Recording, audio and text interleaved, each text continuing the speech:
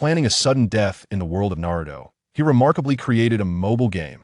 The first player is Kakashi. This maneuver is extraordinary. Haha, Naruto, I have accomplished it. A disheveled young man laughed heartily as he held up his phone. His name is Chun Yan. In his previous life, he was a planner from the Hidden Village who tragically passed away from overworking on the storyline. He found himself in the world of Naruto, accompanied by a rudimentary system featuring ninja coins, resource quotas, and a lottery. Upon the first activation, a complimentary resource quota of 10,000 is granted. After some exploration, he realized that this system is an editor capable of creating movies, anime, and games, albeit at the expense of resource quotas, which must be replenished. Through earnings that a mere 100 ninja coins could be exchanged for 1 point. Creating an anime film consumes too many resources. It's wiser to develop a game. As I am well-versed in this field, Chun Yin contemplated, envisioning the creation of a Naruto mobile game within this universe. Initially apprehensive about potential backlash, he found solace upon noticing a small print stating, invulnerable while within the store, immune to all attacks. The establishment spanned over 200 square meters and 2 floors, resembling a proper internet CAF. The system generously provided him with 100 smartphones, all preloaded with a Naruto mobile game. After some time of operating the store, he noticed some commotion at the entrance. A figure with white hair appeared at it. Was Kakashi. "Good morning, Kakashi," Chun Yin greeted. Kakashi paused, taken aback. "Good morning. Who is this person? How does he know me? Is this a ninja tool shop?" Kakashi inquired, glancing at the smartphones on display. "Scientific ninja. Tools would you like to give a try?" Chun Yin offered one of the devices. Kakashi, having some free time while waiting to mentor his graduating students and with no updates from his beloved manga, wandered in out of curiosity. As the phone powered on, it directly led to the loading screen. "What is this?"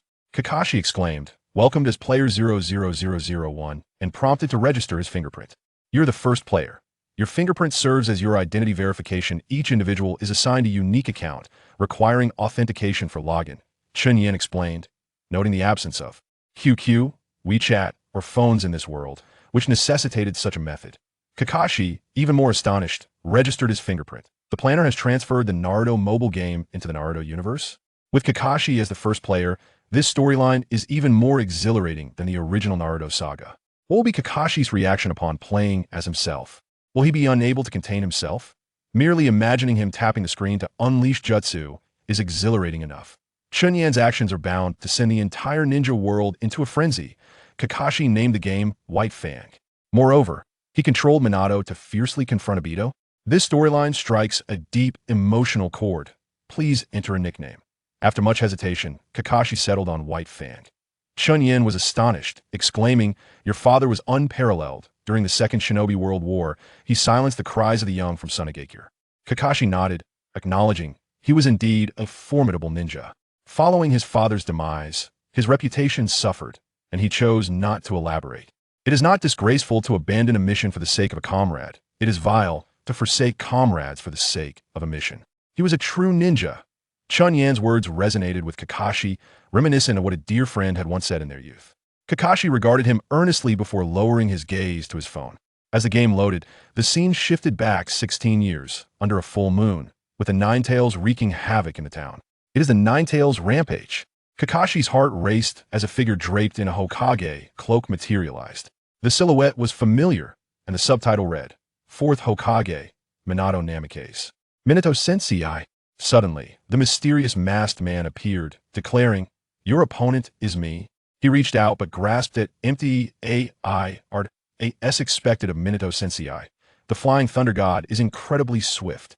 Kakashi's Sharingan spun faster. The scene transitioned to a side-scrolling battle, where the masked man leaped onto Minato, pulling at chains. Minato refrained from retaliating, igniting Kakashi's fury. "This is slander. Now it's time for battle. Use the left joystick to move and the right for normal attacks and skills. Unleash your ultimate move when your chakra is full," Chun Yin advised. Being a genius is indeed different. Kakashi quickly adapted. "I get to control Minato Sensei. This battle cannot be lost." Mastering the combo, he executed Minato's ultimate technique, the spiraling sphere, striking the masked man. With a swift flying thunder god technique, he followed up with another blow. As the plot progressed, the two surged forward. Minato threw a flying thunder god kunai, but the masked man evaded it with a phantom-like maneuver. Kakashi sighed internally, and in the next moment, Minato utilized the flying thunder god to switch places, landing the spiraling sphere squarely on the masked man's back. Is the masked man Obito? How could I hit him? The masked man took a breath, proclaiming, "The Nine Tails will ultimately be mine." He dissipated into nothingness as the ninjas of Konoha faced the Nine Tails. Kakashi recalled that he too was present on that fateful day, using his father's name as a nickname while controlling his mentor to battle against his dearest friend. This game pierced Kakashi's heart directly. As he played, would tears not well up? If Obito were to learn of this thrashing, he would surely storm into Chun Yan's shop. Just the display of Minato's flying thunder god technique ignited a fervor within. In this storyline, who could withstand such emotional weight? As Kakashi immersed himself in the scene depicting the demise of Kushina and Minato, he found himself utterly entranced. His astonishment. Naruto's ultimate move summoned a beautiful maiden who could possibly withstand such an enchantment. The Nine Tails was poised to gather its tailed beast ball. Kakashi was transported back to that fateful night, grappling with an overwhelming sense of helplessness. In a moment of dire peril, a flash of yellow appeared. Frogman Toad restrained the Nine Tails, while Minato single-handedly transported it away from the village. Corpse Demon Seal. The malevolent spirit grasped a short blade, ensnaring the Nine Tails' spiritual form. The Nine Tails' deadly claws lunged toward the newborn, but a figure with crimson hair stood resolutely in front. "Kushina Sensei?" Kakashi murmured, as Minato shielded her from behind. The claws pierced the couple, only inches away from the infant. "Naruto," Kushina's voice echoed, as Minato summoned his last vestige of strength, utilizing the 8 trigram seal. Half of the Nine Tails was sealed within the infant's body. The narrative paused. Years later, this tale was set to truly commence. Kakashi was left in a state of shock. How had someone acquired imagery of the Nine Tails' turmoil and turned it into a game? The first level unlocked.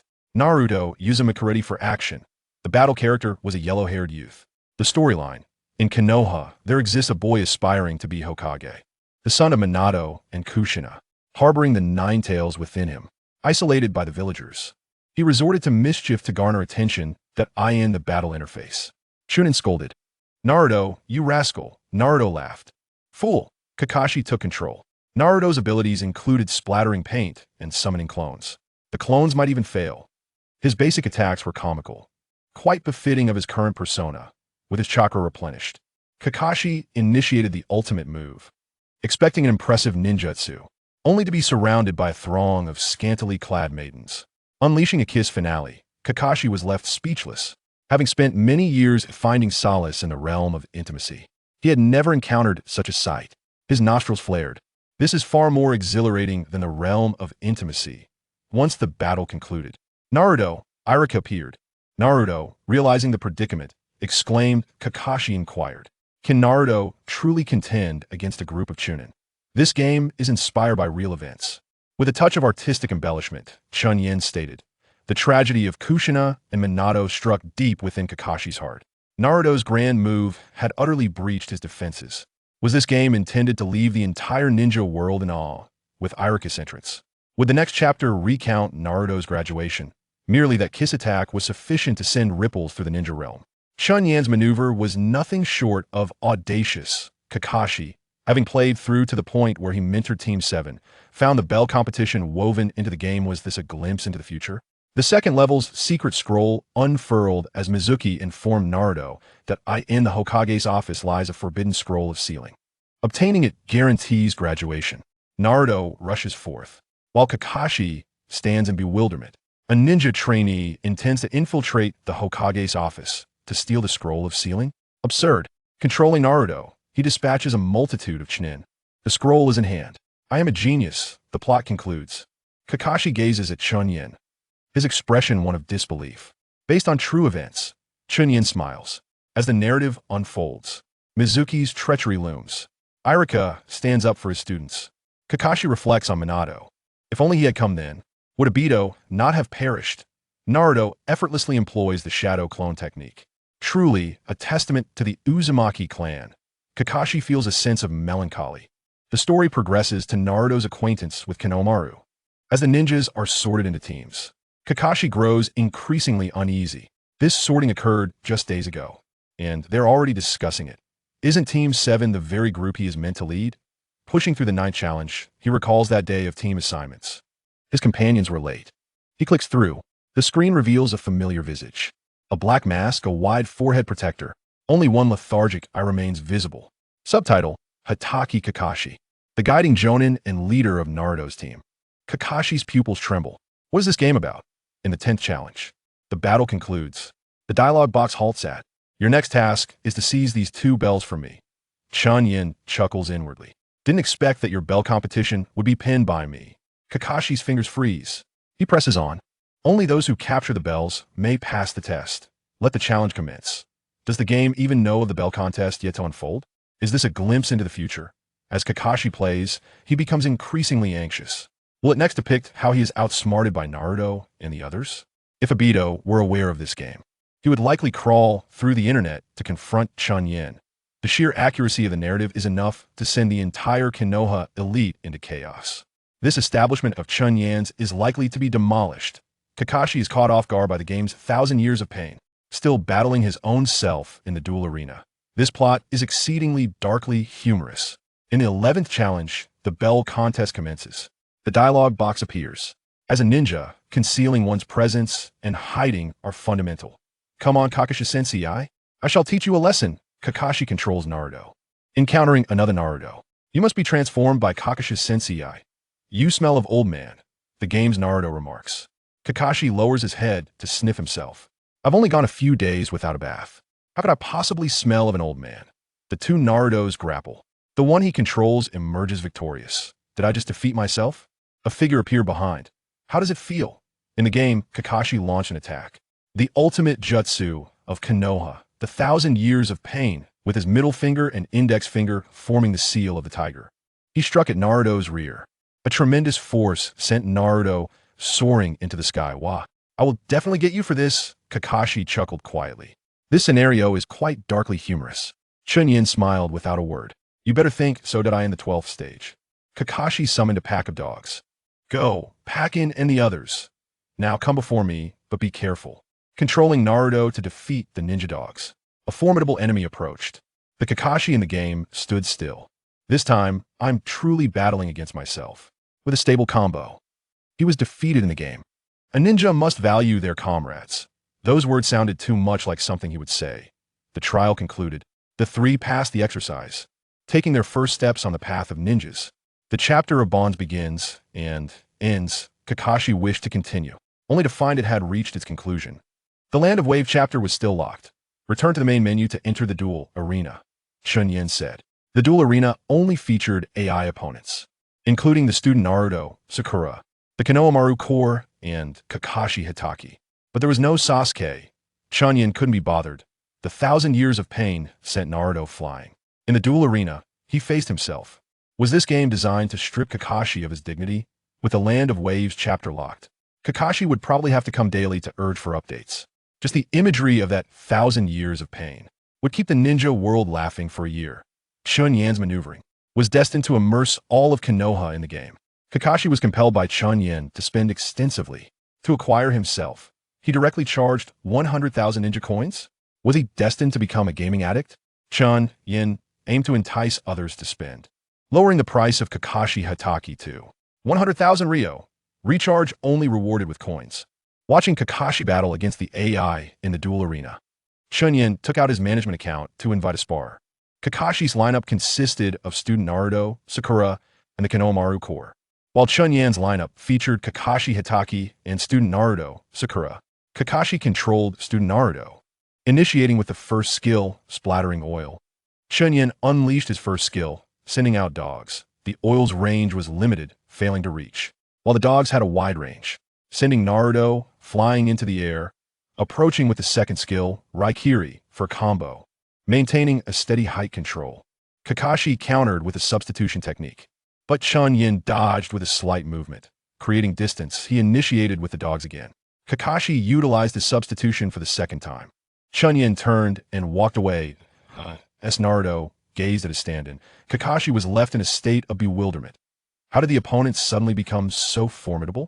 With a devastating blow from Chun Yin's 3-0 ultimate technique, Kakashi felt despondent. Why does the sound in this image mirror my own? Even Reikage has been replicated. How does one acquire that Hitaki Kakashi? Kakashi inquired. Chun Yin gestured toward the shop. You can obtain it here. The shop offered only 3 ninjas, each priced at 888 gold coins, with excess fragments utilized for star upgrades. Upon clicking to acquire, a level interface emerged, indicating that reaching V6 required 100,000 ninja coins to obtain Hatake Kakashi. Where can I recharge? Kakashi asked, excitement coursing through Chunyin. Just hand it over to me, he replied. Kakashi, lacking sufficient cash, summoned Pakin. Chunyin noticed the blood smudge left by Kakashi on the floor, causing a twitch at the corner of his mouth. In a flash of smoke, the diminutive ninja dog sprang forth. Hey, Kakashi, have you forgotten to bathe again? Lost in the paradise of intimacy, I see. Was Kakashi truly considering spending money to buy himself after being thoroughly beaten in the game? Was he on the verge of becoming an internet addiction case? 100,000 ninja coins could be recharged, such was the reputation of Kakashi. Would he now spend sleepless nights grinding in the duel arena? Just witnessing that scene where the dog dominated him and the stand-in evaded attacks was enough to leave Kakashi feeling gloomy for an entire day.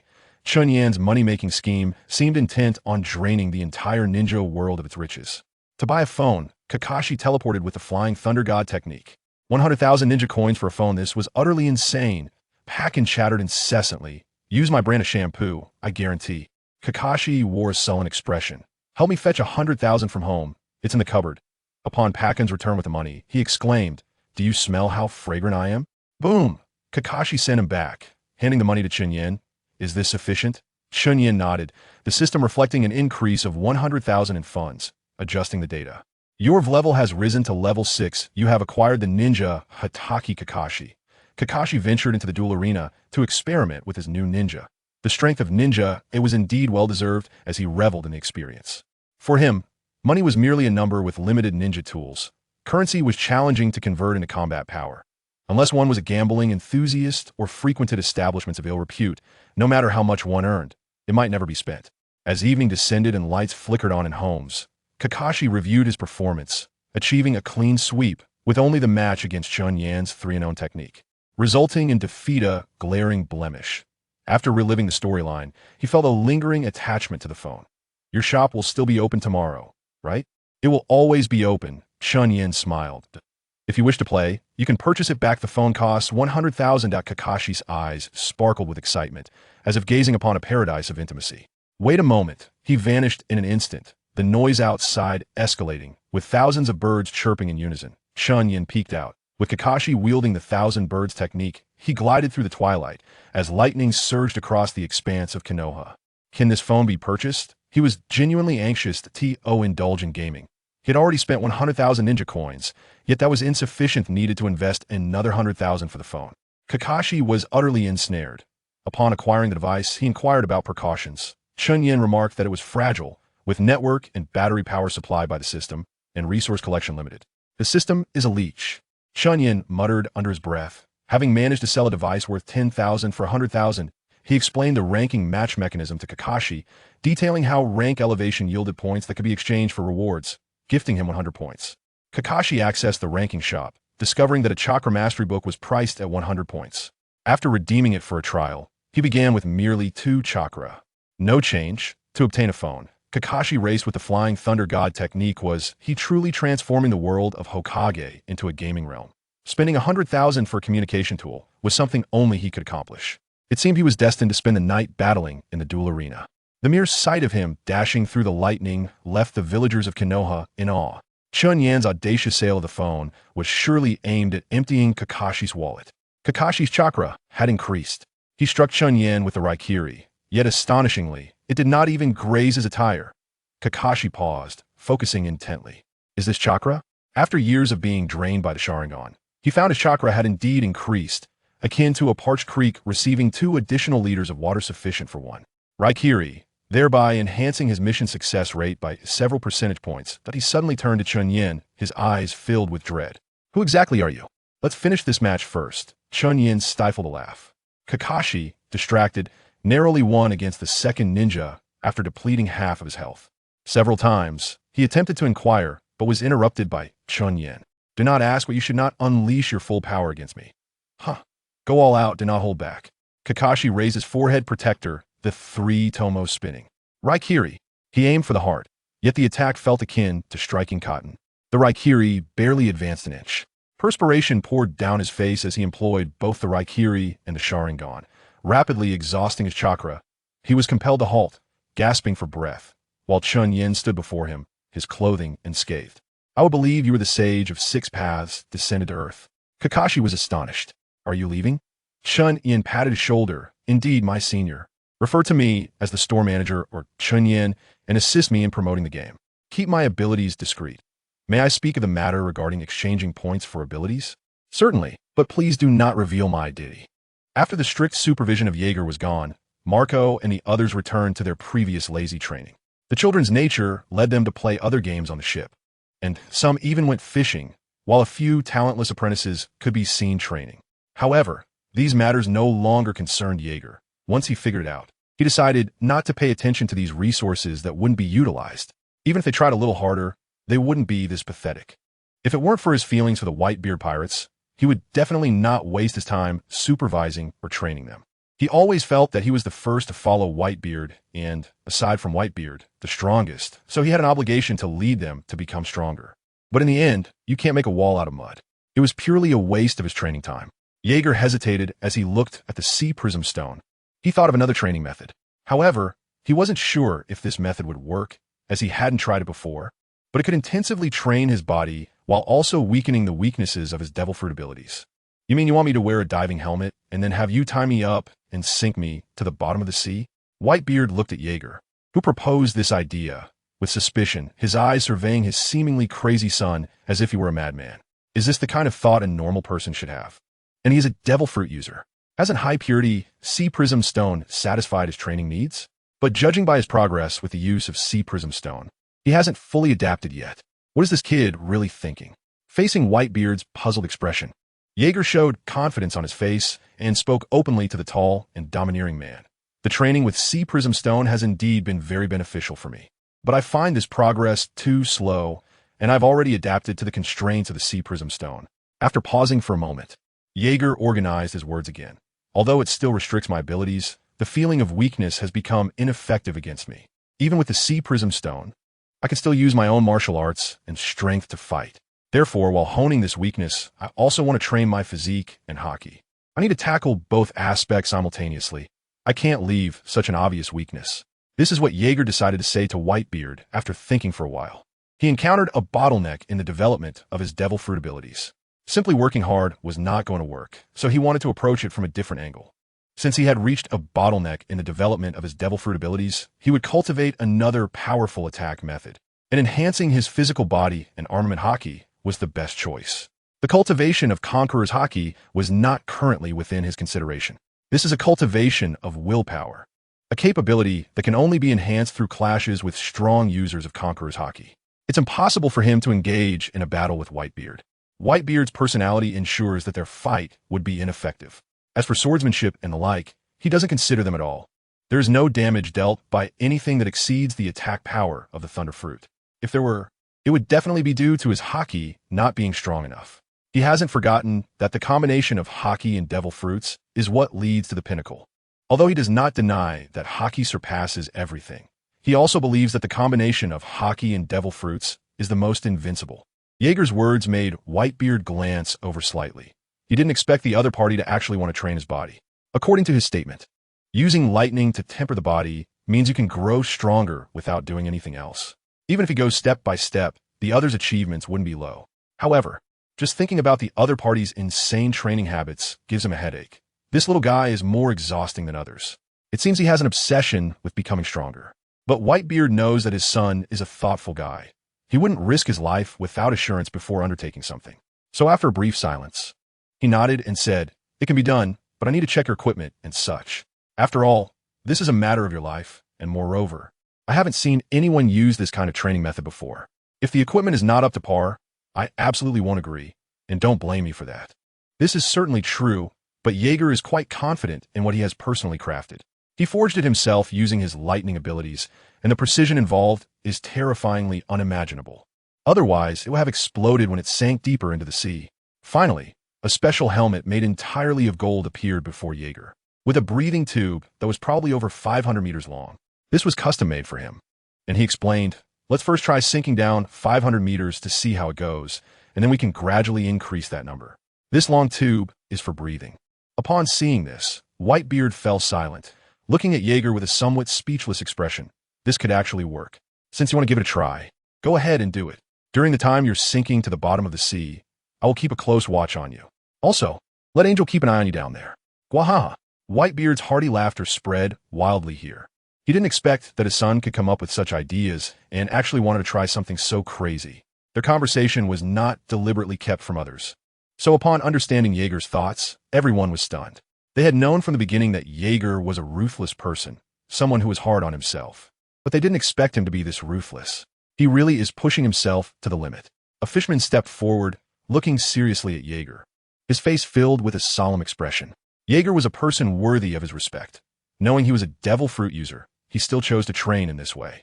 Strong and hardworking people earn respect and admiration wherever they go, and only such people can reach the true peak. Brother Jaeger, don't worry. I will keep an eye on you. If you feel uncomfortable, just give me a look. His words were serious and earnest. However, the others only smiled and said nothing more. After all, their father had already given the go-ahead, and with Angel accompanying him the whole way, this lineup was completely safe. But their tightly clenched hands on the ropes tied to Jaeger revealed their thoughts. Jaeger, wearing the helmet, said, "Let's begin. Pull me up in an hour." Saying this, he jumped into the sea without hesitation. The moment his body touched the seawater, he felt a sense of power that was different from the weakness brought by sea prism stone. It was a more terrifying force eroding him. However, he could still accept this level, and his body could still move slightly. But as his body continued to sink, the cold pressure gradually overwhelmed him, making it difficult for him to breathe. A deep sense of weakness surged from the depths of his heart, spreading throughout his body, and his vision was confined to the darkness before him. However, his observation hockey was still usable, though its range was significantly reduced without the enhancement of the Thunderfruit.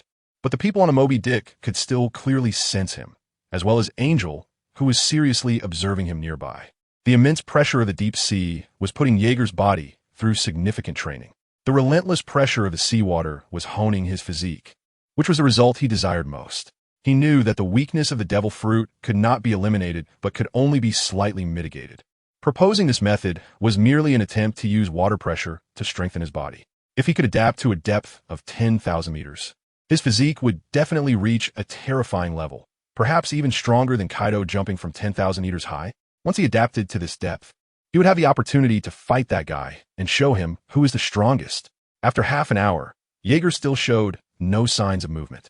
However, Whitebeard displayed no concern on his face. His formidable observation hockey had already covered every inch of this sea, especially the deep-sea location where Jaeger was. The other party floated like a corpse 500 meters deep in the ocean. If it weren't for the eyes beneath the golden helmet scanning the surroundings, Angel would have already rescued Jaeger back to the ship at the first moment. However, Jaeger was not in a good condition either. He couldn't exert any strength, feeling as if he were paralyzed, allowing the seawater to press against him from all sides. The sounds of his bones being compressed and his flesh colliding were all vividly felt by his terrifying observation hockey, making it somewhat eerie in this cold, dark, deep sea. This method indeed worked. However, the inability to move naturally made the training process very slow. If it could be resolved in an hour, this state pushed the time to 2 or 3 hours. Too slow, way too slow. Various thoughts flashed through Jaeger's mind about ways to strengthen his physique. He thought about using mountains to hone his body or treating sea prism stone as a sandbag to constantly hit and train. Since he knew that the method of seawater pressure was effective, he could use other methods to enhance his physique and then use seawater pressure for the final stage of training. By combining the two, he could adapt to this high-intensity training more quickly. Otherwise, if he relied solely on this level of gradual grinding, he wouldn't know when he would see results. It would be a waste of time, and this rate of improvement wouldn't keep pace with the changing times, ultimately leading to being abandoned by the tides of time. I've adapted. An hour later, Jaeger under the golden helmet exchanged a glance with Angel, who was floating beside him. After receiving his signal, Angel relaxed his tense nerves slightly, then swam quickly towards the surface, holding Jaeger. When Whitebeard on the Moby Dick sensed that the two of them were coming up, he turned back to his seat, a faint smile appearing on his domineering face. He sensed the aura of strength coming from Jaeger. It had only been a few seconds since Angel pulled Jaeger back to the surface, but Jaeger's abilities still hadn't fully recovered, and a deep sense of weakness continued to numb his entire body. Incredible. Brother Jaeger, I didn't expect a devil fruit user to dare to sink hundreds of meters into the deep sea. A man like you would truly be unacceptable if you weren't strong. No wonder he is called Thunder Calamity by the Navy. As Jaeger lay on the deck, slowly regaining his strength, Marco and the others looked at him with incredulous smiles, each wearing expressions of deep disbelief. Especially Teach, who had already recovered, looked at Jaeger as if he were a monster, his youthful face showing a profound shock that was hard to contain. He didn't expect this man's courage to be unimaginably strong. No wonder his strength is so formidable. A shadow crossed his eyes. He didn't understand why Jaeger had been targeting him since he joined the Whitebeard pirates, but he was well aware that this man was dangerous. Extremely dangerous, especially since he had consumed the thunder fruit, one of the so-called most invincible devil fruits. He completely dared not do anything in front of him, even if he could hide as far away as possible in the past few days. He could see from the other party's attitude that he was dissatisfied with the Whitebeard pirates, especially with the actions of others. Although he usually smiles, the cruelty in his eyes cannot escape his gaze.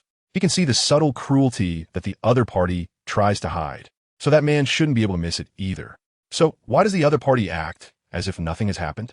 Is he not afraid that the other party might do something? Jaeger has no idea what Teach is thinking, but after he recovered, he carefully felt his body. He was stronger now, with muscle density even greater than before. This is the result of an hour of exercise. Although the improvement is truly minimal, Jaeger is already very satisfied. He has never believed in miraculous breakthroughs in this world. What exists is only the results accumulated through continuous effort. The strong always come from the weak, building their own correct results from experiences of constant failure. Jaeger knows very well that even if he consumes this so-called devil fruit with the strongest attack power and invincibility, without diligent training, he will still fade into the crowd. The devil fruit only provides a good foundation. It is hard work that ignites the best flame for that foundation. Crackle, crackle, completely restored. Jaeger is harnessing the power of lightning to refine the golden helmet he crafted. Under this terrifying power, the massive gold forms 10 rings and a set of golden armor that adorns his body. This is his usual state. The so-called golden battle armor is merely a tool designed to facilitate the synergy with the Thunder Fruit's abilities, whether it's weapons or other aspects. It's incredibly convenient for him, and it can also be used to deal with some interesting situations. Moreover, these items were forged casually. Hey Teach, it seems like you're recovering well. Haha, I told you my control over my abilities is quite precise. Marco and the others didn't believe me, saying they were afraid I'd chop you to death. How could that be possible? Haha. It's really great to see you safe and sound. Jaeger has completely resurrected, his eyes reflecting a thoughtful expression as he looks at Teach, a teasing curve appearing in his gaze. Jaeger's voice makes Teach instinctively shudder, his eyes filled with fear as he looks at the man in golden battle armor in front of him, whose face always carries a disdainful curve as he looks down at him. This is all thanks to you, Brother Jaeger, for being merciful to me. Otherwise, I might have had to lie down for a few more days. But I didn't expect Marco to actually be a mythical Zoan-type devil fruit user. His healing ability is just too strong. Teach seems to recall something, a look of amazement appearing on his rugged face. He didn't expect that someone who looks about the same age as him would actually be a mythical Zoan devil fruit user, and a Phoenix devil fruit user at that. Jaeger's eyes, filled with increasing interest, are fixed on Teach, so you need to train hard. Just keep practicing until you can't die anymore. With that guy Marco around, you won't die anyway. So go ahead and train without holding back. If you can't think of a good training direction, I can create the most detailed training plan for you, allowing you to break free from the ranks of uselessness in the shortest time possible. How about that? Teach notices that Jaeger's voice suddenly stops, and his whole demeanor becomes somewhat terrifying at this moment. He has turned his head to look in another direction, where the clear sky and the vast sea are emitting a salty scent.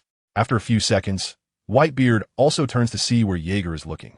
At the end of this sea area, several ships have appeared, with flags representing justice fluttering in the gentle breeze.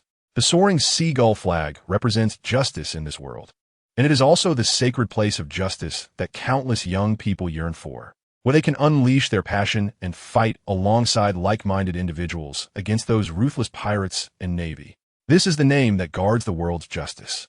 It is also the existence that makes countless pirates tremble in fear, and after defeating the Rocks pirates, its reputation and prestige reached an unprecedented level, especially in the battle against the pirate overlord Rocks-The. Zebek, a highly esteemed hero, was born. His strength and terrifying presence suppress countless small-time villains.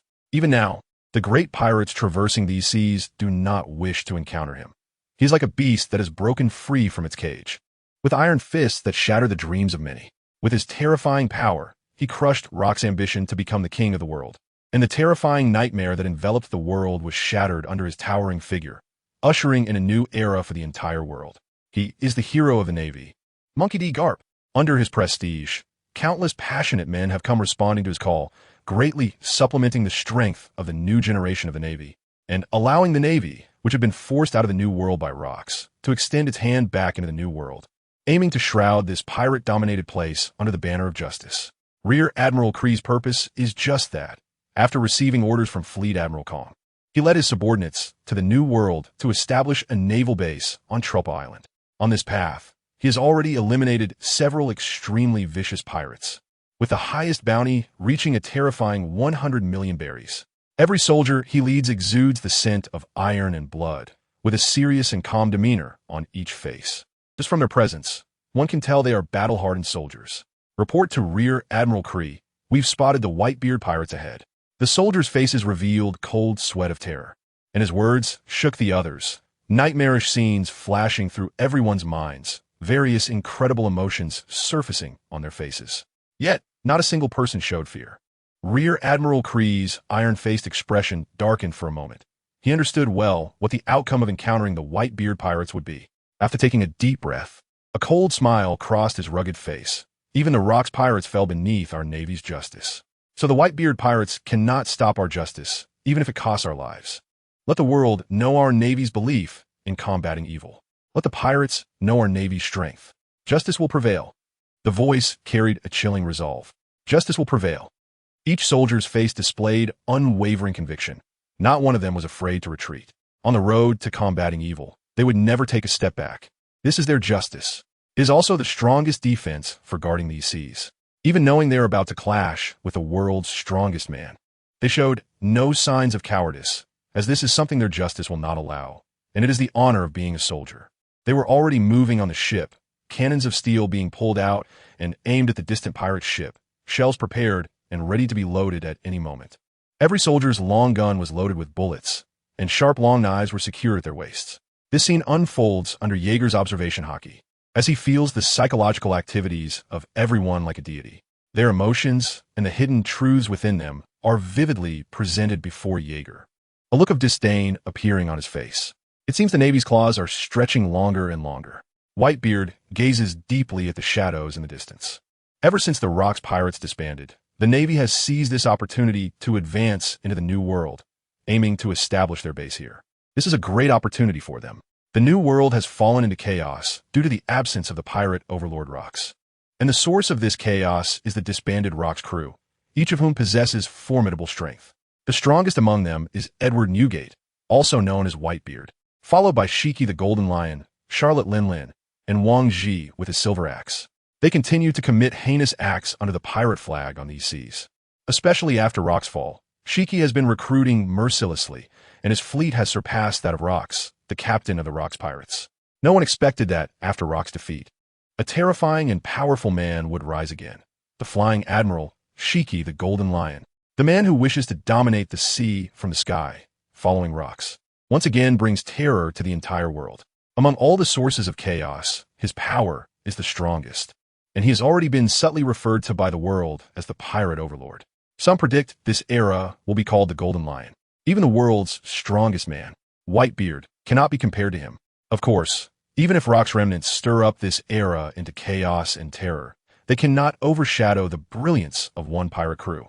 Although their numbers cannot compare to others, each of their powers is incredibly strong.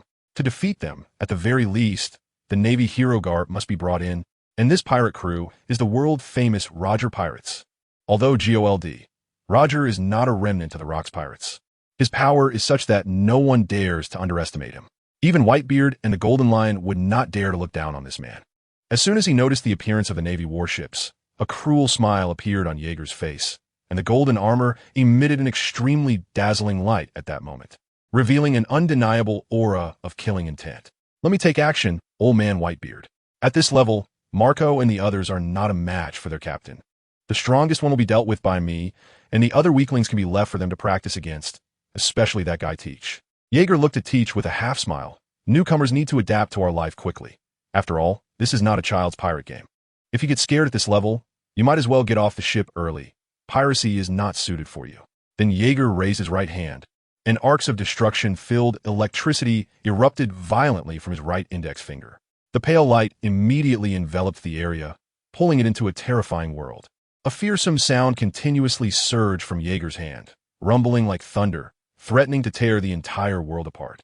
The surrounding air trembled with terrifying heat, and Jaeger, clad in golden armor, looked cruelly at the approaching Navy warships. 10 million volts. As a thunderous roar echoed from the Moby Dick, a pale and irregular bolt of lightning had already shot from Jaeger's hand, cutting through the heavens toward the Navy's flagship.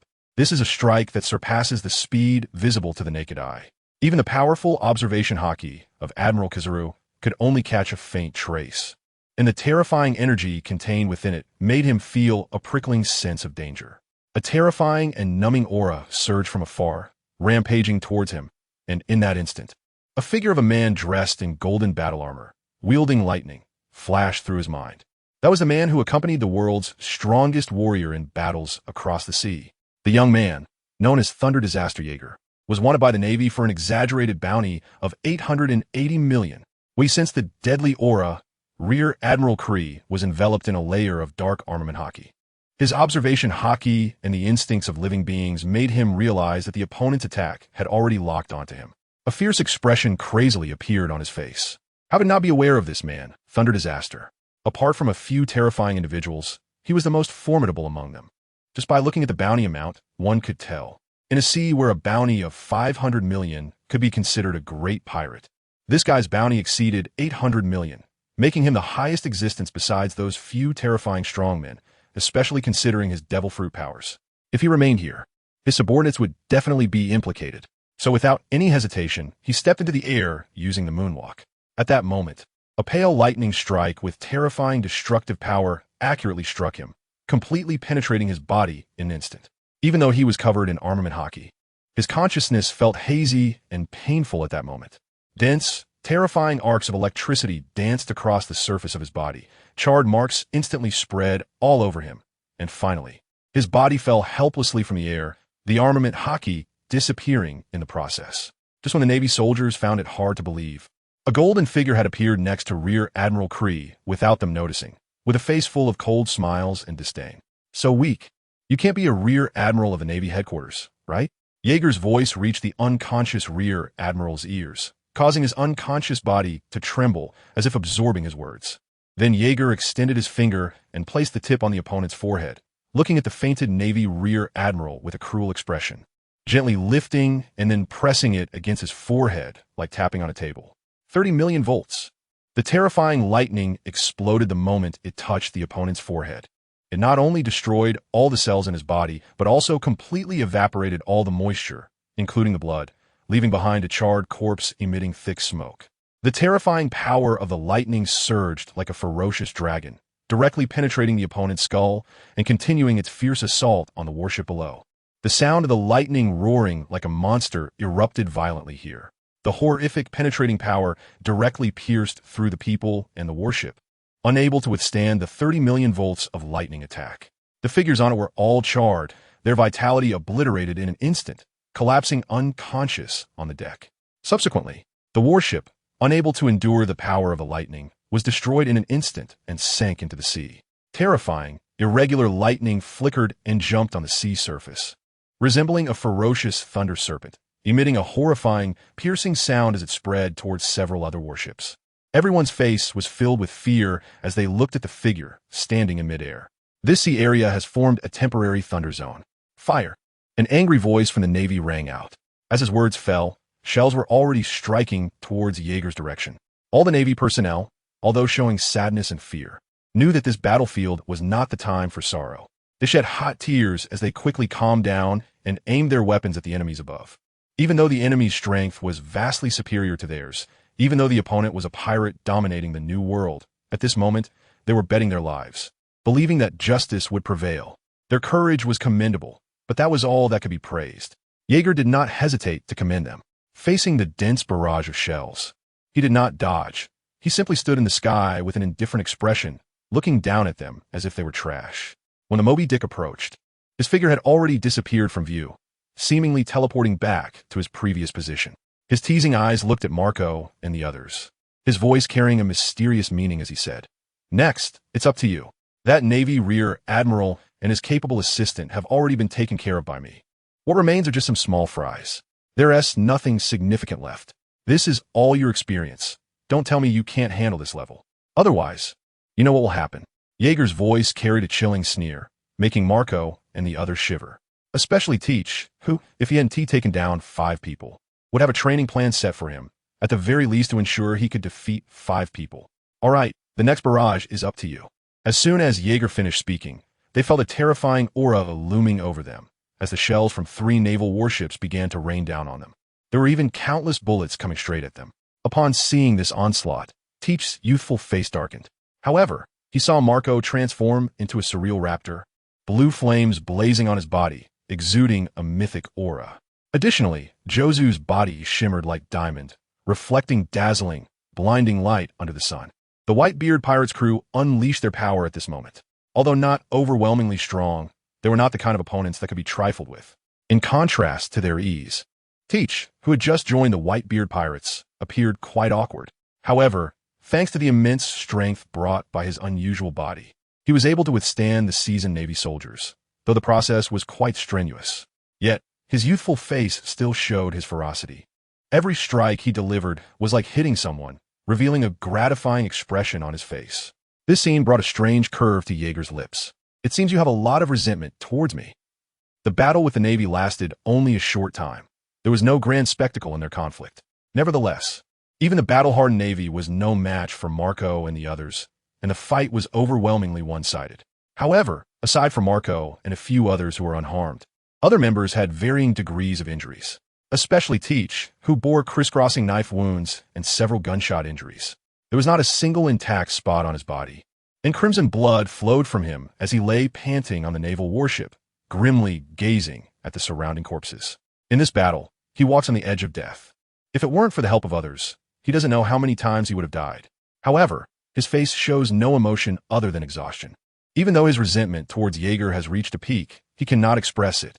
Jaeger's gaze has been fixed on this place.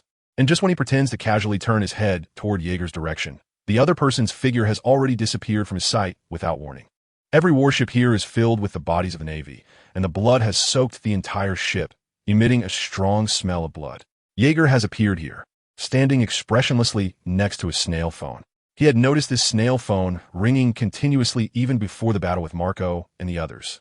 Given the rank of the Navy admiral he had eliminated, it indicated that the person connected to these warships might be a high-ranking officer in the Navy. Therefore, Jaeger picked up the snail phone without any hesitation. "Vice Admiral Klee, are you all right? Why did it take so long to answer the call? Where are you now?" A familiar voice came from the other end of the snail phone, and its eyes simulated a pair of wise eyes. Upon seeing the snail phone mimic the appearance of the other party, a sinister smile appeared on Jaeger's face. To his surprise, it was this old friend, which meant that this time the leader of the Navy's advance into the New World was him. Jaeger greeted him as if meeting an old friend, but his voice was laced with coldness and sarcasm. "Admiral Sengoku, long time no see." Jaeger's words were met with silence from the other side. Then, the expression of the snail phone changed, its wise eyes filled with a terrifying killing intent, as if it were about to transform into a ferocious beast and leap out of the snail phone to eliminate Jaeger. Then its eyes suddenly narrowed, and its voice was filled with deep unease. "What have you done to Vice Admiral Klee? Isn't it obvious?" Old friend Jaeger sat with his fingers crossed on the ship's mast, his eyes revealing a cruel curve as he looked at the corpses lying all over the ship, showing not even a hint of sympathy on his face. "You don't think they could survive after encountering me, do you? Hey, when did I become a kind-hearted pirate in your eyes? Or do you think that if so-called justice kneels before me and begs for mercy, I would let them go? You can't possibly think that, right? Just because I answered your call doesn't mean I want you, a Navy officer, to give me a good person award, right? Ha ha ha, don't joke around. I am a pirate, a member of the Whitebeard pirates, not something your kind can compare to. Ha ha." Jaeger laughed menacingly. "To think that you, who have been pursuing the Whitebeard pirates for so long, still have such naive thoughts. We are old rivals. You should know my character very well. Ha ha. Go inform your subordinates, Sengoku. The first thing to do when encountering the Whitebeard pirates is to run as far as you can. As long as we are in the vicinity, the Navy should stay out of our sight, or else you will know what a nightmare is. Jaeger's voice carried a sinister and evil tone, showing no fear even in front of the Navy Admiral, who stands at the pinnacle of the Navy. Without waiting for Sengoku to respond, a terrifying bolt of lightning erupted from his hand, creating a thunderous roar and instantly destroying the snail phone. His body was even bursting with dense electric arcs. The terrifying power of lightning quickly spread and covered the entire ship, and as his menacing laughter rang out recklessly, more terrifying lightning surged violently from his body, roaring like a monster, evoking fear. The sky darkened in an instant, thunder rumbled continuously from the dark clouds, and everyone felt a horrifying buzzing in their ears, causing temporary deafness. Then, the wave of air lifted the surrounding sea, creating tumultuous waves. Even weaker figures were blown down by this terrifying power. No one could see Jaeger. He was engulfed by the terrifying lightning. All that could be seen were thick bolts of lightning covering the area, exuding an aura of destruction. Even creatures hundreds of meters deep in the sea could not escape death. The Moby Dick began to retreat frantically, and Marco and the others looked at the suddenly enraged Jaeger with fear, their eyes reflecting a world of pale terror, as if they were seeing ferocious dragons roaring and clawing. That sea area was completely under Jaeger's assault, whether air or seawater. It was filled with a horrifying aura of destruction. What is happening? Teach was terrified. He couldn't understand why the other side suddenly exploded with such exaggerated lightning. The power covering a radius of hundreds of meters could be considered a natural disaster. Every person's body, even at a distance, could feel the piercing pain in the air. This is just Jaeger's twisted sense of fun. This is merely discharging electricity. Marco, who had long been accustomed to Jaeger's style, said with cold sweat. This wasn't the first time they had seen such a situation. Sometimes, he would charge directly towards enemy ships with thousands of lightning bolts. Every battle proceeded in this manner, and the main issue was that hardly anyone could stop him.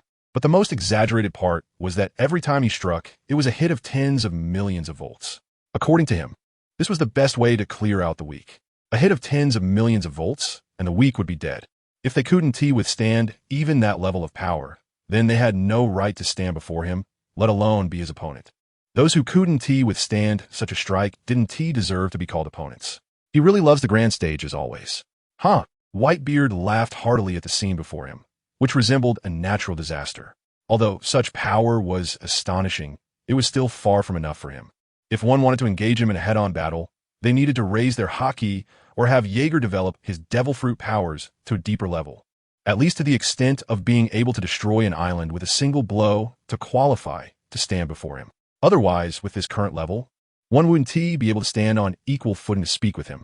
However, this kid's temperament has flared up again. Whitebeard slightly squinted his eyes as he watched Jaeger. He certainly knew the reason behind the other party creating such an exaggerated scene each time. He feared that Marco and the others would show mercy and let the enemy go, which was absolutely unacceptable to him. He would never let go of any potential threat. No one knew whether letting the other side go would lead to them becoming a terrifying powerhouse in the future. Letting them go was equivalent to releasing an unknown terrifying opponent, and such behavior would undoubtedly bring trouble to himself.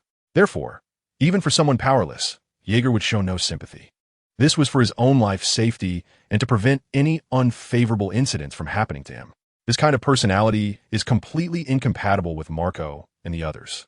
Whether it's the reckless and unrestrained approach or the ruthless threats directed at the Navy, even Whitebeard didn't reach the same level as him. Compared to the somewhat naive personalities of Marco and the others, this guy seems to have an inherent indifference and cruelty towards life.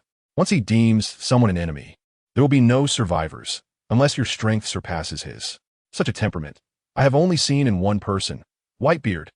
The two of them are really too similar, except that my precious son S strength is not as great as the other S, nor does he possess the same level of ambition. The most important thing is that everything he does is primarily for the purpose of the Whitebeard pirates.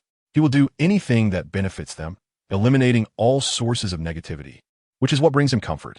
Although there are many things he doesn't need the other party to handle, and he even sometimes stops them, what the other party does indeed save him a lot of trouble. Of course, this is because Jaeger does not want to hide his thoughts. Although most of the time one can live comfortably in this world by making rational choices, There will always be madmen who go against the grain. Jaeger is such a person, even if his captain is Edward Newgate, also known as Whitebeard. By the time he returned to the ship, a few minutes had already passed. The battleship he had just stood on was nothing but dust under his discharge. He looked at Teach, who was wrapped in bandages, and generously praised him, saying, "Well done. I didn't expect such incredible power to be contained in your body. I hope you can make good use of your talent and grow. At least don't rely on others to survive like you did today. You should know what kind of man Whitebeard is, right? His opponents are the pinnacle of this sea. If you hold us back in future battles, I will take you out first before dealing with the enemy. I don't want to risk the lives of the entire pirate crew for one person. You should understand that, Teach. In the face of my own life, others mean nothing. I wonder how you feel about that." Jaeger's face showed a calm smile, his eyes squinting as he looked at the bewildered Teach, making it seem as if they were long-lost friends. One was an 18-year-old youth, and the other was a 12-year-old child. The two had only met for a day or two. However, from the moment Jaeger saw the other person, he had already harbored murderous intent. He didn't expect that the task of having this guy take out 5 people would actually be completed, if it weren't for Whitebeard being there. Jaeger's eyes were filled with a wild, overwhelming killing intent. He had already realized from Teach's recent behavior that this guy would have no sense of gratitude. So he, like Marco and the others, completely gave up on him. He was not an ordinary child, and he was looking for an opportunity to eliminate this guy, definitely in a place where Whitebeard wouldn't see. At this moment, Teach was very serious, as if facing the most important matter of his life. If one day he could exchange his own life for the lives of everyone in the Whitebeard pirates, he would not hesitate, because he knew that without his father, he might not know where he would be drifting now, or perhaps he would already be dead. As he spoke, tears streamed down Teach's youthful face, and he showed a grateful expression. Marco and the others looked on with comfort, and some even began to cry as they remembered something. They were all abandoned children, and it was Whitebeard who had given them a second chance at life. Sitting in a big chair and drinking, Whitebeard looked at this scene with a contented smile, then couldn't help but laugh and scold. A bunch of snot-nosed kids talking about life and death. I'm still here. I won't let anyone harm you until the day you can stand on your own, even if it costs me my life.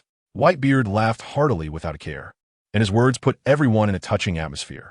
Only Jaeger stood aside, somewhat speechless, looking at them as if they were fools. Is this a game of pirates playing house? A wave of irritation grew in his heart. If it weren't for the feelings he had developed after spending so many years in the Whitebeard pirates, and if it weren't for fighting alongside those people while guaranteeing his own life, he would have long since left the Whitebeard pirates. Watching them engage in their childish games every day made him feel frustrated and disgusted. They possessed such terrifying power, yet chose to stay here playing at being pirates instead of striving for something greater. He understood better than anyone the ambition of Teach. He had joined the Whitebeard pirates solely to obtain the dark fruit, believing it to be the best place to get that fruit, and, as expected, it was true. However, that opportunity would only come decades later. The murderous intent within him roared uncontrollably. To suppress this killing aura, the gold in his hands subconsciously transformed into various shapes. Animals, human figures, the mythical Zoan form of the Nika fruit, and the azure dragon form of the devil fruit all appeared. Even the thunder fruit he had consumed manifested in his hands. What Jaeger did not notice was that Teach's eyes were fixed intensely on the gold in his hands. And in that moment, a terrifying heat erupted from his youthful eyes, his heart pounding wildly. Then he raised his gaze, staring crazily at Jaeger. This guy, that just now was the dark fruit. He absolutely did not missee it, the thing he branded deep in his memory. Even if it's just a silhouette, he would recognize it at first glance. How could he possibly get wrong something he desires? Has this guy seen the dark fruit? Or has he only seen it in the devil fruit encyclopedia? Various thoughts flashed through his mind. He never expected that what he wanted would appear in this way at this moment. Or is it possible that this devil fruit is on the other person? A fierce and greedy expression briefly crossed Teach's face. However, he quickly concealed it, acting as if nothing had happened while watching Jaeger, then turned to look at Whitebeard, who was laughing heartily. Only he knew that his heart was already filled with a frenzied restlessness. He never thought that shortly after joining the Whitebeard pirates, he would see what he wanted, even though he was unsure of its authenticity. Or perhaps the other person had seen the devil fruit encyclopedia. However, he quickly dismissed this thought, as there were not many devil fruits among the items the other person had refined, and most of them were powerful and terrifying fruits, most of which already had owners. The result is quite thought-provoking. This means that the other party really has refined the devil fruits they have encountered, and they have indeed seen the darkness fruit. Of course, there's one thing that concerns him, which is that not all the devil fruits that appear during the process of refining gold are powerful, because he saw a fruit that was as ordinary as it could be, the paramecia-type rubber fruit. He doesn't believe that among so many powerful devil fruits, an ordinary one would appear. Or does this devil fruit have some secret? Teach's mind is very meticulous, and he captured a lot in an instant. However, he still maintained a composed demeanor as he looked at the gold in Jaeger's hands, trying to find some clues from this man that could lead him to the darkness fruit. However, the rubber fruit, this is also something he needs to pay attention to. Teach's changing expression completely escaped Jaeger's observation. His awakened consciousness was constantly covering the sights and sound around him with observation hockey, already enveloping everyone within his view. He could even hear what they were saying. Even their thoughts were clear to him. Of course, this did not apply to Whitebeard. His hockey was too strong enough to be immune to the probing of those weaker than him, and Jaeger did not dare to act recklessly in front of him. Otherwise, he would definitely know why the flowers were so red. Sitting aside and watching them vent their family-like emotions, the Moby Dick was already heading towards Gold Island, the destination of their voyage. It was said that Gold Island was an island covered in gold, where even the houses and trees were made of gold. Such claims were even more exaggerated than the legendary land of gold, but no one knew the truth of the matter. However, Jaeger knew that this had nothing to do with the land of gold in Skypiea. He just didn't know why such a legend about Gold Island suddenly spread in the New World. This immense treasure had already attracted countless pirates the moment it was mentioned. Gold treasures, the dreams of so many pirates. Even Whitebeard showed interest in this news. Although Jaeger felt excitement about the news of gold, he quickly dismissed it. No matter how he thought about it, he felt the news was unreliable. If it were about the Emerald City, he might believe it a little more. Aside from the Whitebeard pirates, the terrifyingly powerful flying pirate crew also took action. Their grand fleet was crossing the skies of the New World, heading towards Gold Island, a piece of news that shocked the entire world. The head of the news agency seemed unafraid of the world descending into chaos, while spreading their news across the globe. He also reported that the Whitebeard pirates were approaching Gold Island. The world's strongest man was about to clash with the man who was subtly referred to as the pirate overlord. This is news that the world is paying attention to. Even the Navy is preparing for the impending great battle. If Whitebeard and the Golden Lion engage in a fight, one of them will definitely be severely injured and forced to withdraw, allowing the other to take advantage and eliminate the defeated party. Their actions are very swift. They have already deployed troops upon receiving the first information. At this moment, the Whitebeard pirates have just received the newspaper from the Newsbird, and the first page shows the figures of Whitebeard and the Golden Lion. The content makes a sinister smile appear on Jaeger's face. A cold smile emerges on Whitebeard's face. That guy Shiki really likes to show up wherever there's excitement. I wonder if that guy Roger will come here. After all, this is a golden feast. As for the Navy, having dealt with them for years, he knows they are not fools. The Navy would never miss such an opportunity to strike against pirates. However, he feels no worry at all. This is the New World, the freest paradise for pirates. If the high-ranking Navy personnel dare to appear here, the pirates will definitely unite and tear them apart at the first opportunity. This is not the Grand Line. The Navy's reinforcements are not that quick and would not dare to barge in openly. Otherwise, the New World would have long been ruled by the Navy. Isn't that quite interesting? A sinister smile appears on Jaeger's face. He can't wait any longer, trembling with excitement all over, as it seems another major event is about to occur. The last time he saw the Golden Lion was over a year ago, and back then he was no match for him. Under the opponent's domineering and terrifying strength, he could only withstand a few moves, and the battle was one-sided. But now it's different. More than a year has passed, and his strength has undergone a tremendous change. He even developed a special move just for this guy, and if they meet again, something interesting should happen. An excited curve appears on Jaeger's face as everyone on the deck cheers. This is a golden feast, and also a pirate's carnival. No one here showed a look of fear. Instead, they were all excitedly looking at the content published in the newspaper, with the tall and burly figure of Whitebeard taking up a large portion of the space. As for the unruly lion, it was ignored by them. This time, the pirate carnival is not only happening among the pirates in the New World. Even the East Blue and the Grand Line have seen riots, as everyone is going crazy over the newspaper descriptions of the Golden Island. Especially the legendary pirates, the Golden Lion and Whitebeard, have taken action. This undoubtedly confirms that what was reported is true. More people have set sail for this massive treasure, and the pirate flag, symbolizing freedom, has been ignited by gold, sparking a blazing fire in every corner of the world. This is not the lie of a boastful king from hundreds of years ago. It is something that is truly happening in front of the world. That golden island. Could that island be the legendary land of gold? GOLD. Roger looked excitedly at Rayleigh beside him, as if he had already seen something that only exists in legends. That enormous golden bell. Rayleigh fell silent. This news is indeed hard to believe, but he quickly calms down. His mind is not like that of his foolish captain, who is a single-celled organism. At this moment, he is seriously looking at the newspaper in his hand. They also learned about the legend of the land of gold from fairy tales. However, this fairy tale itself is based on a story that happened hundreds of years ago about a man who accidentally came to a place filled with gold. He even saw unimaginable items like the golden bell. However, later on, it was confirmed that this was a lie told by that man. After all, the king and soldiers of the country where that man was from invested time in searching for the land of gold, and the result was that the man was lying. Just when everyone thought this was just a fairy tale, GOLD, Roger found some information on a stone inscribed with records. Although he could not understand the words on it, he vaguely knew it was about the land of gold and the golden bell. Let's go, Rayleigh. This is fate's arrangement. A brilliant smile appeared on Roger's face as he stared intently at his brother, who had fought alongside him through life and death. His heart was already floating towards that island filled with gold. When Rayleigh saw his brother's expression, he knew no one could dissuade him. He looked seriously at the expectant Roger and finally sighed helplessly. I understand. Let's go.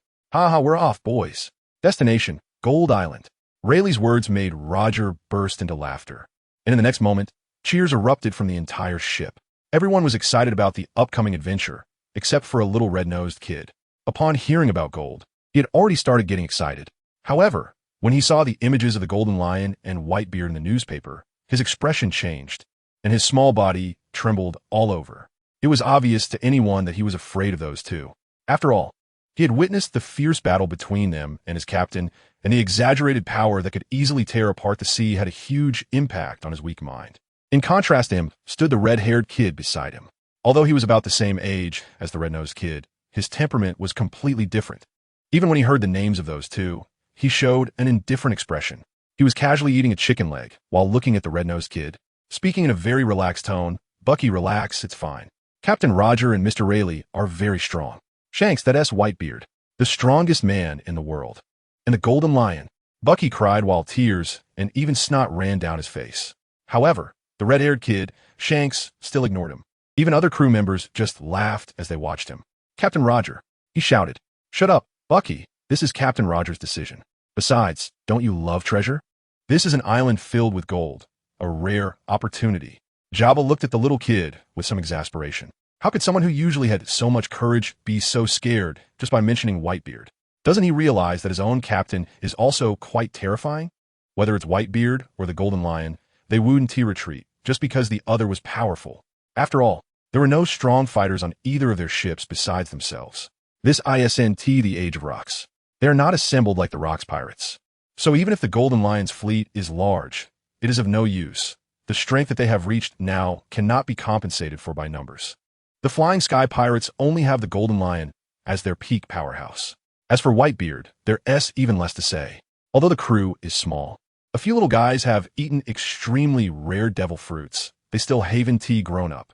Besides Whitebeard, who bears the title of the strongest man in the world, there's only that little guy who has been fighting alongside him in the Rocks era.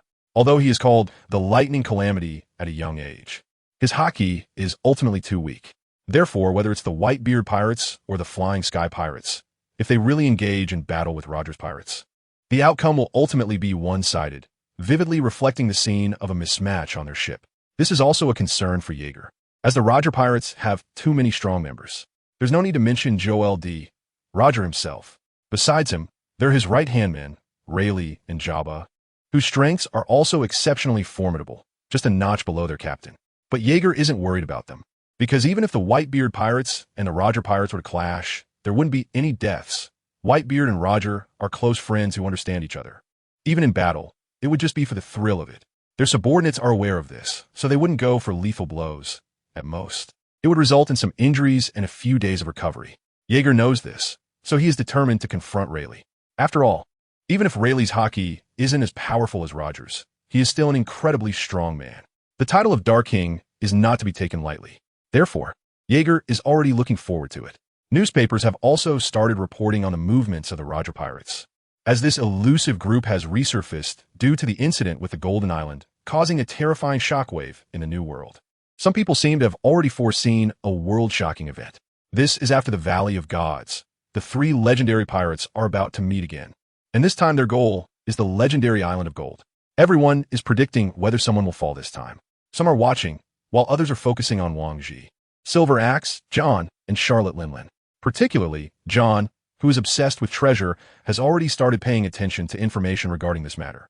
However, in front of Whitebeard, Gold Lion, and Roger, he is still somewhat weak and has not acted recklessly. But none of them are weak, especially John, who still needs to be guarded against. Jaeger also thought of something. Will Whitebeard and John make a move? This point must be guarded against. After all, they were all part of the Rocks Pirates before. The personalities of the Golden Lion and Whitebeard are such that they would never work together. But for the others, it's hard to say, although their temperaments clash. It wouldn't be impossible to join forces in the face of enormous benefits, especially since this is a treasure of gold from an island. Jaeger's words brought a disdainful smile to Whitebeard's face.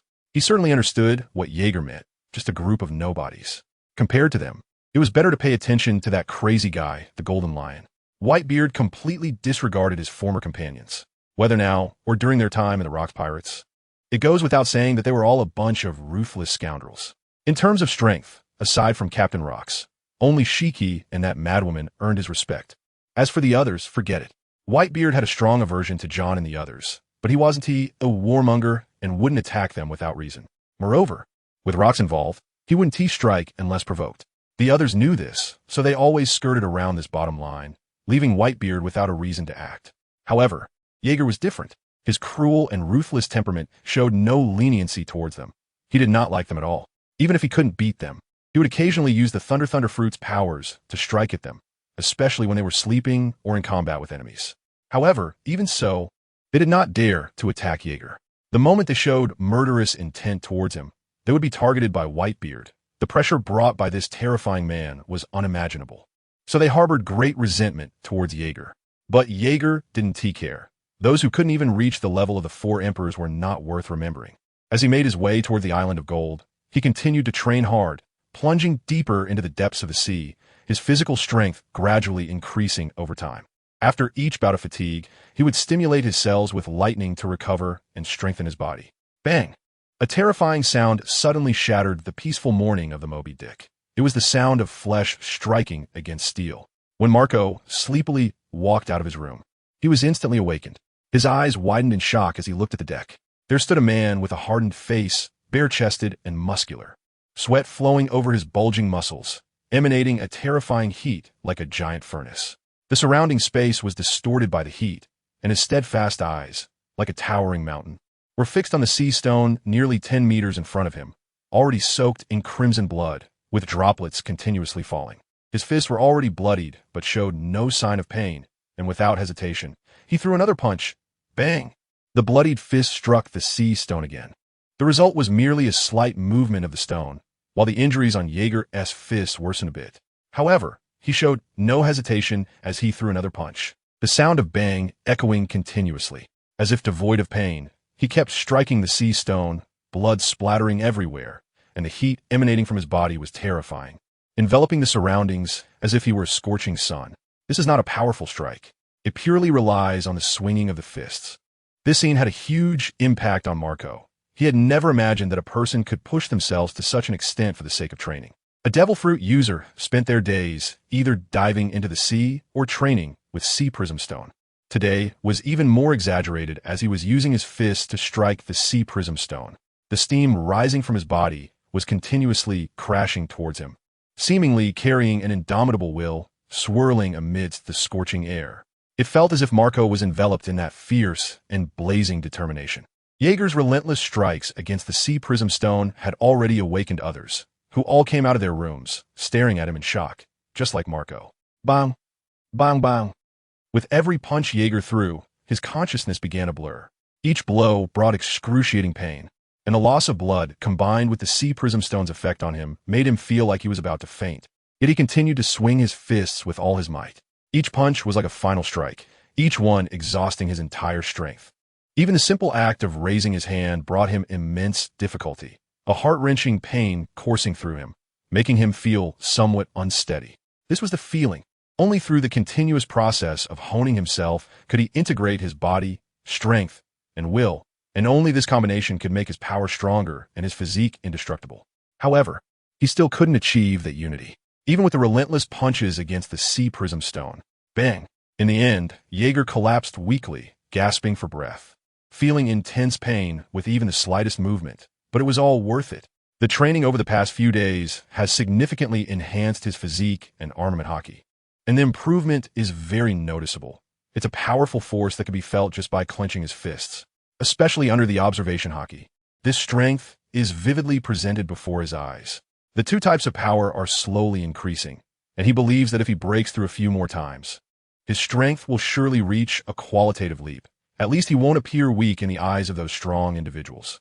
Marco had already rushed to his side when Jaeger fell helplessly onto the deck, the blue flames igniting on him with a wave of life, and his wounds were slowly healing. At that moment, Jaeger was already fast asleep. Everyone looked at this snoring man as if he were a monster, and the sight of the blood on the deck and the crimson stains on the sea stone made it hard for them to breathe, especially on Teach's face. An unabashed terror was evident. He stood next to the sea stone, clearly feeling the lingering intense will in the air, and within just a few seconds, he was drenched in cold sweat. This place felt like a lair of monsters, and the atmosphere was frighteningly intimidating. This monster, Teach thought to himself, looking at Jaeger. Perhaps this is an opportunity to see if there are any hidden devil fruits in his room. If there are, that would be. A sinister curve flashed across his face. Soon after, a tall figure stood behind him, casting a shadow that completely enveloped him, startling him. Whitebeard looked at Jaeger in surprise, sensing a familiar aura from the residual will in the air. Conqueror's hockey. This was the kind of aura that had awakened him from his slumber. But upon closer inspection, it didn't quite feel right. If it were Conqueror's hockey, then this aura was too weak enough to be negligible. Could it be that this little guy is hiding Conqueror's hockey? My precious son has the potential of a king. Whitebeard looked at Jaeger with uncertainty, recalling Jaeger's free-spirited demeanor, which indeed made it possible. Regardless of the other party's temperament, at the very least, he fears no enemy. Even those at Whitebeard's level would dare to take action against him. Although if it weren't for his intervention, the other party would have perished at someone else's hands. But one cannot deny the bold spirit to challenge anyone, which is also one of the conditions to become a king. He curiously watched the snoring Jaeger, never having considered that he could possess Conqueror's hockey. After all, his memories still lingered on the time when Jaeger was a weak-willed person with a boundless imagination. If he truly had Conqueror's hockey, it would indeed surprise him. However, he did not believe the other party would possess Conqueror's hockey, let alone hide it, as the other S character would not allow such actions, and as a king, he would disdain to do so. What he sensed might be the indomitable will of the other. Nevertheless, although the other S training method was cruel and made one S scalp tingle, the results were clear. He sensed a rising aura of strength from Jaeger, meaning that he had indeed grown stronger. That bastard son. Whitebeard laughed heartily. This is something that Jaeger has been thinking about for a long time, and now it has finally come to fruition. Whitebeard's joy is heartfelt. He has always seen the effort and discipline of the other party. However, what comforts Whitebeard even more is that this brat Teach doesn't seem to care at all about what Jaeger has done to him. When he saw Jaeger lying on the ground sleeping, he proactively offered to carry him back to the room. After all, they're about to reach Gold Island, which is something Jaeger has long been looking forward to. If he catches a cold and falls ill, it will affect his actions, and that would be regrettable. Teach speaks sincerely, his face and words full of concern for the Whitebeard pirates, making it obvious that he is a good kid who thinks about his family and companions. A smile appeared on Whitebeard's face. You little brat, you still have a lot to learn. Marco, you and Teach take this bastard Jaeger back to the room. Honestly, these restless guys just keep causing trouble. Everyone knows that despite saying this, Whitebeard is actually very happy. After all, as a parent, he hopes for a harmonious family where the children can care for and grow up together. That is their greatest wish. Just as Teach was helping Jaeger up, a sinister curve appeared in the unseen shadows. He knew he had succeeded. The next step was to think of a way to get Marco out of the way and then search in the other party's room. If there really is a dark fruit, he would definitely seize the opportunity immediately. His thoughts suddenly halted, and the sinister curve on his face seemed to hang there in disbelief. The next moment, cold sweat began to pour out. His heart was pounding fiercely, and fear amplified the sound of his heartbeat. making breathing increasingly difficult. The pupils that suddenly constricted in fear reflected a face that looked like it was smiling, yet not smiling. But more so, it was eerie and cruel. Are you very happy? Jaeger looked at Teach, his eyes completely covered by a thunderous glare, like two flashes of lightning in the sky. The killing intent in his heart spread wildly, and his eerie gaze was fixed firmly on Teach. However, in the next second, he returned to a gentle demeanor. Just as Marco's somewhat confused voice came, "Big Brother Jaeger, you're awake?" The sudden pause and the sound of speaking immediately caught the attention of Whitebeard and the others. They didn't expect Jaeger, who had just fallen asleep, to wake up so quickly, and, judging by his condition, he seemed to be in excellent shape. However, Whitebeard noticed that Teach's complexion was off. He seemed to have a feeling of having survived a disaster. The cold sweat pouring down could not deceive him, and the trembling of his whole body, even if it had subsided, still lingered on his face, indicating that something had just happened. He frowned slightly, looking at Jaeger. This bastard still worries him. He could understand why this bastard kept targeting that brat Teach. Although this guy's body is somewhat unusual, that shouldn't be a reason for targeting him, right? Such things had never happened before. Even if Jaeger told Whitebeard about things that would happen in the future, he wouldn't believe it. Not just Whitebeard, but anyone would take it as a joke. No one would believe such a thing if it happened to anyone else. So Jaeger chose to remain silent, shouldering everything himself, and then find a reasonable place and excuse to take care of that guy Teach. Gold Island is a good choice. Find an opportunity to eliminate the guy in front of him and frame it on others. Since the Golden Lion and the Roger Pirates are here, this battle will definitely be the most terrifying since God Valley. It's normal for someone to die, right? In a great battle, it's quite normal to accidentally kill someone while focusing on defeating the enemy, isn't it? This is very normal. After all, who made you so weak? It's only natural for the weak to perish at the hands of the strong. Marco, your abilities have become stronger. I didn't expect my injuries to heal so much in just a few minutes. Jaeger looked at his hands in amazement. The recovery ability of the Phoenix Fruit is indeed terrifying. Even healing others can achieve astonishing effects. Marco scratched his head, a bit embarrassed. This is all thanks to you.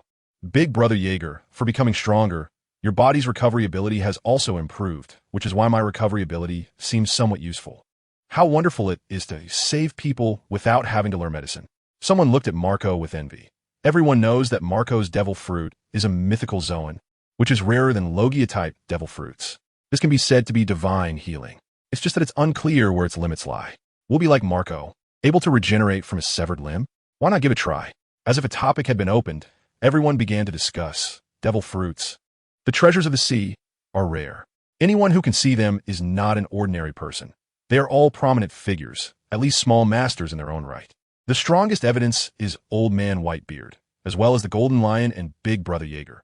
Each person's devil fruit ability is unimaginably powerful, to the point where describing it as a natural disaster is insufficient. Old Man Whitebeard's devil fruit possesses the power to destroy the world. However, no one knows these things better than Jaeger. Therefore, he is not interested in such matters. What interests him has already been infinitely appearing before his eyes, in a black and slightly golden that has already reflected in his pupils, appearing on the distant horizon. Gold Island. After a long journey, they have finally seen their destination. The pirate ships have already begun to appear in the sea area. Their intentions clear as they sail swiftly toward a specific point without any pause. However, someone has already noticed the flag of the Whitebeard pirates. The domineering skull with a white beard is floating here without restraint, and those with sense are quickly heading in the opposite direction, while those inexperienced are foolishly approaching. The Whitebeard pirates? Were they? I am the future king of this sea. As long as I capture the Golden Island ahead, I will recruit more men and conquer the New World. What Whitebeard and Gold Lion? By then, I will be the strongest. That fool, that Whitebeard. Why aren't you running? Do you want to exit early? The show is about to begin. I can't believe there are fools daring to provoke the strongest in the world. Haha, this is too interesting. The words and thoughts of everyone nearby continuously reached Jaeger's ears. He was already certain that these guys were newcomers, thinking that just because they had obtained a devil fruit or received a bounty, they were the strongest and the protagonists of this era. They believed they could challenge the pinnacle of this sea and replace the others. This is the problem with these newcomers. They have never seen how vast the world truly is. In the end, they are just fools who have never encountered the real world. Boom! The cloudless sea suddenly echoed with thunder. Jaeger squinted slightly, his cold pupils shifting towards those oblivious pirate ships. Just this glance triggered a terrifying disaster, as dense and irregular lightning suddenly struck down from the clear sky. Under the watchful eyes of the onlookers, the sea ahead was completely enveloped in a realm of thunder, with the booming sounds continuously overwhelming everything around. Unimaginable shockwaves surged in all directions, causing the sea to rise with waves. The sea before him was entirely covered in terrifying lightning, with jagged and irregular bolts roaring and leaping across the surface like dragons. In just an instant, those ignorant souls were eliminated.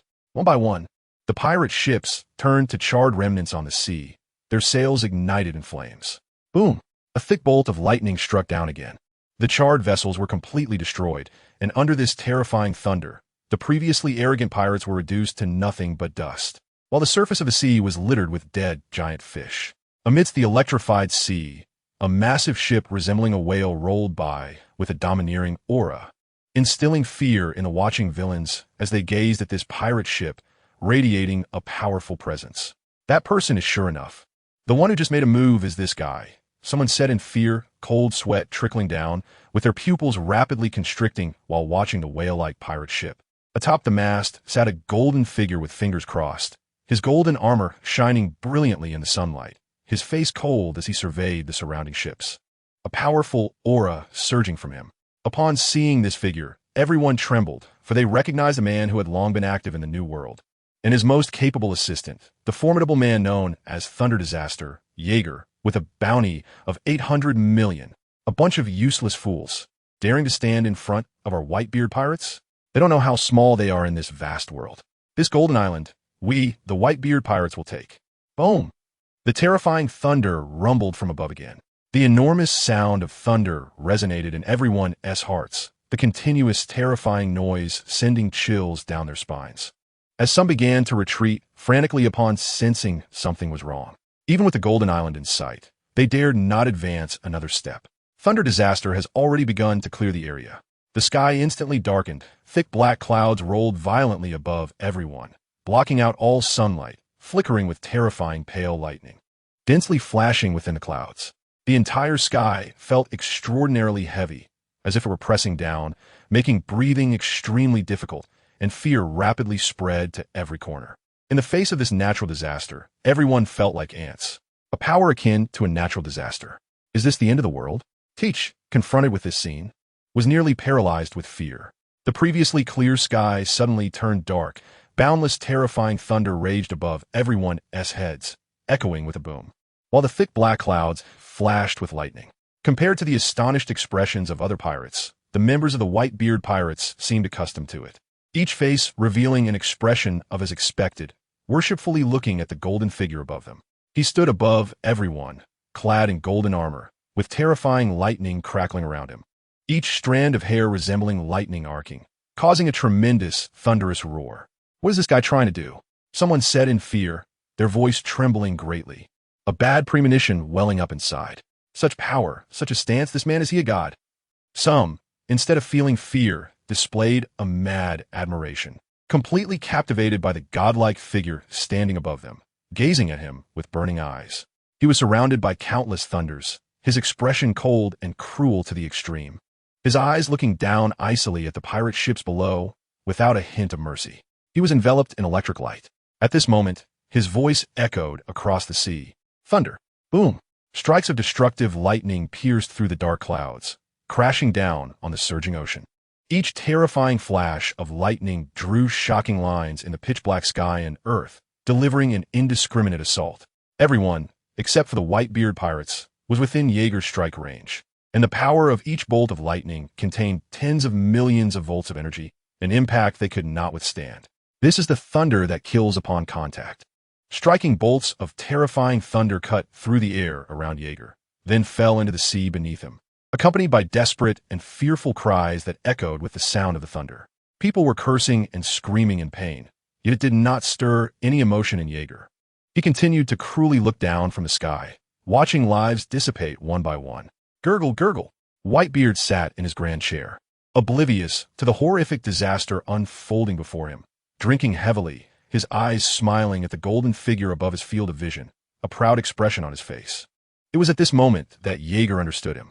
Although Whitebeard was not one to seek out battle, Not everyone could dance in front of him. He was no kind-hearted soul. Otherwise, he wouldn't have come this far.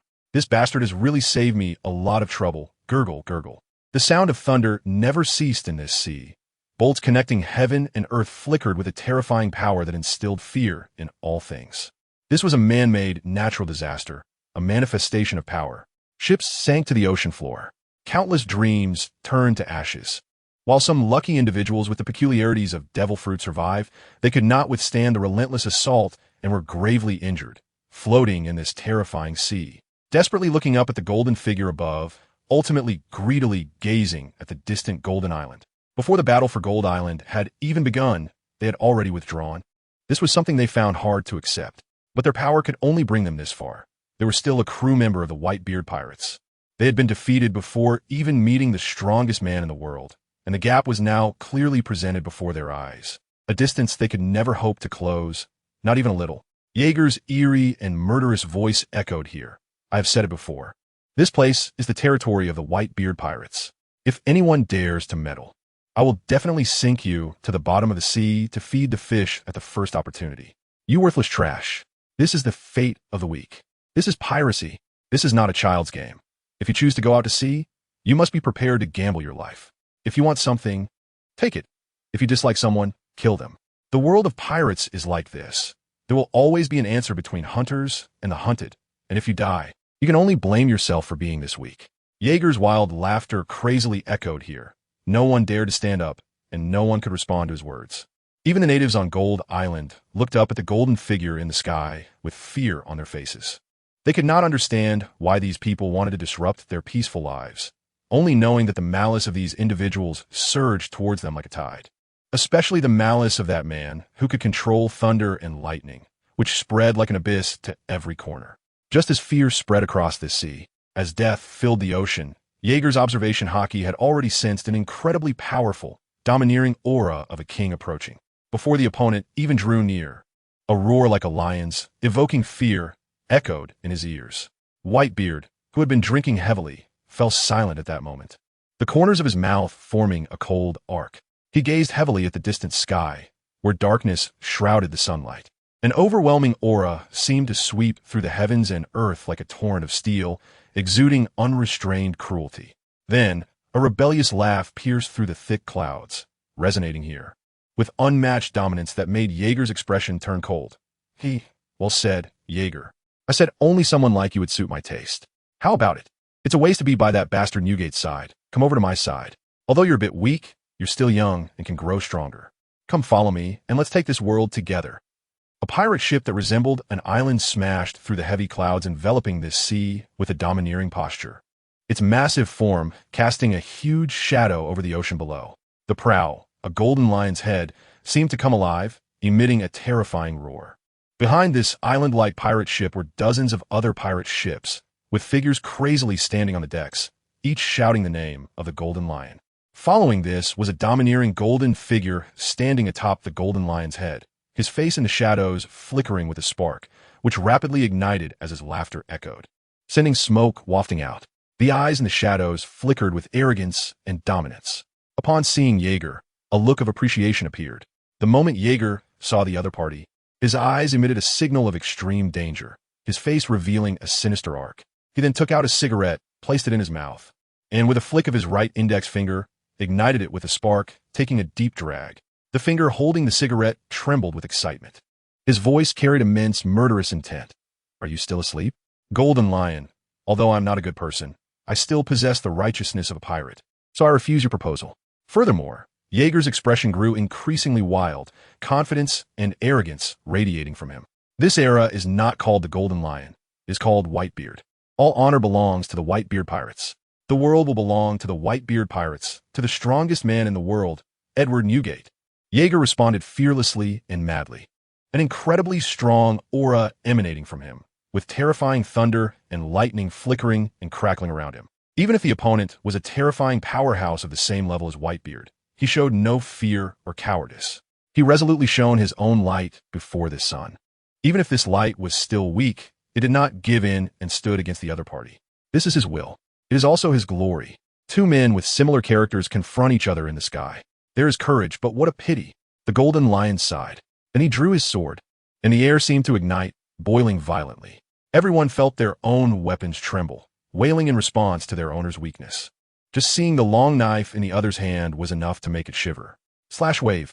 Without any reservations, they struck at first sight. The sword, exuding a chilling brilliance, instantly unleashed a stunning strike over 100 meters long, splitting the entire sky beneath his blade into a clear division. This is the terrifying scene created by his attack. The slash that can easily cut through the sea completely locks onto Jaeger, and a strong aura surges within this strike, dyeing the entire sky in golden light in an instant. Both the sky and the sea are completely suppressed in this moment, leaving only this astonishing slash standing tall above the heavens. In Jaeger's pupils, it continuously enlarges at an extremely fast speed, causing his body to ache and giving him a sense of tearing all over. This guy, Jaeger's face revealed madness. This suffocating feeling hadn't been encountered for over a year. Only when facing opponents of this caliber could one experience such a sense of walking on the edge of death. The enemies encountered in this past year could hardly be called enemies. At most, they were just time-wasting garbage. The terrifying aura of the Golden Lion forced him to explode with tension, his hair standing on end in that moment, and his observation haki was instantly maximized. However, in the face of the opponent's overwhelming haki, he was restricted and could only rely on his eyesight to catch the opponent's attacks. But how could he possibly confront the opponent head-on? His figure had already vanished from the spot in less than a second. As if teleporting, he appeared behind the Golden Lion in a striking pose. 100 million volts. Boom! The indescribably terrifying lightning was unleashed from his right hand, instantly washing away the golden hue of the sky, leaving only the chilling roar of thunder that sent shivers down one's spine. At the moment the Golden Lion's slash cut through the sea beneath them, Jaeger's 100 million volts had already engulfed him, drawing a line of flickering, densely packed lightning across the sky. Countless bolts of thunder flashed with a piercing roar. After delivering this strike, Jaeger's observation haki and instinct were in a frenzy, warning him of a chilling presence that made his hair stand on end, and the imminent danger prompted him to quickly distance himself.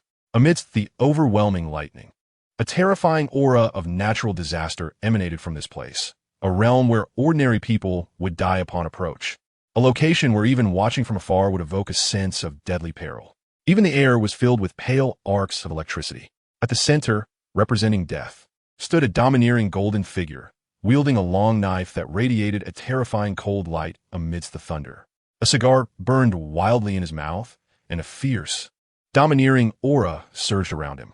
The Golden Lion calmly watched Jaeger in the distance, noting that the brat's fruit ability and haki had grown stronger. Although he was still far from being a match, if the opponent wanted to escape, it would still pose some trouble. After all, the power of lightning was quite swift. However, this did not mean he had no way to deal with him. Ha! You've gotten stronger, Jaeger, but you're still far from enough. Boom! As the Golden Lion's arrogant words fell, the heavens and earth dimmed, and an unmatched, absolutely arrogant, and invincible golden conqueror's haki violently surged from the Golden Lion. The figure standing in the sky, like a demonic god, held dual blades and looked down at everyone. The aura emanating from him was like the eye of a storm, unleashing this absolutely invincible will, sweeping across the heavens and earth, drowning everything below, as every inch of space erupted and shattered. The vast sea was suppressed in an instant. The dense golden lightning resembled a lion breaking free from its cage, roaring recklessly, with an absolutely invincible while dominating everyone. Even the members of the Whitebeard pirates were starting to foam at the mouth and faint. His arrogance and tyranny completely disregarded others. Even if the person facing him was the second in command of the Whitebeard pirates, and even if the so-called strongest man in the world was watching him closely from below, it doesn't matter to him. After all, he is the Golden Lion. As soon as the little brat's domineering voice fell, the golden domineering power that had spread out suddenly converged and violently struck towards Jaeger, delivering a heavy blow like an island crashing down. Just at the moment he sensed the change in aura, Jaeger's expression changed, revealing a cold arc on his face, as his body truly felt the opponent's power. This can strongly affect the power of his devil fruit. He knew he had been locked on it by the opponent, yet he felt not a shred of fear. As he looked at the Golden Lion with his eerie, frenzied eyes, a strong aura surged from his body, like a awakened beast roaring as it raised its head. He wanted to tear apart the golden aura that enveloped him from all sides, but the opponent's aura, accompanied by countless golden lightning bolts, was something he could not even touch. It was completely a process of being crushed. The overwhelming conqueror's haki that burst forth was forced to retreat step by step, barely a few meters away from his body. But so what? Jaeger's gaze did not waver. Instead, it revealed an even more dangerous expression. His conqueror's haki was on the verge of collapse. Yet he continued to madly pour out his conqueror's haki, knowing this was his opportunity, a chance prepared for over a year. A chance to enhance his conqueror's haki through a clash with a peak powerhouse.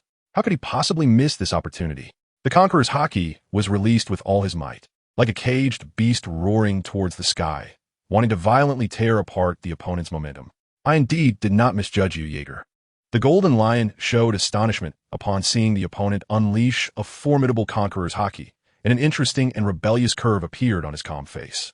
It would be strange if a guy like you didn't have conqueror's haki, right? Ha. The more I think about it, the more I feel it would be a pity to kill you. How about this? I'll give you another chance to be my subordinate. Let us take over this world together. The golden lion's face showed unabashed appreciation. Whether in personality or approach to things, he found the other person extremely similar to himself. And on top of that, the opponent's devil fruit ability was also exceptionally strong. Now that the conqueror's haki had erupted, there was no chance of even competing with him. Although his overall strength was still weak, the other party's potential was too great, making him very excited. However, his words made Jaeger reveal a cold and gloomy expression. To him, the opponent's words were a disdain for him as a person, a contempt for his character. He hated the word betrayal the most. Otherwise, he wouldn't have been targeting that Teach guy all along. Are you insulting me? Jaeger's silent, grim words stunned the golden lion, and a look of regret appeared on his face. What a pity. I will remember you, a guy similar to me. Boom. The air exploded in an instant. How is this possible?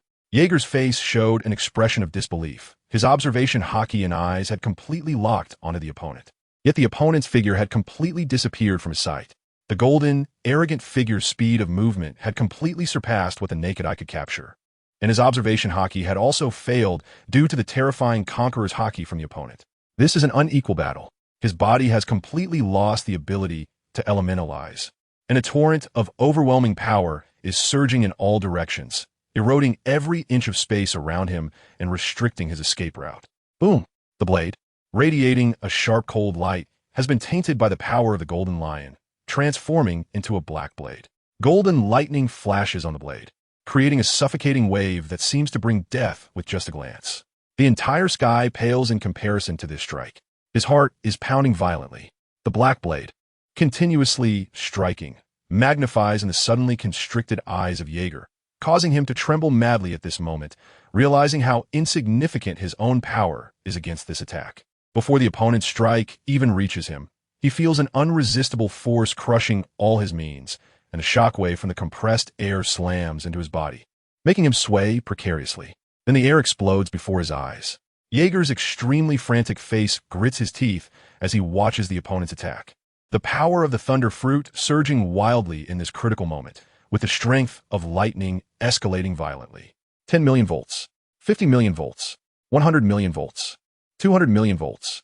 The sky flashes with a dense network of lines, and the sound of thunder rumbles madly from above, producing the most terrifying noise that shatters the environment of this sea area, making him feel cold and covered in sweat as if being punched in the heart.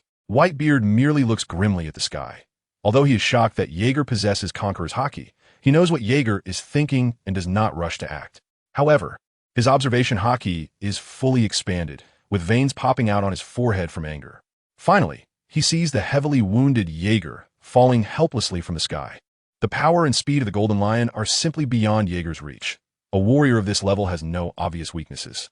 Even though Jaeger is confident in his devil fruit abilities, he ultimately underestimated a man of this caliber. He sees this man cleave through 200 million volts.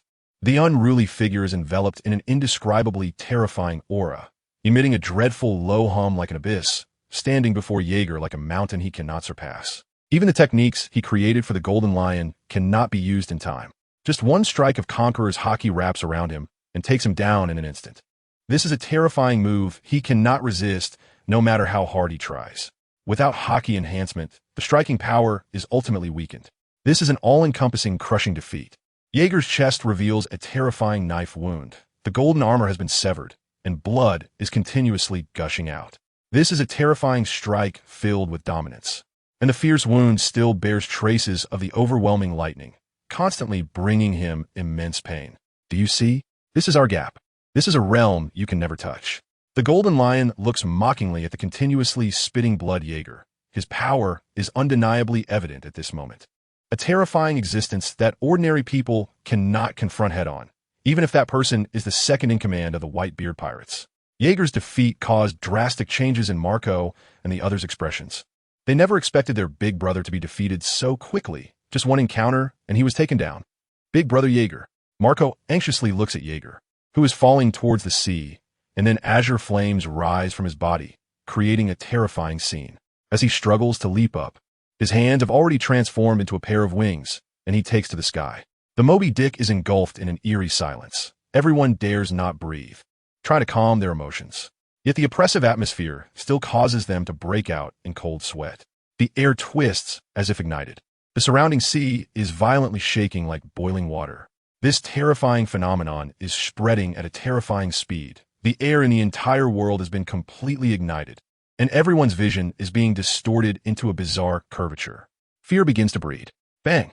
The sound of the battle knife hitting the ground suddenly echoes. A tall and sturdy figure has already stood up, like a shadow of a demon god overshadowing Jaws and Teach. The terrifying aura overwhelms everyone, and they look at the dark-faced Whitebeard with fear in their eyes. They have never seen such a terrifying Whitebeard. The veins on his forehead are bulging, and his body is bursting with enormous power, far exceeding that of the giants. His right hand, tightly gripping the battle knife, appears somewhat pale from the force, and his monstrous eyes instantly lock onto the rebellious figure floating in the sky. Shiki. Whitebeard almost forgets how long it has been since he felt this angry. An unimaginable power is violently surging within his robust body, and the air around him seems to shatter like glass, emitting dense lines of aura. A low voice escapes Whitebeard's mouth, and those who survive the onslaught of Jaeger feel as if the entire ocean is shaking. No, it's not just a feeling. It truly is shaking. Even the golden lion, high in the sky, feels the entire atmosphere vibrating, and a hint of seriousness appears on his arrogant face. He knows that the bastard Whitebeard is about to get angry, but so what? A mocking expression appears on his rebellious face. It seems this bastard is going to take things a bit seriously, but what can he do? After all, this guy didn't listen to my advice to come over here. But you want to fight me? It has been a while since we last fought, so come on. Let me see if your strength has declined. The dual swords in his hands burst forth with a sky-high sword intent in that moment. This is the sword momentum of supremacy, directly tearing through Whitebeard's momentum with the most domineering stance. Although there is some friendship between them, the Golden Lion will not easily give Whitebeard face. Respect is the result of their fierce battles, a practice that has been in place since the Rocks Pirates. It is also the truth of this world. The one with the bigger fist speaks. Flowery words cannot determine anything. Boom! With a single step forward, everyone feels the pirate ship beneath them sinking by more than a meter. Red lightning breeds and spreads terrifying intimidation at Whitebeard's feet, then shoots up into the sky, tearing the surrounding air with a low rumbling sound. As the sound erupts, Whitebeard's figure has already left the pirate ship, racing towards the sky at an incredible speed. The unimaginable force causes the entire pirate ship to shake violently, making everyone fall and roll with the tilting arc. Old man. The old man is about to get angry. Quickly, get away from here. Hurry and retreat at full speed. The elderly on the ship look up at Whitebeard in the sky with fear. They already know what kind of scene is about to unfold. One that is hardly better than the one caused by Jaeger. That is the true power of world destruction. This monster Teach shows immense fear. He just saw clearly next to Whitebeard. The other party hadn't done anything, yet the whole ocean was stirred into a riot. He knows this is the power of the devil fruit, but he doesn't understand how the other party is utilizing this power. The unique posture of Whitebeard's attack has not appeared. Moreover, just a slight movement of his foot has caused this massive pirate ship to sink by more than a meter.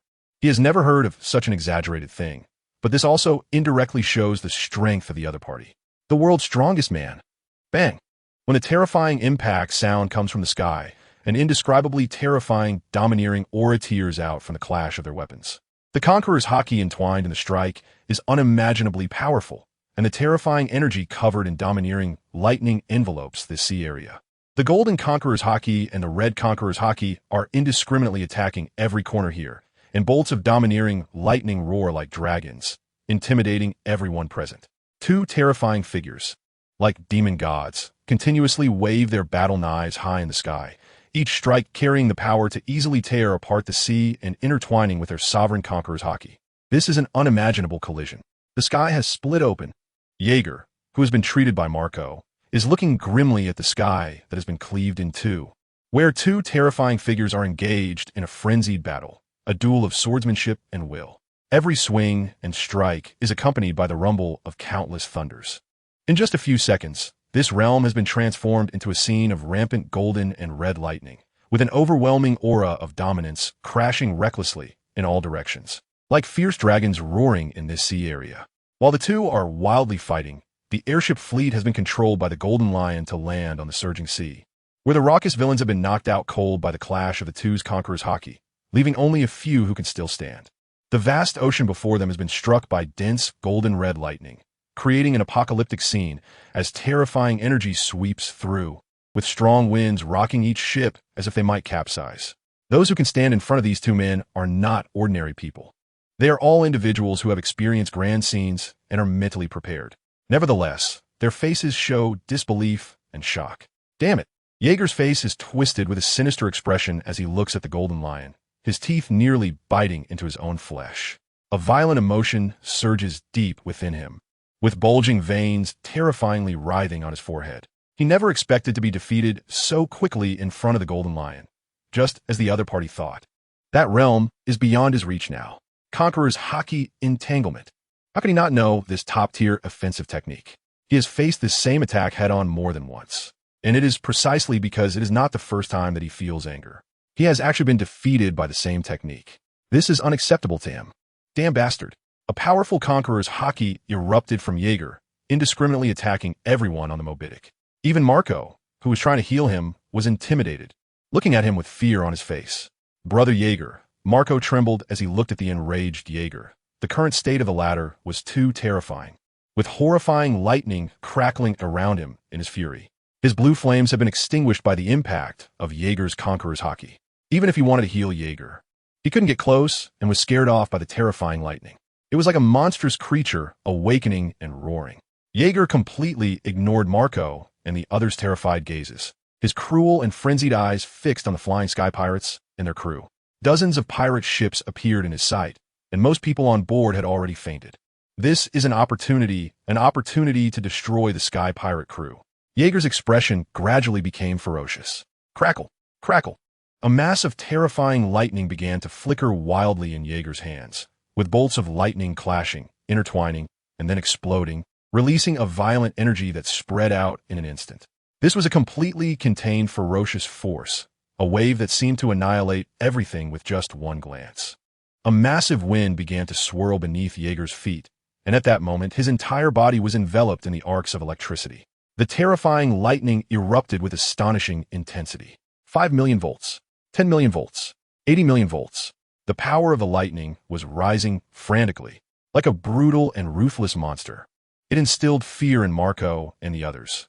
He was emitting dangerous signals from every part of his body, each bolt of lightning exuding a chilling aura of destruction. His cold eyes gazed at the vast fleet rising and falling with the monstrous waves of the sea in the distance. Above everyone, the pressure of the lightning continued to build. An unimaginable pressure grew in everyone's hearts. However, Jaeger's expression was exceptionally mad and cruel. His outburst was even more terrifying, carelessly discharging electricity and then frantically constricting and compressing it as a 2-meter-long spear with a white-blue hue appeared in his right hand. This is a weapon formed by the convergence and compression of lightning flashing at nearly 100 million volts. A weapon that emits a sense of destruction from the amalgamation of hundreds of terrifying thunderbolts. Although Jaeger has not yet been able to completely fuse them, he can make them intertwine like steel. But the power of this strike is already sufficient. Jaeger, holding the thunder spear, looked cruelly at the Golden Lion, who was battling with Whitebeard above. This glance caused a momentary delay in the Golden Lion's observation haki, prompting him to quickly distance himself from Whitebeard. What is happening? The arrogant and boastful face was filled with confusion as he looked at Whitebeard, his observation haki stretching to its maximum, and his battle instincts were constantly alerting him to what was about to happen. He knew something extraordinary was about to occur. Just when he was unaware of what was going to happen, a cruel and merciless voice echoed with the thunder. Jaeger's spear. The moment the voice fell, the golden lion's expression drastically changed as he suddenly turned to look at the source of the sound, where only Jaeger stood, ominously making a throwing motion, with lightning swirling around him, flashing in irregular lines. By the time he saw this lightning, Jaeger's strike had already hit the area he had locked onto. Buzz! The thunder passed, leaving only the sound of an explosion. Jaeger's spear only left behind traces of flickering lightning over the sea, and the sound of thunder echoed in everyone's ears, creating a chilling sense of fear, a single glance evoking a suffocating sense of severance and destruction. Boom! Death began to descend. The long spear, completely entwined and twisted by lightning, exploded upon contact with the roaring sea, unleashing the compressed energy and engulfing nearly a kilometer of ocean in a devastating strike. The terrifying power of the entwined thunder sank the sea beneath it by hundreds of meters, shrouding the area hundreds of meters above sea level in destructive energy and staining the entire sky with a pale white lightning. Below the collapsed sea, dense flashes of lightning spread out, with a massive shockwave of destruction radiating from its center, creating a gigantic wave that surged outward in all directions. There are no ships left on the surface of the sea. To be precise, the fleet of the Golden Lion was completely wiped out by a single strike from Jaeger. You damn bastard! Amidst the intertwining phenomena of hurricanes and thunder, the furious voice of the Golden Lion descends from the sky, his overwhelming rage carrying the terrifying conqueror's haki that crushes everything in its path, making all the terrifying phenomena caused by Jaeger disappear. The terrifying figure of the Golden Tyrant, like a hungry lion fixating on its prey, erupts with a wild golden mane, and his arrogant eyes are suddenly filled with dense blood vessels. In an instant, his observation haki locks onto Jaeger, and the power within him surges forth, emitting a terrifying, suffocating sound. Just the impact of his conqueror's haki pulls Jaeger into hell, completely altering his vision. The entire world is left with only the furious golden figure, holding a sword with both hands, continuously magnifying in Jaeger's pupils. He stands there, suppressing everything, his absolutely invincible aura sweeping through the heavens and the earth, as if the entire world beneath him is wailing. The deep roar of the lion echoes madly here, resonating with his fury in every corner. Even the air and the sea display intense, restless arcs. Those blood-red eyes, seemingly ignited, strike at Jaeger's mind like a sun, while thick, terrifying golden lightning tears through the sky, descending upon Jaeger with overwhelming force. This guy, it was as if Jaeger was in the wilderness, facing the terrifying giant beast, his heart racing wildly, cold sweat pouring down, and his breathing severely hindered at this moment. He knew that his strike not only destroyed the Sky Pirate crew, but also completely provoked this man. Just the overwhelming momentum from the opponent made him feel as if he couldn't lift his head, let alone the fact that the opponent had pushed nearly all his abilities to the peak of this sea, instilling terror in all the men who dared to set sail. However, how could he possibly admit defeat? How could he retreat? Move! Move quickly! The fury engulfing his heart screamed madly. Jaeger showed no fear on his face. Instead, he resembled a mad dog driven to a dead end, his conqueror's haki bursting forth like a flood unleashed. Although it was insignificant compared to the opponent's, it still exuded a domineering and arrogant aura. Hiss! Thunder roared in his hands. Thousands of lightning bolts began to intertwine and tighten in his grasp, the arc of a long spear reappearing. But it was too late.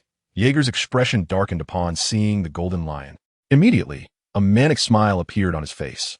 Yes, just like this. Only such an opponent could bring him exhilaration. Even if he was completely crushed by the opponent's peak power, deep inside, Jaeger was screaming madly, and a twisted smile began to emerge on his face. He absolutely loved the opponent's arrogant and disdainful personality that looked down on everyone. However, they were not on equal footing right now, neither in power nor status. But he still had time, and he wouldn't die as long as Whitebeard was around. Do you not take me seriously? Shiki. Whitebeard's deep and resonant voice instantly shattered the Golden Lion's momentum, as his towering figure, resembling a demonic god, suddenly tore through from a nearby island. Even the crazed Jaeger felt the entire world shaking. The Red Conqueror's haki, like a giant, directly pushed back against the Golden Lion's domineering aura in the most formidable stance, almost as if it aimed to tear apart the opponent's terrifying presence. Boom! Amidst the terrifying phenomenon of haki colliding, a sound of shattering was heard.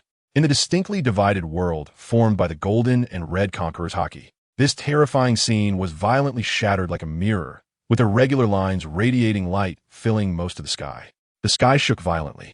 The sea surged violently. An indescribable, terrifying phenomenon rampaged here, with monstrous waves over 100 meters high engulfing everything around, and the surviving pirates screamed desperately for survival on the sea. Even the members of the Whitebeard pirates looked on in fear at the apocalyptic scene before them, all light obscured by the towering waves. The Moby Dick felt as insignificant as an ant in the face of this disaster. However, Jaeger showed no signs of shock. If it came to causing disastrous phenomena, he didn't fear anyone at all. But if it was about combat techniques and strength, he fell far short, not even on the same level. The power of the disaster made most of the people on the ship unable to stand firm, and the newcomers who had never witnessed Whitebeard's true strength revealed indescribable horror at this moment, finally feeling the terror of the world's strongest man. This was what it meant to be the strongest. Teach's face showed fervor and respect, but more was an unimaginable ambition. Is this man's strength? It's truly terrifying and the kind of power I aspire to achieve. The vision reflected a man holding a battle knife, his face filled with a sinister and domineering aura, gathering a fist with strength surpassing giants, enveloped in a halo of light, while the sky before him seemed as fragile as paper in the face of his monstrous power. The atmosphere before his fist exploded and tore apart inch by inch, creating irregular massive lines that ripped the entire sky into different shapes, as if a single punch could bring down the firmament. Whitebeard, the enraged golden lion, emitted a terrifying and sinister aura, the smoke emanating from his mouth making his cruel visage appear even more horrifying. Faced with Whitebeard's indiscriminate assault, he completely erupted, leading a mighty crew. He was actually taken out in an instant. What a joke! I am a golden lion. This is an insult to him. The cherry blossoms and the dead wood in his hands emitted an incredibly terrifying sharpness, the cold tips of the blades dripping with sunlight, refracting a chilling sensation that could tear through flesh under the sun's rays. His face was twisted in a savage expression as he leaped at Whitebeard like a frenzied lion. With a mere swing of his famous sword, a strike exceeding 100 meters, accompanied by his unique arrogance, he split the world in front of him in two, severing all lines that radiated a transparent halo. Not even Whitebeard's strikes could stop him. After slicing through the sky-rending attacks, he continued to approach Whitebeard with a terrifying dominance, as if he intended to completely cut this man in half. However, Whitebeard merely revealed a cold smile in response to the domineering strike. As he clenched his right hand into a fist, preparing his signature attack posture, the golden lion's face, twisted with sinister arrogance, suddenly revealed a shocking murderous intent. Lion's 1,000 cuts. A dense array of golden, terrifying slashes fell from his dual blades in less than a second, like a torrential downpour heading towards Whitebeard, each strike flashing with golden lightning. However, after his attacks completely overwhelmed Whitebeard, a series of irregular lines radiating red lightning blocked all those slashes. The golden lion's sinister gaze seemed to penetrate the attacks and see the cold-faced Whitebeard. But so what? Even though the opponent's power was terrifying enough to easily tear apart the sea, he couldn't reach him at all. He possessed absolute air superiority. What could the other side use to fight back? Was it something like the Navy's moonwalk? Or did he want to rely on that damned bastard, Jaeger? Don't joke around. The sky is my domain. I am a master of the sky. The entire sea area had plunged into a battle resembling that of a demon god, with an overwhelming conqueror's hockey shaking and pressuring everything around. The sea was tilted, and the sky seemed to collapse and descend. The phenomena rising from this sea area spread out in an unstoppable manner. Even the calm belt was struck by giant waves over 100 meters high, creating a tumultuous situation, causing pirates rushing over to be caught in the sudden disaster, being capsized into the sea before they could approach. Massive warships came crashing in with an iron-blooded momentum. The seagull flags on the ships flapped wildly in the fierce winds, while the Navy soldiers on board were nailed to the ship like nails. Every person's expression was as steadfast as iron. The aura of veterans surged from them as they faced the enormous disaster approaching from the front, not to mention the tough commander standing in front of them, his short purple hair and cold, hard face making him look extremely ruthless. His muscles, like those cast from steel, exuded an incredibly fierce and overwhelming aura. Merely standing there reassured the thousands of Navy soldiers behind him, just as many Navy soldiers solemnly gazed toward the ever-approaching disaster. A Navy soldier ran over and stood in front of the purple-haired man, his voice carrying a hint of nervous respect as he reported, Report. Admiral Zifa. The Roger pirates have appeared. They are heading towards Gold Island. The Roger pirates? Zifa's cold face showed a look of uncertainty. He never expected the Roger pirates to appear here. Where's Garp? Didn't that guy start moving after learning about Roger's news? And that guy Sengoku? Zifa's gaze deepened as he looked toward the other direction of Gold Island, where Sengoku and Tsuru were stationed. Once the Whitebeard pirates and the Golden Lion finished fighting, it would be their turn to act. The Navy was waiting. The world government was also waiting. Ignore them. Execute according to the original plan, Zifa said, looking at the artificially induced terrifying disaster. Having dealt with these terrifying individuals frequently, he was well aware of the kind of power they possessed. Reckless actions would only lead to unforeseen circumstances. Sengoku and Tsuru, who were controlling this plan, were looking solemnly at the Roger pirates, observing through binoculars as the Oro Jackson sailed through the waves in this sea area, undeterred by the massive winds and waves ahead. However, Sengoku had been searching for his friend's warship behind this ship, and upon not seeing the vessel built around a dog's head, his expression darkened. He knew the other side must have acted outside their plan again. He gritted his teeth, looking at Roger and them through the binoculars, observing the few figures on that ship, but it seemed they were arguing about something. Rayleigh, what are you doing? Why do we have to sneak towards Gold Island? Since Newgate and Shiki are fighting, we should charge in and defeat them first before heading to Gold Island. Roger said, going from feeling wronged at first to speaking with overwhelming dominance, his eyes narrowing slightly and flashing with an astonishing aura of authority. The corners of his mouth curling into a terrifyingly domineering arc, standing before Rayleigh and the others like a king. He completely disregarded that his opponents were the strongest man in the world and the Golden Lion, who was subtly known as the Pirate Overlord. His entire aura surged wildly. An overwhelming battle intent spilling out uncontrollably. However, his words left Rayleigh feeling helpless. This guy was good at everything except for having a brain. Many things were done according to his whims, free and unrestrained. Don't forget our purpose for this trip. If we get targeted by those two guys, we can't avoid a fight. At that time, what we want might become much more difficult to obtain. As their old adversaries, you should know how troublesome they are. And don't forget, there are also the Navy lurking around.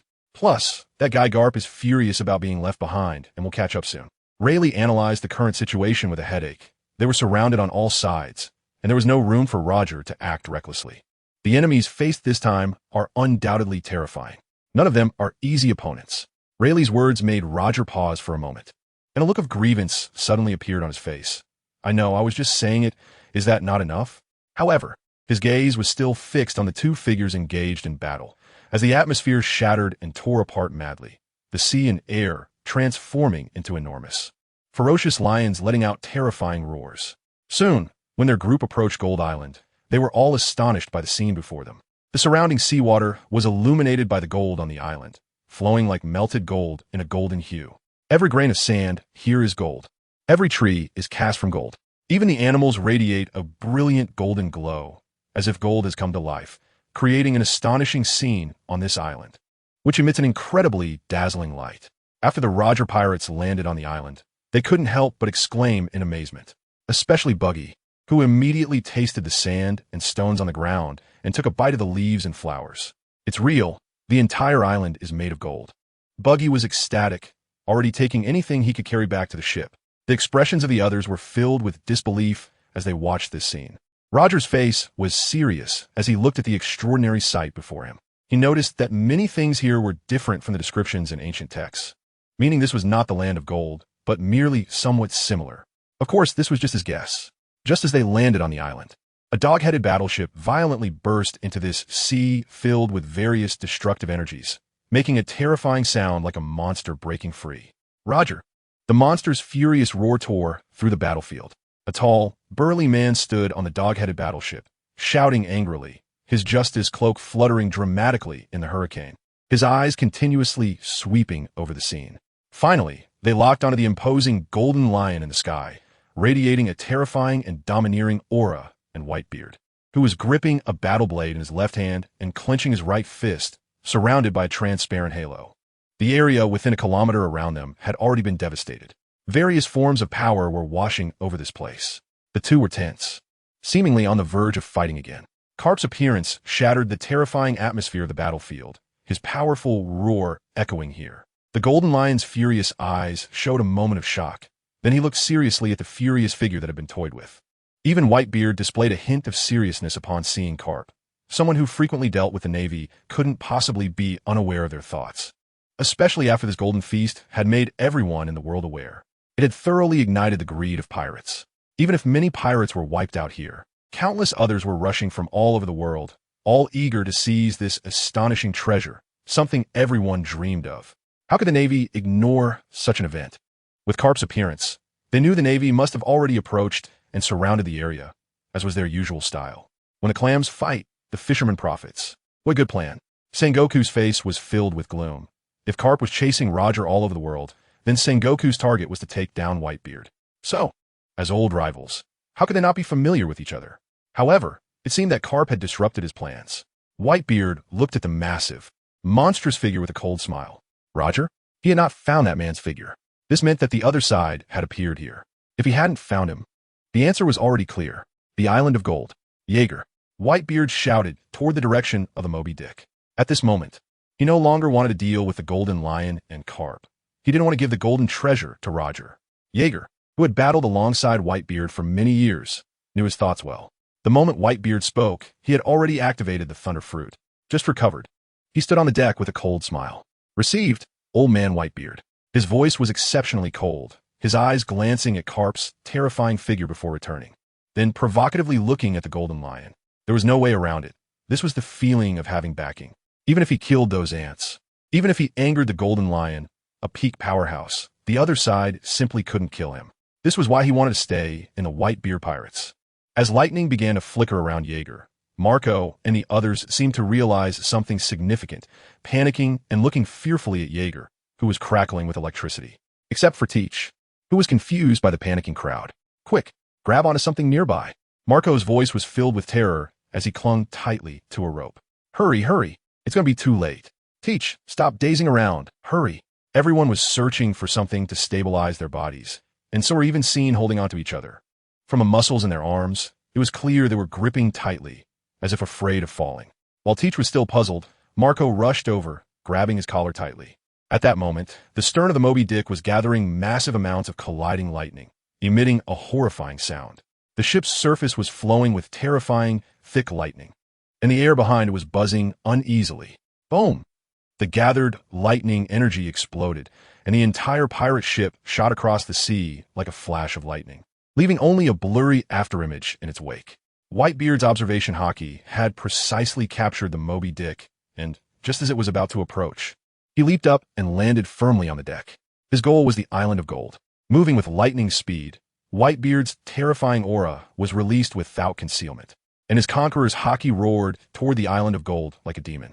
Even Roger and the others were stunned by this momentum. Roar! The air was completely ignited. The entire sea was boiling violently. The sound of the lion's roar erupted with astonishing intensity. As they got closer to the Island of Gold, the entire sea transformed into enormous, fierce lions, baring their teeth and blocking the path of the Whitebeard pirates. The lion, formed of air, violently lunged down in the first moment, unleashing an unimaginable assault. The sudden scene caused Jaeger's expression to change dramatically. He realized that no matter how he changed direction, it was useless. He had been completely blocked by this guy, the Golden Lion. The opponent, holding dual blades, was staring at them ominously, and the overwhelming conqueror's hockey was pouring out, once again pulling the entire sea area into a terrifying scene.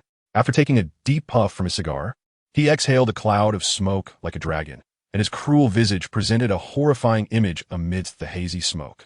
He now resembled a mad beast forced into a desperate situation. Under the ominous gaze of his opponent, a buzz, just as his attack was being carpet-bombed down. A terrifying slash over 100 meters long tore from the Moby Dick, cutting down these massive lions in one stroke before facing the furious golden lion directly. He hovered in the air, exuding an eerie presence, his golden hair resembling a lion's mane arching wildly. The chilling aura swept across the heavens and the earth with his fury. With blades in hand, he coldly confronted Whitebeard. You don't think I'll let you go, do you? Newgate, what do you take me, the Golden Lion, for? This is no longer just about the Gold Island. You should understand that, right? You'd better hand over that damned Jaeger, or else I can't guarantee what will happen. If you think you can stop me. The sinister and domineering words spilled from the Golden Lion's mouth, and the terrifying conqueror's haki instantly engulfed the heavens and the earth. Even the dual blades in his hands emitted a sharp aura that tore through the air. He was about to strike again, completely unafraid of the surrounding navy, who were eyeing him warily, and the Roger pirates who had landed on Gold Island. He floated in midair, releasing his terrifying power, with a few indistinct black dots faintly visible above his head. He looked down at the strong challengers before him like a great sea king, squinting his eyes and smoking, overlooking everyone, even if he was alone. But one man could stand against 1,000 troops. On his path to conquer the world, he was all alone.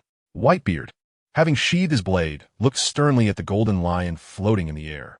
The unreserved, domineering aura from the opponent rushed in recklessly, eroding every inch of space here, making him realize that taking down this Gold Island would not be so easy. The Roger pirates had already landed on Gold Island, and the Navy was also watching closely. Not to mention now having to face that bastard, the Golden Lion. However, he didn't expect Jaeger to strike so ruthlessly, completely destroying the opponent's fleet. It was no wonder that the Golden Lion was furious. Nevertheless, he couldn't allow this bastard to lay a hand on his family. If anyone dared to touch his family, he would definitely sink that person to the bottom of the sea. His gaze began to shift, the coldness quickly replacing his seriousness. Standing behind him, Jaeger looked cruelly at the Golden Lion. He had never feared the opponent. Even without Whitebeard by his side, he was not afraid of anyone. Even if he couldn't defeat others, he could rely on the speed of the Thunderfruit to escape. Lightning began to crackle around him. The aura of destruction started to spread from him, causing the already shaken Marco and others to feel frightened again, while Teach, still sweating and gasping for breath, trembled slightly. He had just experienced a scene where death itself was powerless in the face of speed, and his body still felt a lingering pain, making it hard to imagine just how fast that moment had been. The monster Teach's eyes revealed fear.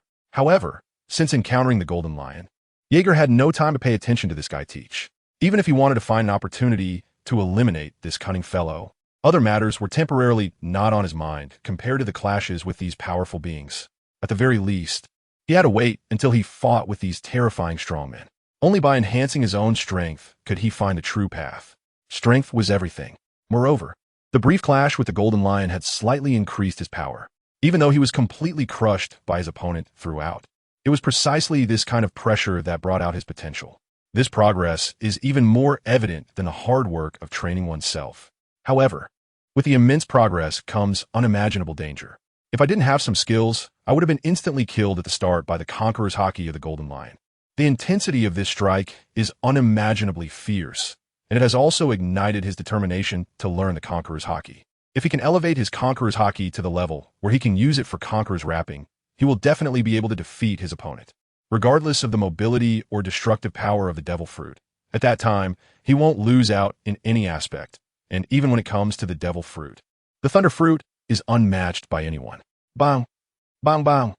Just as Jaeger was about to make his move, the sound of cannon fire echoed from afar. The sky in the distance was already covered by dense cannonballs, coming at them in a carpet-bombing manner. Soon, the vast naval fleet was visible at the edge of the sea, the seagull flags wildly fluttering in the fierce winds of the battlefield. An overwhelming, iron-blooded momentum rushing towards them. There's no need to bring out any petty tricks to embarrass ourselves. This is just the opportunity one need to test this move. Looking at the sky covered by cannonballs, Jaeger's expression turned cold, and then a layer of inexplicable lightning aura enveloped him, like a repulsive force instantly pushing the Moby Dick beneath him down. The surrounding seawater spread out, centered on him.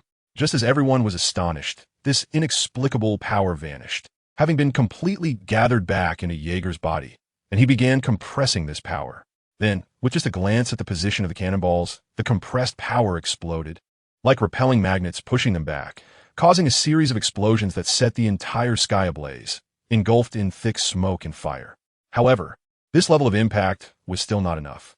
It would be better to directly use 100 million volts to turn them into dust. It was clear that Jaeger was not satisfied with this ability, or perhaps the development was insufficient. If he could reach deeper particle aspects, then even without haki, it should still be possible, right? Just like how his observation haki received a terrifying boost. Even if the opponent is 10 or dozens of kilometers away, he can still know what they are thinking. Since this aspect can enhance observation haki, there's another side to strengthen his attacks, stacking enhancements and developing the repulsive force he just used. But he wasn't sure. He needed to experiment to find out. The method of detonating the cannonballs midway left everyone astonished. They had no idea what had happened, only seeing Jaeger enveloped in a layer of lightning aura on his golden armor. Then, what just happened occurred. However, Marco and the others did not ask too many questions. The Navy personnel, on the other hand, looked as if they had seen a ghost. Some speculated that it might be the ability of the Golden Lion, but it was ruled out since that ability requires contact with objects to activate. Everyone prepared for battle, but they must not let their guard down. The pirates before them are different from those they have encountered in the past. The reputation of the enemy is one they are certainly familiar with, but our justice will not waver even a fraction, because we are the last defense of this sea, the final hope for peace for ordinary people. Justice will prevail.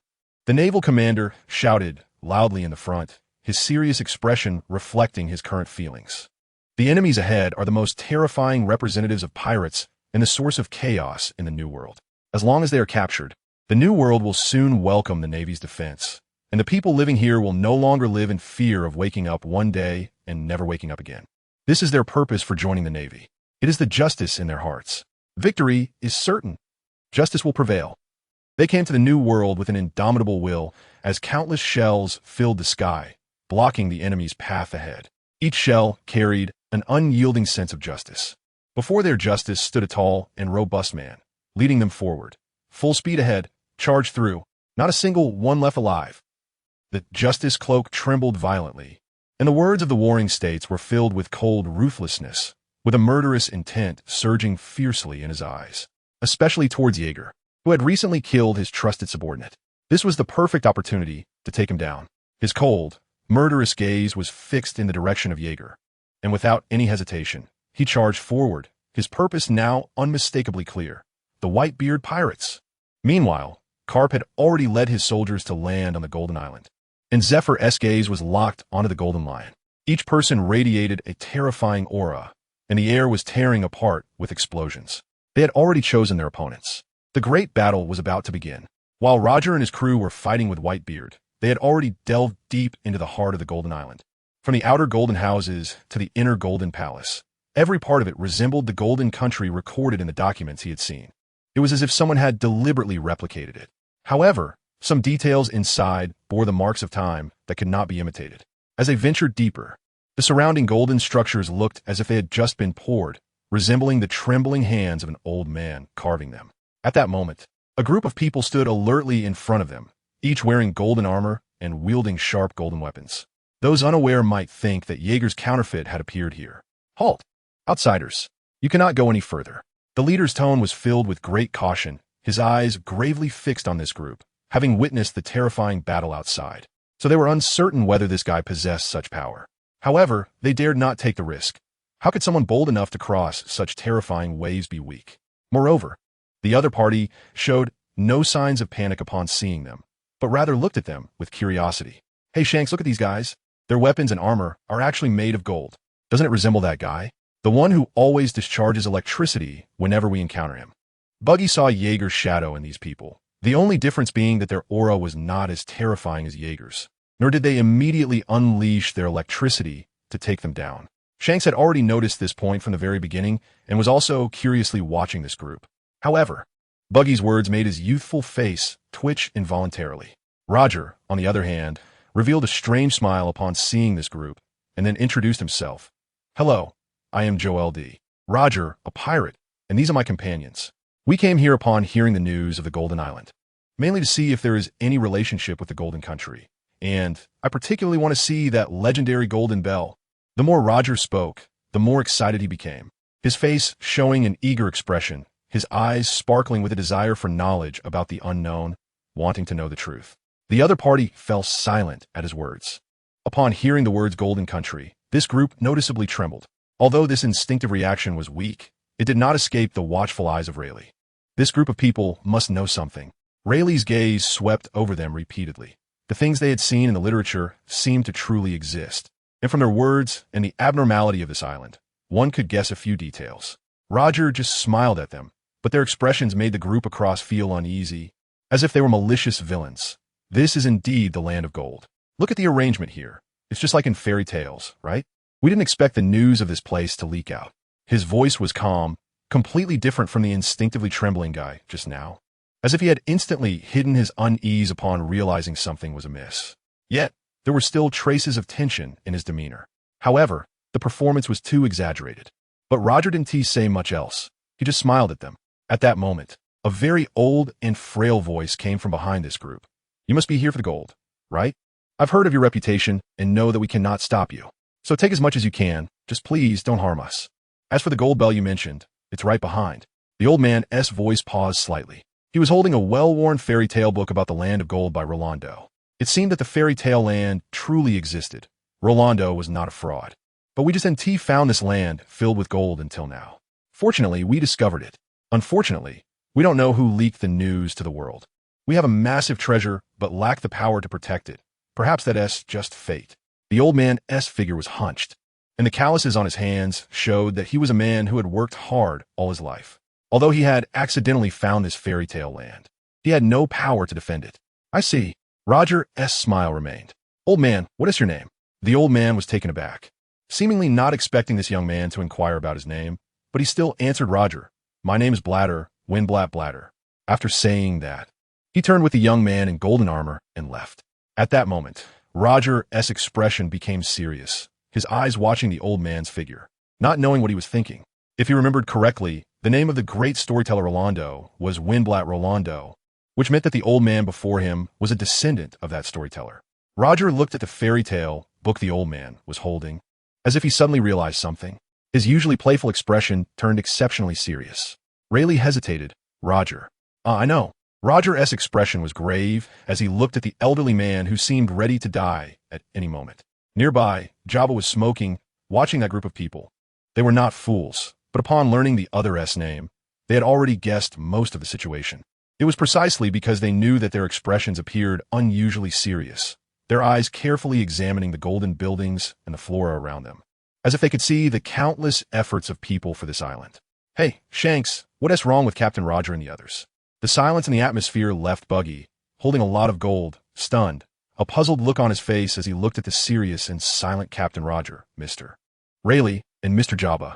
Shanks' expression also involuntarily turned serious. He certainly knew about the legend of the Land of Gold. In the past, he often read some books collected by the captain, so he was familiar with many fairy tale-like stories. After noticing something was off with Captain Roger, he calmed down to think and finally recalled something related. The great storyteller Rolando shared the same surname as that old man. This indicated they had some kind of connection, but that was just his speculation. Subsequently, Roger and his group headed in the direction indicated by the old man, where the gold bell he mentioned was located. Their faces excited as they walked. The development of events did not go as the Navy had hoped. As they began to mobilize, the battle between the Whitebeard pirates and the Golden Lion had unconsciously ceased, their faces dark as they looked toward the Navy. The Golden Lion had already been enraged by the chaos caused by Jaeger. Now, during his phase of revenge, being interrupted by the Navy again twisted his face in extreme anger, with veins bulging and throbbing. Crack! Crack! The air around them erupted with explosive sounds. Golden lightning appeared out of nowhere, flashing with an earth-shattering momentum. The air here had become so compressed that it was unapproachable, exuding an aura that could obliterate ordinary people who got too close. His darkened face seemed as if it could drip water as he stared fixedly at the approaching Zifa. The glowing ember of his cigar flickered with an obscure light, and smoke billowed from his mouth like a dragon. Really, do they think I'm a soft persimmon? Navy. The Golden Lion's fury calmed slightly at this moment. His bloodshot eyes revealed a cruel curve as he looked at the man approaching him, his gaze quickly shifting past Zifa to the vast naval ships on the sea. The murderous intent emanating from him was like a lion opening its bloody maw, radiating a terrifying aura of a mountain of corpses and a sea of blood, like a mad demon displaying its most arrogant, reckless posture. Slash! He drew his blade. A golden slash over 100 meters long, shimmering with an astonishing aura, tore through the chaotic battlefield, striking towards Zifa, who loomed like a mountain. In the face of this slash, Zifa's figure seemed too small. However, as he confronted this blow, Zifa's hardened expression revealed a chilling arc, his finely honed body exuding an incredibly terrifying aura in an instant, and his tightly clenched right fist burst forth with a rich black glow. The dark energy surged more and more, giving rise to purple-black lightning. His right fist drew a terrifying striking pose behind him. The air rumbled and cracked. Dense black lightning shot up into the sky. Boom! The black lightning seemed to converge and compress into a terrifying beam of light at that moment, dimming the entire sky. Then he swung his fist, directly collapsing the entire void, unleashing a violent strike against the golden slash. The collision of two terrifying energies generated an unimaginable storm, tearing apart the clouds in the sky and revealing brilliant sunlight. The sea surged with towering waves. In golden black, lightning twisted across the surface like a dragon. After a probing strike, Zephyr exploded through the air, charging straight at the golden lion. However, all of this was within the opponent's expectations, evident in his cold and cruel demeanor. The island that blotted out the sun descended. The island floating in the distant sky fell violently under the golden lion's power. The wind generated by the massive object's fall was incredibly terrifying, with a horrifying howling sound constantly echoing from the heavens. The chilling noise reached everyone's ears, and the immense wind pressure violently transmitted through their bodies, rendering their powerless pupils reflecting the overwhelmingly large island. Everyone's expressions changed dramatically. Damn it, how are we supposed to fight this? Such power as hell here. If I hadn't come here. Countless Navy soldiers felt despair, cold sweat, and tears of fear visible on their faces. In the face of such absolute strength, they felt too weak, as insignificant as ants looking up at the sky. Yet, despite this situation, a bloodthirsty Navy soldier wearing a Navy hat showed no fear. He coldly gazed at the island above him, continuously igniting cannon fire to bombard the island, his expression unwavering. However, the cannon fire had no effect. Golden Lion, you damn bastard. Zephyr's fury ignited in an instant, and he charged toward the Golden Lion, but he was forcibly stopped mid-air. At that moment, even though his anger surged, he was powerless. If he struck the Golden Lion, those Navy soldiers would surely die. That was thousands of them, and the Navy could not bear such massive casualties. Between the Golden Lion and the Navy soldiers, he chose the latter, clenching the pitch-black lightning and turning to charge toward the island above. Just then, boom, a loud crash sounded. Dense lines emitting a transparent halo filled the entire sky, the world upside down in Whitebeard's double fists, the sky violently shaking, and the earth crazily trembling, while the surrounding sea completely tilted and overturned. In front of his fist stood a towering golden figure, exuding terrifying power, a golden Buddha, who unleashed unimaginable shockwaves with a mere gesture. The strikes of the two clashed violently. Behind Whitebeard, Jaeger coldly watched the golden figure before him, terrifying lightning swirling around him. Then he extended his right hand, pointing at Sengoku, who had transformed into the golden Buddha. As the sense of danger approached, Sengoku's eyes locked onto Jaeger. However, he only saw a flash of lightning in his vision before the opponent's figure appeared above him, as if teleporting. A cruel and eerie voice rang out. 100 million volts. You bastard. Sengoku's eyes widened in anger. Boom. The fully concentrated power struck Sengoku. The speed of the lightning's impact was incredibly fast. So fast that Sengoku had no time to react, leaving him in a moment of vulnerability. Even though his haki had enveloped him at the first moment, the 100 million volts of thunder still overwhelmed him and inflicted damage, and he further realized that Jaeger carried the power of haki in that strike. This is neither Conqueror's haki nor the ultimate level of armament haki strikes. It is more like releasing haki at the moment of the attack, and then seamlessly integrating it with the precise control of the Thunder Fruit, elevating his striking power to another level. This allows his haki to carry the striking power of the Thunder Fruit, although it may not reach the impact strength of Conqueror's haki or Flowing Cherry. It is still far more formidable than other striking methods, taking his strength to another tier. This is quite incredible. This is a genius idea, but achieving it is incredibly difficult, requiring an astonishing level of control over the Devil Fruit, which demands a vast amount of time and energy. In the moment when Jaeger launched his attack, his consciousness briefly blurred, and at that moment, Whitebeard's fist, enveloped in a transparent halo, had already penetrated his strike and hit him in the lower abdomen. With a loud bang, his body cracked under Whitebeard's fist, and these cracks made terrifying sounds as they twisted with the movement of Whitebeard's fist. Then, at an incredible speed, they tore apart and spread out, as if a single punch had shattered his hill-like body, causing him to spit out a large amount of blood and fly backward like a cannonball, carrying a terrifying force that destroyed a warship before falling into the sea, like an island crashing into the ocean and creating massive waves. This is the battle between the Navy and pirates. Don't think that I will fight you openly, right? The righteousness of warring states pirates only applies to pirates. Of course. What is righteousness? What I say is righteousness. Jaeger looked at the warring states sinking into the sea, revealing a chilling and sinister expression. Under normal circumstances, such an attack would not have any effective results against this man, and he might not even be injured. But the situation was different now. No one could afford to be distracted in front of Whitebeard, the strongest man in the world. A moment of carelessness could lead to being killed by a single punch. A force capable of easily tearing apart the sea, and this is the terrifying power possessed by this man. However, at the moment Jaeger launched his surprise attack, Whitebeard's brow furrowed slightly, and an expression of mild displeasure crossed his face as he looked at Jaeger. Battles between men do not require such underhanded tactics to win, nor do they disdain to use such methods. Moreover, Whitebeard fears no one, not even the so-called marine admirals. These people are insignificant in his presence. Therefore, Jaeger's actions undoubtedly tarnished his reputation. However, he said nothing more, simply retracting his fist and battle sword, his gaze drifting towards the Golden Island behind him, where he had already spotted a familiar pirate ship docked at the edge of the coast. That bastard Roger had already landed on the Golden Island. And that guy Garp too. A grim smile appeared on his lips, and he said defiantly, "Boys, land on the Golden Island at full speed. We can't let that bastard Roger snatch away all the good stuff up there."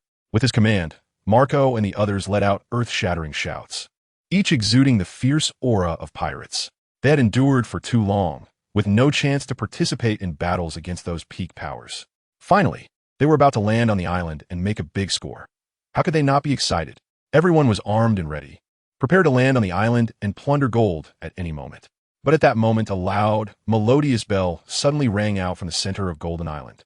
The sound startled countless golden-feathered birds into the sky, and the heavens were suddenly filled with golden sunlight. It was as if the efforts of countless people spanning hundreds of years resonated throughout this sea at this moment. The bell sound seemingly carrying a power that could cleanse the soul, pressing the pause button on this chaotic battlefield. The melodious and heavy resonance echoed continuously in this sea area.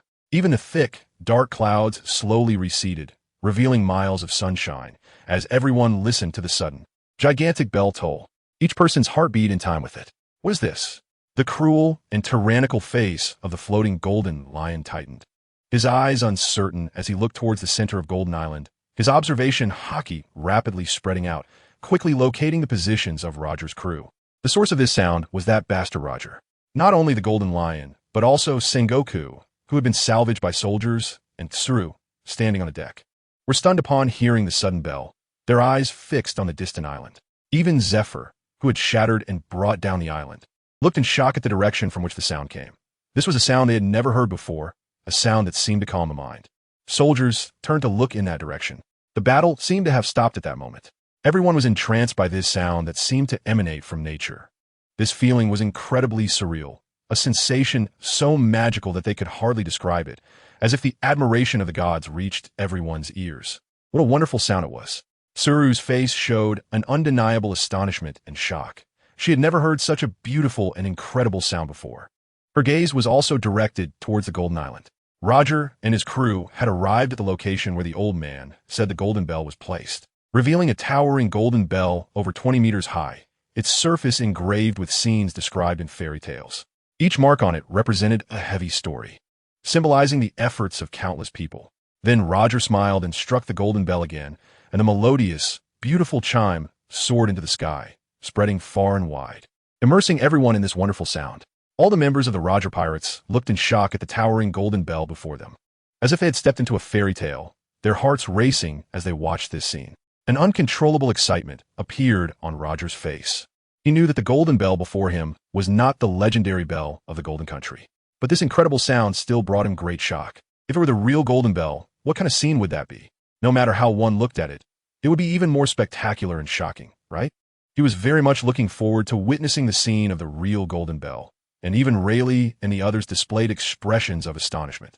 The ringing of the bell stunned the trembling old man, the lines of age on his face quivering, his murky eyes blurred with tears. He had waited for this day for far too long. No, not just him. Too many people had waited for this day for far too long. The young man in golden armor trembled under the sound of the bell, his hand gripping the golden weapon, turning pale from the subconscious force. their hearts pounding as they felt this wonderful sound, this incredibly huge and magnificent voice. Only the expression of the Golden Lion was exceptionally grim at that moment. He never expected that bastard Roger would dare to touch his belongings. Indeed, when he heard the news about Gold Island, he had already claimed the entire island as his own, and that bastard Roger actually dared to move his things. Moreover, it was such an unbelievable thing, something he absolutely could not forgive.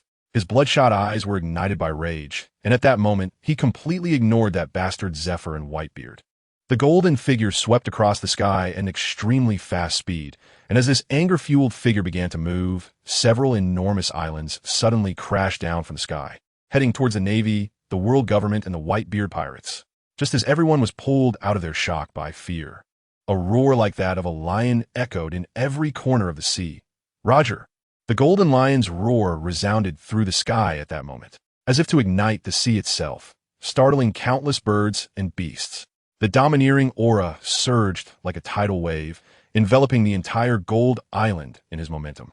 His figure was now wrapped in a chillingly terrifying presence, ready to descend in a violent manner, a scene that made Jaeger's expression extremely serious. He knew that if this guy made contact with the island, it would be over. The entire Gold Island would definitely be taken by this guy. Whitebeard, Old Man Jaeger said in a deep voice. Upon hearing Jaeger's words, Whitebeard's expression also slightly darkened. He understood what Jaeger meant. If that bastard Shiki got his hands on Gold Island, then the amount of gold they could obtain would be even less than they imagined. This guy has the ability to lift an entire island. It will be a bit difficult for them to get what they want then. Although he possesses the power to destroy the world, the mobility of the opponent's abilities is something he cannot match. Only Jaeger can compete with the opponent in this regard. But it's useless. Even if he can keep up with or exceed the opponent's speed, lack of power will only lead to him being taken down in an instant. Whitebeard looked at the Golden Lion with a deep gaze, and a domineering curve gradually appeared in his eyes. He then said, "Go ahead, I'll hold this guy back." Boom! The sound of thunder suddenly erupted. This is a speed even faster than that of the Golden Lion. The moment he saw the flash of lightning, Jaeger's figure had already appeared far away, in the sky at the edge of the island before the Golden Lion had even approached Golden Island. He looked down coldly at the island completely cast in gold. Although the scene indeed left him in incredible shock. So what? Since he had discovered the golden treasure, he intended to seize it. He would not hand over this treasure easily. His eyes then released a chill as he gazed toward the center of the island. The sound of bells continued to echo in the distance. However, Jaeger knew that the Real Golden Bell was high up in the sky on the floating island. What appeared here was merely a poor imitation. Jaeger's gaze was devoid of emotion as he looked toward the source of the bell's sound. His observation hockey had already covered this island from the moment he arrived, revealing everyone living here within his sight. Even the actions of Roger and the others were visible to him, and then a sinister curve appeared at the corner of his mouth. As lightning erupted furiously, the golden beach beneath his feet began to melt. Discharge: 50 million volts, 100 million volts, 150 million volts, 200 million volts. The energy of the lightning surged to an unimaginably terrifying level in an instant, with an indescribable, earth-shattering lightning brilliance shooting up into the sky. Just the radiance of the lightning instantly enveloped most of the island. The sudden scene awakened everyone in the Roger Pirates, especially Roger, Rayleigh, and Jabba, whose expressions changed as their observation hockey sensed unimaginable lightning covering the entire island at an incredible speed. The lightning was ruthlessly attacking them without discrimination. Roger's dark eyes seemed to pierce through distance, seeing the cruel and arrogant face of Jaeger clearly in his mind. "Are you going to completely destroy this place, Jaeger?" The corner of Roger's mouth curved into a dangerously dangerous arc, completely dismissing the opponent's attacking momentum, his eyes darkly fixed on Jaeger. Finally, he revealed a cold smile. "It seems that Whitebeard didn't teach you well." It didn't sound like he was talking to himself. It was as if he knew Jaeger could hear him, staring at him with a hint of murderous intent. The figure of the old man began to emerge in his mind, along with the group of young people supporting him. If he guessed correctly, the other party had been acting to clear the name of his ancestor, Rolando. What weighed heavily on his heart was that the traces from the outer carved buildings of this island to the central architecture showed that it had a history of hundreds of years, meaning this golden island was the result of this family's efforts over hundreds of years. Now that the Golden Bell was completed, they deliberately released the news to prove to the world that the land of gold exists, that it exists here, and that the great liar Rolando was not deceiving anyone. They firmly believed that their ancestor was not lying. Not just Roger, But everyone in the Roger Pirates was incredulous at this scene. The roar of lightning approached with a terrifying presence, and not everyone here could withstand Jaeger's power. If their hockey was insufficient, let alone 200 million volts, even 10 million volts would be unbearable. This was not an attack that ordinary people could endure. That's why their faces showed expressions of fear. It's over, it's over. The Devil Buggy's face showed signs of fear, his whole body trembling, his voice quivering. Shanks had cold sweat pouring down his face. Jaeger's observation hockey enveloped everyone in the Roger Pirates. Upon hearing Roger's words, Jaeger's disdainful expression was evident, and the response to Roger was even more terrifying lightning. As a pirate, shouldn't the reaction to seeing a golden island be to claim it for oneself? As for others, who cares? As long as he gets what he wants. That's enough. The weak have no right to speak in front of strong. The entire golden island flickered with terrifying lightning. All the birds and beasts had long since perished, melting into a lake of gold shimmering with lightning under Jaeger's power. Lives had already perished under the 200 million volts. Even the descendants of that old man had been turned to dust in an instant, and his figure was being pulled away by a few terrified young people. Stop, stop. Please stop. Don't destroy this place. Don't destroy the land of gold. The old man's weeping voice echoed from the island, his spirit seeming to have suffered a tremendous blow, and the surrounding gold seemed to come alive, writhing. Especially the gold that had melted into a lake, as if some mysterious power was controlling it, boiling and surging, wanting to form large trees and buildings again. However, before Jaeger's power, it was too weak. Not even a second could withstand the melting. The sudden change in gold could not escape Jaeger's observation hockey. His gaze was cold and ruthless as he looked at that group. Even the thoughts of the other party appeared in his consciousness with an incredibly clear image. Clearing a name? What a boring idea. I didn't expect that old man to actually be a gold fruit user. Jaeger's squinted eyes revealed a terrifying killing intent, and a mad smile began to spread across his face. His voice carried a sinister and cruel arc. Thank you for your hard work all these years. These things will belong to our Whitebeard pirates next. Haha, thank you very much. As Jaeger's voice fell, the molten gold began to boil violently and was drawn by some terrifying power, condensing into countless sharp weapons, like a meat grinder, madly slaughtering the lives on the island. This is a massacre without distinction. Every weapon carries a strike of over 1 billion volts, and the weak creatures on the island have turned to dust in an instant. However, some are still able to resist for a moment and flee in madness, looking fearfully at the golden figure above the island. Terrifying lightning roars like a dragon on his golden armor, standing like a god above everyone, as the cruel and merciless expression on his face causes Golden Island to tremble. It comes flooding in like waves from the edges. Jaeger wants to refine this island into a golden sphere and take it away. As for the ordinary people living there and the members of the Roger Pirates, they are of no concern to him. He only desires this massive treasure. Of course, he never considered that such an extent would result in the complete annihilation or injury of the Roger Pirates. That thought is truly delusional, a daydream. However, his goal is not them, but this island. Boom! The sky darkens once again. Heavy dark clouds flash with massive bolts of lightning, and one can see huge, irregular lightning continuously flashing and exploding above, as if something terrible is brewing.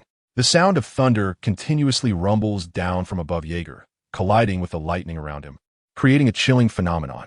The heavens are gathering a massive sphere materialized from lightning. In the dark sky, countless thunders flicker, and a man in golden armor looks down.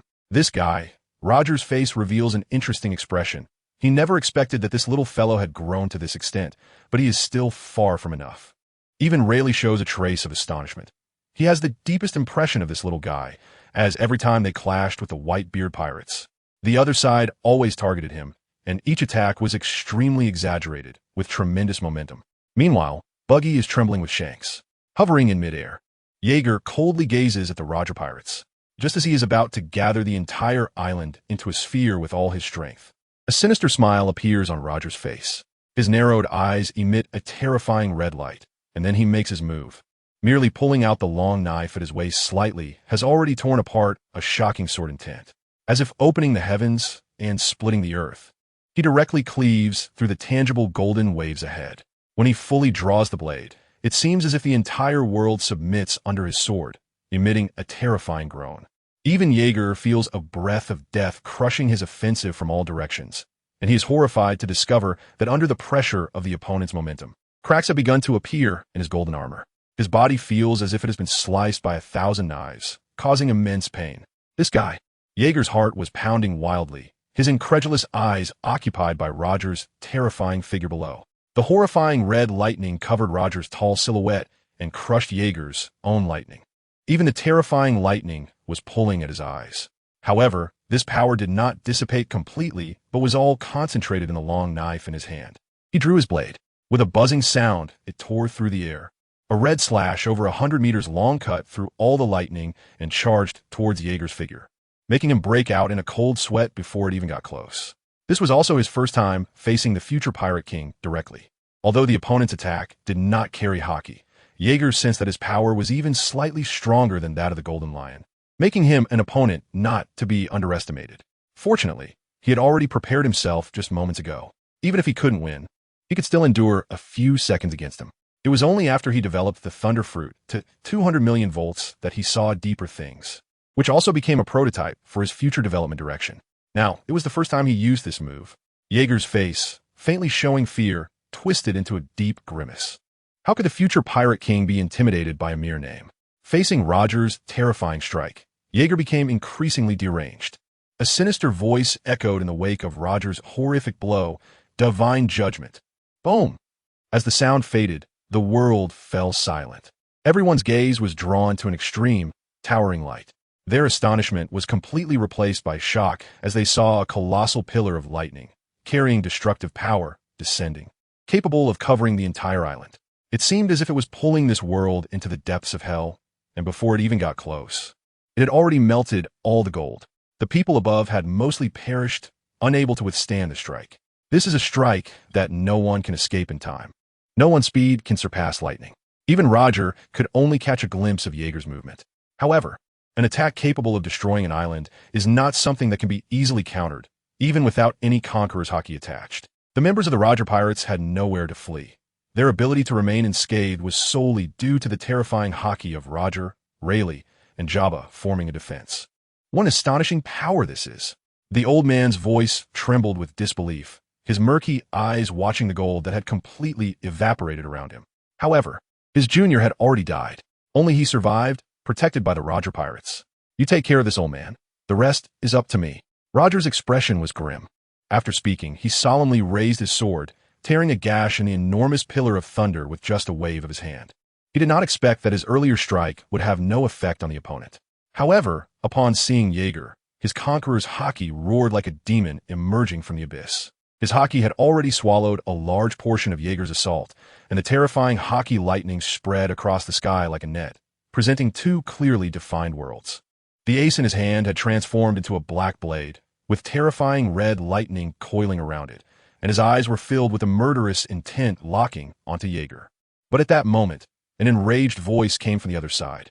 "Jaeger, you damn bastard!" A burly man in a navy uniform shouted furiously. His hand clenched around red lightning that directly exploded Jaeger's divine judgment, as if a monster crushing the air, the fierce aura surging towards the sky, locking onto Jaeger. Upon seeing this man, Jaeger's expression changed wildly. He saw that Roger was also following closely behind with his sword raised, and he had now been targeted by these two incredibly terrifying figures. Hey, are you kidding me? Watching these two godlike figures charging towards the sky, Jaeger felt like he was about to explode. In that instant, cold sweat poured down his body, and his heart raced at an unprecedented speed, pounding violently. His pupils contracted, and all that remained were these two godlike figures tearing through the sky, their terrifying hockey collapsing the void along the way, crushing the air. Let alone two people. Even just one of them was not someone he could contend with. Right now, he was not a match for these two monsters, and if he forced a confrontation, he might die. At this moment, he no longer expected Whitebeard to help him.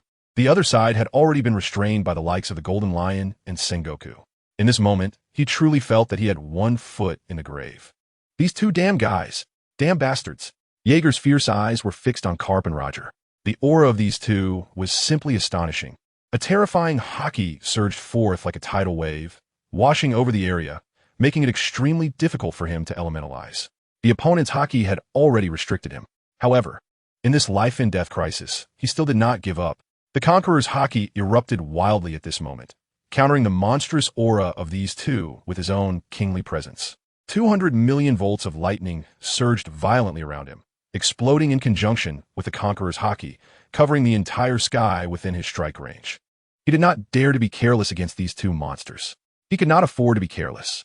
He unleashed his absolute strength from the very beginning. His hands transformed into solidified lightning.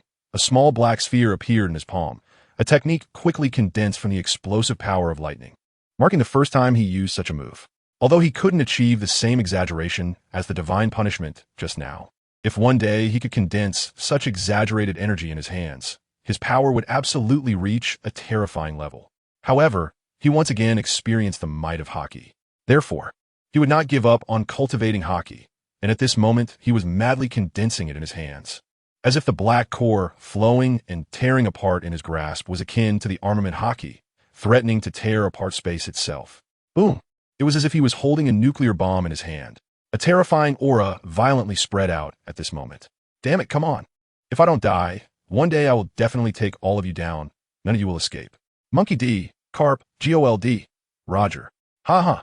The more he found himself in this desperate situation, the more insane he became. The violent energy surged from his hands, creating an unbelievable, terrifying phenomenon as it collided with the two below. A dreadful haki hurricane filled with lightning covered the entire sky, pulling this sea area into a battlefield of doom. I didn't expect you to have Conqueror's haki. It seems I underestimated you, Jaeger, but you will pay the price for your ruthlessness. Roger's voice was filled with a sinister tone. He had already prepared to show no mercy when Jaeger killed everyone on Golden Island. This guy is too dangerous.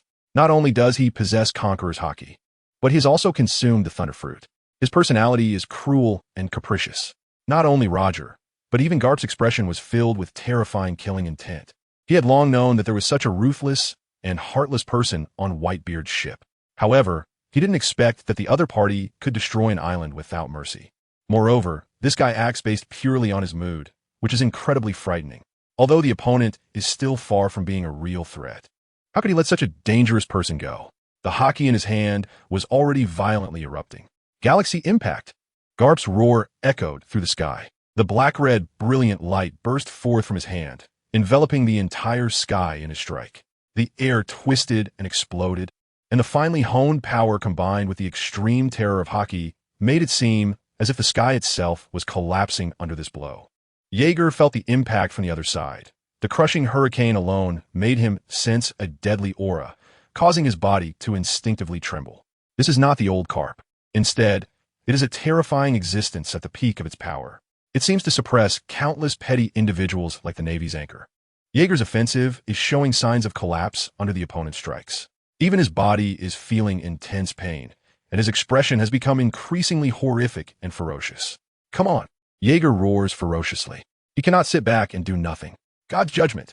Boom! Gripping the black core, Jaeger strikes fearlessly. This is a move where he compresses and condenses countless lightning bolts, exploding with unimaginable energy in an instant, unleashing a lightning pillar surrounded by electricity. This attack, filled with a destructive aura, violently clashes with Carp's strike. However, it cannot withstand even 3 seconds before being crushed and destroyed. His mental will is profoundly sharpened through the collision with Carp, and driven by his inner unwillingness and silent roar, his will is tempered. His Conqueror's haki has grown stronger. However, Roger clearly sees this. At this moment, he doesn't care who the opponent is, only that this guy is too dangerous. Moreover, he had just ruthlessly attacked his Roger pirates without mercy. This is the thing he cannot tolerate the most, just like Whitebeard does not allow others to harm his family. It has already crossed his bottom line. A cold smile appeared at the corners of his mouth, and the black knife in his hand was already swung out. Divine avoidance. The terrifying edge of the Overlord was fully displayed in his hand. This strike directly split the entire world apart. This strike, red to the point of black, seemed to be forged from an overwhelming aura. Even Carp's attacks dared not claim to completely suppress it. It was an incredibly terrifying blow, capable of tearing the sky in half. At this moment, Jaeger had already been completely crushed by Carp's strike, his body penetrated through by the sheer force. Flying through the air like a cannonball, with large amounts of blood spilling from his mouth, his consciousness fading and on the verge of collapse. Just as Jaeger was desperately trying to elementalize and escape, Roger's attack was already closing in before his eyes, its terrifying sharpness directly shredding his physical form. The demonic aura suppressing his mind and will. Finally, his swaying body was completely cleaved through by this unstoppable strike, his powerful physique torn apart like paper, blood gushing out. One could even see his heart still beating. Unconscious, Jaeger helplessly fell from mid-air into the sea. A scene that left Marco and the others with expressions of disbelief and horror. They never expected that the Jaeger who had just destroyed the entire Golden Island in one move would be killed in an instant. Everyone displayed undeniable concern, especially Teach, whose face bore immense shock. He knew what kind of terrifying power Jaeger possessed and what kind of training he had undergone. Such a man, actually killed in an instant? A sense of fear began to take root in his heart. Those legendary men were not just exaggerated by the world. His terrified eyes fixed on the distance, where Karp's body erupted with a monstrous aura, wreaking havoc in all directions, instantly clearing the turbulent sky, filled with various powerful energies. Oomph, you little brat. Don't be too arrogant. Bang. Karp's eyes once again revealed a murderous intent, his tempered body charging through the air like a beast, once again heading towards Jaeger. He did not want to let Jaeger go. Rather, he saw a shadow of rocks in this man. The Thunder Fruit, Conqueror's Haki. Combined with a free-spirited personality, such a man would be too dangerous if allowed to continue growing, possibly becoming the next Rocks or the next Golden Lion. Boom! The tremendous force once again shook the sky. In the blink of an eye, the terrifying figure appeared beside the unconscious Jaeger, his face showing no trace of pity. A tremendous killing intent surging forth. Without any hesitation, he struck, the immense power violently tearing through the air, this punch causing everyone's expressions to change dramatically. Whether it was the Golden Lion, Sengoku, or especially Marco and the others, they were all screaming in madness. Crack! The fist suddenly smashed down towards Jaeger's head. The sound of his skull shattering echoed under Karp's fist, large amounts of blood gushing from Jaeger's 7 orifices, completely staining Karp's fist red. With a single punch, Karp sent Jaeger crashing into the sea, creating a massive splash, and blood began to spread and stain the water. This punch from Karp silenced the battlefield. Marco's expression changed from shock to panic. Hey, Angel! Marco shouted anxiously, his figure already transformed into a strange giant bird engulfed in blue flames, heading toward the direction where Jaeger fell into the sea, but the ocean held him back. Before Marco could finish his words, as Jaeger plunged into the water, Angel had already jumped in immediately, working at the fastest speed to salvage Jaeger, while the medical support on the ship had been fully mobilized. As they were rescuing Jaeger, the floating Golden Lion was ominously smoking, a look of great satisfaction on his face, his eyes gleaming with a mad grin as he looked at the sea beneath him. It seems that kid really doesn't know how to stay alive. Provoking Karp and Roger. It's just a pity I can't kill him myself. He was met with an eerie silence, and Sengoku, who was fighting Whitebeard, suddenly felt uneasy. A chilling, oppressive aura began to surge wildly in his heart, making it extremely difficult to breathe. Even the Golden Lion sensed something was off at this moment, his instincts causing him to break out in a cold sweat, his serious eyes fixed on the dark, emotionless Whitebeard. This bastard, his lips revealed a hint of unease. Whitebeard was merely standing there, doing nothing, yet the air around him seemed to shatter and explode like glass, and the world suddenly dimmed. An incredibly domineering and terrifying aura surged upwards. Under the shocked gazes of everyone, Whitebeard's hands reached out as if grabbing the very space in front of him, making it flow like liquid through the gaps between his fingers. His bulging veins and frantically moving hands caused the world before him to shake violently. The sea surged wildly, raising waves hundreds of meters high, and the sky trembled and shattered. Even the Golden Lion could not escape this terrifying internal destruction. Crack! Crack! The sea in this area is sending out fragile messages. The absolutely invincible Conqueror's Haki is surging from Whitebeard like a vast ocean, and his furious eyes burn with terrifying flames like 2 blazing suns. Dense red lightning shoots up into the sky. The power of the Conqueror's Haki is intertwined with his strikes, and transparent auras have been soaked by the red lightning, resulting in even more unimaginable phenomena. The place is completely in the ruins of a doomsday battlefield. Islands have been utterly shattered and sunk to the seabed under his power, and towering waves hundreds of meters high surge outward from this sea, dragging countless islands into disaster. Kapu seems to roar like a demon god. The sound that shakes the heavens resonates with everyone's soul. The terrifying aura overwhelms everyone like a torrent of steel. Whitebeard's fury instills fear in all. His towering and terrifying figure steaming with hot gas that distorts vision, his fierce, wrathful eyes locking onto Kapu, standing on the warship. However, Kapu merely reveals a sinister smile, his ferocious aura exploding outward, as every inch of muscle forged like steel emanates a terrifying energy that shakes the entire battlefield. His overwhelming power stands firm against the phenomenon created by his opponent. In terms of strength, he fears no one, even if the opponent is the strongest man in the world. Pirates are pirates. As long as they are pirates, they must be dealt with. On the other side, Roger is also releasing his kingly aura, clashing with Whitebeard, Gold Lion, and Kapu, creating a chaotic collision that tears the world before them into an indescribable shattered battlefield. In this clash, Whitebeard's power gains the upper hand, his furious aura carrying world-destroying power as it crushes all things. This time, he does not hold back as he usually does. This time he truly lost his temper and took action. He unleashed his power without any concealment. Whitebeard was serious now. Rayleigh's tone was extremely grave. As a longtime rival, he knew exactly what terrifying power this man possessed. This is not just a matter of going through the motions and then sitting down for a banquet, nor is it a fight sparked by a restless hand that lasts for days and nights. This is an issue that has truly touched the bottom line of both sides, leading to real anger and an explosion of emotions. Everyone is seriously watching Whitebeard. At this moment, everyone is intently looking at this terrifying man with golden hair. As the boundless conqueror's haki around him crushes the air and erupts, resembling a wrathful demon gazing at everyone. Then he struck, raising his hand to unleash a blow infused with conqueror's haki. This is the ability to completely fuse the devil fruit with haki, and with just one strike. It directly tore apart the sea area. The largest war since the Battle of God Valley lasted a full 3 days, leaving this sea area utterly devastated. Ship after ship met their demise here, burying countless lives in a hell of death. Even the sea still bore the remnants of severed limbs. And the water had become disturbingly murky, evoking horror. The sound of the tearing wind resembled the desperate wails of fallen soldiers and pirates. Torn naval flags, the flags of the world government, and pirate flags floated with the sea, entwined like rags before falling silent. Here, the shattered islands can still be seen. The flames of war after the conflict have ignited on the broken islands and battleships, thick smoke enveloping the sky over this sea area, where a fine drizzle has begun to fall. However, news reporters have started to appear, and fear is evident on everyone's faces, as if they could see the devastating battle that took place in this war-torn sea. What an astonishing battle it was.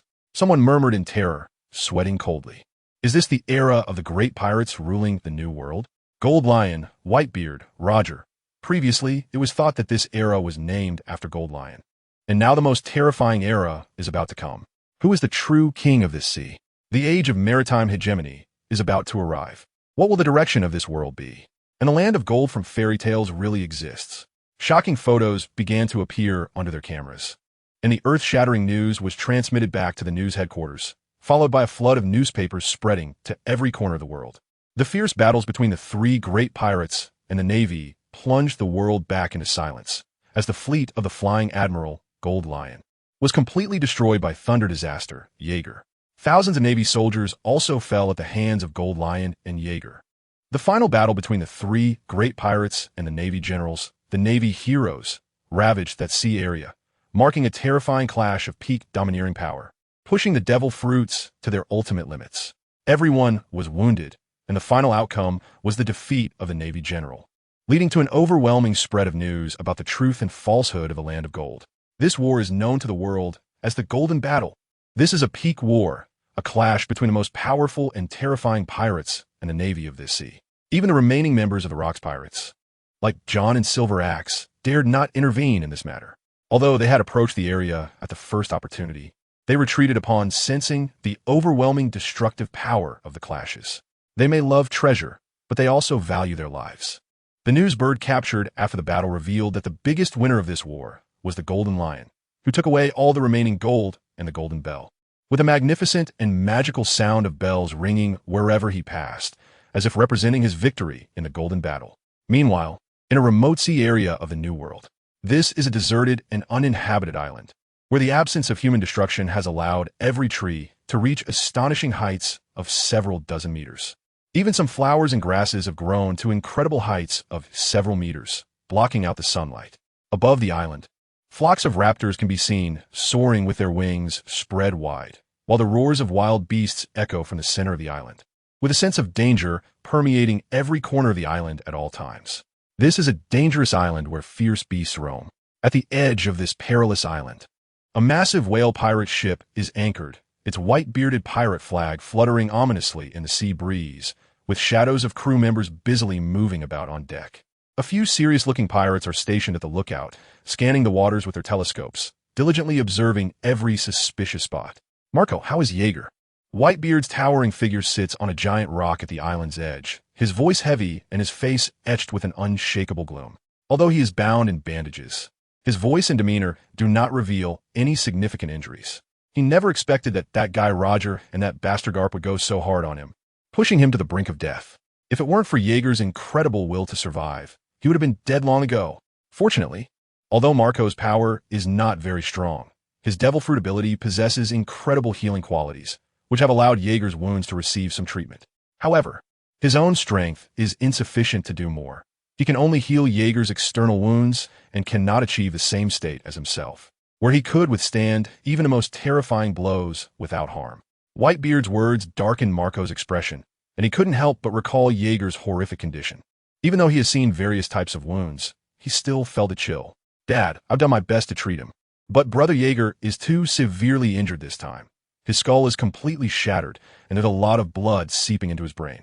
Even his chest shows horrific injuries, with his heart exposed and a terrible wound across it. Marco's face displayed undeniable horror, tears beginning to fill his youthful face.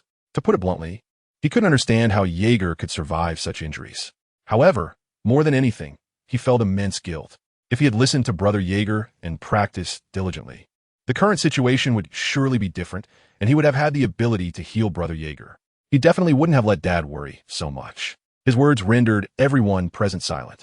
Whitebeard also fell silent, his furious veins bulging and writhing, a suppressed aura spreading from his body, making everyone feel it difficult to breathe.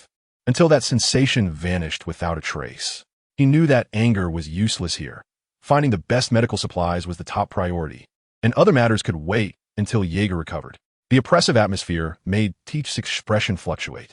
Just a moment ago, he had searched Jaeger's room, but found none of the devil fruits he was looking for.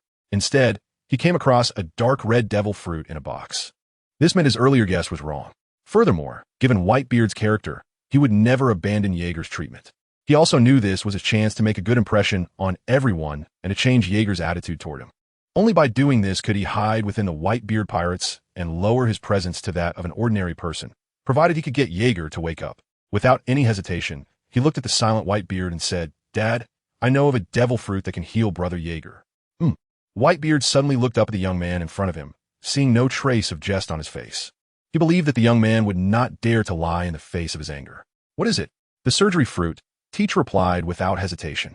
Only the power of this paramecia-type devil fruit could heal Jaeger's wounds. As for other aspects, he wouldn't consider them. He just needed to find a skilled doctor to administer it and let him board the Whitebeard pirate ship. The current problem was the whereabouts of the surgery fruit and whether Jaeger could hold on until then. However, Teach's words caused Whitebeard's gaze to sharpen. This kid actually knows about the surgery devil fruit. This devil fruit hadn't appeared in these waters for a long time. So unless one looked at the devil fruit encyclopedia, they wouldn't even know of its existence, and the chances of hearing about it from others were even slimmer. After all, the value of this devil fruit is worth billions of berries, and no one would disclose such information to others. It seems like this guy is not simple at all. Whitebeard glanced at Teach subtly, but soon dismissed it. No matter whether this guy is a good person or a bad person, since he boarded his pirate ship, he is his son, his family. And he doesn't believe that such a small guy could have any bad intentions towards the Whitebeard pirates. Furthermore, it's right under his nose.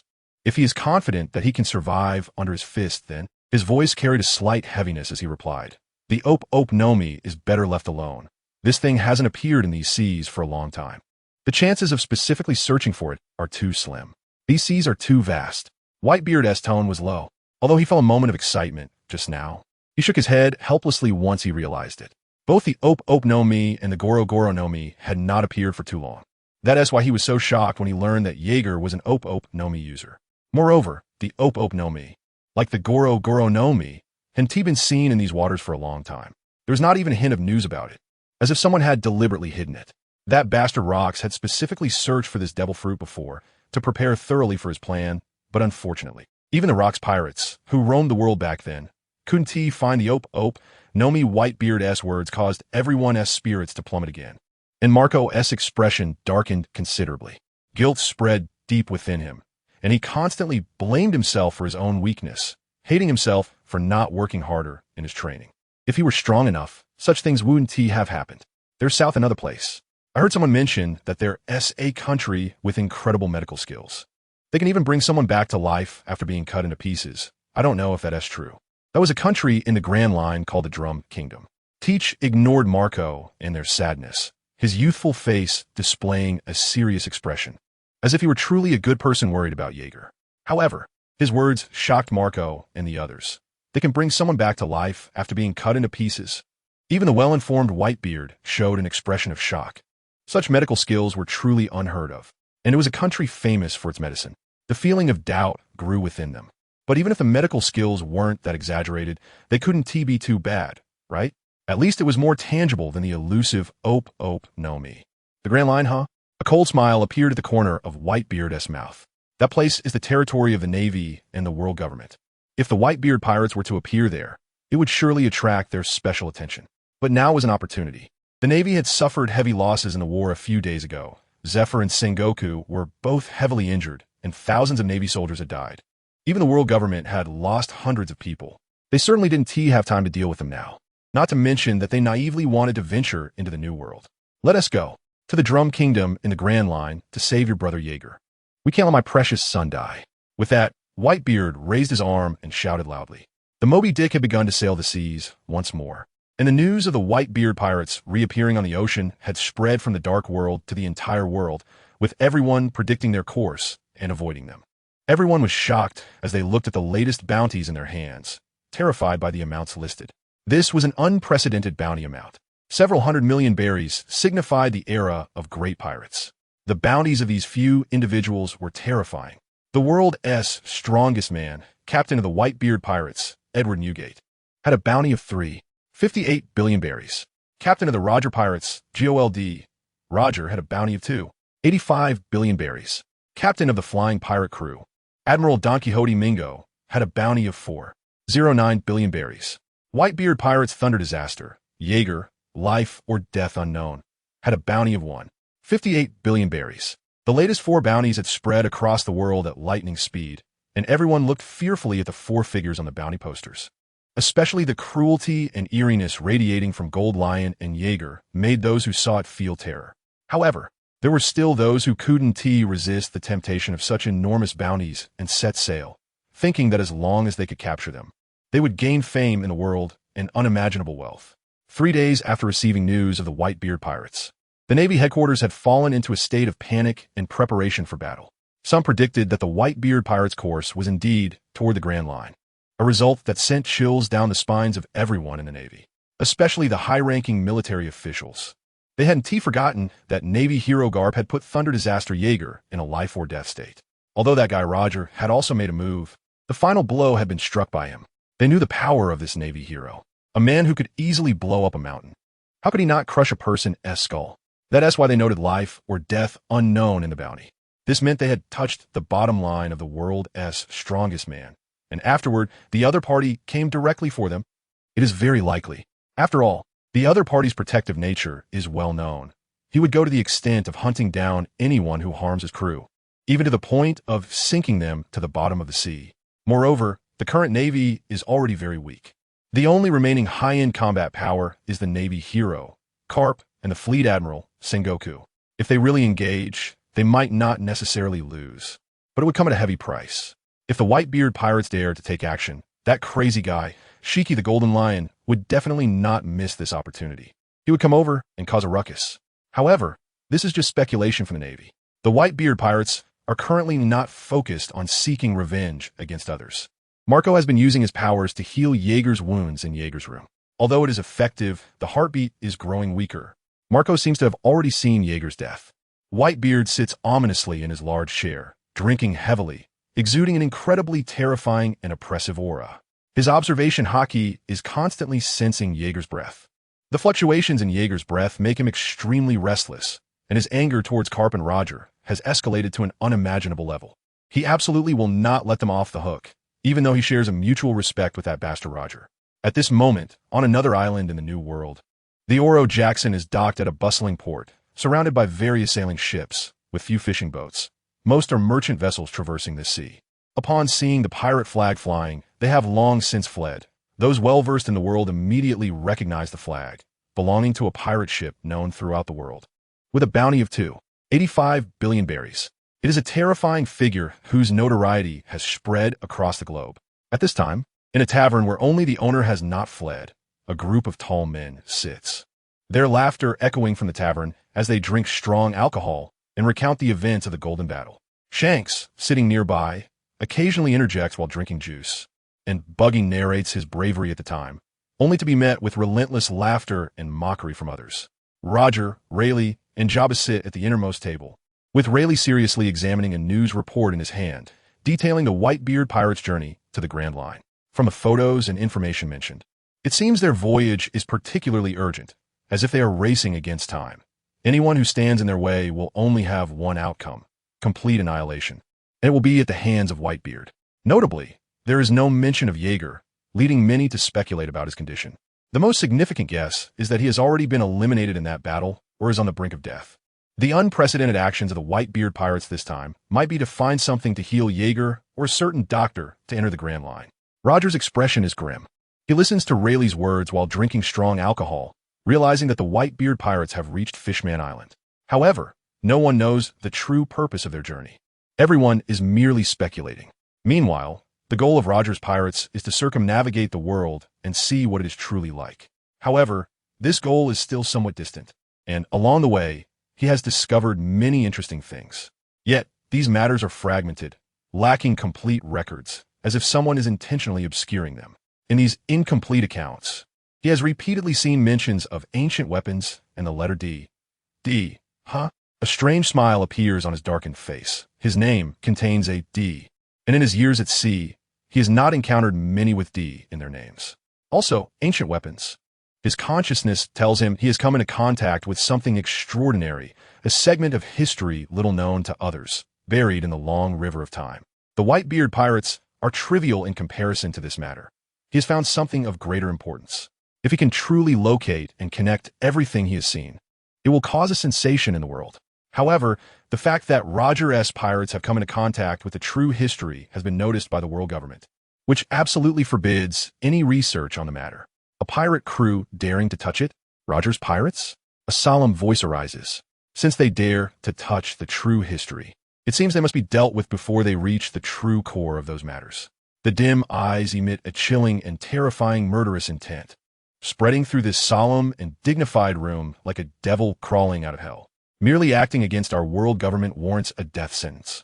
The eyes behind the glasses gleam like blades, and the aging body stands tall and straight like an exceptionally strong sword. Every inch of flesh seemingly forged from terrifying sword intent.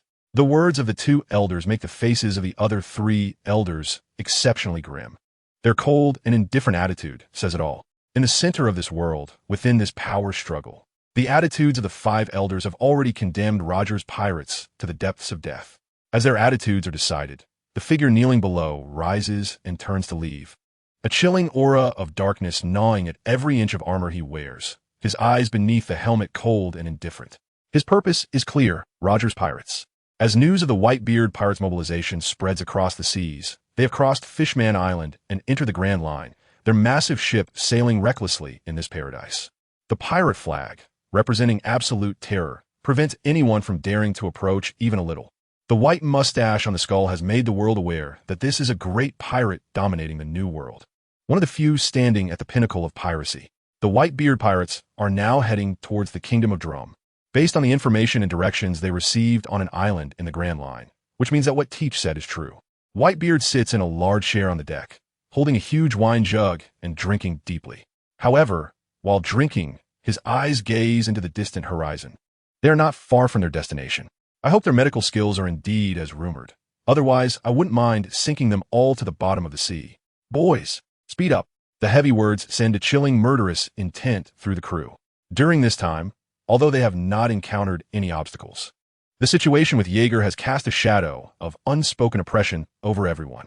Whitebeard's observation hockey continues to sense Jaeger's condition at all times. If it weren't for Marco tirelessly releasing healing flames for him day and night, Jaeger's life would have long since ended in the New World. In Jaeger's room, Marco was showing extreme fatigue, his hands emitting blue flames placed over Jaeger's heart and head, desperately trying to repair Jaeger's injuries with all his might. Although Jaeger's condition had not improved significantly, it was Marco's abilities that kept him hanging on. Moreover, Marco knew that this approach could not last for long. Look at the kingdom of Magdrum. A shout broke the oppressive atmosphere on the Moby Dick, and this voice tore through the gloom that enveloped everyone's hearts, bringing smiles to their faces. As they gazed into the distance, a bone-chilling cold filled the air. Bright sunlight was covered by the white snowflakes, and the Moby Dick seemed like a beast charging into a white wasteland. The massive ship tore through the white dead land like a ferocious beast. The terrifying and thrilling atmosphere, like a torrent of steel, forced this calm kingdom to confront all its anger and fear.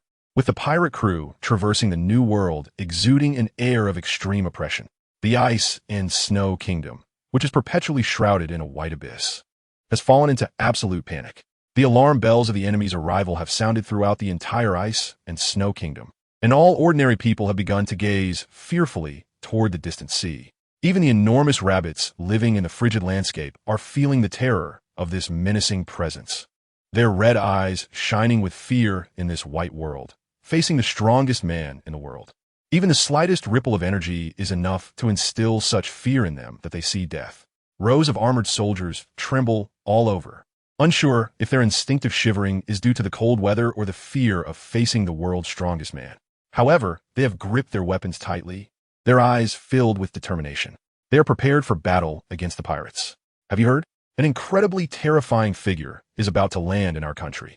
Aren't you going to run away? That's the Whitebeard pirates, the pinnacle of pirate crews, the absolute rulers of the New World.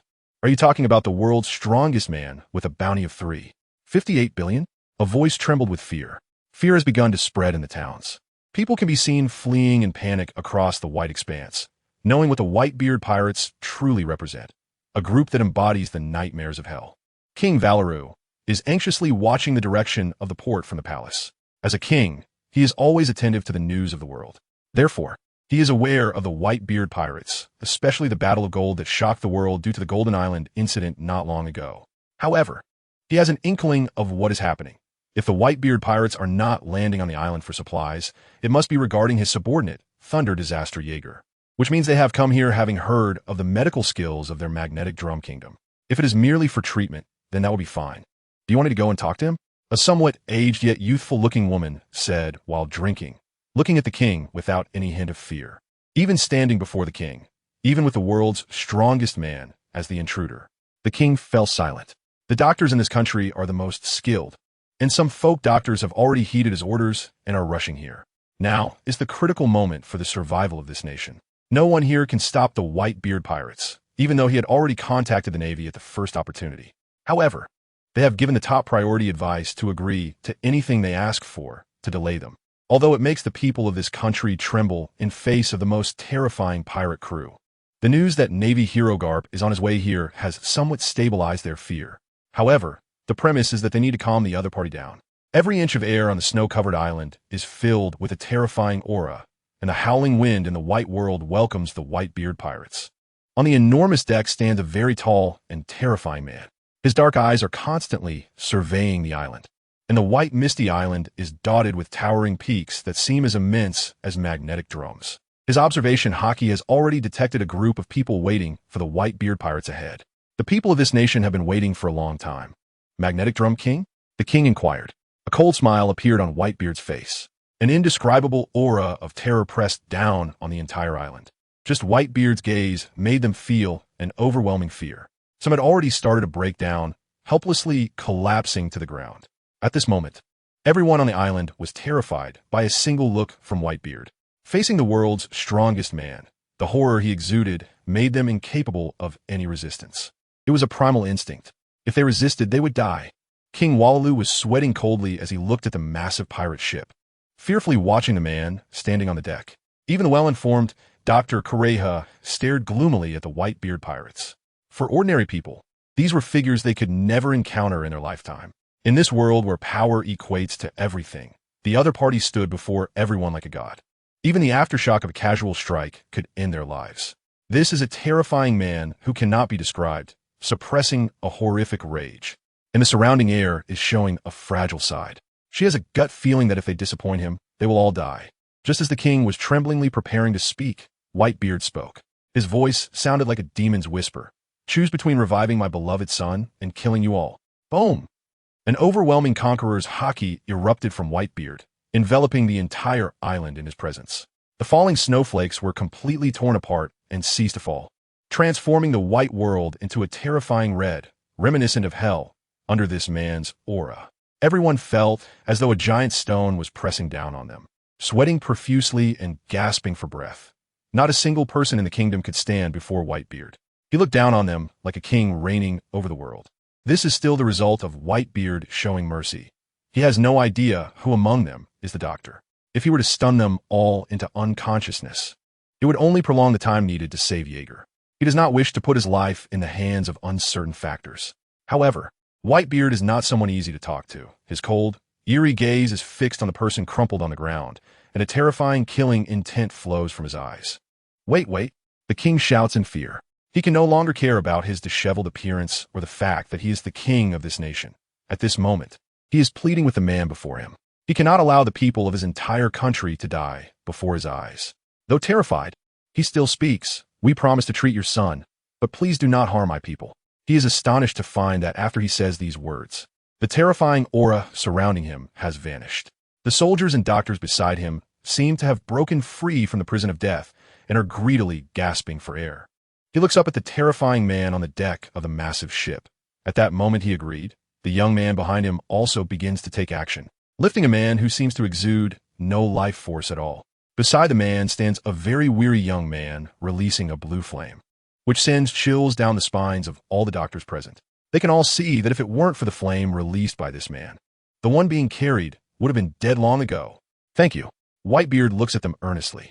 Whitebeard's thank you leaves King Valeru and Dr. Kureha stunned. They cannot imagine that a man who has reached the pinnacle of the world would actually say thank you to them. Such spirit is beyond their understanding. They have never seen a king with terrifying power thank the weak, nor have they ever seen a man running across this sea for the sake of his subordinates or son. This world's strongest man is truly different from anyone they have ever seen before, and from the way his subordinates look at him, it is clear that their feelings for him are extraordinary, filled with the utmost respect and admiration. This man is extraordinary. Please help us take him to our medical room. Our medical equipment is more comprehensive here, and we can fully focus on treating your son. Please rest assured, we will do our utmost to treat him. King Valeru has slowly calmed down, looking at Whitebeard with very calm and confident eyes, unable to say anything else. But when it comes to saving lives, the doctors of their country are not inferior to anyone. Otherwise, their country would not be famous for its medical skills. His words also made Whitebeard secretly breathe a sigh of relief, and then he looked calmly at the frail king in front of him, whose weak body was filled with compassion, daring to say in front of him not to harm his people. He greatly admired this, as he had seen too many kings who did not care about their subjects. Killing and persecuting their people was a common occurrence. This king is quite extraordinary. Jaz and Vista carry Jaeger and follow them. The rest of you stay put to rest and recuperate, especially Marco.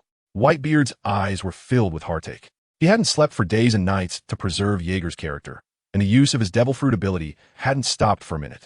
Once the doctor here took over, he fainted due to mental exhaustion. However, the doctor quickly caught him and checked his body, only sighing in relief after confirming he was fine. The pressure in front of Whitebeard was immense. They feared that if anything went wrong, they would be implicated. He raised his head to look at Whitebeard and said, "He's fine. He just fainted from extreme fatigue. Let him rest well and give him some food to replenish his energy." But just as he said this, the doctor suddenly woke up, cold sweat pouring out of him as he cursed his curiosity internally. This wasn't about discussing medical skills. However, it was clear that Whitebeard didn't take this matter to heart. Instead, he silently looked at all the doctors present, noticing that although they were diligently doing their work, deep down, they still harbored fear. "Don't be afraid," Whitebeard said calmly, his voice carrying a reassuring quality that left everyone who was starting to walk back to the town stunned, turning to look at this man. Then, hearing Whitebeard's calm voice again, he said, As long as you do your best to treat him, I won't blame you. His words relieved everyone. As long as the patient was in their hands, he wouldn't die. Even someone cut into pieces, they could work together to save. But they feared making mistakes in the face of things they couldn't understand, like the flames released by that young man. After hearing Whitebeard's words, they calmed down. Then, Whitebeard and the others followed the king into the small town, and the next step was to wait for Jaeger's treatment. However, what the king here didn't know was that the Navy had not sent anyone to capture the Whitebeard pirates. They had set their sights on a new world, which was once again plunged into chaos due to the Golden Lion. The airborne pirate, the Golden Lion, gathered a large force again after acquiring a vast amount of gold in the Golden Battle. This time, the fleet belonging to the Golden Lion reached unprecedented levels. His first step was to destroy all Navy bases in the New World. Boom! The sound of the golden bell echoed throughout the sea, igniting the evil fire in the hearts of villains and plunging the area into a pirate frenzy, with sinister cries accompanying the bell tolls. Ha ha! An overwhelming aura shook the entire sky. The unruly laughter echoed across the world. The war fires soared from the shattered islands. Under the absolute power of the flying sky pirates, no Navy base could withstand for 3 minutes. Bodies of Navy soldiers littered the entire island, and thousands of pirates laughed madly as they trampled on the flag of justice. This was the celebration of pirates, a tribute to the great pirate Golden Lion. Madness was evident on everyone's faces. This is behavior they have never exhibited before, thinking that the life of being hunted by the Navy has long since passed. Galloping freely across the sea under the name of the Golden Lion. Even the naval bases have been trampled by them. Everyone is shouting madly. Everyone is unleashing their inner madness. Having killed the Navy and civilians on an island, they are now collecting the wealth of the island, along with the weapons from the naval base. The Golden Lion, standing in the sky, looks down arrogantly at the frenzied figures below. His ambition is wildly spreading at this moment, step by step realizing his ambitions. He will eventually take over this world. His first goal is to conquer the New World, to plant his Golden Lion flag on every island, and then pull down those so-called descendants of the creators, the celestial dragons, making them understand that this world belongs to the Golden Lion. Set sail, my little ones. Head to the next naval base. The golden figure in the air radiates a wild and unruly aura, with smoke constantly billowing from the Golden Lion's mouth. As his words fall, the figures below respond with their loudest shouts. He feels that the entire world is within his grasp. This time he is filled with great confidence. After the last battle, he realized that a team shouldn't have only one strong member. Just like in the Whitebeard pirates with Jaeger, and in the Roger pirates with Rayleigh and Jabba. The most convincing example is from the Rocks pirates, where he, the Golden Lion Shiki, was not alone. There were also Whitebeard Edward Newgate, Charlotte Lin, Wang Zhijian, Silver Axe, and Buggy, along with Gorlioza. Although not everyone stood at the pinnacle, each was a force to be reckoned with.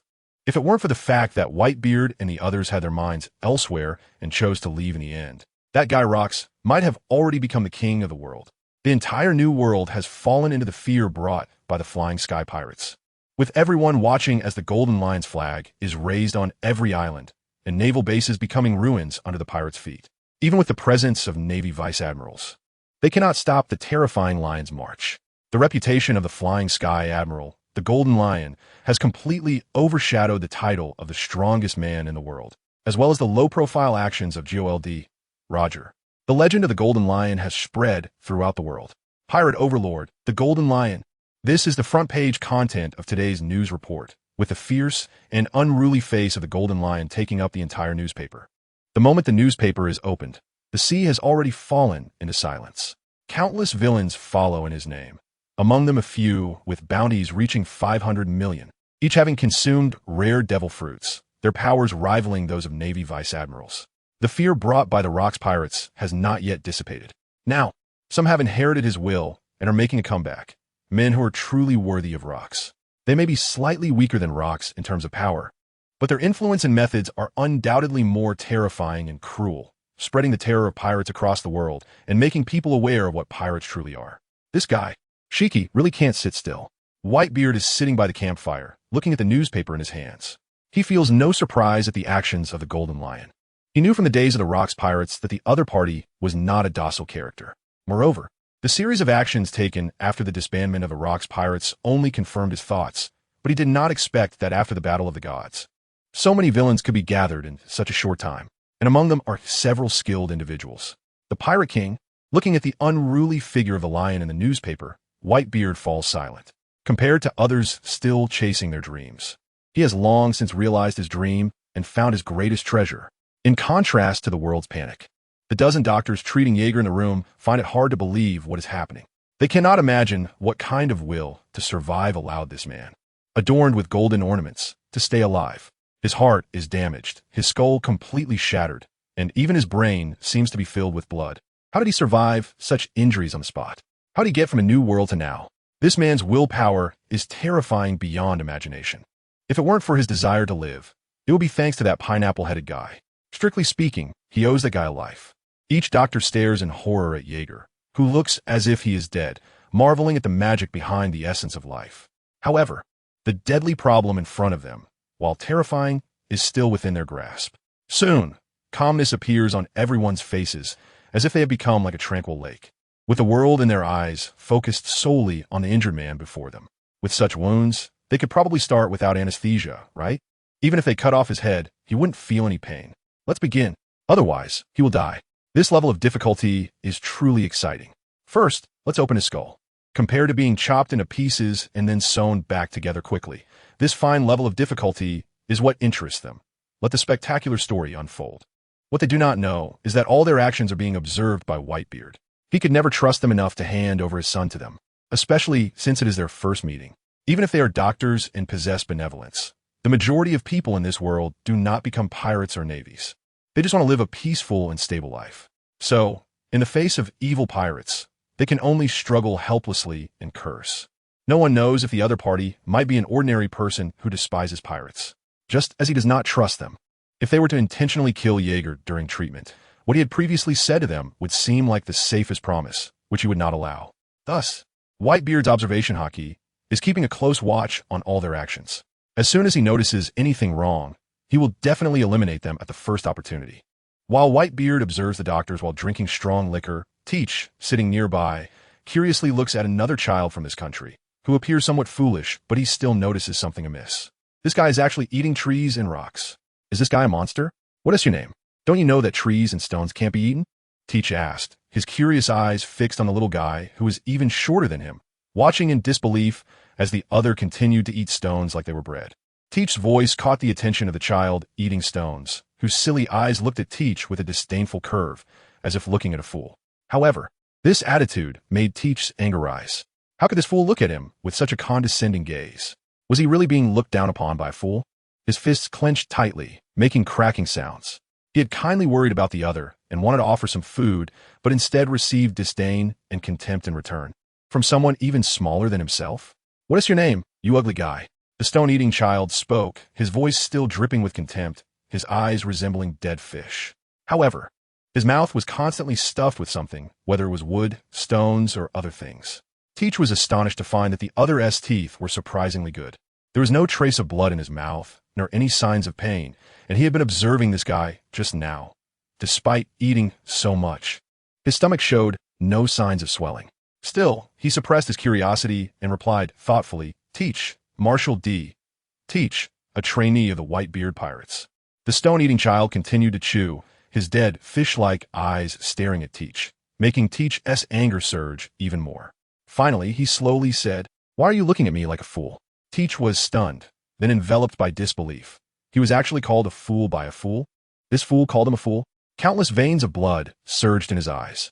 The furious veins throbbed on his forehead, but he then desperately suppressed his emotions. Because Old Man Whitebeard was not far from them, and everyone was worried about Jaeger's situation. If he did something inappropriate and made them dislike him, it would be bad. It would steer his plans in an undesirable direction, which he did not want to see. However, the little guy in front of him still answered his question. My name is Walpo, and I'm the prince of this country. Walpo, a prince? Is the prince of this country an idiot? Tick's face showed disbelief. But then he realized that the king's demeanor he had just observed could only belong to a beloved monarch. It was impossible for him to have an idiotic prince. Moreover, the medical skills here are so advanced that even a drooling fool could be cured, right? Or could it be that this behavior is a trait of their race? Or is it possible that the other party is a devil fruit user? Are you a devil fruit user? This might make Titch unable to help, but ask curiously, as his mind quickly searched through the contents of the devil fruit encyclopedia he had seen. trying to find out what the other person's ability was that allowed them to eat anything. Suddenly, Teach's expression changed to one of extreme excitement, his eyes bursting with an astonishing heat, and his heart was racing wildly at that moment. His face flushed as if he had just seen a huge treasure. However, Walpo continued to look at Teach as if he were a fool and said nonchalantly, "Yes, I'm a devil fruit user. I have eaten the paramecia-type devil fruit. The bari know me. I'm so hungry that I have to keep eating. I can eat anything, no matter what it is. If you want to eat these trees or stones, don't be polite. Anyway, I'm the prince here, and they dare not defy me." His tone was filled with indifference. Completely unaware of the murderous intent brewing on Teach's youthful face, he simply felt uncomfortable with the guy in front of him. A cruel and eerie curve appeared on Teach's body. If he couldn't find the yami no mi, then his second choice would be the bari no mi that this brat had eaten. Even if he consumed the yami no mi, the ability he most wanted to deprive was this devil fruit, the paramecia-type devil fruit that he had coveted for a long time. It was known that the power of this devil fruit was not much weaker than that of the yami no mi. In fact, in some aspects, it was even more powerful and terrifying. This damn guy, Teach felt an overwhelming killing intent surging within him. He never expected that the devil fruit he had been desperately searching for was actually in the hands of a brat. His fingers were already itching, seemingly wanting to strike and kill the other person at any moment. However, his gaze still scanned the surroundings, and ultimately, with astonishing willpower, he suppressed the killing intent. He knew that even if he killed the other person, it would be of no use. If the other party died, the devil fruit would only randomly appear in some corner of this world. It would be better to take a gamble on getting the yami no mi. At that point, with both the yami no mi and the bari no mi, his strength would undoubtedly surpass anyone else's. Even Whitebeard and his crew would not be his match. He would be the strongest. Moreover, the image of Whitebeard's terrifying figure during the Marineford War, as well as the fierce forms of Gold Lion and Jaeger, flashed through his mind. Each of them was a formidable existence that instilled fear. He wanted their devil fruits too. The magnetic drum kingdom? A sinister look crossed Teach's face as he committed this country to memory, especially the seemingly foolish Prince Walpo in front of him, who was gambling with his future. He had originally thought that if he couldn't obtain the yami no mi, staying with the Whitebeard pirates for the rest of his life wouldn't be too bad. After all, he had experienced a very pleasant atmosphere during his time with the Whitebeard pirates. But this feeling changed upon encountering this guy in front of him, as it seemed he had another path to choose from. If he won the gamble, he could realize his ambitions. If he lost, he would kill the guy in front of him and then gamble again on finding this devil fruit. In any case, he would come after this guy. It was better than the uncertain hope of the yami no mi. The anomaly here did not draw anyone's attention. They merely thought the two little devils were having a quarrel. In contrast, while others were lying down to rest, Whitebeard's expression became somewhat grim and displeased. His observation hockey had already sensed that the doctor treating Jaeger had stopped. This does not indicate that the treatment for Jaeger has ended. Rather, it seems they have encountered some difficulties that forced them to stop. They looked grimly at Jaeger on the operating table. This situation could not continue. The wounds to his heart could not be treated with normal methods. Such an important organ could not be repaired with sutures. They were just one step away from a solution. The blood inside his head had already been drained using special techniques, and if the heart issue was not resolved, he would die in the shortest time possible. The heartbeat was becoming increasingly faint. A dozen doctors stood around the operating table discussing, each with a very grim expression, as the heart is the most important organ in any living being. No matter how horrific the damage to the patient's head, they could treat it. Just like how they had relied on their terrifying medical skills to perform bloodletting treatment for Jaeger's head, which had been filled with blood. But if the head would be blown apart, it would be a different story, just like a damaged heart. It was not that they could not save him. They just needed another method, which involved transplanting a brain from another person, essentially stitching a healthy head onto him. In short, the principle was, fix what is broken. Since this man's heart was damaged, they could replace it with another person's heart. Although this method seemed incredible and hard to believe, it was not a big problem in their hands. However, they could not decide on this method themselves. They needed to consult the man outside. After all, this kind of thing was considered a taboo in the eyes of many people. Using another's body to supplement one's own was something they could not bear. Before going out to consult that man, however, several doctors hesitated, as if they had thought of something that made them indecisive. Finally, an elderly man spoke up, saying, "Since we are using a method to supplement the heart, should we try the experiment we have always wanted to conduct? This is a once-in-a-lifetime opportunity. If we miss it, we might never get another chance. After all, For the guy outside, hunting a sea king was probably not difficult, right? The old man's words left everyone present in silence. But Dr. Correja displayed an inexplicable smile. You guys really dare to dream. Are you not afraid of that man outside? Or do you not understand what kind of person he is? Are you so confident that the experiment will definitely succeed? The fact that that man specifically came from the new world for this little guy shows how important this little guy is to him. Be careful. He might kill us all, including your families. Dr. Correja's words silenced everyone. Although they were immersed in the sea of studying medicine all day, they still had some understanding of the outside world. How could they not know the terror of that guy outside? But precisely because they knew, they wanted to give it a try. They were ordinary doctors. Aside from their superb medical skills, they had no power whatsoever. Therefore, they could not conduct experiments using the bodies of other living beings. Moreover, the king's soldiers could not provide them with any strength. Hunting a sea king was simply impossible for them, so they could only use small animals to experiment with this surgery, which had undoubtedly succeeded. But this was just the simplest matter. What they truly wanted was to see what would happen if they replaced a human's heart with that of a powerful creature. Would it make the human stronger? The unknown has driven the doctors of this nation, who have touched upon this knowledge, completely mad.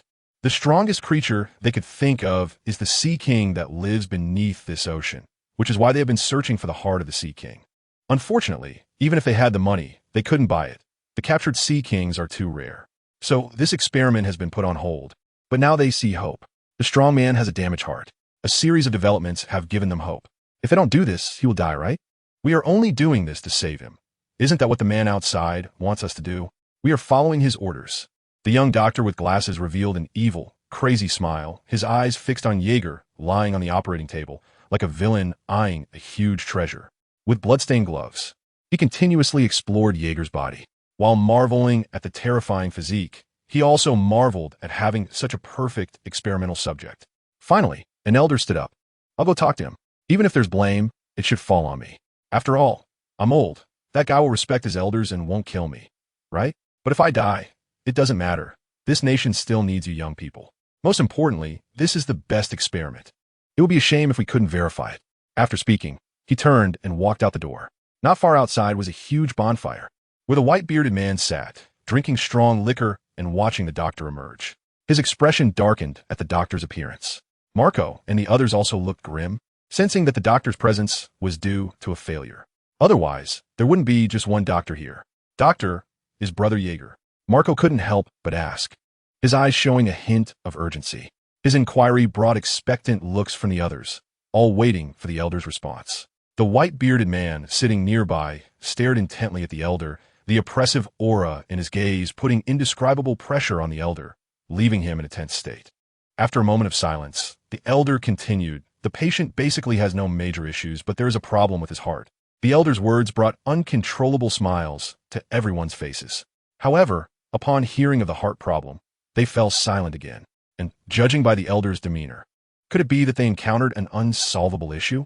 Or did they exhaust all efforts, but still couldn't heal him? The white-bearded man seemed to have sensed the problem from the elder's hesitation, deducing much from his hesitant demeanor, as if he wanted to speak but feared angering him. He looked at the elder coldly, his voice filled with great authority. Do not hold back. Speak directly about any issues. I just said that no matter the outcome, we won't blame you. The white-bearded man's words made the elder secretly breathe a sigh of relief and gave Marco and the others hope. Wanted to hear what they desired from him. At the very least, they hoped it wouldn't be the worst outcome. After a moment of hesitation, the elder spoke in a deep voice. His heart is no longer usable. Our thought is to give him a heart transplant. The current problem is that given his physique and various aspects, a normal person's heart is completely inadequate. A normal person's heart cannot support his powerful body. Just like a sheep entering a wolf's den, which would be instantly crushed by the various mechanisms operating within his body. The white-bearded man and Marco were stunned by the elder's words, meaning the biggest problem now is the heart issue. But this heart cannot be an ordinary one, otherwise, it would be crushed by his own powerful body. That's roughly what it means, right? This was the first time they had heard such a statement. They looked at the old man in front of them with suspicion, and the doubtful gazes made the old man feel uncomfortable. Did they discover something? However, he still forced himself to explain. It's like your ship.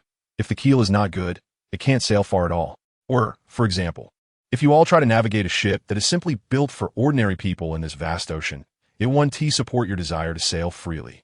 The fundamental reason is that the two are not on the same level. so they simply don't match. Another example is if an old man like me, who has no power, wants to challenge the world as strongest man and then kill you. That is completely impossible. The old man didn't know if his explanation was effective, but he had already expressed all his nonsensical thoughts. However, he soon noticed that the other party was staring blankly at him, as if struggling to understand. Then they looked at him, as if they had accepted his words. Yet more of them were still in disbelief. This was the first time they had heard anything like this. Only Whitebeard sat silently on the ground, knowing what the old man meant. But if he wanted a powerful heart that could match with Jaeger, he would need to find a strong person. However, in this paradise on the Grand Line, there was not a single decent man. The truly manly guys had already gone to the New World, and the matter of treating Jaeger was urgent. Whitebeard's gaze turned to the Navy at this moment. However, the old man clearly saw Whitebeard's thoughts. So he hurriedly said, "Time can't be delayed any longer, and the heart that needs to be replaced doesn't necessarily have to be human. As long as it's a strong heart, that's enough. For example, the heart of a sea king. The heart of a sea king." Even the well-informed Whitebeard was shocked by the old man's words, his squinted eyes involuntarily widening. It was as if he had heard something unimaginable. At this moment, everyone showed expressions of horror. They looked at the old man in disbelief, and some were even pinching their own thighs hard, trying to wake themselves up from this dream. But the intense pain made them realize this was not a dream. That's right, sea kings. Because of their racial uniqueness, they are born with powers dozens of times stronger than humans, something that we humans can never possess. So there's no doubt that they're the best and most suitable choice. In the end, a crazy smile appeared on the old man's face. He had waited too long for this experiment. If successful, the medical field could refresh a technology once again. The human body paired with a powerful heart. Just thinking about it, one could tell that this was unprecedented, capable of creating an extraordinary existence, allowing a strong person to become even more incredible, letting the heartbeat of a sea king traverse this ocean. However, this heart also has requirements. It must be the right size to match him, the old man added, but he wasn't too worried about this. He had learned from books about how amazing and incredible sea kings are. The issue of body size was not a problem. There are even sea kings the size of ordinary people, and their strength is terrifying beyond belief. It's like a freak among sea kings, with immense power condensed into a point. Although it might be hard to encounter, having hope is enough. Could such a thing really be done? The human body combined with the heart of a sea king, no matter how you think about it, seems impossible, right? Even replacing a heart is unbelievable, let alone a heart from a different race. Indeed, the world is too big. Our knowledge is limited. Marco and the others were expressing their astonishment. Such a thing was truly unheard of, something even fairy tales wouldn't dare to write. Yet this incredible thing was happening right before their eyes. On the other hand, Walpole looked at Teach, who was in shock, as if he were looking at a fool. He had heard the old man's words before, and many things he had witnessed with his own eyes. So he didn't understand the attitude of this group of people, as if they had never seen the world before. The gaze that regarded him as a fool was captured by Teach, reigniting the anger he had just managed to extinguish. What do you mean by that? Are you looking down on me? He had walked right up to Walpole, fists clenched, staring at the little guy in front of him, his eyes ablaze with fury. If he didn't beat him up, the anger in his heart wouldn't subside. He wanted to take this guy down, and then by observing Whitebeard's attitude toward his crew, he would know how doting he was. In that case, relying on the strength of the Whitebeard pirates to find this devil fruit would be more likely. Then he could wait for the appearance of the dark fruit on the Whitebeard pirate ship.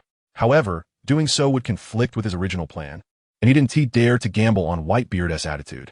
He also didn't dare to bet on whether he would ultimately find the Gura no Mi. After all, this fruit was his last resort.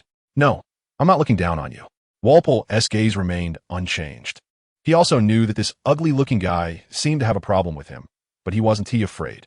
He had a feeling that this guy was not his opponent. He continued, "I simply don't take you seriously because I won to argue with a fool. That would be beneath my dignity as a prince." Bang! Teach exploded in anger. His fist, filled with immense power, swung out in fury, but just 1 meter away from Walpole, he stopped, cold sweat streaming down his face, his eyes flickering with an incredible light.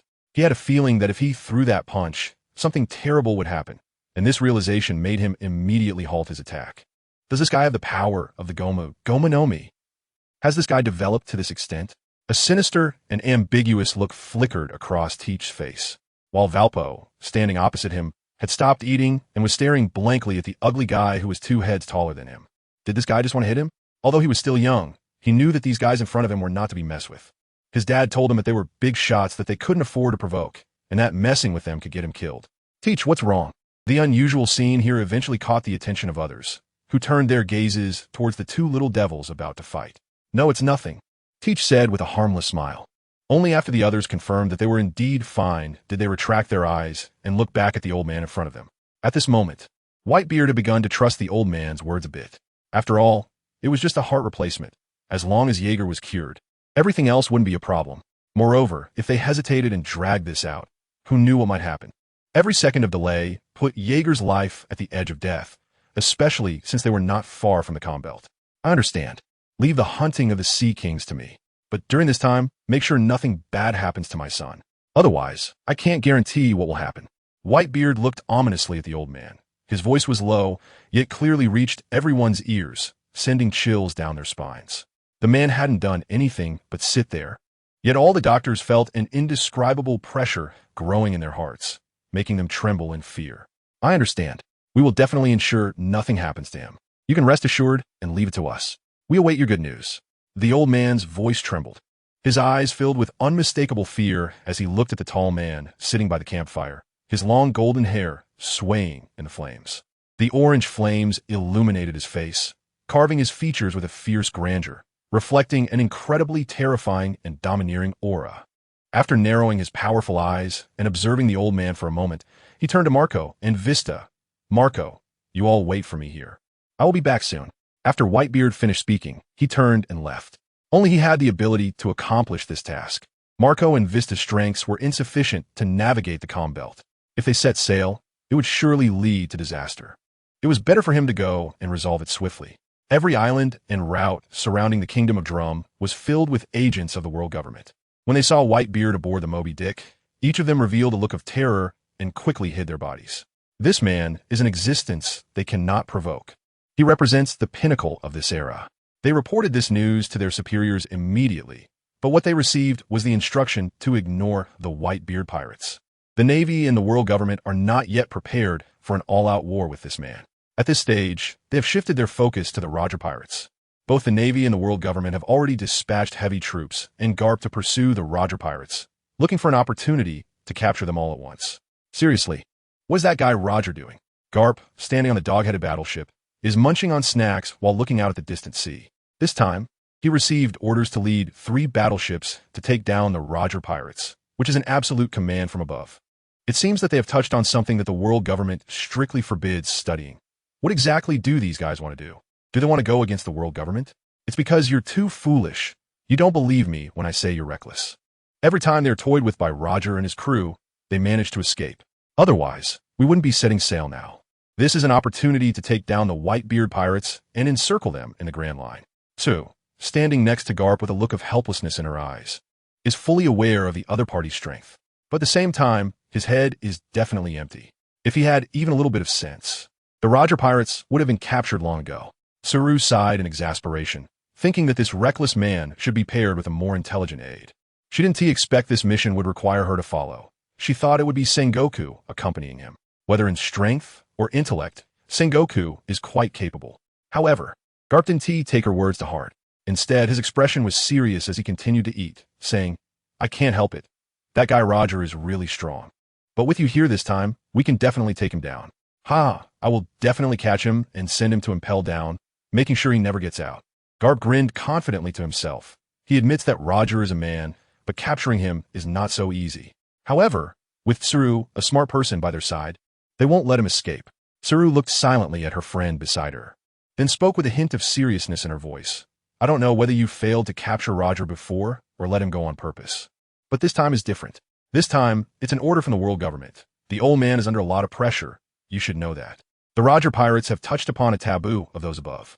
This time, the Gorosei have given a strict order to eliminate the Roger pirates. To dare to touch something that is strictly forbidden is undoubtedly a challenge to the authority of the world government. By the end, Saru's face was serious. She knows her old friend's character, which is truly unrestrained and free-spirited. If he told her that he had captured Roger before and then let him go, she would believe it. This guy really can do such things, but this time it's different. It's an order given directly by the five elders. Moreover, Admiral Kong is under immense pressure in the meantime, buying them time. Those five old geezers are really making a big deal out of nothing. They are terrified just because it's a study of history. I truly look down on them, Carp said, picking his nose in silence, as he couldn't understand why a piece of history would alarm those five old guys. They really are a bunch of idle fools. However, when he saw Vice Admiral Crane looking at him with a slightly serious expression, he heartlessly laughed and continued, "Don't worry, little Crane, with you around. There won't be any problems. If something happens, I'll take responsibility. All the military merits will go to you. I just want to defeat that bastard Roger." How could he not know what the so-called historical truth is? However, the more he understands, the more he looks down on those people in the world government. He truly despises them from the bottom of his heart. The so-called celestial dragons are the same. Just a bunch of trash. Who needs your military merits? Are you even listening to the main point, you bastard? Sengoku should have set sail with you. Vice Admiral Crane was instantly enraged by Carp's words. His carefree attitude was as annoying as ever. If it weren't for the old man telling her to follow him, she would never sail with this infuriating guy. And that Sengoku guy, to set sail first at such an important time, could it be because he knew he would be with Carp, so he left early? Vice Admiral Crane stared at Carp with a deep gaze, her beautiful face showing a look of disdain. Meanwhile, Sengoku, who had already set sail, suddenly felt a chill, as if he were being watched by something terrifying. He then stood on the deck, seriously observing his surroundings. After confirming that no one was around, he sighed in relief, and his eyes darkened slightly. He had clearly told Old Kong before setting out that this was an opportunity to completely take down the Whitebeard pirates, no matter the cost. Now, the high-end combat power of the Whitebeard pirates only remains with that guy Whitebeard. Yeager is severely injured, and the others have no strength to counter them. As long as he, Zephyr, and Carp join forces, even Whitebeard would not be a match. This rare opportunity is infuriating. Sengoku's expression was exceptionally grim. He knew the concerns of those above him were correct. The Navy had few elites left after the Golden Battle. Thus, there was no excess manpower to confront the monster that is Whitebeard directly. Moreover, no matter how many troops they sent, it would be futile before they even got close. The power of the Tremor fruit would tilt the entire sea, and those who could stand before this man unscathed were all strong fighters. Clearly, aside from Sengoku, Zifa, and Garp, the Navy had only Admiral Akainu left. But the question arises, how many could actually face Whitebeard in direct combat? Apart from the terrifying haki possessed by Garp, there was only Admiral Akainu. However, it was impossible for Akainu, stationed at Navy headquarters, to appear in this sea. This meant that aside from Garp, no one in the Navy could directly contend with Whitebeard. Even he had to admit that he was not a match for the opponent. Although his haki training had reached a terrifying level, it still didn't compare to those who had truly reached the pinnacle. Even his mastery of Conqueror's haki was not yet complete. It was a realm he had yet to touch. Zifa's armament haki was also quite formidable. Being able to smash a mountain with a punch was child's play. But that was still far from enough. Against the monster that is Whitebeard, it wouldn't suffice. At the very least, he needed to cultivate his armament haki to a level comparable to Whitebeard's haki. Overall, this was the Navy's sorrow. Their high-end combat power simply couldn't keep up with the high-end strength of the pirates. Meanwhile, the Roger pirates were finishing a battle between pirates in a sea area of a new world. The enemy's ships, after battling them, were left in tatters. Flames roaring on board. Bodies of pirates were ignited, and the surviving villains glared fiercely at the members of the Roger pirates. Having accepted their defeat and impending death, they were devoid of fear, only left with resentment and ferocity. "Admiral Gold Lion will avenge us, you damn bastard. Don't get too proud. This era belongs to us. The Flying Sky Pirates. Indeed, this era is named Gold Lion. Whether it's you or Whitebeard, neither of you can match our captain. Who is the strongest?"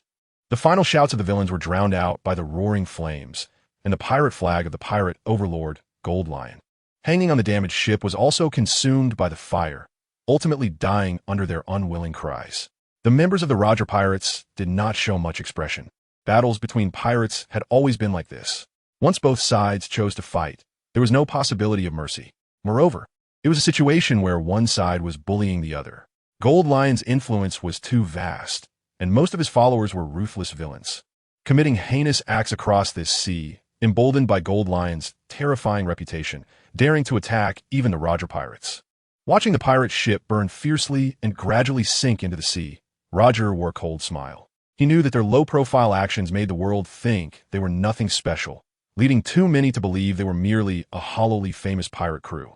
However, news about the Roger Pirates had been spreading worldwide, and unsurprisingly, the Navy pursuing them this time was still the Navy hero, Garp, the man relentlessly chasing the Roger Pirates. It's truly unimaginable that Roger has repeatedly escaped from the hands of the Navy hero Garp, worthy of the bounty of $2.85 billion. $2.85 billion?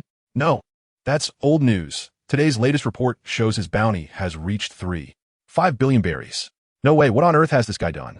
And his crew members, Silvers, Rayleigh, and Shanks, their bounties have also reached astonishing levels.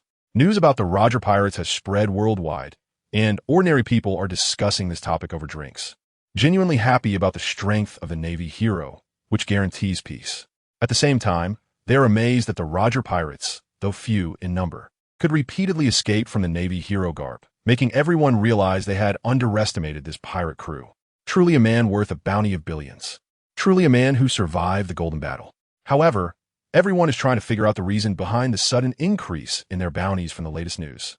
If they did nothing, their bounties couldn't have skyrocketed like this. They must have done something shocking to the world, like that pirate overlord Gold Lion, who is currently in the New World hunting down the Navy and slaughtering them, conquering island after island. Captain, your bounty has gone up again. Incredible. Shanks exclaimed in disbelief as he looked at the latest bounty on the deck, his eyes fixed on a long string of zeros. Hearing Shanks' voice, Buggy immediately leaned over, and after a few seconds, he exclaimed in shock, $3.5 billion berries. Oh, has it increased? It seems I've really come into contact with something extraordinary. Is the world government and Navy in a hurry? Roger's face broke into a radiant smile. He had predicted their upcoming adventures would not be calm. However, this also indicated that what he had come into contact with was the true core of this world, something that concerned the world government. Otherwise, they wouldn't keep prohibiting everyone from researching it. Just researching past history, just like today reflecting on yesterday's events. How could such a thing be banned? If it were, it would mean there was something very wrong with it. The more this was the case, the more curious he became. Rayleigh and the others also wore inexplicable smiles as they looked at the latest bounty. Their own bounties had also seen a significant increase, especially Rayleigh and Jabba's bounties. All had surpassed $2.5 billion berries, meaning the Roger Pirates now had 3 incredibly terrifying great pirates on board, an achievement that neither the Flying Sky Pirates nor the Whitebeard Pirates had reached. The only pirate crew comparable to the current Roger Pirates was the Rocks Pirates from the previous era. This realization sent chills down the spines of those in the know. They understood that the truly powerful pirate crew of this era was the Roger Pirates. Although they were few in number, every crew member was an incredibly formidable warrior, unmatched by other pirate crews. Moreover, GOLD, Roger's strength was extraordinarily terrifying. He had fought head-on with the world's strongest man and that pirate overlord, Gold Lion, in the Golden Battle. He was a man who had been completely underestimated and was now finally being taken seriously by the world government. An article on the other side of the newspaper caught Rayleigh's attention. The betrayed boy, Douglas Barrett. Upon seeing the news published on the newspaper, Rayleigh's eyes narrowed for a moment on the figure depicted, recognizing a remarkable young man. Both his physical build and the violent dominance in his eyes proved that he was a terrifying individual. Moreover, if someone so young is allowed to develop unchecked, this he may soon have another peak powerhouse. This is his intuition. Roger, standing aside, noticed that something was off with his partner and couldn't help but ask curiously, "What's wrong, Rayleigh? Is there some important information?" "No, I just saw an interesting piece of news. Take a look." After saying this, Rayleigh handed the newspaper in his hand to Roger, and upon seeing the information on it, Roger's expression darkened. The word betrayal was particularly glaring in his eyes. A cold, dark shadow appeared at the corners of his mouth. If given a chance, he really wanted to meet him. Barrett, huh? Just as the Roger Pirates were moving their loot back to the ship, the Golden Lion had already received news that one of his subordinate pirate crews had been taken out. The airborne pirate crew, which had just subdued an island and settled down, set sail once again. Dozens of pirate ships swept through the sky, causing terror among those who saw them. The fleet, obscuring the sun, hovered above their heads, and fear suddenly surged at that moment. Accompanying this was a beautiful peal of bells. However, to them, it sounded like the bells of hell, echoing down from the heights, shaking and stirring their hearts, spreading to every corner they passed. The terrifying legend of the Golden Lion spread throughout the world once more. When the Golden Lion led his men into action, The Navy fleet had also appeared near the Roger pirates, led by Admiral Sengoku, with each member exuding a strong and iron-willed aura. They were the elite of the Navy, but some of them were already sweating slightly as they gazed into the distance, where their target lay, the Roger pirates, one of the 3 great pirate crews. Will they die on this mission? They shouldn't, right? After all, we have an admiral on our side. This job seems a bit dangerous. If we die, our families will be very sad, right?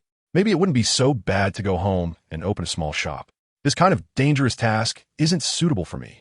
Perhaps I should listen to my mom and go home to marry a wife who isn't too beautiful or too ugly, then open a flower shop and live a simple life. They couldn't help but recall the last Golden War, which was the largest battle they had participated in and their moment of greatest helplessness and despair. A single battle wave from the admirals could destroy their lives. Although various thoughts flashed through their minds, their expressions and actions betrayed them. There wasn't even a hint of cowardice or fear on their faces. They knew what their actions represented. That was justice. It was to rid these seas of villains and bring a carefree life to their families back home. To give them a peaceful world, one where they could freely set sail and enjoy the scenery of various places. If they took a step back now, their families would forever live in fear brought by villains, even afraid of never waking up in their sleep. They had had enough. They came far from home to join the military for this purpose. Although they might be afraid in battles against pirates, isn't it better to die? To die on the road of pursuing one's dreams and become such a man wouldn't be bad, right? Even if they died, there would be others to inherit their dreams and carry them forward, right? Looking at the Navy uniforms around them, with the words justice standing tall behind them, that was thousands and thousands of themselves. Their resolve grew stronger. The flame of justice would never extinguish. Somewhere in this world, the flames of justice were continuously igniting. Although their flames were still weak, one day they would burn fiercer and gather toward a certain place, igniting this world with a flame known as justice. To completely eradicate all evil, allowing the world to live under the clear sky, letting every child show their innocent smiles, and letting everyone know that each one of them is a hero. They looked steadfastly at the distant island. As the army led by Sengoku drew closer to the island where the Roger pirates were located, Roger, resting on a rock, suddenly narrowed his eyes, a sharp glint bursting forth from them, and the playful look on his face was completely replaced by a dark and domineering expression. His observation haki had caught a wave of terrifying hostility surging towards him from the front, released without reservation, completely unconcerned about their actions being exposed to his eyes. The visitor did not come with good intentions. Roger's low voice carried an incomparably terrifying killing intent. Moreover, this iron-blooded aura, formed by the gathering of the steadfast breaths of individual lives, was something he could hardly think of anyone other than the Navy possessing. They have come. The Navy. Rayleigh and the others also captured this aura immediately, their faces revealing serious expressions. Even Shanks had placed his hand on the hilt of his sword. Although Buggy was somewhat scared, he had already drawn his weapon, his eyes fixed on several warships appearing at the edge of the sea, the aura coming at them like a ferocious beast. Sengoku stood on top of his warship, a thick and chilling aura continuously pouring out from his body. The words justice behind him fluttering with his aura. In his serious eyes, the ships of the Roger pirates were already reflected, and an aura that seemed like a demon god suddenly tore apart his momentum, roaring towards them from afar. Boom! The extreme red haki rose from the island like a sun, dyeing everyone's vision red, dense red, lightning flooding in, tearing apart every inch of air. The weather in this sea area has changed. Terrifying and domineering lightning is stirring up the winds and clouds here, while hurricanes are wreaking havoc with red lightning, indiscriminately destroying everything in an irregular manner. The sea cannot withstand this force, shaking violently and raising terrifying waves. Strands of red lightning seem like the arms of a demon, accurately reaching towards the Navy. The entire world has darkened at this moment, completely enveloped in Roger's terrifying, domineering presence. Some Navy personnel have already fallen, foaming at the mouth, as the Admiral's cloak is wildly lifted by this terrifying aura. Facing this incredibly overbearing and terrifying power, Sengoku's eyes narrowed slightly behind his glasses. Boom! In the next moment, his tall figure unleashed a kingly haki that bombarded the surroundings, violently repelling the overbearing aura that enveloped all the warships, creating a clear division in this world. Even when facing all members of the Roger Pirates alone, Sengoku felt no fear. He was merely inexperienced in using haki, not incapable. Moreover, he stood at the pinnacle of all Navy soldiers, leading the righteous navy as an admiral. If he were to feel fear, how could his soldiers advance? If he didn't move forward, how could his soldiers fight bravely? Just as all the Navy's attention was focused on the Roger pirates, Whitebeard had already crossed the calm belt, hunting for what the doctors of the Drum Kingdom desired. However, due to compatibility issues, even after killing dozens of sea kings, he couldn't find what he wanted. Eventually, feeling it was too much a waste of time, he got angry and killed all the sea kings in this area, then found a few severely weakened sea kings among the corpses that were over 10 meters long. That should be enough, right? Looking at the few gigantic creatures displayed on the Moby Dick, a thoughtful expression appeared on Whitebeard's face. He didn't know if the doctor's surgeries would have any failures. After all, such things are unpredictable. Therefore, to guard against this possibility, he chose to bring a few more sea king corpses, and these were carefully selected corpses, showing their formidable power even in death. Even through their seemingly steel-like bodies, one could hear their strong heartbeat, something that humans could never possess and a presence that everyone dreams of. He then set sail back home. The journey back to the Drum Kingdom went smoothly. Under Whitebeard's flag, no one dared to approach his ship. Even the nearby naval base turned a blind eye, completely unwilling to trouble him.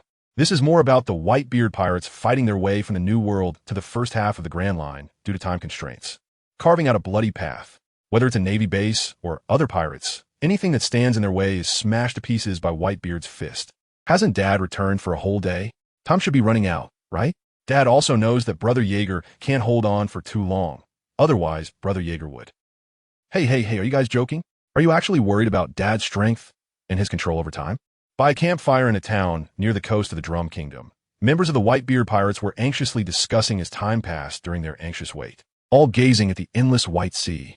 They were all waiting for Whitebeard's return, worrying about a possible Navy ambush in the meantime, constantly observing their surroundings by the sea. However, at that moment, they spotted a familiar massive ship approaching them.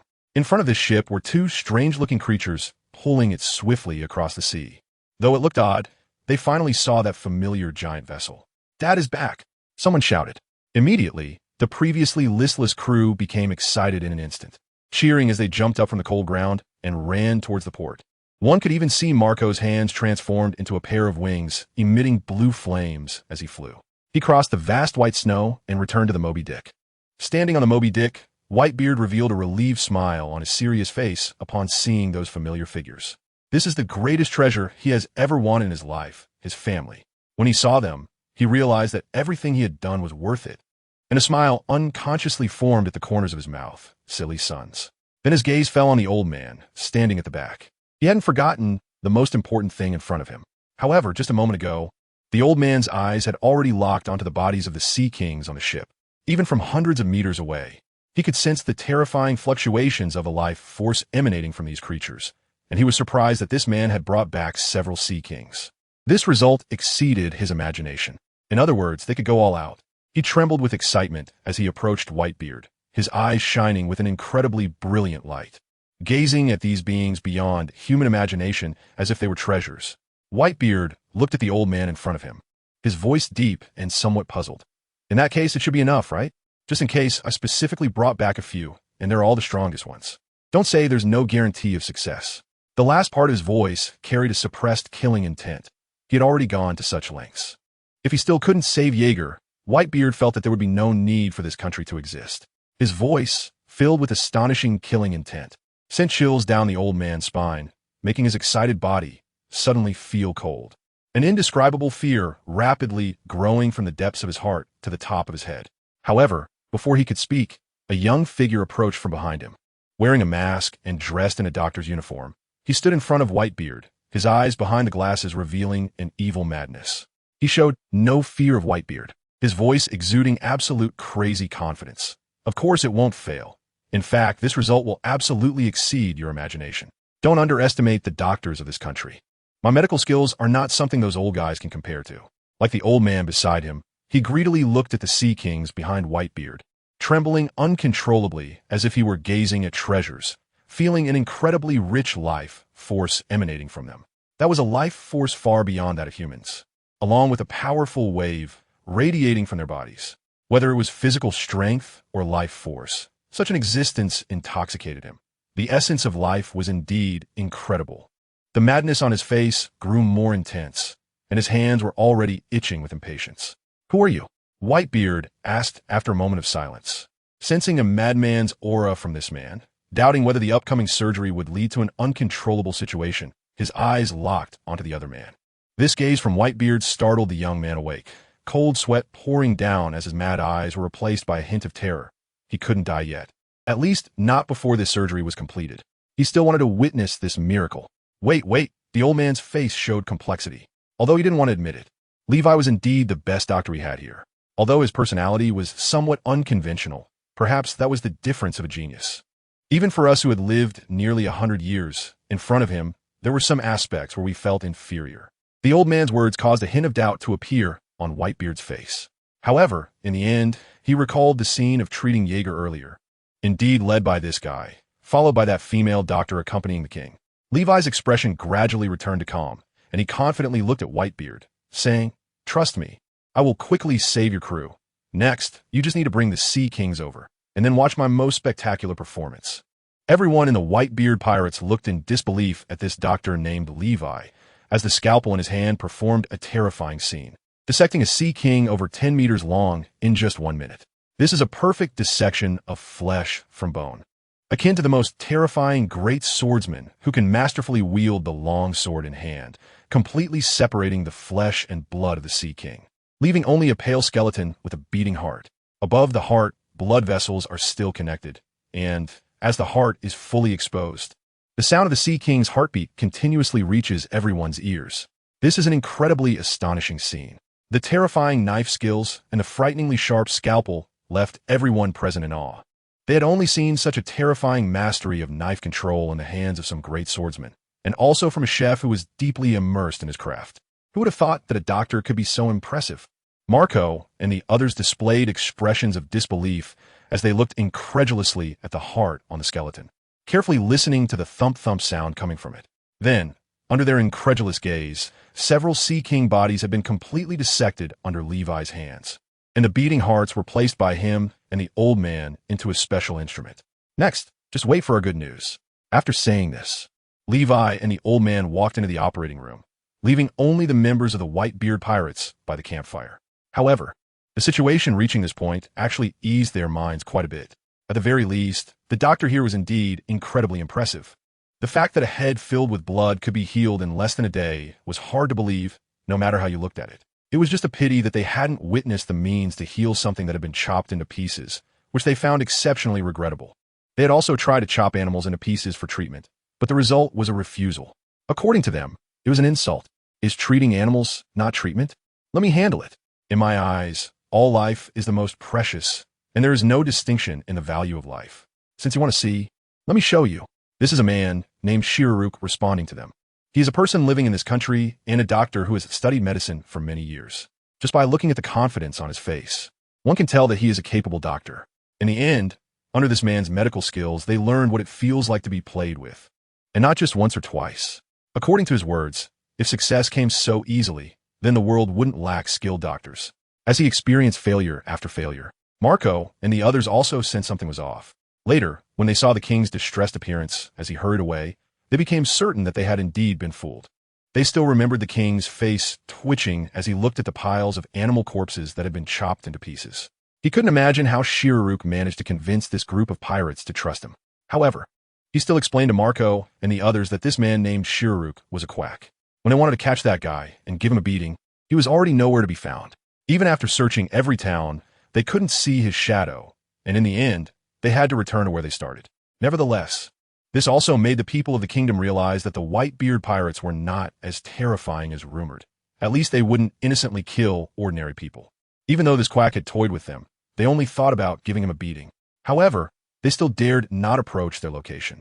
While Levi was performing surgery on Jaeger, Whitebeard and the others were enjoying the Sea King meat that Levi had cut off by the campfire, drinking strong liquor in big gulps. At this moment, Whitebeard felt much more at ease. When he saw the methods of that young man Levi, he knew that the other party was a highly skilled doctor. Moreover, he had already witnessed the scene where Levi performed surgery on Jaeger earlier. This meant that Jaeger's life had already been saved. In the operating room, Levi looked at the Sea King's heart in his hand with a wicked and crazed expression. The heart was beating powerfully, shaking his arm, making it hard to imagine how terrifying the vitality of the ocean's ruler truly was.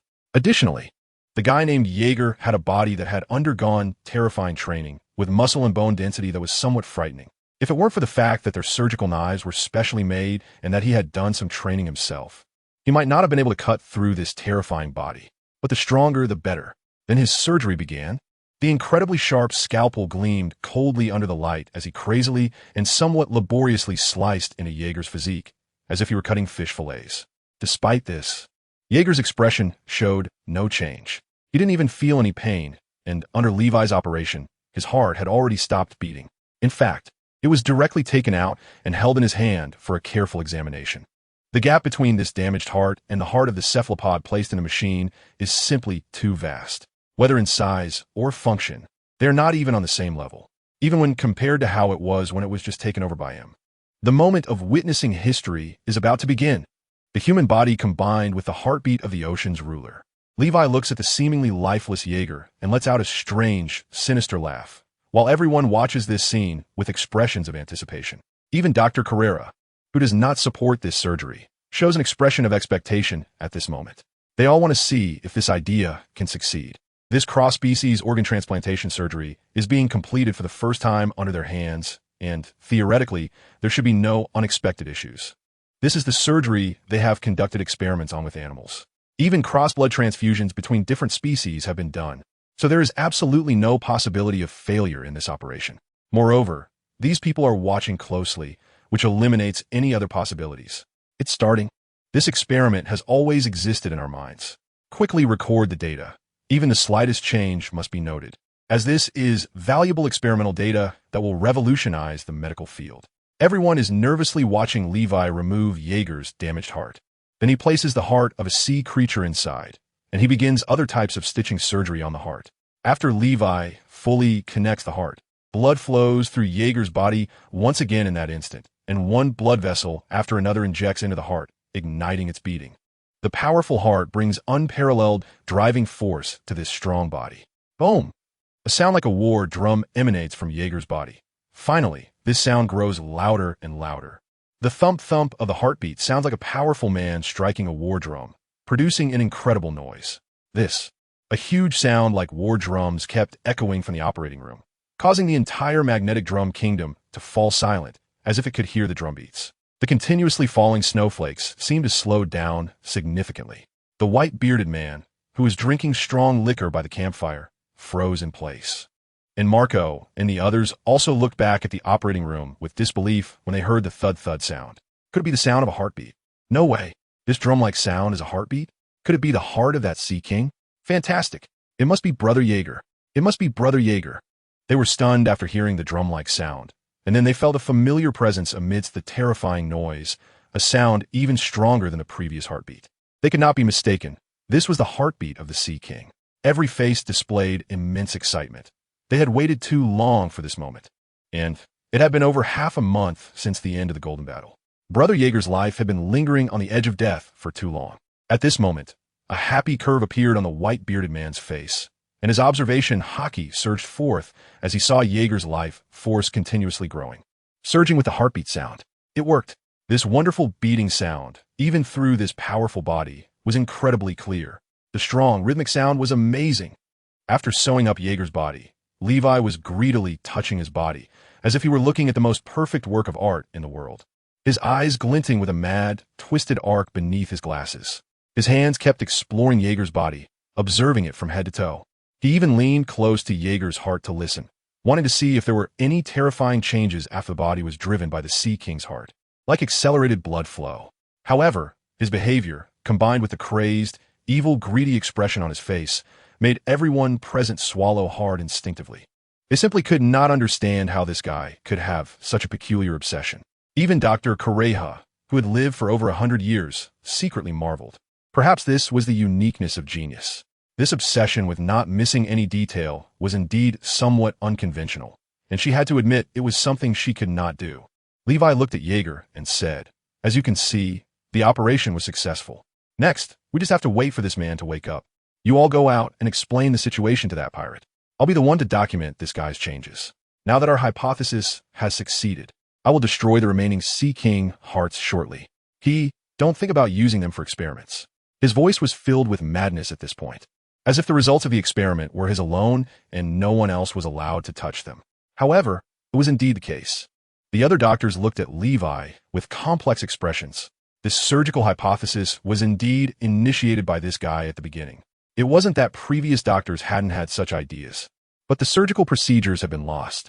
Levi, however, had managed to present again the content recorded in medical texts with his skills, which was quite incredible. In this regard, he was indeed ahead of them. Moreover, he proposed many astonishing hypotheses, one of which was the transplantation of hearts from different species. While they held conservative thoughts and would never consider such directions, Dr. Correja and the others eventually walked out of the operating room towards the white-bearded men. When they saw them, Marco and the others could not wait to ask, "Doctor, what happened to Brother Jaeger? He should be fine, right? The surgery should have been successful, right? This drum-like sound is Brother Jaeger's heartbeat, right? Doctor, when will Brother Jaeger wake up?" A series of questions bombarded the doctors as they walked out of the operating room, giving them a headache. However, they did not dare show any emotion, as they could not afford to provoke these guys. Not even the king who had been accompanying them could do so, even if they did something excessive. There was no excessive questioning. They just watched silently. "That man, no, your Brother Jaeger is fine. The surgery was very successful, and this drum-like sound is indeed his heartbeat. I'm not sure when he will wake up, but it should be in the next couple of days. However, you still cannot go in to see him. That guy Levi is still inside checking and documenting. After all, this is a cross-species transplantation surgery. Although the surgery was very successful, we still need to see if there will be any other reactions, such as rejection." The elder from earlier stepped forward to answer Marco and the others' questions, but he also mentioned some hidden dangers. His words left the white-bearded man stunned. The joy he felt for Jaeger's recovery suddenly retracted in an instant, and a chilling murderous intent enveloped his eyes as he coldly stared at the dozen or so doctors in front of him. The once joyful crowd was suddenly shrouded in a bone-chilling aura, extreme fear blossoming from the depths of their hearts. Not even the large campfire nearby could mask the coldness enveloping them. Everyone looked at the white-bearded man in fear, including Marco and the others. "Are you saying there are hidden dangers?" A deeply suppressed, angry voice escaped from the white-bearded man's mouth. Everyone was terrified to find that the air around them had become unusually thick, making it difficult for them to breathe normally as they struggled to draw in breath. The group of doctors had been so scared that they collapsed to the ground, their faces showing immense fear as they looked at the white-bearded man. At this moment, Marco and the others also regained their senses, their faces turning pale as they looked at the doctors who had collapsed on the ground. "It's a misunderstanding. This is absolutely a misunderstanding," King Wallalu, who had collapsed on the ground, said in terror, his every word trembling. His eyes filled with fear as he looked at the white-bearded man. "And Master, you've misunderstood us. Don't worry, with us here, even if there are other issues, nothing will go wrong. Moreover, Levi hasn't asked us to stay and help, which is the best proof. Everything else is just our speculation anyway. After all, this is not our area of expertise. We wouldn't dare joke with our own lives." They spoke tremulously, their words disjointed with fear. But Whitebeard still understood their intended meaning, which dispelled his bad thoughts. Whitebeard didn't believe this group would be unafraid of death, especially those who disregarded their families and the entire nation. They were ordinary people, not ruthless pirates, and didn't possess such twisted and terrifying thoughts.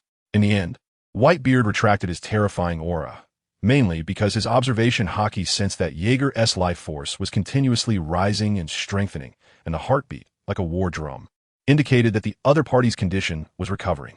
However, he still ominously said, "I hope what you say is true. Otherwise, don't think that I, Whitebeard, am an easy person to talk to. We are pirates. You should be very clear about what pirates represent." Whitebeard's words immediately frightened everyone present, leaving them frozen in fear, afraid to even breathe. They certainly knew what a pirate was. Moreover, the man before them stood at the pinnacle of piracy. In front of him, they dared not lie.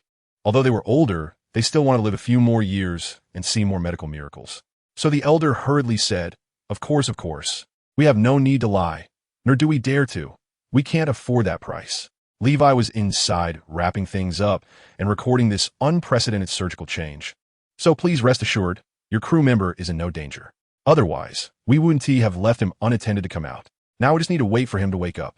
This is indeed true. His rhetoric has clearly swayed Whitebeard, whose expression has calmed down as he sits peacefully by the campfire. However, Marco and the others are still looking at the group of doctors with uncertainty. It wasn't until they confirmed that Whitebeard wasn't going to say anything more that they finally calmed down and got back to their own tasks. Especially Marco, who, after experiencing this incident, realized the importance of strength. He understood that if he were a bit stronger, such things wouldn't happen at all. He could have healed Brother Jaeger in a very short time. So he started training as well. Although he wasn't as diligent as Jaeger, at least he was doing much better than before. The same goes for Vista and Jozu. They have also come to understand their own weakness and helplessness. When their father was fighting the enemy, they couldn't do anything and could only worry on the ship. The same was true during the recent hunt for Sea Kings. Such tasks required their father to take action personally. They all felt uneasy about this. A sense of unwillingness was growing deep in their hearts. Now, whenever they have time, they have started their training. Everyone in the Whitebeard Pirates has found the motivation to train, and Jaeger's words resonated clearly in their ears. Yes, even though their father is the world's strongest man, if they are not strong enough themselves, they will become a burden to him. Even in battles against enemies, they will be distracted worrying about their safety. This result is not what they wanted. They wanted to become as powerful as Brother Jaeger, to share their father's burdens and clear the enemies in front of him to the greatest extent possible. Their changes did not escape Whitebeard's keen eyes. Sitting by the campfire with a drink in hand, Whitebeard showed a strange smile. It seems that Jaeger's relentless pressure on them to train has succeeded in another way now. What a bunch of foolish sons. While Whitebeard and the others waited for Jaeger to wake up, Levi was in the operating room, listening closely to Jaeger's heartbeat by placing his ear near Jaeger's heart. However, as he listened, he picked up the scalpel beside him.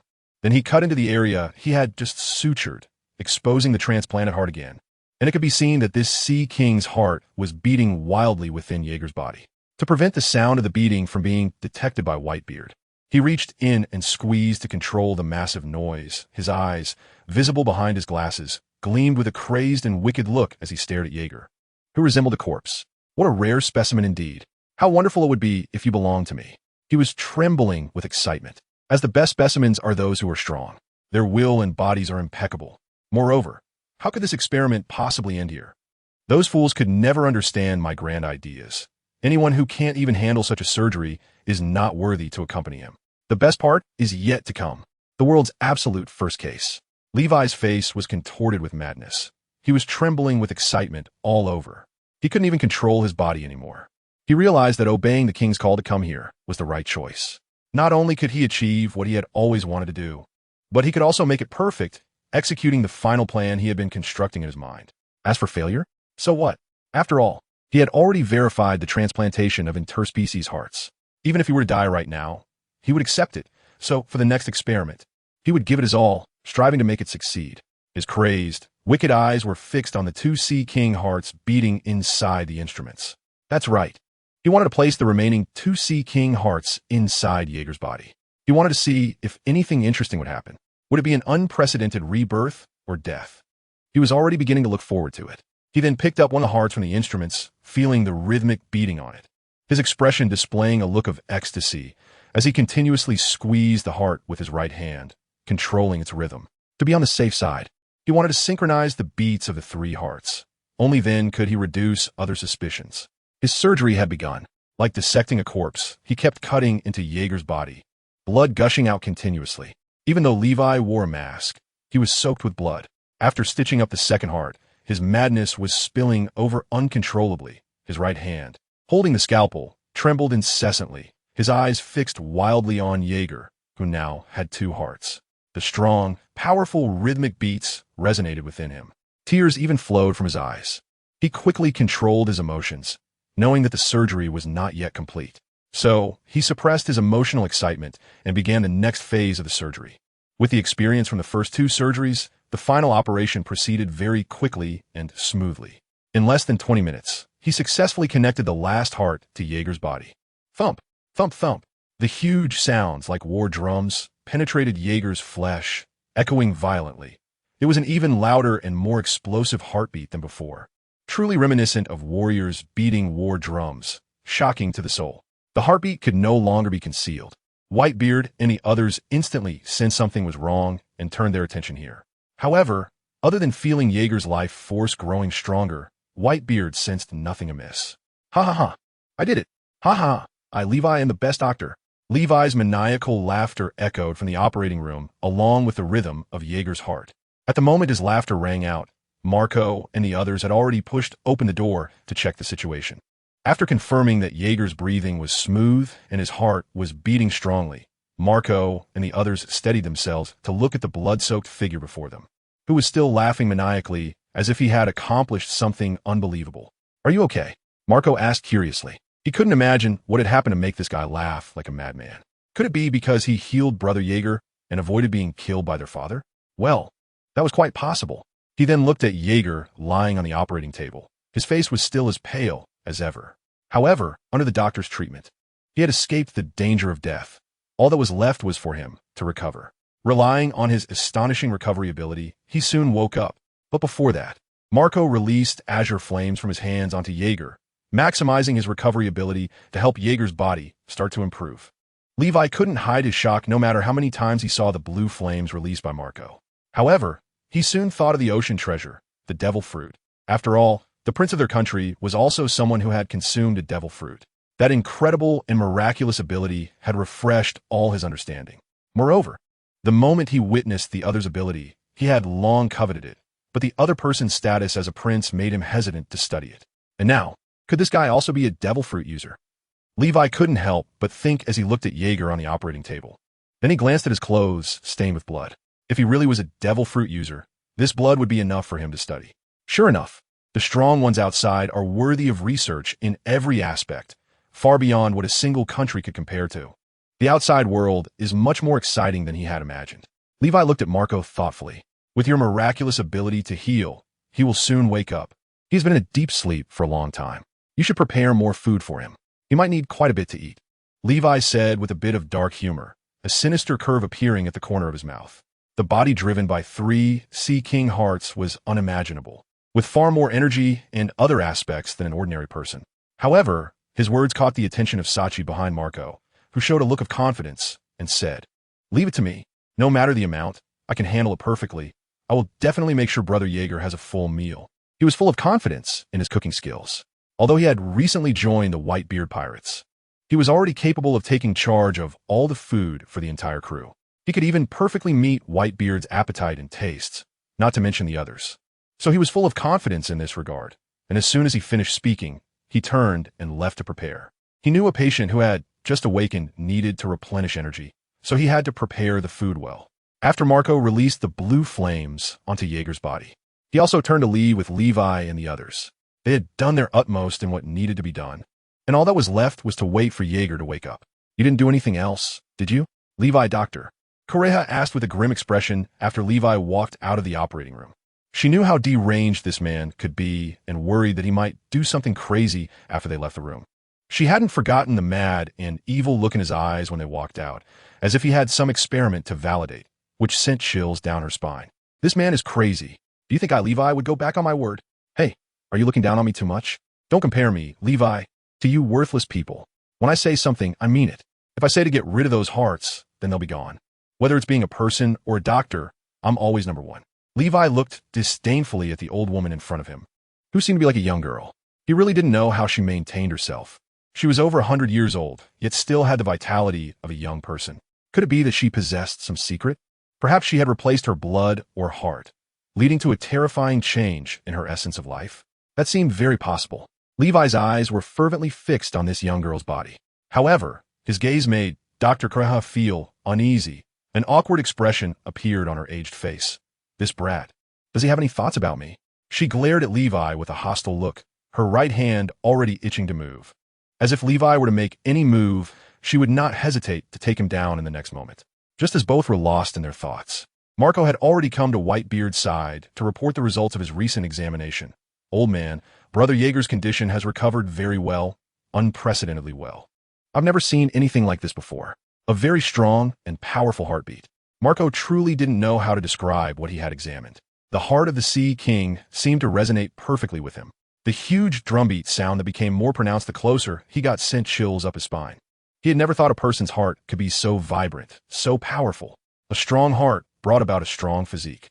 Just a flow of blood generated a terrifying heat on his surface. As Whitebeard smiled at Marco's words, in the room, Jaeger's fingers twitched slightly, and the darkness in his consciousness began to slowly recede, the heartbeat growing stronger. "I'm not dead. Jaeger's consciousness gradually converged, flickering with the terrifying images of Carp and Roger attacking him. A horrifying killing intent began to breed deep within his heart. The instinct of his consciousness caused the body lying on the operating table to flicker with dense, thick lightning. However, more so, there were the thump-thump sounds, echoing like war drums violently resonating in his muddled consciousness, making him feel as if he had fallen into a battlefield. What is this? The drum-like sound completely captivated Jaeger and made his consciousness begin to clear. As he slowly opened his eyes, the terrifying observation hockey was already moving towards this incredible sound. He quickly realized something was wrong. The sound was actually coming from his own heart. At the moment observation hockey drew near, he discovered that his heart had been replaced by a strange-looking organ, and most importantly, he had three hearts? I have 3 hearts. What on earth is happening? Jaeger stared at the 3 beating hearts in his chest, dumbfounded, as if he were looking at a monster. His pale face revealed shock at not knowing what had happened, while the booming thump-thump continued in his ears. And he pinched himself hard, only releasing his grip when the pain hit. Although he didn't know exactly what had occurred, he was undeniably a monster with 3 strange hearts. And, at that moment, he felt an unimaginable power wildly growing within his body, a force more terrifying than before. It was the horrifying power brought by each heartbeat. He felt the terrifying rhythm of his heart driving his blood, which surged like it had been pumped, with scorching heat radiating from his body. If the previous power was at 3, now it was around 8. Although he was still weak, he could clearly sense that his physical strength had increased several times over. Moreover, he felt as if he were immersed in an indescribable state, a comfort akin to breaking some sort of shackles. What is this incredibly comfortable thing? Vitality? Or an indescribably rich life force? Jaeger incredulously squeezed his fist, feeling his weakness receding. He then used observation hockey to scan his body frantically, realizing that although he didn't know what had happened, he was in a great state. So good that he had never known he could be in such a state. As he clenched his fist tightly, a surge of lightning enveloped his body, a force more terrifying than during the Golden Battle, with tiny bolts of lightning jumping wildly. Crackle. Snap. In an instant, the operating room was covered in lightning, metal melted, and other objects were completely destroyed in the first moment. The terrifying shrieks of the lightning echoed from here. As Whitebeard and others showed joyful expressions, this snowy town was engulfed in a shocking crisis of destruction, with small lightning bolts jumping with each falling snowflake. In just a brief moment, the entire nation fell into a terrifying realm of thunder. Some people couldn't withstand the lightning's assault and fainted. Even some members of the Whitebeard pirates were left paralyzed on the ground from the shock. Even the doctor who treated Jaeger couldn't escape the impact. A smile that could not be concealed appeared on Whitebeard's face. Marco and the others, who were anxiously waiting, were filled with immense joy. When they heard the thunder tearing through the air, they already knew Jaeger had awakened. Just as they turned their gaze, a hoarse voice, like someone just waking up, reached their ears. Marco, it seems you all have practiced well during my days of slumber, especially you, Marco. All present only heard the voice when Jaeger's figure had somehow already stood before them, as if he had always been there, his speed surpassing their conscious reaction. Moreover, the drum-like heartbeat resonated in a way that shocked them, and the closer they got, the more incredible it felt. The massive vibrations seemed to shatter the snowflakes drifting around them. As Jaeger walked out of the operating room, his observation hockey had already covered the entire kingdom. Therefore, Marco and the others' thoughts were all visible in his eyes, which was why a complex expression appeared on Jaeger's face. He didn't expect that Marco and the others, who usually loved to play, could go to such lengths to save him, and that Whitebeard would come all the way from the New World to the Grand Line, even going out to hunt sea kings by himself. Thank you, Whitebeard. And Marco, thank you all. At that moment, Jaeger didn't know how to express his emotions. But perhaps this was one of the reasons he stayed with the Whitebeard pirates, because of this world's strongest man's indulgence toward his crew. Upon seeing Jaeger's demeanor, Marco and the others displayed proud expressions, as if saying, praise me, which made Jaeger unable to help but chuckle. Kids will always be kids. You foolish son, why are you being polite with your old man? Your well-being is my biggest wish. If you're going to say thank you, it should be to Teach and the doctors here. If Teach and T said the doctors could save you, we might not have succeeded in bringing you back. Whitebeard said with a smile, but by the end, he couldn't help but burst into laughter. Although he hadn't shown much concern during this time, his inner feelings were not any better than Marco and the others. After all, he was the head of the family, and Jaeger had been with him since the Rocks Pirates. Their relationship had been forged through countless battles. They were not father and son, but closer than father and son. That's why Marco and the others called Whitebeard Old Man, while Jaeger directly called him Old Man Whitebeard. Jaeger smiled as he recalled the past. If it weren't for this man before him, he didn't know how many times he would have died. It was he who saved him time and again. Although there were reasons of his own calculation involved as well. Teach, huh? A strange smile appeared on Jaeger's face. Teach, who had already awakened from Jaeger's strike, trembled at the sight of Jaeger's smile, feeling as if he had been targeted by something dangerous, as if he was about to explode. He sensed that Jaeger seemed to be thinking of something bad. Shouldn't he be thanking me? Why do I feel like he is going to do something bad to me? Is he going to electrocute me again? Teach's eyes twitched in fear as he looked at Jaeger, who was staring at him with a smile that wasn't quite a smile. He simply couldn't imagine facing his benefactor without offering thanks, and yet he was still thinking of something bad behind his back. He realized that his initial thought was wrong. Perhaps he shouldn't have let his old man bring him here. He should have let this dangerous guy die. Jaeger looked at Teach with a half-smile, various thoughts flashing through his mind. This guy actually knows about the Magnet Drum Kingdom? Or does he inherently know the differences here, such as whether this place has the Munch fruit? From the memory fragments that just flashed through, it seemed he did not know. He just didn't expect that he would encounter the Munch fruit and remain so calm. Jaeger's observation hockey can only see the memories currently in his mind. Otherwise, he would have already pressed down on Teach's head to check what he had experienced in the past. However, even though he cannot see a person's entire memory, this ability is already terrifying for him. He just didn't expect that Teach could endure so much. All of his plans were deeply rooted in his heart before obtaining the dark fruit, even after seeing the thing he wanted with his own eyes. Indeed, the Gura no Mi Quake fruit was also a devil fruit that Teach had always wanted. Otherwise, he wouldn't have been relentlessly hunting down Walpole, who seemed like a fool when he obtained the dark fruit. The Gura no Mi, a Paramecia-type devil fruit, is essentially a bug-level divine fruit. It's just that its owner, Walpole, is such a waste that it couldn't unleash its frightening abilities. The ability to devour other users and gain their powers has driven countless people insane. And it's no wonder that Teach's first reaction upon realizing that this fool had eaten the Gura no Mi was to eliminate him, and then seek the fruit again after it reincarnated. The upper limit of this devil fruit is unknown, and it is also unclear whether the abilities gained after consuming the user are permanent. However, this maddening setting is hard to resist. Even Jaeger wants to get rid of this guy. But as Teach thinks, if killing him makes the situation more difficult, the world is too vast, and the possibility of finding this devil fruit is too low. It might even be deep underwater or in some corner of a deserted island. It could even be inside some sea king's belly. Various possibilities could occur. It's just a pity for such an unreasonable fruit. Perhaps if there is a chance, he could bring it to Vegapunk for research to extract the Bari no Mi. This ability would suit him perfectly. Jaeger's observation hockey, which covers the entire island, has locked onto Walpo in some corner. However, he doesn't know if Vegapunk has such technology now, so he needs to visit him when he has time. He then withdrew his gaze and looked at Teach in front of him. He knows that Teach brought him here for treatment to change his opinion of him. But how could such a thing make Jaeger feel grateful? Don't joke around. Even the current Jaeger wants to kill him.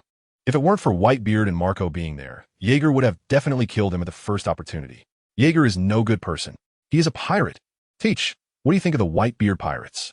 Jaeger asked seriously, looking directly into Teach's eyes, not missing any change in his expression. His observation hockey was even looking into Teach's memories. Teach was stunned by his question, looking at the man in golden armor with fear. The calmness on Jaeger's face eased his inner terror, and he replied earnestly, "It feels like home, especially after what happened this time. I know that the Whitebeard pirates are not only the strongest pirate crew, but also a place of belonging for us abandoned kids. So I'm very grateful to Dad."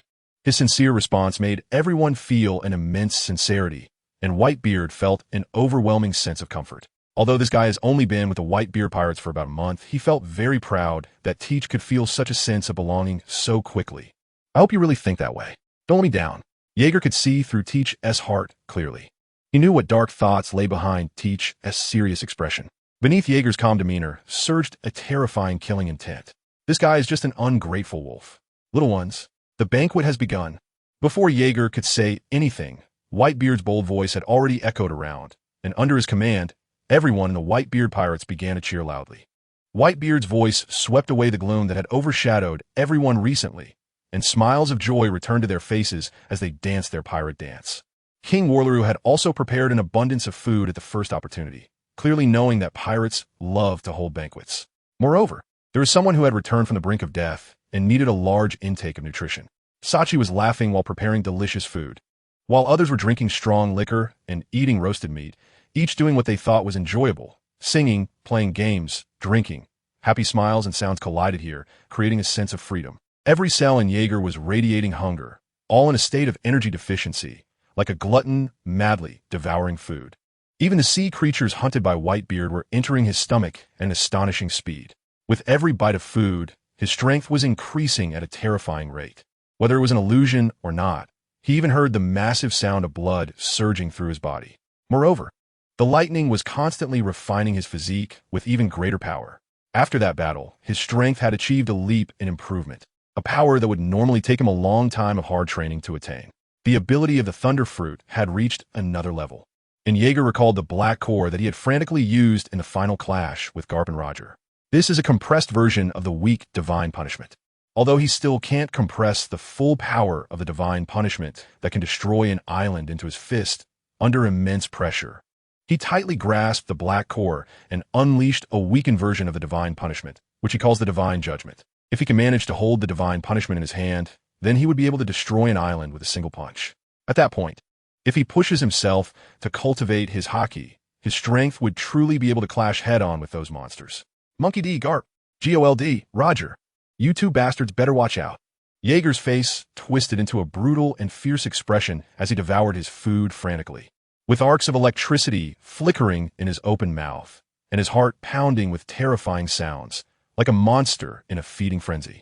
He now realizes how naive his previous thoughts were, believing that as long as he continuously developed the abilities of the Devil Fruit and pushed the Thunder Fruit to a higher level, he could manipulate the magnetic field. Not to mention clashing with those monsters, even without haki. He thought he could completely annihilate them, but he was wrong. With the current abilities he has developed, he can indeed annihilate everyone except for those monsters he knows. But he cannot face them in direct combat. A few probing moves might be fine, but if it were serious, Jaeger couldn't help but recall the final battle scene. A single slash or punch was enough to take him down. It seems that Roger had previously given Whitebeard face, making him think he could exchange a few moves with them. It appears he's been too narrow-minded. However, his thoughts are absolutely correct. The issue lies in the fact that burying himself in developing the fruit won't reach the desired level. He must engage in direct combat with strong opponents to maximize the development of the Thunder Fruit. But only those monsters can push him to this extent. Therefore, without strong haki to support him, he would be taken down in an instant during a clash, and, in the end, he still needs to rely on haki to become strong. Thus, his thoughts formed a contradiction, making him realize what he should do next. The speed at which Jaeger was consuming food, along with the terrifying gas emanating from his body that melted the surrounding snowflakes, attracted the attention of others, especially Levi, who had already awakened. His frenzied gaze was fixed on the golden figure sitting in the snow. Even the powerful physique and golden armor couldn't conceal the intoxicating heartbeat. Indeed, his thoughts were correct. The other party was becoming stronger after his modifications. Fortunately, his body is strong enough. Otherwise, he wouldn't be able to withstand the pressure from these three hearts. He knows just how powerful they are, enough to cause an ordinary person to drop dead. However, Levi's eyes were growing hotter. His eyes, hidden behind glasses, looked at Jaeger like a hungry wolf eyeing its prey. This man is the best test subject. Seeing the other party lively and unharmed ignited his thoughts again. What if he replaced the other party's blood and bones with those of Sea King? Would the result be the creation of a humanoid Sea King? A Sea King with human cognition? This idea is feasible. Absolutely feasible. The madness in Levi's eyes has become increasingly terrifying, even distorting his face into a grotesque expression. He quickly lowered his head to prevent others from seeing his current appearance. However, he did not realize that his thoughts had been completely noticed by Jaeger. He never expected this guy to still have ideas about him at this point. Does this fool not know they are pirates? Or does he think that saving me gives him the right to do whatever he wants? A brutal killing intent flashed across Jaeger's face as he ate frantically. He understood the terrifying transformation that had taken place. However, he never expected the other party to be this insane.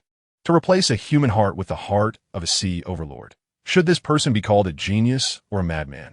It is this crazy idea that has led to his current inhuman body. 3 hearts. In that instant, Jaeger thought of many things.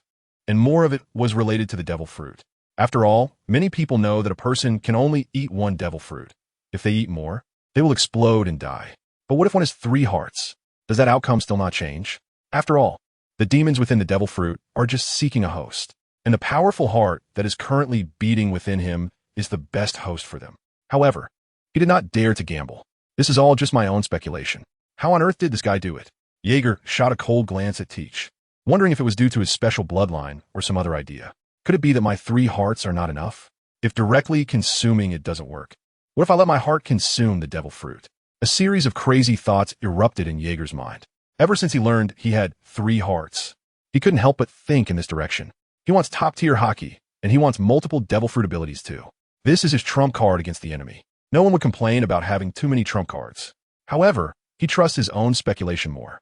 He is somewhat skeptical that devil fruit users rely on so-called souls. Otherwise, could some people use devil fruits related to souls or similar ones to attain multiple devil fruits? Jaeger's first thought was of the devil fruit that Charlotte Linlin had consumed. If it truly relies on souls, then wouldn't that woman be invincible? Or is there something he has overlooked? If he really could consume other devil fruits, he would need to carefully consider which powerful fruit to eat next. Although he is confident that developing the thunder fruit to his expectations would allow him to defeat those opponents, no one ever complains about having too many means. This is also to be prepared for any eventuality, as his current power is still too weak. What he currently possesses is the so-called one of the most invincible nature-type thunder fruit, and he lacks no offensive means, as nothing can compare to the strength of lightning. If there is, it will be due to his insufficient development and incorrect direction. Then there are the 3 powerful hearts that grant him a strong physique. Not consuming a Zoan type would be a waste. However, speaking of Zoan types, Jaeger recalled a devil fruit he had previously snatched from someone, which is still stored in his room. It seems that not giving that devil fruit to someone else at the time was the right decision. This is also a rule of the Whitebeard pirates. Whoever finds a devil fruit can handle it. Therefore, after obtaining that devil fruit, Jaeger stored it in his room, as he believed that no one in the Whitebeard pirates was suitable for it. Those who were suitable had already consumed other devil fruits before joining the crew. So he kept it as a collection, or perhaps to give it to someone he deemed worthy in the future, which could enhance the combat power of the Whitebeard pirates. However, Jaeger suddenly slowed down his eating speed, a terrifying killing intent flashing wildly in his eyes as he looked at Levi. A terrifying killing intent was directed straight at Levi, who was staring back at him. This gaze made Levi's heart suddenly contract, a sense of deadly danger rapidly growing in his chest. Despite being next to a massive bonfire, he was already enveloped in a chilling fear. This guy. The eyes behind the glasses were twitching as they stared at the man clad in golden battle armor. At this moment, he was filled with immense fear. This guy actually wanted to kill him? Had he discovered what he had done to him? A multitude of thoughts flashed through his mind in an instant.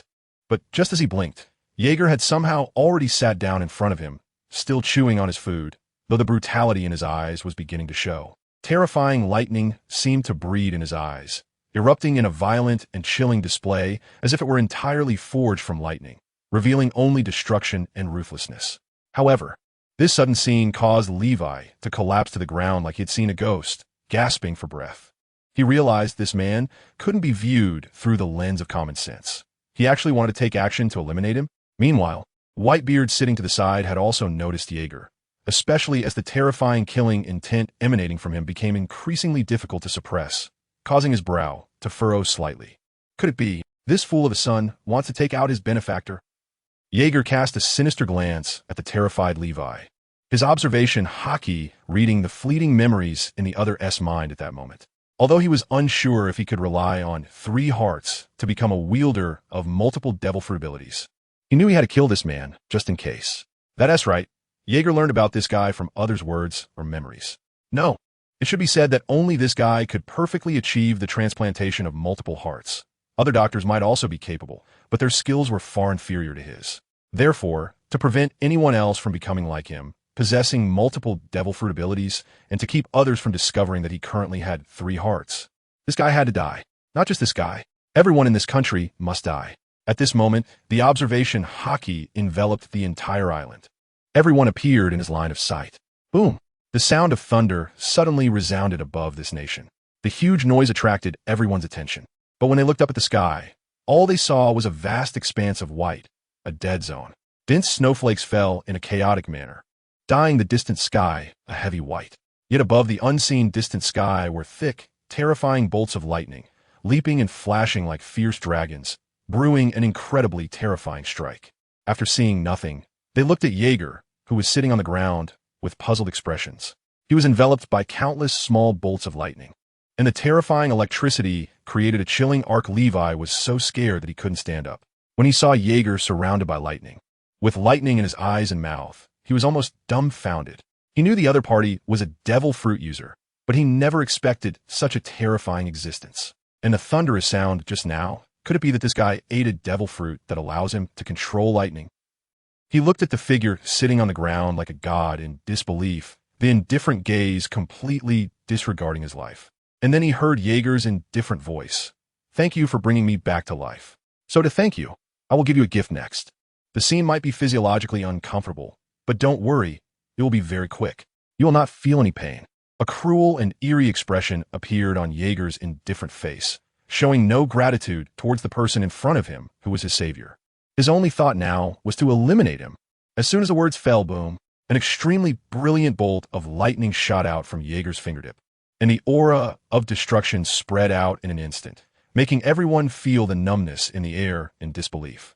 Before they even knew what was happening, they saw Whitebeard's war knife had somehow blocked in front of Levi, with terrifying bolts of lightning jumping on the blade, flashing with a horrific edge. Jaeger's strike was blocked. In this moment, Levi's heart nearly stopped. He looked at Jaeger in shock. Jaeger was silent. He didn't expect that his sudden strike would be blocked by the old man with the white beard, and that his own terrifying speed would be ineffective. He had been careless, thinking he could quickly deal with this guy while everyone was enjoying the banquet. He never anticipated that his attack would still be intercepted. Was it the murderous intent that had accidentally leaked out just now? What on earth did this guy want to do? Teach's face was filled with disbelief. He simply could not understand why this guy would suddenly attack the doctor while everyone was happily celebrating. Teach had been paying attention to Jaeger's actions, and since he came out of the operating room, he hadn't spoken a word to the doctor. Why did it seem like they were enemies? Could it be related to something else? For example, a heart issue? But it made sense. A perfectly fine person had been placed with a Sea King heart. Although it was unbelievable, it still felt like a disturbing matter. Just when everyone was stunned by this scene, Jaeger's expression had already darkened. Whitebeard's gaze had fixed on him the moment he made his move, and an indescribable sense of terrifying pressure had already enveloped him.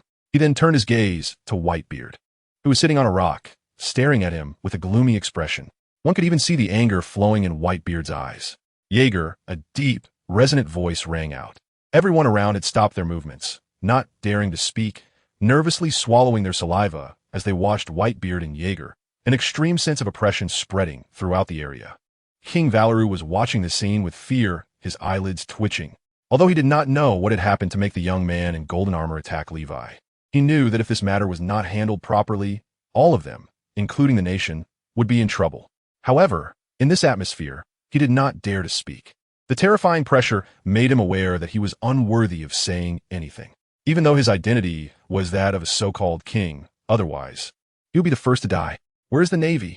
Why haven't they arrived yet? Weren't they supposed to be on their way? The king was nearly suffocating under this oppressive scene, praying in his heart for the Navy to arrive soon and deal with this group of pirates.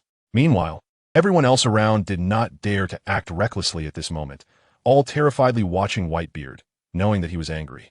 Moreover, from the tone of his voice, it was clear that he was very angry. This chill is even colder than the one brought by this country. What are you going to do, Jaeger? Are you really going to take action against your savior? Whitebeard's deep and heavy voice rang out again, and as his words fell, the cold air around seemed to ignite at that moment, presenting a phenomenon of distortion and vibration. It felt as if something indescribable was about to happen in the next moment. Marco and the others looked at Whitebeard in shock, not expecting that his anger would spill over uncontrollably this time. Just the terrifying aura alone affected the surrounding environment, and Jaeger felt an immense pressure despite the fact that the other party had done nothing. He knew that there was still a significant gap between them. Have you forgotten how I taught you? Even if we are ruthless villains, we must be grateful to our savior and cannot act against defenseless children and women. Whitebeard's words were low and filled with anger. This scene reminded him of a distant past, where the other party had always been so cruel and merciless. Regardless of whether the person was a savior or defenseless children and women, anyone deemed an enemy would be eliminated without hesitation. That is why Whitebeard often chose to intervene in Jaeger's actions, teaching him right from wrong and urging him to be a man of integrity. However, it seems that this result has not changed at all. Whitebeard always believed that Jaeger's personality was simply a result of youthful recklessness, thinking himself invincible with a little power, disregarding everyone else. After all, having such strength at the age of 18 is quite remarkable, especially being the second in command of the world's strongest man. Consuming the Thunder fruit at a young age and developing it to a terrifying extent with incredible imagination, active in the Rocks era by Whitebeard's side, and later being a man with a 1.5 billion bounty from the Navy. Such achievements are remarkable for any man. Besides the peak powerhouses he knows, he hardly regards anyone else. Destroying a nation is merely an ordinary matter to him. Of course, I understand, old man Whitebeard. I have taken your words to heart. Aaron smiled like a child as he looked at Whitebeard, for the words he spoke now were ones he had been repeating to himself for a long time. To become a man of great renown. He certainly knows what it means to be a man. A real man eliminates threats at the first opportunity, treating enemies as such. That is what a man is. Only such men deserve the title, and a man should not allow anything that poses a threat to exist. When the time comes to act, one must do so without hesitation. Moreover, he does not believe that Whitebeard would do anything to him for a dead person. At most, he would just be punished a little, which would be nothing compared to his secrets. But he also needs to seize the opportunity, for things come in threes. Boom! Aaron's expression suddenly turned grim. The calm killing intent surged wildly in an instant, and a terrifying thunderbolt erupted out of nowhere, tearing toward Levi with absolute destructive power. However, Aaron's sinister expression soon froze. A tall, terrifying figure had unknowingly appeared in front of Levi, and all of his attacks had been completely blocked. Aaron fell silent. The expression on Whitebeard's face turned dark, his gaze filled with anger as he looked at Aaron before him. Although they are pirates, there are some things that shouldn't be pushed too far. At the very least, there should be a sense of righteousness. This has always been his teaching to his sons. He doesn't want his sons to become cold-blooded butchers. So at this moment, he throws a punch without hesitation. Bang! The power of this punch is incredibly terrifying, as the air is directly torn apart and then violently smashed into Jaeger's face. The immense force sends Jaeger's body flying backward, leaving a trail in the white, snowy ground, ultimately crashing hard into a tree. As Jaeger's body falls from the tree, the massive tree behind him crashes down onto the snow. Blood seeps from the corner of Jaeger's mouth as he calmly gazes at the endless white sky. He did not dodge this punch from Whitebeard, nor did he use elementalization. He knew that if he dodged, the situation would become even more serious. Moreover, this punch from Whitebeard did not carry any devil fruit abilities or hockey. It was purely the use of his own strength. Additionally, the power within the punch was pitifully weak. This was Whitebeard's method of teaching his son the lesson. Lying in the snow, Jaeger did not get up immediately. His observation hockey sensed that Whitebeard was darkly staring in his direction. However, Jaeger was not panicking. He knew that Whitebeard would only hit him a few times with his fists and scold him verbally. After all, the other party wanted him to understand the importance of gratitude, especially towards those who had saved him. Most importantly, Jaeger did not take action against anyone from the Whitebeard pirates. That was the key point. He knew where Whitebeard's bottom line was, which is why he dared to act against Levi.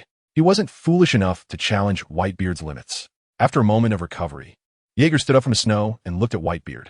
He calmly gazed at Whitebeard before shifting his eyes to the terrified Levi, who was on the verge of collapse due to the repeated proximity of death. He thought he had become indifferent to death. He believed that after completing the experiments he desired, he could accept death if it came. But it turned out that all of this was just his imagination. When death truly approached, he was filled with fear. His fearful eyes were fixed on the towering figure before him, resembling a demon, and the invisible, terrifying aura emanating from it deeply shocked him. Even the falling snowflakes seemed to be blocked by an invisible force, unable to come close to him. His heart was pounding at that moment. He even had a ridiculous thought, how he wanted to use him as a test subject, just as Levi excitedly looked at Whitebeard. Whitebeard had already taken large strides forward, his expression quite grim as he approached Jaeger step by step. This little brat is truly a headache. Although Whitebeard's expression looks dark and filled with rage, his heart is filled with helplessness towards Jaeger. This little brat's personality hasn't changed at all. He was already nagging in the ears of others back when he was with the Rocks Pirates. However, it has proven to be of no use until now, and his character remains as cruel as ever. He hasn't spared even ordinary people who save his life. He strikes out at will, acting completely on impulse. Even warnings from him are useless. However, he knows that Jaeger understands that as long as he doesn't harm his family, he can kill others without a second thought. At least he has some bottom line, but Jaeger attacking the doctor who saved him is wrong, especially since this doctor is his lifesaver. Whitebeard coldly gazes at Jaeger, his voice dripping with menace. Are you ignoring my words, Jaeger? If it weren't for this doctor saving you, you would have been dead long ago. His treatment of you is not an invitation to commit such inhumane acts. Whitebeard's words are filled with immense anger as he stands before Jaeger, looking down at him. He doesn't even know whose character this little brat has learned from. Even the likes of Shiki the Golden Lion weren't as cruel as him. His words fail to stir any emotions in Jaeger. Instead, Jaeger calmly looks at Whitebeard and says, I understand, old man Whitebeard. I will remember what you said. I won't harm him. Jaeger appears very calm, but inside he is filled with overwhelming rage, his furious veins concealed by his golden armor. And his killing intent has never ceased for even a moment. Yet he knows that he cannot act at this point. Just like he has always wanted to strike against Teach, he must wait for an opportunity when Whitebeard is not nearby. Since he cannot change this guy, he might as well eliminate him. Moreover, most importantly, he gradually realizes that the Whitebeard pirates are no longer suitable for him. His ideals do not align with those of old man Whitebeard, nor do they fit with everyone else. Perhaps he should plan his own path. He should set sail alone. This unprecedented thought suddenly pops into his mind. Although he has feelings for the Whitebeard pirates, and despite the fact that Whitebeard has treated him this way all along, he has never had such thoughts before. Although he has been using Whitebeard's existence to hone himself, he has indeed felt that many things have not gone as he wished. What remains for him now is only the madness of gambling with fate. Jaeger quickly puts a stop to this terrifying thought. The idea of leaving the Whitebeard pirates must be dismissed immediately. Whitebeard's expression does not soften because of Jaeger's words. He continues to look at his bastard son with a gloomy face. Then you should remove everything above, or do you intend to kill everyone on this island? His words leave everyone present stunned. They all unknowingly look up at the sky. However, apart from a vast expanse of white, there is nothing else. But old man Whitebeard said there is something up there that will kill everyone on this island. Could it be? Everyone in the Whitebeard pirates looks at Jaeger in disbelief, their minds filled with a single thought. Jaeger's lightning is gathering unimaginable power above, enough to kill everyone on this island. Meanwhile, King Valeru and the doctors are fearfully gazing at the white sky, terrified by Whitebeard's words. Is there something hidden in the unseen sky? They immediately look up. However, even as they strain to look up, they cannot see anything wrong. Apart from the continuously falling snowflakes and the thunder they heard at first, there is nothing else. But thunder. They remember that Jaeger seems to have the ability to control lightning, which means something incredible is indeed happening above their country. And it is something that can destroy the entire island. They just can't see it. Otherwise, Whitebeard wouldn't have asked Jaeger to remove whatever is above. They realize this, and thus they feel like they're going to explode, a chilling sensation lingering over their heads, and fear is rapidly growing in each of their hearts, enveloping them. Their faces stiffen as they stare at Jaeger in horror, unable to comprehend why this man would want to kill them all when they saved his life. Why would he still want to kill them? They don't understand, nor do they grasp the reason. This notorious pirate, who has a bounty of over 10 billion set by the Navy, cannot be understood through common sense. This cold-blooded demon, along with another pirate with a bounty in the tens of billions, is terrifying beyond description. Just standing in front of him makes them feel breathless. The terrifying aura he naturally exudes sends chills down their spines, as if they could die at any moment. However, Jaeger has no time to care about these guys' thoughts. He feels immense pressure as he watches the dark-faced Whitebeard. He knows that his little actions have not escaped Whitebeard's notice, and perhaps he was discovered from the very beginning. Can he really let these guys go just like that? Jaeger's mind flashes with various possibilities. Indeed, it's better not to let others know whether 3 hearts can bear 3 devil fruits. Even Whitebeard shouldn't think he can stop him from killing. It's better if such incredible things happen to oneself. Absolutely no one else should have such experiences, as it poses too great a threat to him. I understand. Jaeger's voice was filled with calm. His face had also cooled down, but only he knew that the murderous intent in his heart was like a sea caught in a storm, with huge waves crashing and howling winds bombarding him, stirring his emotions into a deep oppression. However, he was still able to hide his feelings in front of anyone. So on the surface, he showed no dissatisfaction, and as his words fell, the terrifying black core flickering and colliding above the magnetic drum kingdom slowly dissipated. The foolish son, Whitebeard, murmured in a low voice, "Gula la la la." He then burst into laughter. His laughter broke the heavy atmosphere, and everyone cheered again while drinking. Jaeger had already sat by the campfire, eating meat heartily. As for other matters, he seemed to have let them go. Then he laughed and competed in drinking with Jaws and the others. This sudden change left Levi and the others completely bewildered. They couldn't understand how a person's transformation could happen so quickly. Just a second ago, he was contemplating killing himself, and the next moment he was already at a banquet drinking. This scene deeply stimulated him. Is this what pirates are like? Recklessly holding banquets with a group of incredible people. What would their adventures be like? Or is it just about burning, looting, and plundering? What kind of enemies do they face? Besides the pirate overlord, Gold Lion, and the great pirate, Joel-D. Roger, are there any other terrifying figures? If he were to go to sea with them, would he have the chance to study those strong individuals? After considering this possibility, Levi's heart became lively. It wasn't impossible, but the premise is that they would accept him on board, and the most important question is, the crew members all seem to refer to Whitebeard as Old Man. Thinking of a certain possibility, Levi's mouth twitched. If he boarded the ship, would he also have to call that guy Old Man? This thought made him feel uneasy. However, he still gazed intently at Whitebeard, realizing that to get on the ship, he had to obtain the man's consent. He then sat down, drinking alcohol while contemplating how to approach this man. As he was watching Whitebeard, he caught the pirate captain's attention. After noticing the meaning behind Levi's gaze, Whitebeard thoughtfully took a sip of his drink before downing the strong liquor in his hand. Just as the Whitebeard pirates were holding a banquet, turmoil in the New World had reached its peak. The Navy fleet led by Admiral Sengoku was completely defeated by the Roger pirates. And just when Sengoku was cornered, the Navy hero, Carp, arrived. His arrival pushed the battle to its climax. On a remote island in the New World, it was evident that a brutal battle had taken place here. The mountains had been blown apart, and huge trees had been destroyed. Even the ground was marked with gaping, jagged cracks. The air was filled with an extraordinarily terrifying aura, an indescribable sense of intimidation spreading beyond the island. Tiny black lightning and red lightning swirled together, unleashing unimaginable power. This place has become a death zone where ordinary people faint from the shock of proximity. The entire island shows signs of decay and death. Yet, the sound of cannon fire and the shouts of pirates and navy can still be heard. Boom! The cannon fires. Bang bang. Fists collide with each other. Clang. At the center of the island, the colossal sound of an iron fist clashing with a long knife tears through the air, sending out the most terrifying explosive waves. Thick, irregular bolts of lightning seem to bite through the sky like dragon serpents, roaring in horror as they come. Where the lightning spreads, it tears apart the air, blasts mountains, and shatters trees. The power contained within is enough to knock out unprepared individuals with mere aftershocks. This is a true clash of peak powerhouses.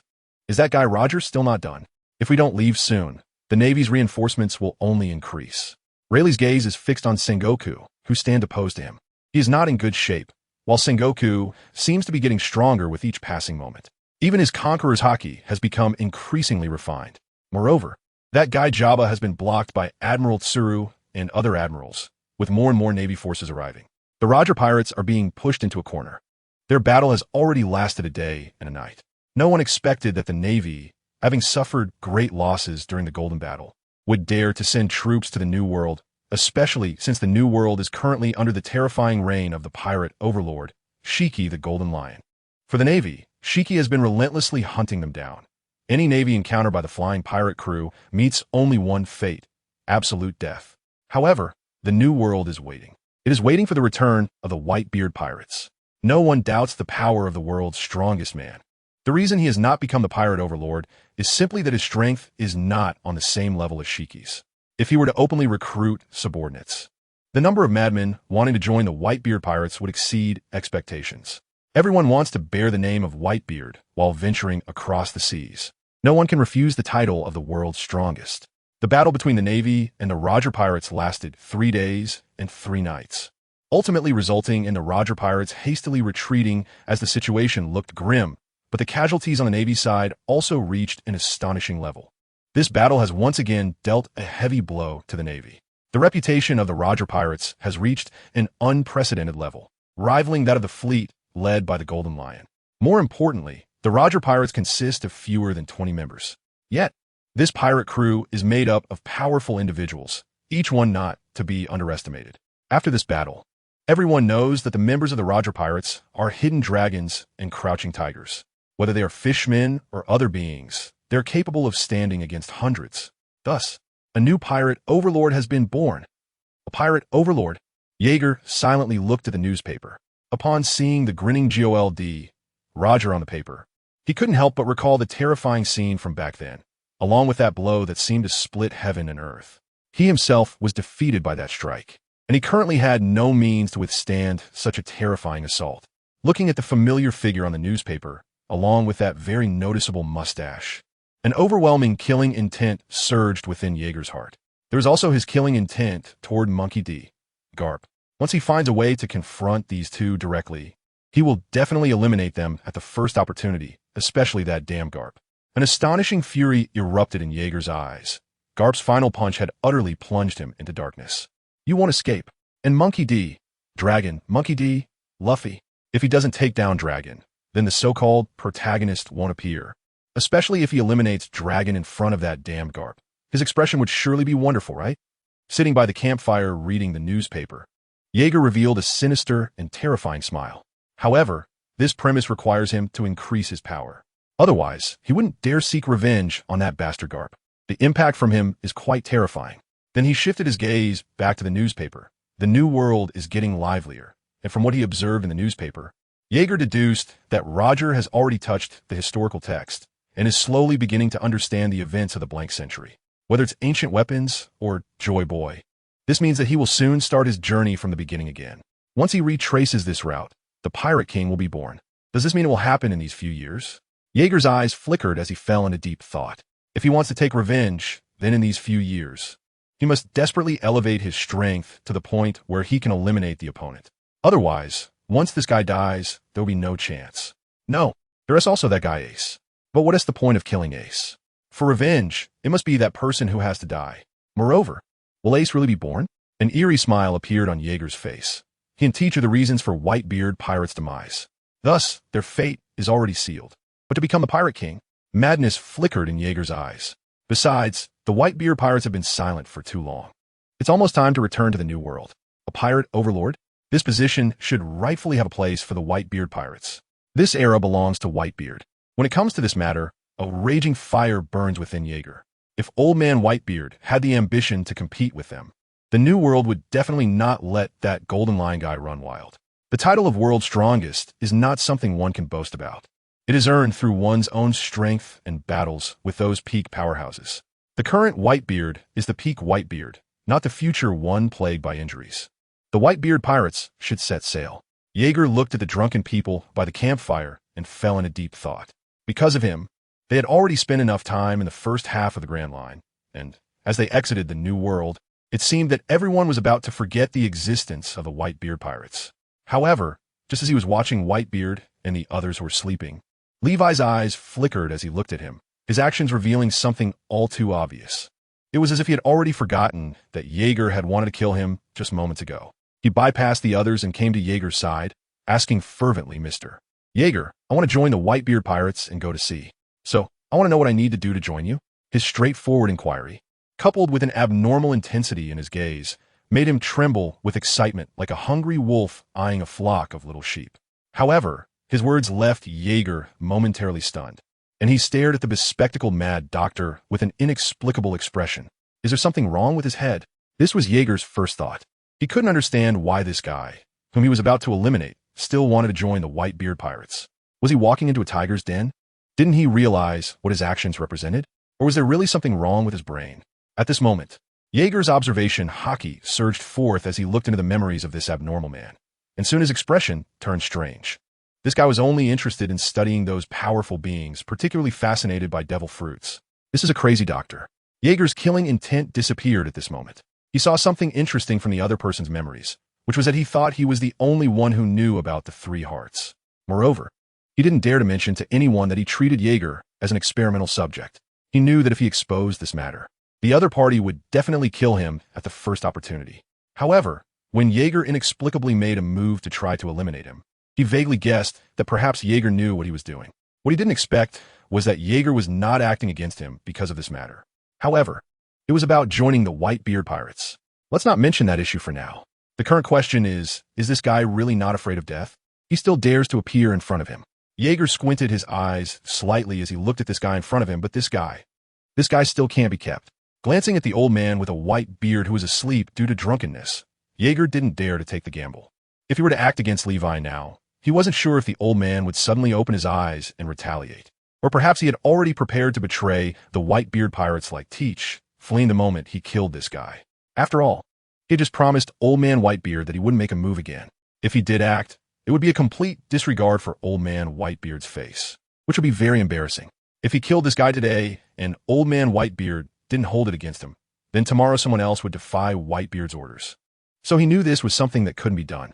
Defying the captain's orders was a big deal, although he did defy them at first. I don't know. You can ask Old Man Whitebeard. Also, why do you want to join the Whitebeard pirates?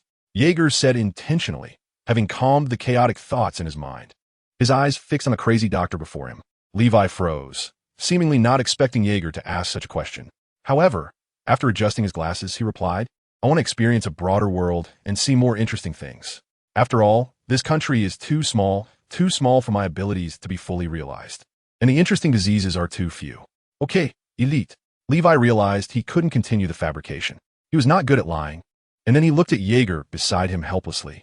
But he found that Jaeger showed no reaction to what he said, as if he had known all along that there was something wrong with his expression. This realization sent a chill down his spine, but he still chose to answer seriously. Because I heard you're one of the strongest pirate crews, especially since your captain is known as the strongest man in the world. If I follow you, does that mean the enemies you defeat can be left for me to study? After all, you are so strong, so your enemies shouldn't be too weak, right? Studying strong individuals and devil fruits is quite interesting. Otherwise, I wouldn't have been able to perform the surgery to save you. However, I have to apologize for one thing. At this point, he suddenly paused. He looked at Jaeger as if organizing his words, while Jaeger, who was eating roasted meat, showed no intention of interrupting, simply sitting quietly waiting for the man's response. After several minutes, Levi spoke again. I don't have absolute confidence in the surgery to save you. After all, experiments on animals and experiments on humans are completely different. Moreover, it's a matter of transplanting hearts from different species. I admit there is an element of gamble involved. But I won the gamble. I had no choice. I can't kill ordinary people from this country. If discovered, I would be sentenced to death by the country's army. His voice was filled with helplessness. However, he wasn't wrong. He indeed lied. Because he could perform this surgery perfectly, and it wasn't done using animals for experimentation. He secretly captured ordinary people from this country to conduct experiments, and after finishing, he would kill them and dispose of the bodies. Regarding these matters, Jaeger's observation hockey had been stealing his memories at that moment. So whatever he wanted to say or do was crystal clear, completely escaping Jaeger's eyes. Seeing that Jaeger showed no reaction, he hesitated, unsure whether to tell this man what was to come, wondering if revealing it would lead him to death. Just as he was pondering, Jaeger's calm eyes suddenly narrowed, and his heart couldn't help but race wildly for a moment. He saw something incredible from the other's memories, the fact that he had 3 hearts. This guy, Jaeger discreetly glanced at him. Then he used an invisible thunder barrier to envelop them, completely isolating what they were about to say inside. He knew that what Levi would say next was quite important. Important enough that others shouldn't know. You might have already felt something wrong with your heart and body, right? Levi decided to be honest with this man. If he wanted to board Whitebeard's ship, he had to build a good relationship with him, not only because he was related to his experiment, but also because he was someone who could be spoken to, aside from Whitebeard. If he could get the man to say a word or two for him later, his chances of getting on the ship would increase significantly. Moreover, rather than worrying about being discovered later, it was better to be straightforward with the man now. He was betting that the man wouldn't kill him. There's more than just a Sea King heart inside your body. I know, Jaeger replied nonchalantly. He knows? Levi was stunned, and it took him several minutes to snap back to reality. It seemed his earlier speculation was correct. No wonder this guy wanted to kill him. Anyone would be furious in such a situation. He then completely relaxed. Since the other party knew, there was nothing to fear anymore. He continued, however, there are some things I'm still uncertain about because Sea Kings are immensely powerful beings. Even compared to the legendary giants, they are not to be underestimated, and may even be stronger than the giants. Even if what is in your heart is merely a Sea King heart, its powerful vitality and terrifying genes might change your body, especially your blood. I'm worried that your blood might be altered by these 3 different types of Sea Kings. Levi pondered for a moment, as if trying to figure out how to simply explain what was in his mind to the man. Basically, there are 4 different types of blood flowing in your body. One is your own, and the other 3 are from different types of sea kings. Of course, the possibility is low, but that doesn't mean it's absent. After all, sea kings are incredibly powerful creatures. If this possibility does occur, I worry that your own blood will be completely devoured and replaced, which would then change your personality. Unless you can develop a very strong physique. In that case, your blood would also contain powerful energy to resist the sea king's devouring. Of course, there's another possibility. Your blood might already possess a special ability that completely fears them not at all, such as the ability of devil fruits. The more Levi spoke, the more excited he became, as if he were discussing the most incredible and unbelievable thing in the world. He was trembling all over, his eyes shining as he looked at Jaeger. Although he didn't quite understand how devil fruits operated, as a doctor, he could still roughly guess. After all, he had seen diseases related to blood in books and on patients' bodies. Those were diseases that could change an entire person's body, such as leukemia. Could it be that the so-called devil fruits were hidden within a person's blood, and that this incredible energy could completely alter a person's genes, allowing them to wield all sorts of unbelievable powers? This is a very likely thing. This is something completely different from leukemia, but also similar. Unfortunately, he has not studied this area. This is just his speculation. What Levi doesn't know is the shock his words have brought to Jaeger, whose calm eyes are now filled with astonishment as he looks at him. At this moment, he has recalled something he had forgotten. This guy is not wrong. The principle of devil fruits is the bloodline factor. Vegapunk is the one who studied the bloodline factor and developed the pacifista, which means his original idea was wrong. Having multiple devil fruit abilities does not mean having multiple hearts or some mystical essence like souls. It is the bloodline factor. At this moment, Jaeger is still in shock. He has just realized what genius truly means. This guy in front of him, who seems like a mad and evil person, turns out to be a rare genius. He is already considering whether to continue with his previous thoughts or find an opportunity to eliminate him. After all, geniuses like him are not common, and right in front of him is such a person. He should get on Whitebeard's ship. The idea suddenly appeared in Jaeger's mind at that moment. A guy like this could only have 2 outcomes. Either he dies, or he gathers under his banner to work for him. However, before that, it's best not to let him spill the beans about having 3 hearts. Otherwise, he would have to kill this guy without hesitation. I understand. When the time comes, you can talk to Whitebeard, and I will also have a word with him, see if he can join the Whitebeard pirates. Just based on your medical skills alone, that will be enough. Marco is still far from that level. Jaeger seemed to recall something and shook his head helplessly. Aside from Levi's genius ideas, this guy's medical skills are indeed quite good, just enough to compensate for Marco's immature skills and allow him to learn from this madman. Jaeger's words excited Levi. He knew that when this man said such things, he must have a high confidence level in getting him on this big pirate ship, allowing him to venture into that magnificent world. Countless strong individuals and magical devil fruits. He was already lost in his imagination, but as if recalling something, he turned to Jaeger and curiously asked, "How did you join the Whitebeard pirates? By the way, my name is Levi." Jaeger glanced at him indifferently. The other party's words reminded him of a distant past, but they were all trivial matters. Even the stories he could fabricate now were more exciting than his own experiences. He then said, "My name is Jaeger. As for how I joined the Whitebeard pirates, that was over a decade ago, so long ago that I almost forgot. But these things aren't important. What's important is that you better not talk nonsense in front of others, especially about my heart." Jaeger's voice became exceptionally cold as he directly warned Levi. He still didn't want others to know about his heart condition. His words made Levi realize the seriousness of the matter. Indeed, normal people wouldn't want to be seen as outcasts, and he didn't have the guts to challenge this guy's bottom line. The two then silently sat on the ground. Time quickly moved to the next day. When Whitebeard and the others woke up from their hangovers, it was already noon, and their purpose for this trip had been accomplished. Jaeger had come back from the brink of death. In fact, due to the new heart, he had become even stronger than before, with a sound echoing like a war drum, reverberating powerfully, as if facing 1,000 troops.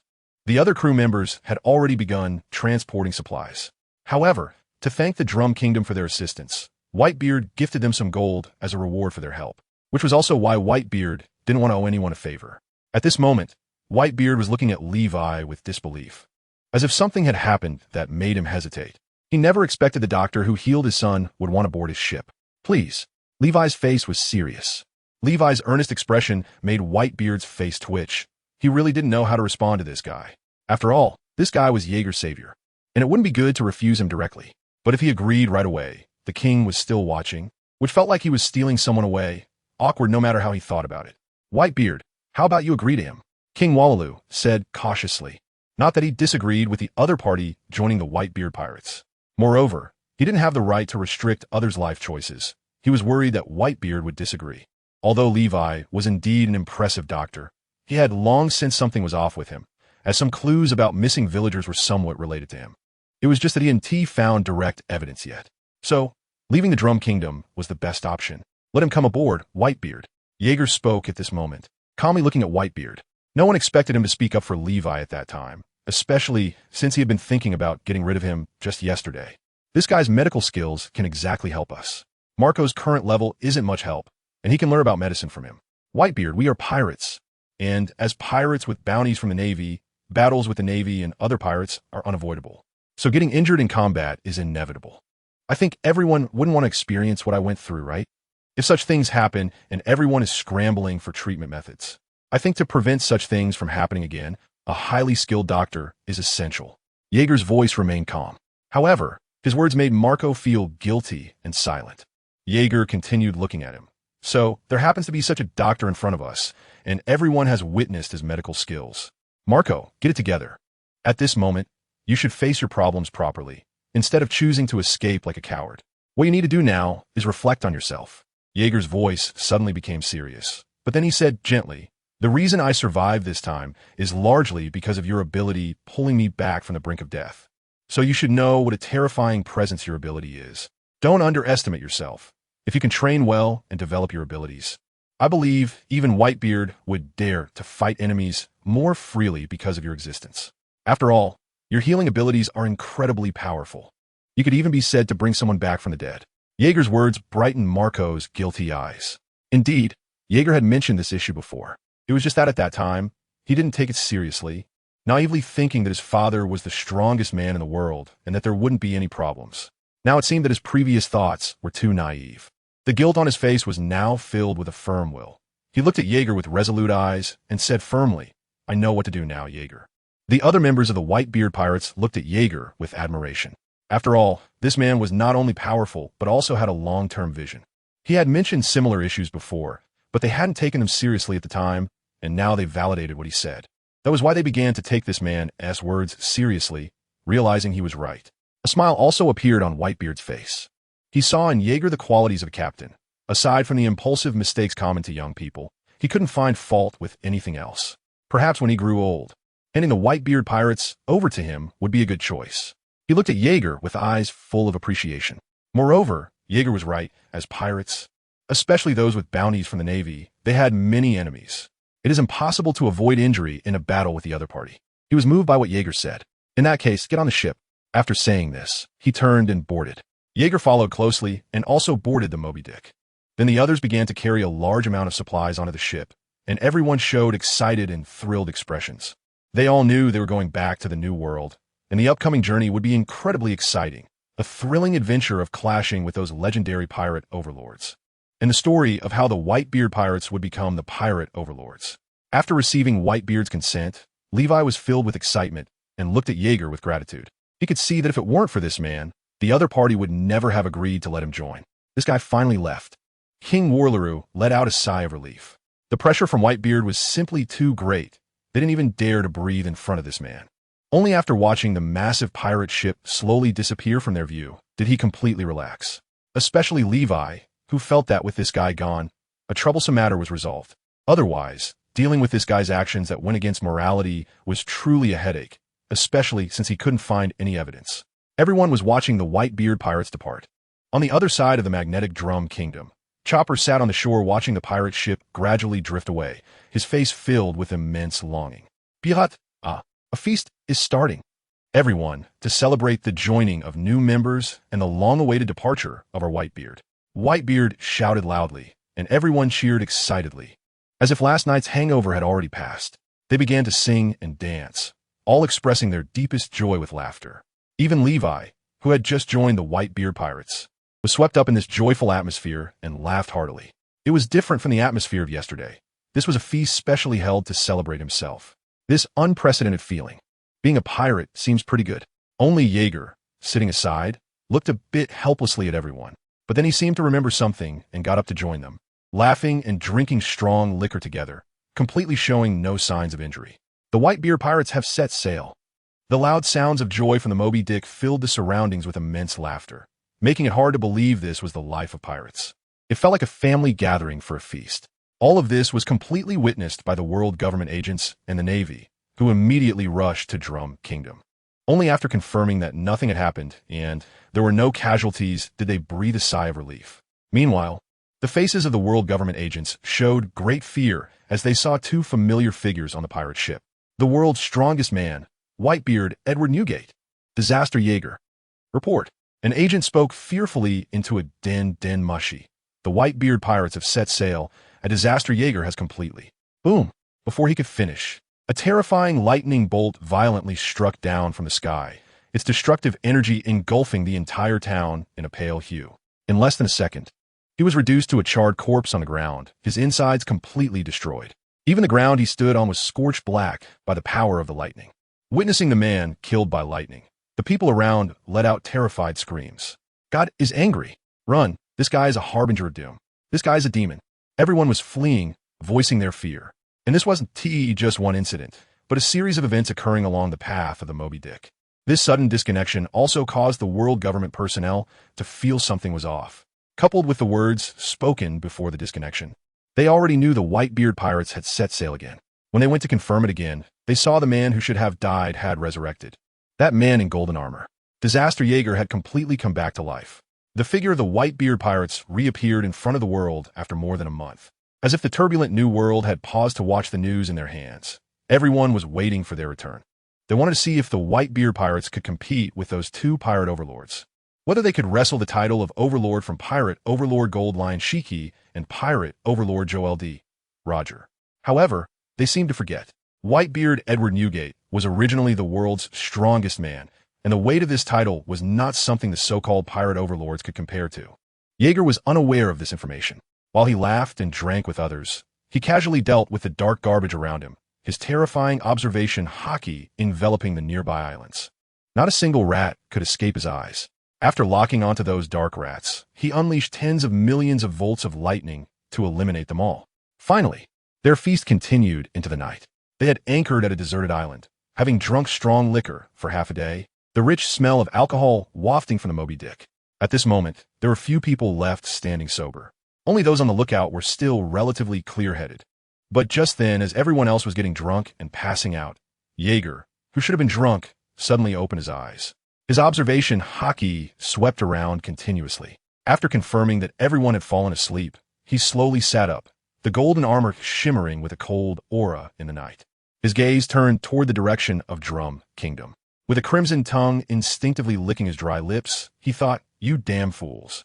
You don't think anyone can save you this time, do you? Knowing things you shouldn't know. You all must die." At this time, the Drum Kingdom had returned to its peaceful daily life, with houses igniting orange candle flames in the white snow. By the late night, everyone was peacefully asleep. However, what they didn't know was that at this moment, far above their country stood a man in golden armor. Surrounded by swirling snowflakes that couldn't approach him at all. He stood high above, smoking a cigarette. The smoke flowed out like a dragon. Sounds like war drums emanated from his heart. Although he couldn't see the Drum Kingdom below with the naked eye from this distant dark height, his terrifying observation hockey had enveloped the entire island. This is a farewell gift. Blame yourselves for knowing too much. Jaeger looked down at the Drum Kingdom with a sinister, cruel gaze, as if observing a swarm of ants. His entire body was surrounded by lightning, cold and unfeeling like a demon. Above him was a massive black sphere, with thick and terrifying bolts of lightning flashing above, emitting the most terrifying roars. The dense lightning flickered like a dragon through the thick clouds, colliding chaotically, intertwining to produce extremely terrifying, brilliant lightning flowers, then falling piece by piece from the sky. The surrounding snowflakes were melting madly. Boom! The sound of thunder suddenly erupted violently from above the Drum Kingdom, waking everyone from their slumber, their blurred consciousness staring blankly at the pitch-black window outside. The terrifying thunder continued to come down incessantly from above. However, upon hearing this thunder, Dr. Kurha's face changed drastically, her mind immediately conjuring a golden figure. Her first reaction was to escape. to escape at all costs. She already knew what this represented. "Jaeger, you bastard!" she shouted frantically. But was it useful? No one could escape Jaeger's eyes. Divine judgment. Charging complete. As Jaeger's sinister, cruel voice fell, the dark world filled with swirling snow was completely drenched in an incredibly brilliant heavenly lightning, carrying the power to destroy everything as it fell from the sky, engulfing the Drum Kingdom. The ordinary people on the island watched in fear and helplessness at the terrifying, thick lightning flashing in the dark sky above. It was as if a vast net spread out above them, covering their heads. The breath of death lingered in their hearts. Despairing tears flowed out unconsciously, and the pitch-black sky flickered with irregular, dense flashes of deathly lightning in their desperate gaze. The pale, terrifying thunder seemed to fill everyone's vision like the gaping maw of a demon. They only saw the snowflakes falling from the sky, covered by visible bolts of lightning, when they felt their bodies beginning to numb and experienced excruciating pain. Their consciousness had already plunged into darkness. Unimaginable thunder erupted wildly around them, leaping and flickering like dragons over the surrounding seawater. Even the sky that had long been snowing was altered by Jaeger. Under his observation hockey, the entire magnetic drum kingdom had been completely destroyed, and an immense, bottomless pit appeared in the sea, with the surrounding water rushing in wildly, producing a tremendous rumble. With just one strike, an island was obliterated. Jaeger stood high above, looking down with a grim expression. He could no longer sense any life, only seeing terrifying bolts of lightning flickering horrifyingly in the pit. There were no signs of snow around anymore. The thick clouds above had almost completely disappeared, revealing the pure white moonlight, a full moon, and a sky full of stars. Dressed in golden battle armor, Jaeger emitted a cold white light under the moon's glow. He looked at the incredibly brilliant starry sky above and exhaled a breath of turbid air, knowing that the anxiety lingering in his heart had vanished. Realizing that the only secret left was Levi's presence. His constant presence beside him was not a bother. If he disobeyed, a ruthless smile appeared on Jaeger's face. Even after destroying the magnetic drum kingdom, he did not leave immediately, but stood still, waiting for a while, his observation hockey sweeping the surroundings continuously. He even moved to check for any figures in the surrounding sea. After confirming that there was no one, he returned to the magnetic drum kingdom's location, staying for less than a few minutes before leaving again. However, about 10 minutes later, his figure bizarrely reappeared in the same spot and once again used his observation hockey to sweep the surroundings. Only after truly confirming that no one was there did he finally breathe a sigh of relief.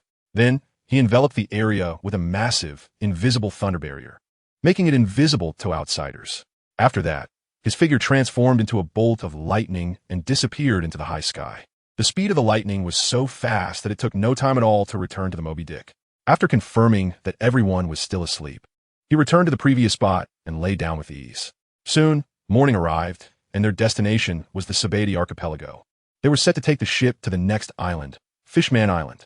Fishman Island. It had been 2 years since his last visit to that island. Time really flies. Jaeger looked at the clock and sighed. Back then, in order to see Fishman Island at a depth of 10,000 meters, he had specially run over here with Whitebeard from the New World. He still remembered witnessing the incredible scene at that time. It was truly hard to imagine a gigantic bubble wrapping an island beneath 10,000 meters of deep sea. Even fairy tales wouldn't dare to fabricate such nonsense. Yet, the reality lay before him. This is something even more wonderful and beautiful than a fairy tale. An island of fishmen 10,000 meters deep in the sea. Levi's eyes lit up when he heard this term. Could such a beautiful thing, which could only be seen in books, really exist? The island of Fishmen is really not just a legend. And can ships that need to cross the membrane really traverse 10,000 meters deep in the sea? Won't they be crushed by the terrifying water pressure? And then there's the The archipelago. Levi was getting excited like someone who had never seen the world before. He couldn't wait to see this legendary place. He realized that joining the Whitebeard pirates was an incredibly correct choice. It's really amazing. The location of the The archipelago is close to the Holy Land, Mariehua, and the Navy headquarters, Marineford. It is an island surrounding the center of the world, Mariehua, and pirates who can reach here are quite remarkable. They are all powerful pirates, 1 in 100. This indicates that they have navigated and conquered the entire first half of the world. What they need to do next is to cross the Red Line or head to Fishman Island towards the magnificent and vast new world filled with countless strong individuals. Whether it's pirates or the Navy, anyone wanting to go to the New World must pass through this incredible island called the The archipelago. The members of the Whitebeard pirates could see from a distance that the incredible trees reached an astonishing height of over 1,000 meters. The archipelago is made up of many such large trees, with the ground composed of enormous tree roots. It is also fascinating to see various bubbles of different sizes rising from the ground.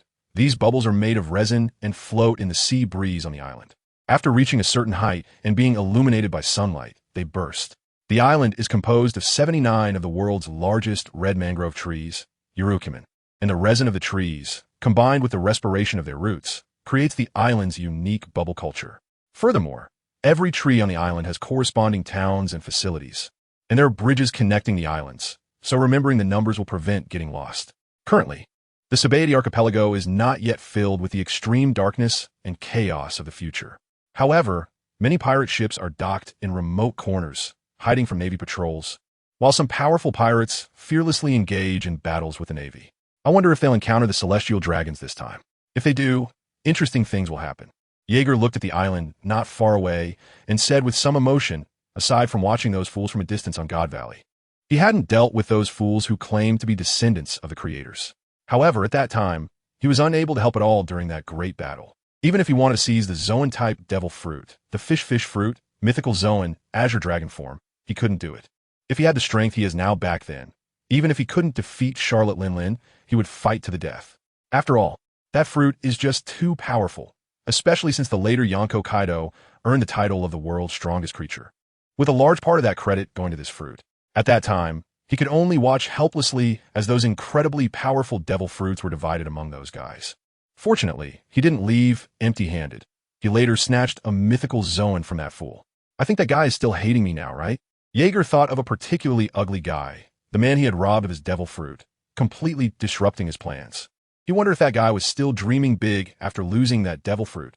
However, in Jaeger's view, the so-called revenge plan of the other party was truly flimsy, wanting revenge while relying on someone else's strength.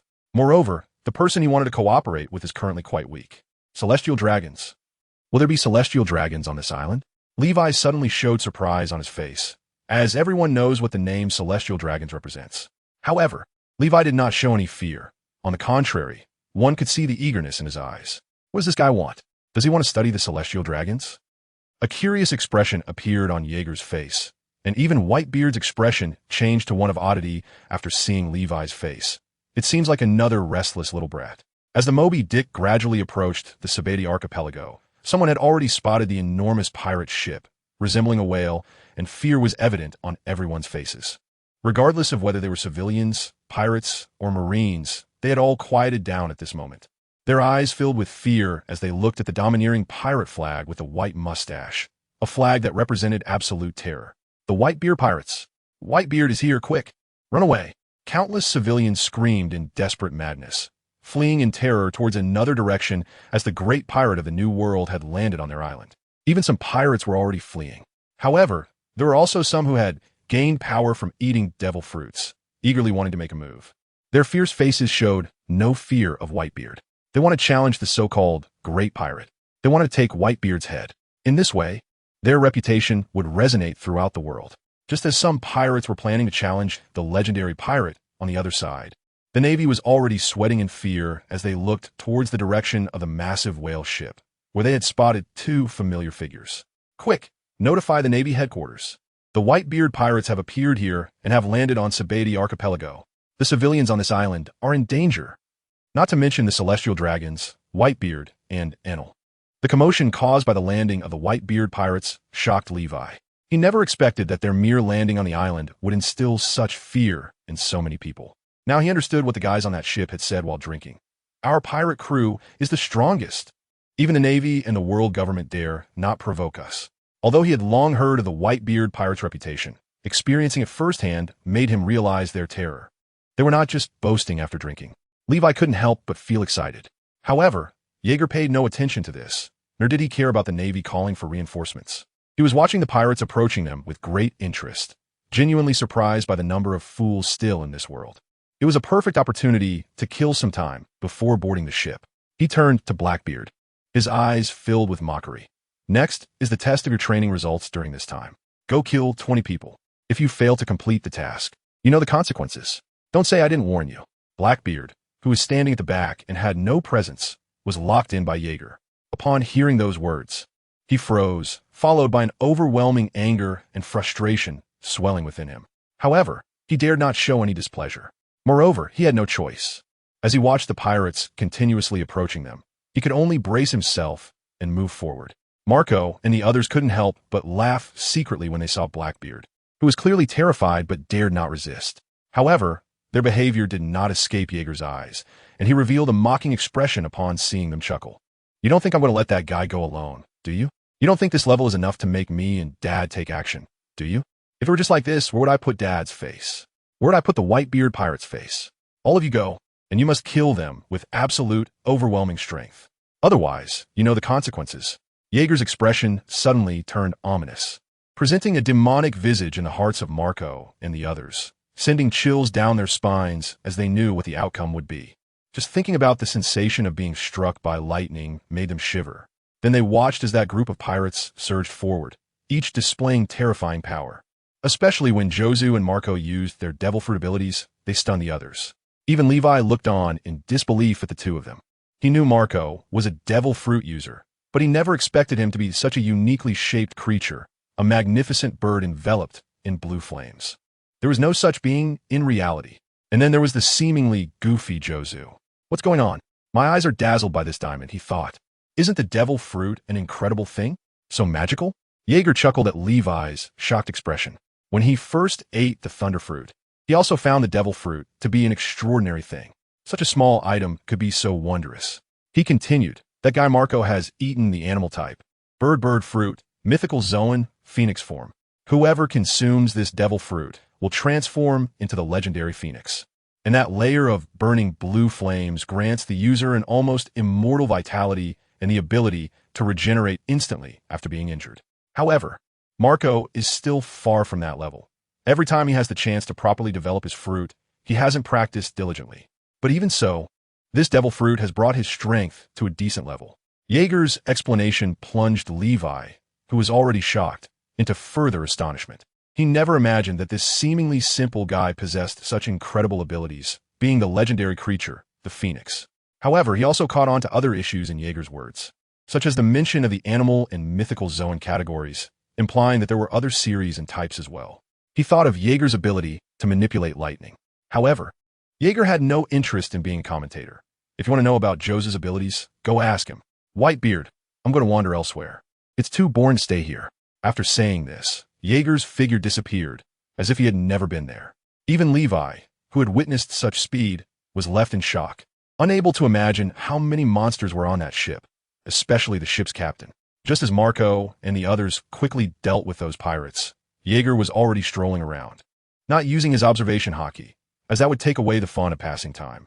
However, his figure and appearance were quickly recognized. After all, his golden attire was too conspicuous, and the golden armor was unique to the Whitebeard pirate's second-in-command, Enel Jaeger. Therefore, wherever he went, others felt a sense of fear. Yet he continued to sip on a cold drink similar to cola while strolling on the island, and there were indeed some foolish individuals who attempted to rob him. However, such individuals couldn't even manage to kill time and were quickly dealt with.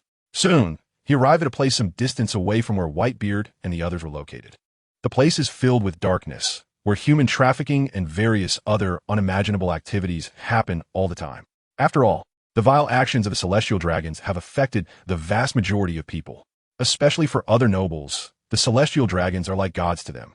Thus, they take pride in having rare breeds of slaves, and this atmosphere has made the island exceptionally dark. Human trafficking and the culture of slavery are tacitly accepted here. After all, the celestial dragons come and go to buy slaves. In some places he passed by, he could still see some slave traders running other races with chains. There are both long-arm and long-leg tribes here. Even generals from defeated nations are present. Oh, an auction house. Jaeger saw this gigantic, luxurious building from afar, with heavily armed guards standing outside, seemingly to protect the important items being auctioned inside. The scale of it made him even more curious, and he leisurely walked towards the auction house. The soldiers outside had already spotted him from a distance. From their terrified demeanor, it was clear they recognized who the man approaching them was. Boom, boom, boom. The sound, like war drums, reverberated through their hearts, making them thump in fear. With each step Jaeger took, their fear deepened, and cold sweat poured down. They knew what kind of people pirates really were, let alone those at the top of the pirate hierarchy. If it weren't for the importance of the people inside, they would have run away at the first sight of him. Are you kidding me? Why is this man here? And what does this drum-like sound? Quickly, notify the leader. This auction must not be messed up as it is for the celestial dragons. Some people were already panicking and running into the auction house. However, the other soldiers didn't dare to speak when they saw Jaeger, their bodies stiff as if made of stone. They didn't even dare to breathe, and even without an invitation, they didn't dare to stop him. Jaeger still walked into the auction house with a relaxed expression. Once Jaeger entered, the soldiers outside finally breathed a sigh of relief, knowing that if this man went on a rampage, none of them would escape, as the items being auctioned were valuable. Moreover, the celestial dragons were inside too. The news of the Whitebeard pirates landing on the Sabati archipelago did not reach here quickly, especially for the celestial dragons. Even the Navy does not have the authority to contact them directly. Besides, they are descendants of the Creator, gods. They do not believe anyone would dare to offend them. This is at the foot of Mary Geos, not far from the Navy headquarters. Who would dare to offend them? If that guy thinks he can defeat an admiral of the Navy or escape from the Navy fleet. Next up for auction is a fine sword.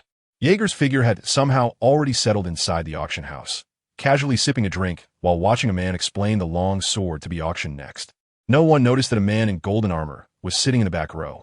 He had already seen the two celestial dragons sitting in the front row, one extremely ugly, even with snot hanging from his nose, and the other, well, how should I put it? He was also a very ugly man. But ugly as he was, he didn't look as stupid as the celestial dragon next to him. Meanwhile, in the shadows of the auction house, the owner of the auction was anxiously watching the golden figure in the back row, who was casually sipping a drink and showing great interest in the auction. The owner of the auction house had already realized Jaeger's presence, and knowing his personality and way of doing things made him fearful and anxious, praying that he wouldn't cause trouble here. None of the characters here are someone he can provoke. Jaeger looked at the entirely pale, white famous sword above and couldn't help but sigh. Some blacksmiths in this world truly have remarkable skills, honing their craft to a terrifying level. Not only is the blade obviously sharp, but the chilling and captivating color makes it clear that this is an extraordinary long sword. If he were to practice swordsmanship, he would definitely find a way to acquire this sword. Unfortunately, this sword offers him no help. 30 million berries. Deal. The famous sword was finally bought by a wealthy man. However, judging by his expression, it was clear that he was not a swordsman. He only intended to collect the sword. Yet, his excited demeanor was utterly ugly in the eyes of the celestial dragons. His real interest lay in what was to come next, as he had heard that a devil fruit would be auctioned today. While others might not be aware, he had received information that this devil fruit was related to a recent battle in the New World.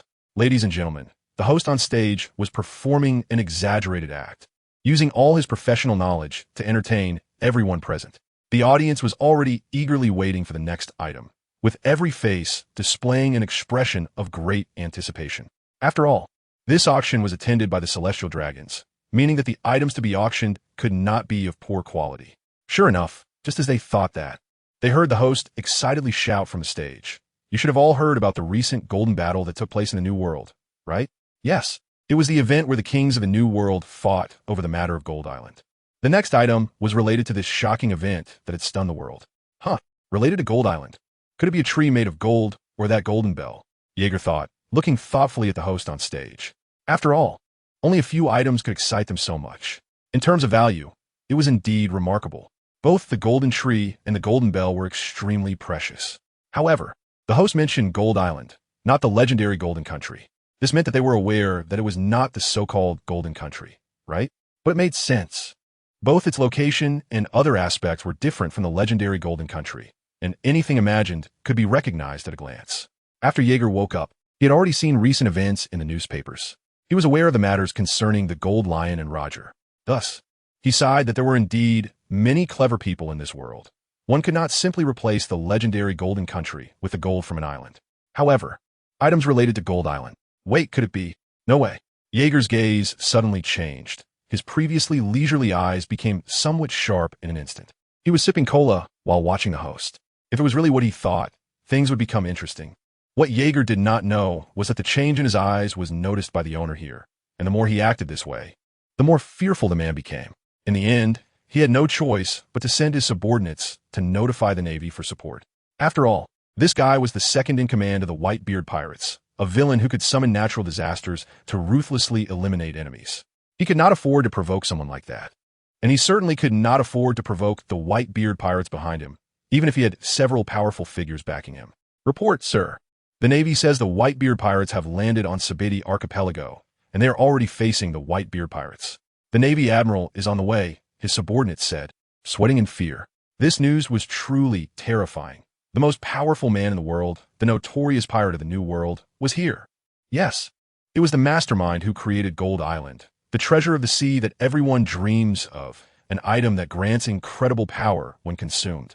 Indeed, it was the devil fruit that could not be measured by money, the paramecia-type golden fruit. Every word from the host was filled with immense excitement. The devil fruit itself was extremely rare, let alone seeing one in person. Even now, more than half of the people still could not believe that this legendary devil fruit truly existed. Furthermore, this particular devil fruit was something they had inadvertently obtained and spent several days proving its existence. The devil fruit was indeed real. It was not just something they had heard from others or seen in news reports. As the host's voice fell, everyone in the audience was stunned, and the place fell into an eerie silence. Every face showed an expression of disbelief. It was so quiet that one could hear everyone's heartbeat even. Boom! Boom! A loud drumbeat suddenly shattered the eerie atmosphere, echoing wildly in the small venue. Everyone was shocked by this drum-like sound, feeling as if 1,000 troops were about to trample the place.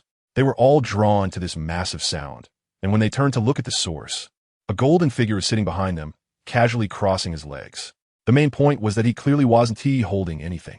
But in the next second, he was already holding a golden fruit shaped like a gourd, looking at it with great interest. Oh, is this the golden fruit? Does that mean that old guy is dead? What happened? Was he killed? Or did he die of anger?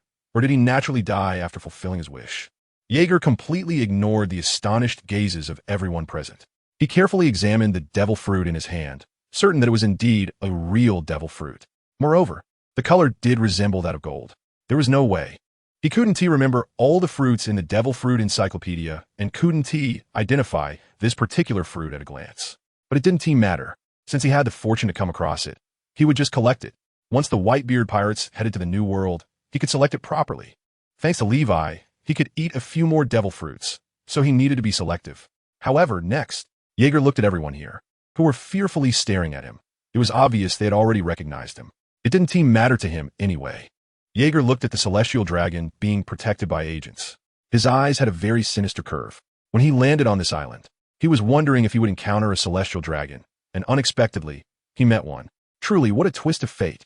Interesting things were about to happen. Good afternoon, everyone. Are you ready to accept your fate? The show is about to begin. Everyone in the auction house stared in fear at the golden figure immersed in darkness, as their subordinates whispered in their ears about the identity of the figure and the events happening outside. This guy is actually Aaron Jaeger.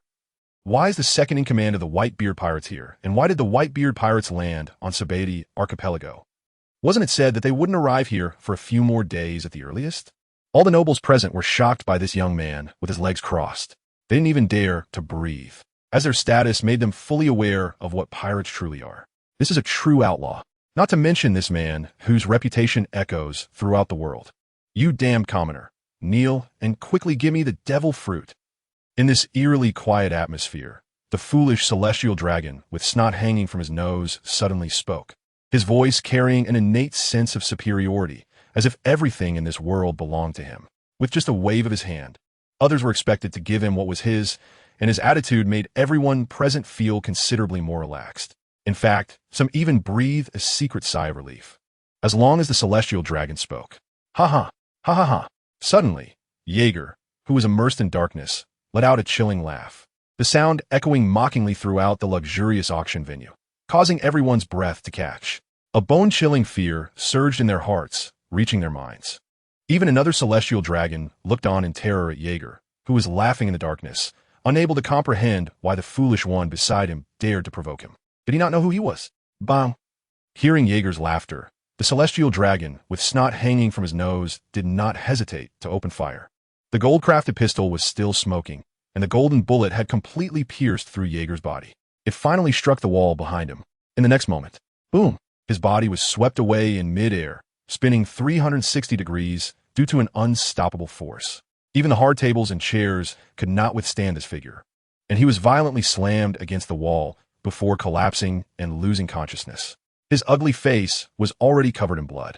Meanwhile, Jaeger's figure had somehow appeared beside another celestial dragon, watching him with great interest as he was filled with fear. The moment he saw Jaeger standing next to him, his heart nearly stopped. However, he quickly suppressed the agents around him, instructing them not to move. This scene piqued Jaeger's interest. But then, a woman's terrified scream echoed throughout the venue.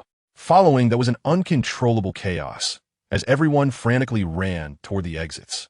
However, in less than a second, terrifying bolts of destructive lightning filled the area, causing everyone's bodies to collapse to the ground. Inside their bodies, they suffered the baptism of lightning, turning black as flesh evaporated and destroyed, like conscious corpses staring in fear and despair at the scene before them. "Aren't you afraid of me?" Jaeger asked with interest. "Isn't it meaningless?" The celestial dragon replied. "I thought all you celestial dragons were fools." Indeed, there are quite a few fools. This surprised Jaeger even more. He didn't expect this celestial dragon to be so interesting and even admit that there are many fools among them. What surprised him the most was this guy's personality, which was completely different from other celestial dragons, much like those in the Knights of God. Their conversation made the agents behind the celestial dragon feel fearful, as if they had heard something unbelievable, causing their hearts to race wildly at that moment. However, Jaeger's current goal was the fainted celestial dragon. It was rare to encounter one, and he couldn't let this guy off so easily. He shouldn't think that fainting would allow him to escape. He appeared beside the other. Looking down at his extraordinarily ugly, pig-like face, and a cruel smile appeared on Jaeger's face. Boom! Thunder roared terrifyingly. A pale flash of lightning suddenly appeared and struck the fainted celestial dragon, but the result was not what Jaeger had hoped for. This strike did not wake him up, but rather plunged him into a deeper coma. Some parts of his body were already char-black. How useless can this guy be? Jaeger looked at him with some disbelief, then squatted down with a gloomy expression. A small bolt of lightning flickered in his right hand, and without hesitation, he placed it on the other person's body. As the lightning made contact, the person trembled violently. Before long, the person woke up. What happened? The celestial dragon, now awake, was still confused, but upon seeing Jaeger's face, he recalled that he had already shot this guy. Why was he still perfectly fine in front of him? And why did his body hurt so much? Crack! Before he could react, Jaeger had already reached out with his right hand and broke one of the celestial dragon's fingers, then began to crush it bit by bit. The celestial dragon, who had never experienced pain before, let out a piercing scream and soon fainted from the unbearable pain. However, Jaeger had no intention of letting him faint comfortably. He once again summoned the power of lightning to give him a terrifying electric shock, bringing him back to consciousness. "You," the celestial dragon spoke in fear. Crack! Jaeger broke another one of his fingers. He fainted again, and Jaeger activated his abilities once more.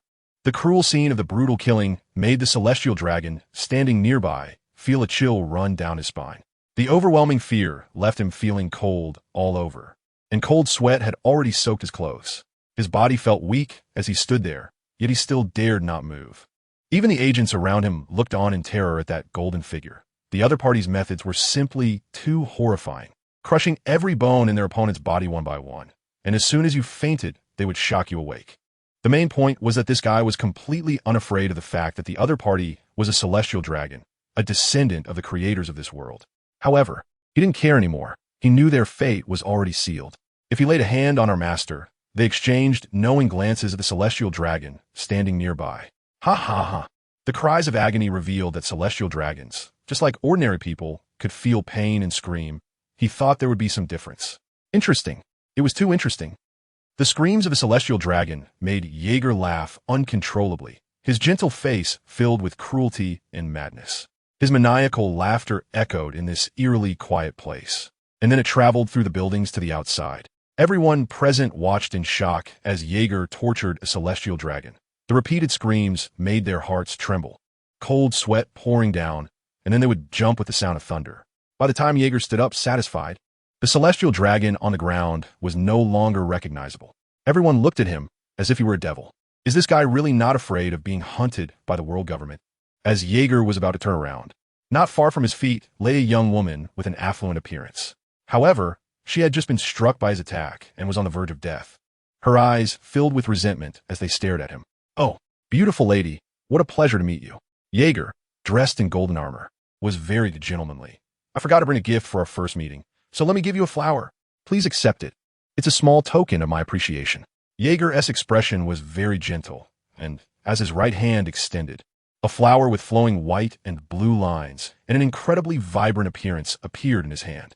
He smiled as he tossed it down and then turned to leave. Behind him, the vibrant flower erupted with a terrifying roar of thunder the moment it touched the woman's body, exploding like a demon opening its mouth in horror, leaving only a charred mark in its wake. "This guy's crazy." The celestial dragon and the agents behind him looked at Jaeger in fear, unable to imagine how he could say one thing while doing another. Every word he spoke was so gentlemanly. "Sorry to keep you waiting. It's your turn now." Jaeger looked at the ugly, yet not foolish celestial dragon with interest. Such a character was only interesting when slowly tortured. He wanted to see if these self-proclaimed descendants of the creators would feel fear or pain in front of him. Their screams sounded incredibly entertaining.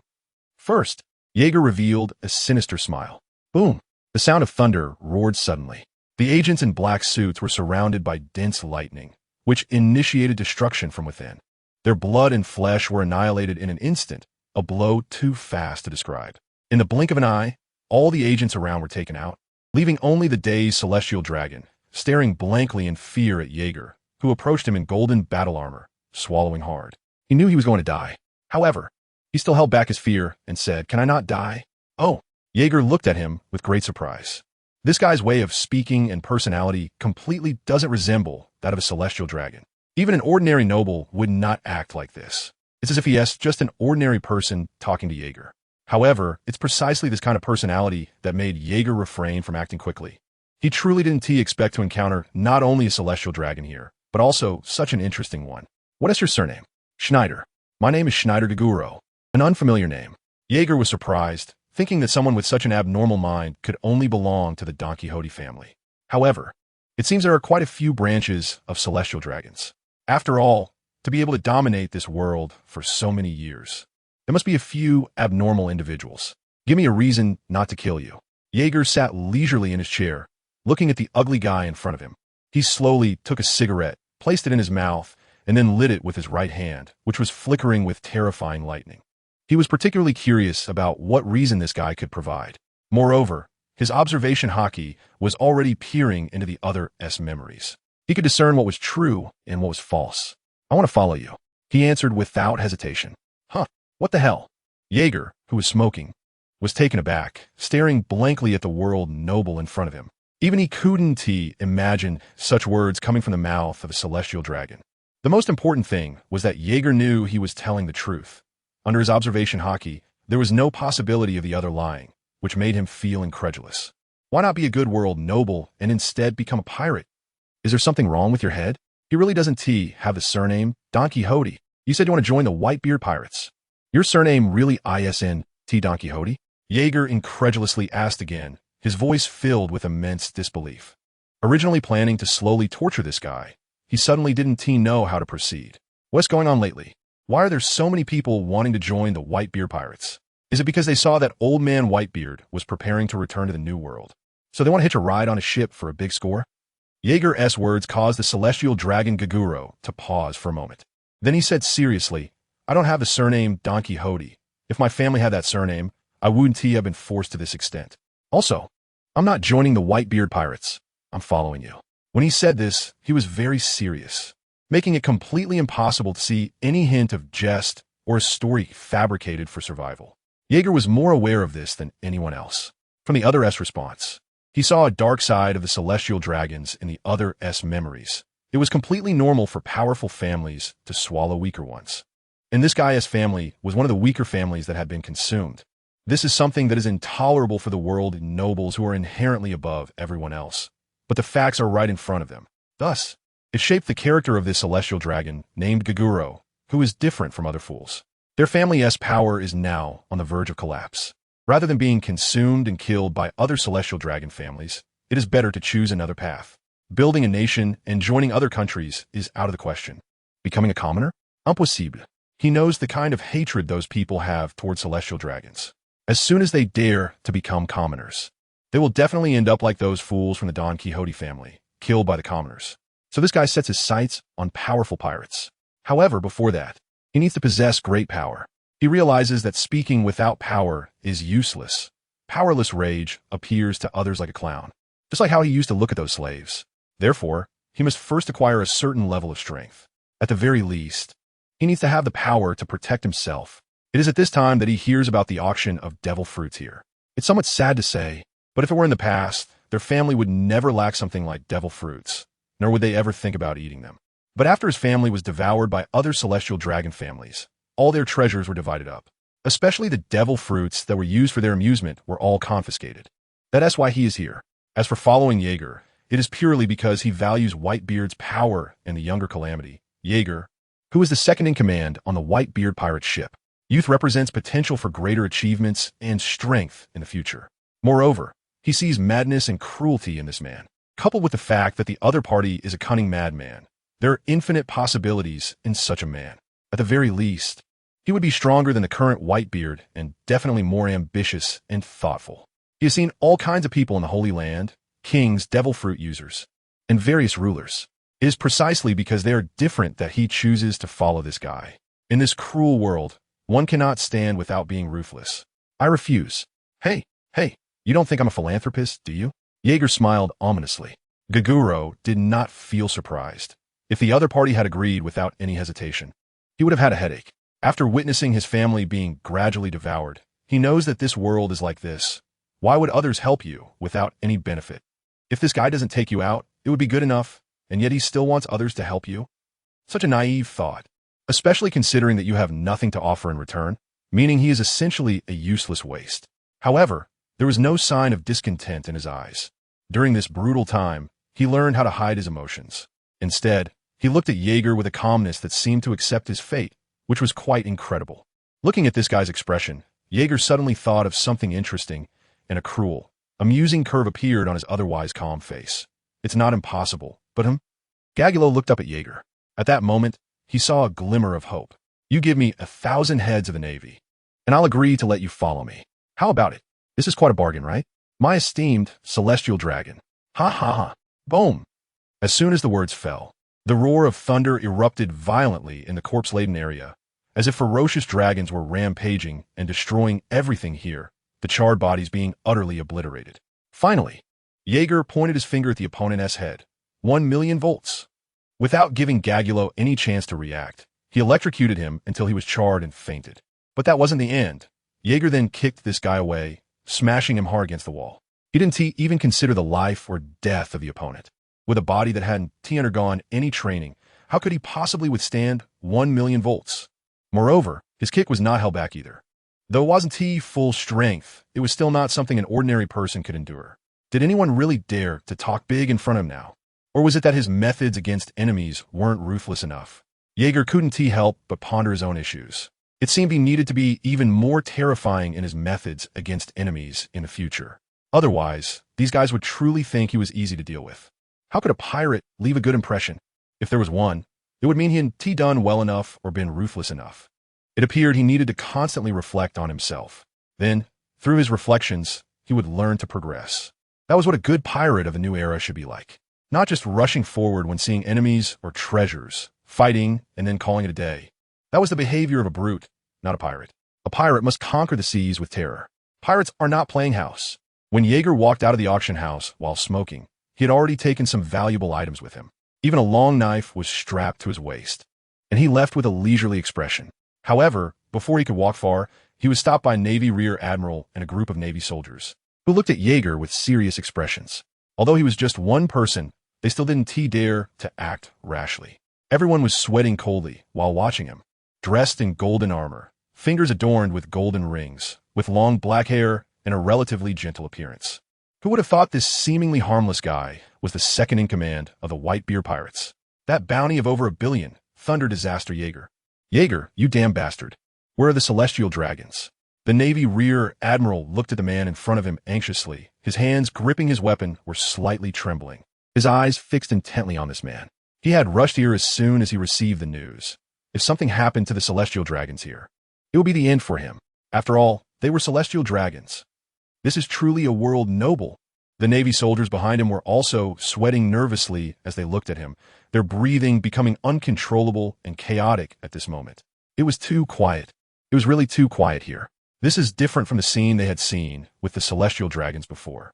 If those two celestial dragons were still alive, such a situation would never be allowed to happen.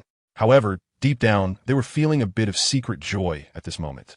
They had already thought of the worst outcome, which is that the celestial dragon's temperament would lead them to attack this man. Then they would be taken down by him.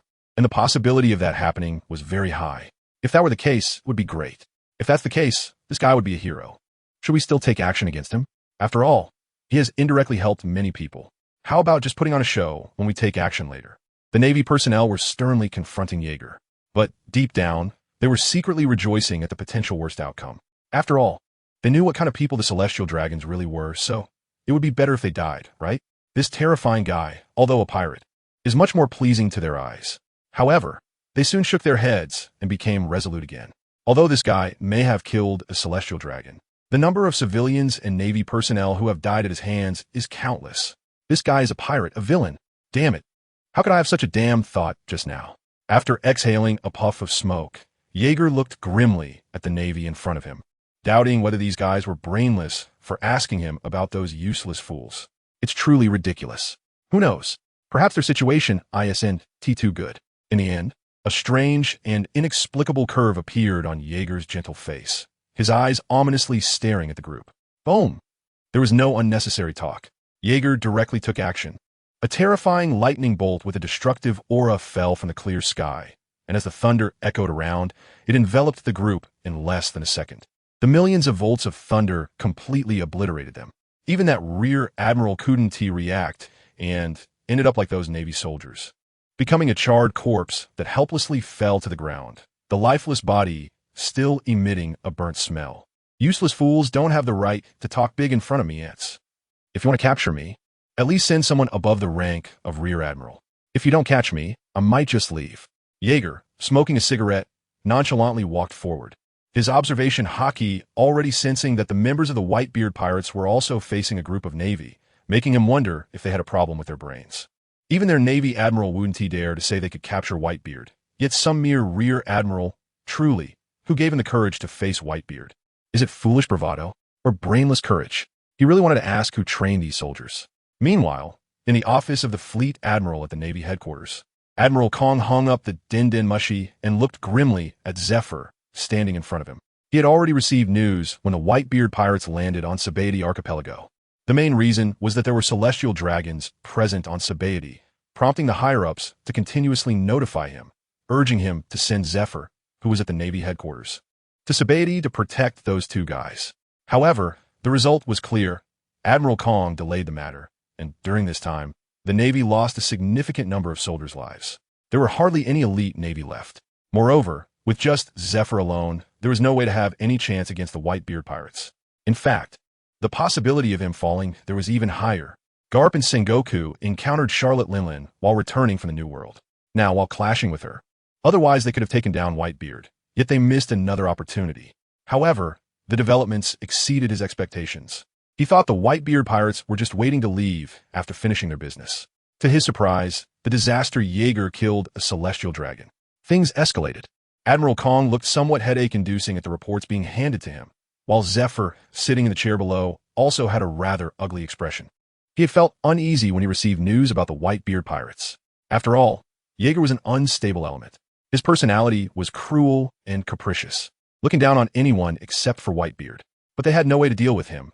As long as Whitebeard was around, they couldn't take him down. That bastard. At that time, everyone thought he was doomed. Set sail, Zephyr. Kong's voice was low, but you should bring some Navy with you. A celestial dragon is dead. This is a world-shocking event. The last time a celestial dragon died was during the God Valley incident. However, that incident has been erased by the means of the world government, and there are not many who know about it. But this time is different. This is happening right under their noses, in front of everyone. The main issue this time is that damn guy, Jaeger, actually tortured and killed a celestial dragon. By the time the agents found him, the victim was already unrecognizable. I've heard it was extremely tragic. This incident is going to have a huge impact. After hearing Fleet Admiral Kong's words, Zifa stood up with a heavy expression. He's not a fool. He knows what his past words represent. After all, He's facing the entire Whitebeard pirates. Even if he can hold off Whitebeard, what about the crew on the other side? Jaeger's strength shouldn't be underestimated either. Rather than provoking a war that would involve countless people, it would be better to let them leave with minimal casualties. But he has to take action, and what awaits him will be a fierce battle. He wonders how the Navy on the island is doing. He secretly instructed them not to move, as the Whitebeard pirates are not something they can handle. If they die, it would be a true waste. They have to wait for me to act first. The Navy and the world government's lackeys are coming. He doesn't even know who is coming this time. Jaeger has returned to Whitebeard's side, and beneath his feet are the Navy soldiers killed by Marco and others. However, he looks at these corpses with indifference, feeling no compassion inside. The clash between pirates and the Navy often accompanies death. Therefore, those who can pick up weapons are all prepared. There is no room for compassion on the battlefield. Otherwise, he wouldn't have been on the brink of death at that time. It's Zifa, isn't it? Whitebeard's voice is deep. However, this doesn't make much of a difference to him. He has already noticed that the scene in front of him is unusual, as well as the attitudes of these Navy personnel and those world government agents. From their expressions and the words just spoken, it seems like there were celestial dragons here, and they were killed. If those so-called world nobles really appeared here and were killed, the only one he could think of is Jaeger. He knows very well what kind of people those world nobles are. If they really encountered his precious son Jaeger, that guy's personality wouldn't let them off easily. Whitebeard glanced at the long knife hanging at Jaeger's waist, sensing the unusual sharpness of the weapon. Is this a famous sword? You killed a celestial dragon? Whitebeard's tone is very calm. There is no emotional fluctuation in his voice, as if he is just asking Jaeger if he killed an ant. An ant-like fool actually dared to point a gun at me and even shoot. A sinister curve suddenly appeared on Jaeger's gentle face, with the ugly appearance of the other party, who did not know their own death, flashing in his mind, since they dared to shoot and kill innocents. Is it wrong for me to take action and kill them? I know those guys are foolish, but I didn't expect them to be this stupid. However, to be precise, there were 2 celestial dragons. The other one was more interesting, but still, let it die. Sorry, my actions may cause our departure to not go smoothly. Jaeger's expression and voice became calm again. However, he does not believe that his actions are wrong. After all, they attacked him first. If he didn't retaliate, that would be the real problem, right? Whitebeard just smiled at Jaeger and then said, "No, don't take it to heart. They're just celestial dragons. I know their personalities well, so it doesn't matter." Their conversation is calm, but to the others, it sounds like thunder, and every face shows an expression of disbelief and shock. Hey, that's a celestial dragon, a world noble. Don't they know what kind of consequences killing them will bring?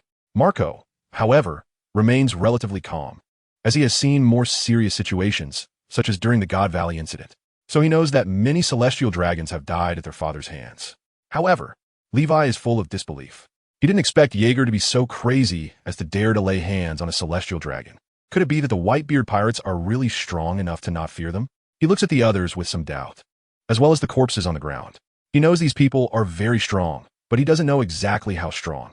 He has no concept of just how powerful the so-called strongest man in the world is, and what kind of power the Calamity possesses.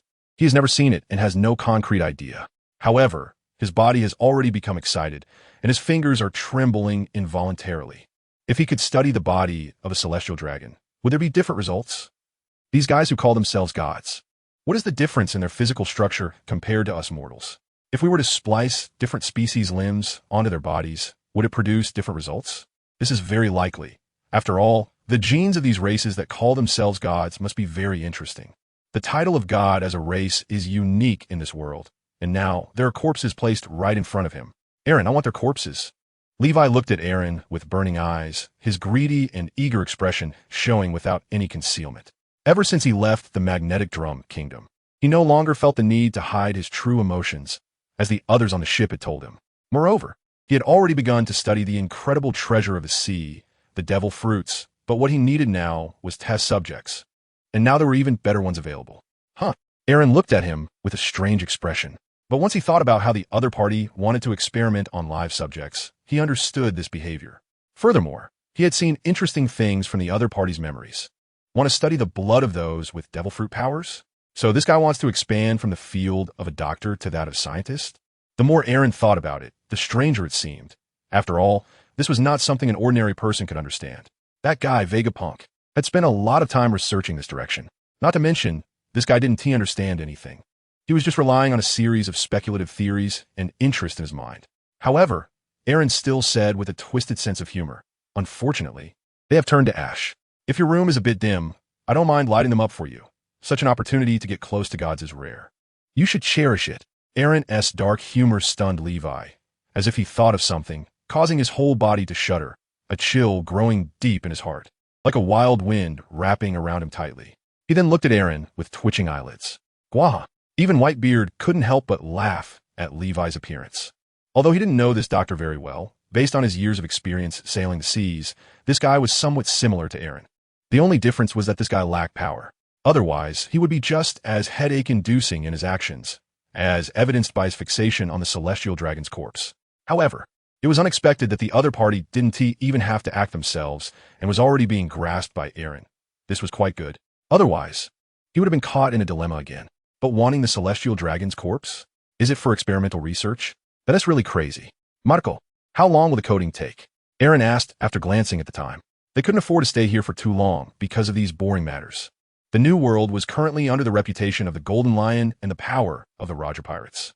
The Whitebeard pirates couldn't fall behind. At the very least, they had to establish their status and show them that this era is not called the Golden Lion, nor is it the era of the Pirate King Joel Roger. This era can only be called Whitebeard. Moreover, the Pirate King? Aaron's heart flickered with violent killing intent. This grudge must be avenged. If it weren't for his good luck, he would have died long ago. In that moment, Aaron thought of many things. Did that guy not want to know everything about this world? Then I will not let you have your way. I will act to stop you, along with that bastard Garp. After hearing Aaron's question, Marco calculated the time in his heart and replied, 2 hours at that speed. With all the coding masters here working at full capacity. 2 hours? Too slow. He glanced at the injured Teach and then withdrew his gaze. 2 hours was enough time for the Navy's reinforcements to arrive here, which meant they would have to go through a fierce battle before setting sail. However, Garp and the others were still in the New World and wouldn't return so quickly. Does that mean Zephyr will be the one coming? I wonder if the fleet admiral will come here. Various thoughts flashed through Aaron's mind. The observation hockey was released immediately, spreading out from the Sabedi archipelago to cover the surrounding area for dozens of kilometers, and this area had already become within his striking range. In the distant sky, the atmosphere darkened in an instant, the clear sky suddenly turning into a scene of an impending storm, heavy black clouds swirling above everyone's heads, pressing down as if to crush them under immense pressure. Boom! Rumbling. Thunderstruck. Thick and powerful lightning erupted from the heavy clouds like chaotic dragons, flashing with terrifying power, falling from the sky like raindrops with destructive force, drawing chilling lines in the darkened world. They collided and intersected, generating even more heart-pounding energy, transforming everything around into a domain of thunder, as if a thunderstorm had begun, causing terror. The falling lightning even burst into astonishing lightning flowers upon hitting the sea. The roaring thunder that instilled fear came continuously. It was as if an apocalyptic scene welcomed a violent storm, with the sea rising in turbulent waves. One could even see terrifying lightning darting through like swimming dragons. Waves towering dozens of meters high surged forth with the lightning. In just a moment, the weather here changed completely. The power of natural disasters descending from the sky, causing uncontrollable calamities for ordinary people. What happened? The weather changed in an instant? Such power, such a thunderous force covering the entire sky. Who else could possess such power besides that man? Whitebeard pirate second in command, the disaster, Aaron Yeager. It's over. We really are doomed to the Navy. Come and save me. I have money. Just come and rescue me. Whether it's a god or a devil, just save me. The civilians living on the Sabedi archipelago looked on in despair and fear at the natural disaster they could not resist. Beneath the darkened sky lay an island on the brink of destruction. Countless cries of despair echoed in this world filled with death, with many helpless individuals collapsing to the ground, tears in their eyes as they looked up at the sky, beneath the heavy clouds, amidst the intersecting flashes of lightning. A man clad in golden armor bathed in thunder. He was surrounded by countless bolts of lightning, the pale lightning illuminating his calm and indifferent face, as if he were a deity looking down upon everything below. Yet, he ignored all the fear and wails of the people. His gaze and attention were not on what was below, but on a place far away, preparing for the upcoming battle. As long as the Navy and the world government dared to appear here, they would face his most violent and terrifying strike. Old man, Marco asked, somewhat horrified. He didn't understand why Aaron suddenly caused such a terrifying change. This apocalyptic scene plunged him into panic. Although he knew it wasn't aimed at him, he felt as if the island beneath his feet was on the verge of collapse, ready to be destroyed at any moment. Whether it was Jaws, Vista, or Teach, each of them was sweating coldly and watching the scene in terror, looking at that golden figure as if it were a monster. They had only witnessed such scenes during battles with those pirate overlords. But there were no enemies now. Yet there were interns looking at him with immense admiration. Levi, who was seeing Jaeger unleash this level of power for the first time, was completely stunned, trembling at the thought that such weather-altering power could destroy an island, and then helplessly slumped to the ground. This guy, is he a god? Levi was dumbfounded. He actually possessed such terrifying power. He recalled the moment when the other party wanted to kill him, meaning that such an attack was just child's play in the other person's eyes? No, that's not right. It should be said that such an attack could kill him. This guy is swallowing hard in fear. Can't provoke him. It seems like he thought of something. Levi stiffly turned his neck to look at Whitebeard, who was casually drinking strong liquor. If even the second in command of the Whitebeard pirates is this terrifying, what kind of power does Whitebeard, the captain and the strongest man in the world, possess? Gulping, Whitebeard sat on a giant rock, drinking heartily as he looked up at Jaeger, saying nothing. His eyes were filled with satisfaction. He could sense that the other Conqueror's hockey had grown stronger. It seems he gained quite a bit from that battle. Suddenly, he burst into laughter. Let him make a scene. Marco's killing intent and anger had been pent up for a long time. After all, that kind of scene was a humiliation for him. Whitebeard's words silenced everyone present. They knew that Jaeger was a man who held grudges. If provoked, he would definitely eliminate his opponent on the spot. If he lacked strength, he would use every method to enhance his power and then seek to regain his face. Clearly, the fact that he was almost taken down by the opponent this time had a significant impact on him. The gap between him and the enemy was like the gap between him and Dad. Hey, you guys, hurry up and coat the film. What are you dawdling for? Ja saw the film craftsman looking fearfully at Jaeger, who resembled a deity, and scolded them. After hearing Ja's reprimand, the crowd finally snapped out of their incredulous shock, and trembling, they continued their work, only thinking about finishing and escaping this place. The terrifying changes in The archipelago had already been captured by a group of newsbirds. That golden figure that cannot be escaped as long as Whitebeard is present. And now, it was causing a terrifying disaster, enveloping this sea area. Is that Jaeger?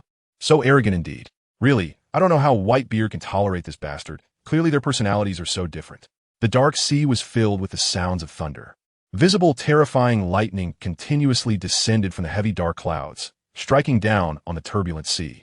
Zephyr stood on the warship, swaying with the giant waves, looking at the apocalyptic scene not far away with a cold smile.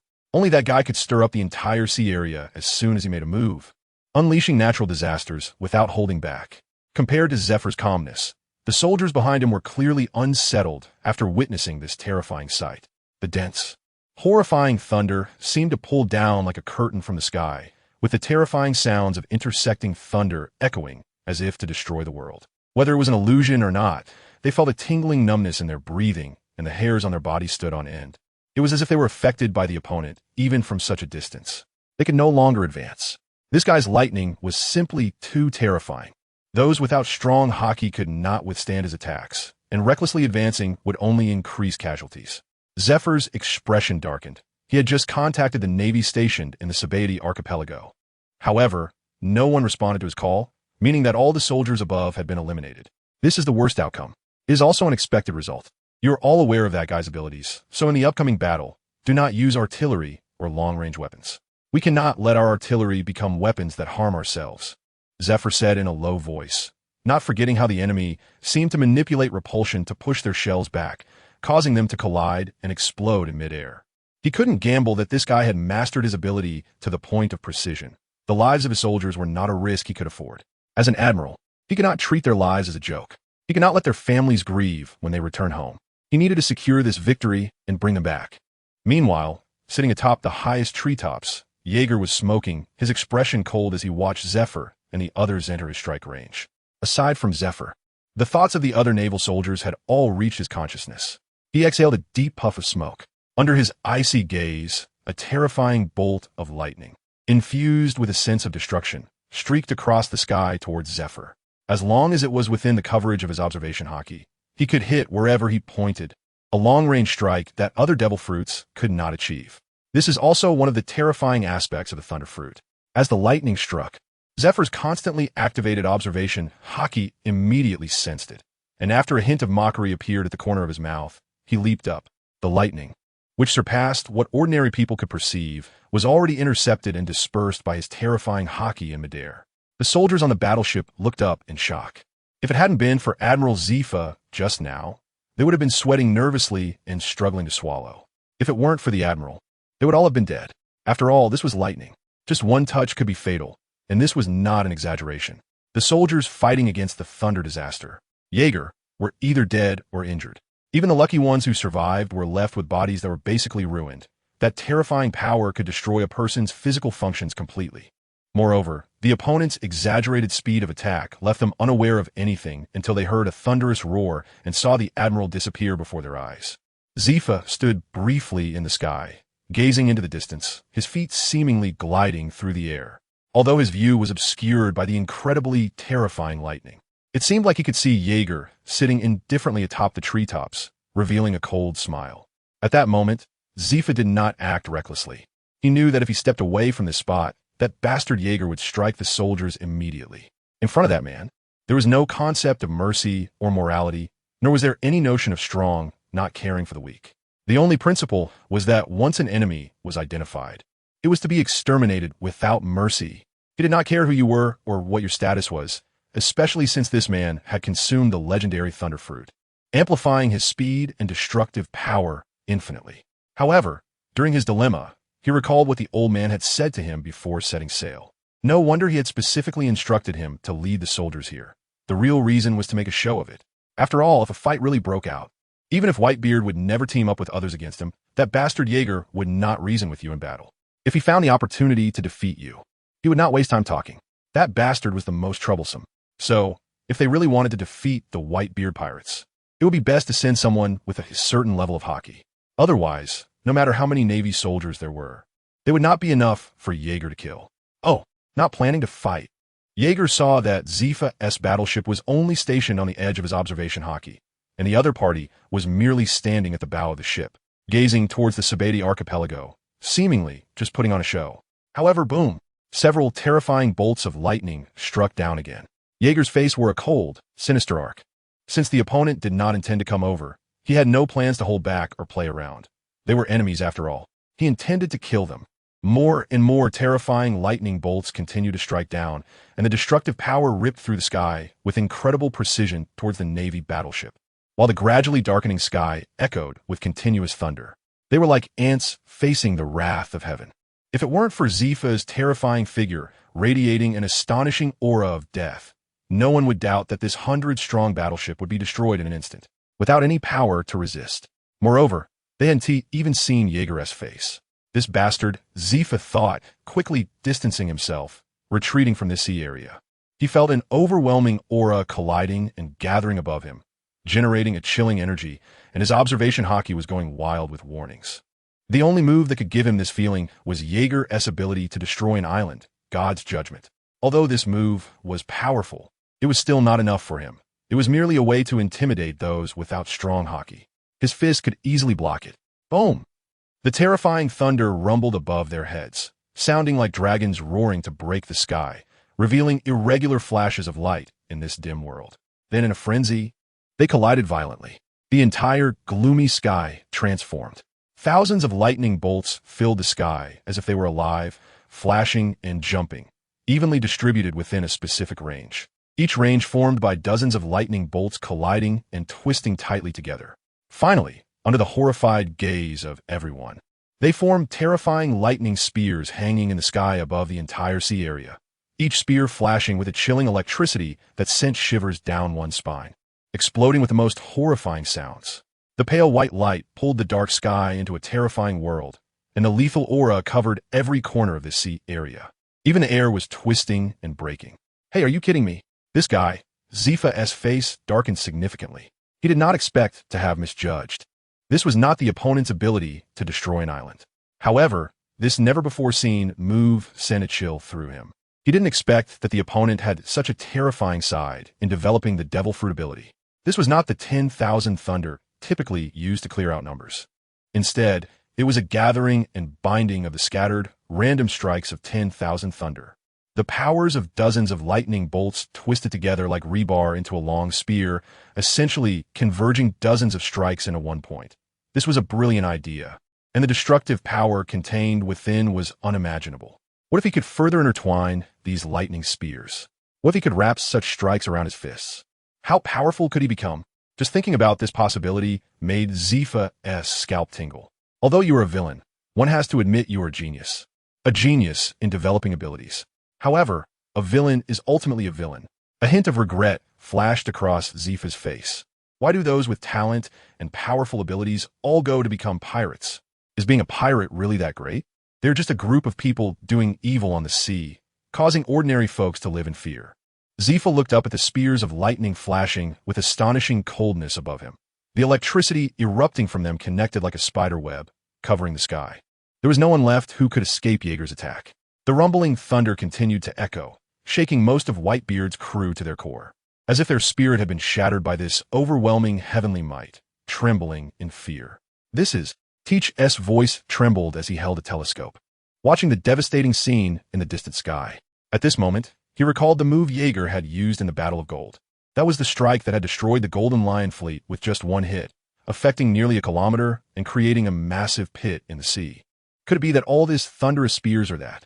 Not only Teach was sweating and incredulous at this scene, but Marco and the rest of the Whitebeard pirates were also in shock, staring wide-eyed, just like Teach, horrified. Each of their minds recalled the moment in the Battle of Gold when a single strike had destroyed the airborne fleet. And now, the situation from that time is presenting itself again in a hundredfold terrifying manner. No, that's not right. It wasn't as terrifying as it was back then. With a face full of shock, Marco could still see that the horrifying scene in the distant sky was somewhat different from before. It might be due to the opponent's abilities being dispersed, or perhaps their current power was insufficient to support every strike with the same force as before.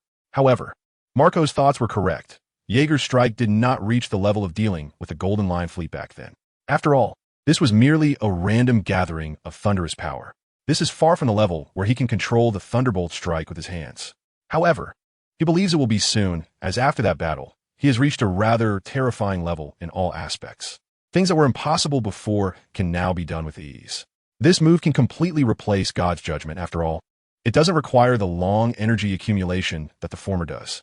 Moreover, the dense strikes he can unleash are enough to destroy an island. Wow, he has become stronger again. Whitebeard was genuinely happy to see this scene. No one knows better than him the price Jaeger has paid in pursuit of powerful strength. It is the result of truly honing oneself with one's life. It is his efforts and madness that have brought him to this point. So, he looked at Jaeger, who was sitting high above, with great joy. This precious son has always brought him immense pride. It seems that the heart of the Sea King has also strengthened his physique. Listening to the thump-thump of Jaeger's heart and the scorching heat emanating from his body, Whitebeard knew that Jaeger's physical strength had become even more formidable. Furthermore, with Jaeger constantly refining his body with lightning, his path to strength would be unique, and his physique would soon reach a terrifying level. Jaeger, however, was unaware of Whitebeard's thoughts. His cold and arrogant gaze pierced the distance. Looking at the grim-faced Zephyr, since you've chosen not to strike, let's see how you handle this. Or do you want to sink with that sea area? Admiral Black-Armed Zephyr, although his reputation could not compare to Carp, was nonetheless an admiral of the Navy, one of the few at the top. His power was undeniably strong and terrifying, especially his armament hockey, which had reached an unparalleled level. His fist had suppressed countless individuals. Although he did not kill pirates, and was known as the admiral who does not kill, no one dared underestimate him, not even the notorious pirates of a new world. However, his mercy also made many pirates more willing to face him.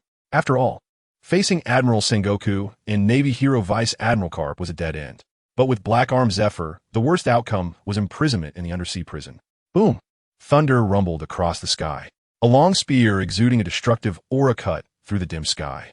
Even the civilians living in the Sabati archipelago saw the sky filled with thunder, as spears surrounded by indescribably terrifying lightning fell like meteors, leaving behind chaotic flashes of lightning. The sound of thunder echoed continuously with a rumble. As they were about to strike the sea's surface, a warship was being constantly battered by giant waves, and a towering, terrifying figure revealed a fearsome smile. His robust physique radiated an incredibly chilling aura, and the air around him twisted and exploded as if ignited around him. He then leaped up to face the storm of thunder alone. "Marco, how's the ship's coating?" Whitebeard looked calmly at the distant dark sea, where daylight began to illuminate. He even saw the extreme sound of thunder tearing apart, flashing and exploding wildly, as the sky was rapidly lit up like a spiderweb before quickly disappearing. He could see the burnt marks left by the lightning, followed by a tremendous aura violently erupting and bombarding. However, he casually turned to Marco and asked, "Are we ready?" "Almost done. We can prepare to set off," Marco replied after checking the coated ship. Then he stared blankly at the horizon. He then looked at Jaeger, who was sitting not far away in the treetops. "Jaeger, big brother, we are ready to set off." Originally preparing to continue attacking, Jaeger stopped the moment he heard Marco's words. When he turned to look, the members of the Whitebeard pirates were already starting to move supplies. Whitebeard himself was watching him from the spot, and everyone was getting ready. After hesitating for a moment, Jaeger decided not to continue attacking Zephyr and appeared beside Whitebeard. However, his observation hockey was probing the memories of the coders. He did not want the worst outcome to occur. He could not risk the safety of the Whitebeard pirates in the hands of these guys. After all, no one knew if any of them wanted to kill pirates like them in the depths of the sea. This could not be overlooked. However, the memories he probed showed good results. With Jaeger's halt, the thick dark clouds above began to dissipate, and sunlight gradually shone down, eventually turning into a clear sky with no clouds, bathing the sea in golden light. Meanwhile, Zephyr had also ceased his attacks. Under his protection, his warship had only suffered minor damage, and the soldiers had sustained only slight injuries, which was the best outcome. He merely had his admiral's cloak damaged. The speed of the lightning strikes was truly terrifying, especially as dozens or even hundreds of strikes came in an instant, causing his observation hockey and physical power to reach a remarkably frightening level. If that guy's hockey were a bit stronger, perhaps the situation would be different now. Has that guy grown to this level? Does that mean he can now faintly contend with you directly? From this perspective, if his hockey were even stronger, even you would find it difficult to suppress him. The serious voice of Marshal Kong came through the snail phone in Zephyr's hand. After hearing the old man's words, Zephyr fell silent. Then he looked up at the gradually calming sea, where he could still see small lightning flashes. They might have already set sail, right? Otherwise, with that guy's character, it would be impossible for him to just stop so easily. Zephyr turned his gaze toward the Sabidi archipelago. Speaking of which, his mission could be considered complete, as the commotion he caused was too great. Even from such a distance, it could be seen. This has reached a point where ordinary people cannot get close, and he believes that those in the world government have also seen this scene. So this situation can also silence them. It's not that he is unwilling to provide support, but that they are all blocked. So, does that mean that Bastard inadvertently helped him? He gazed intently towards the Sabidi archipelago, while the Whitebeard pirates had already sunk to the bottom of the sea. As they descended, the sunlight gradually dimmed, ultimately losing all its brilliance in the cold, dark depths of the ocean. It's unbelievable. The ship actually sank to the seabed in this way. In the complete darkness, Levi's incredulous voice echoed.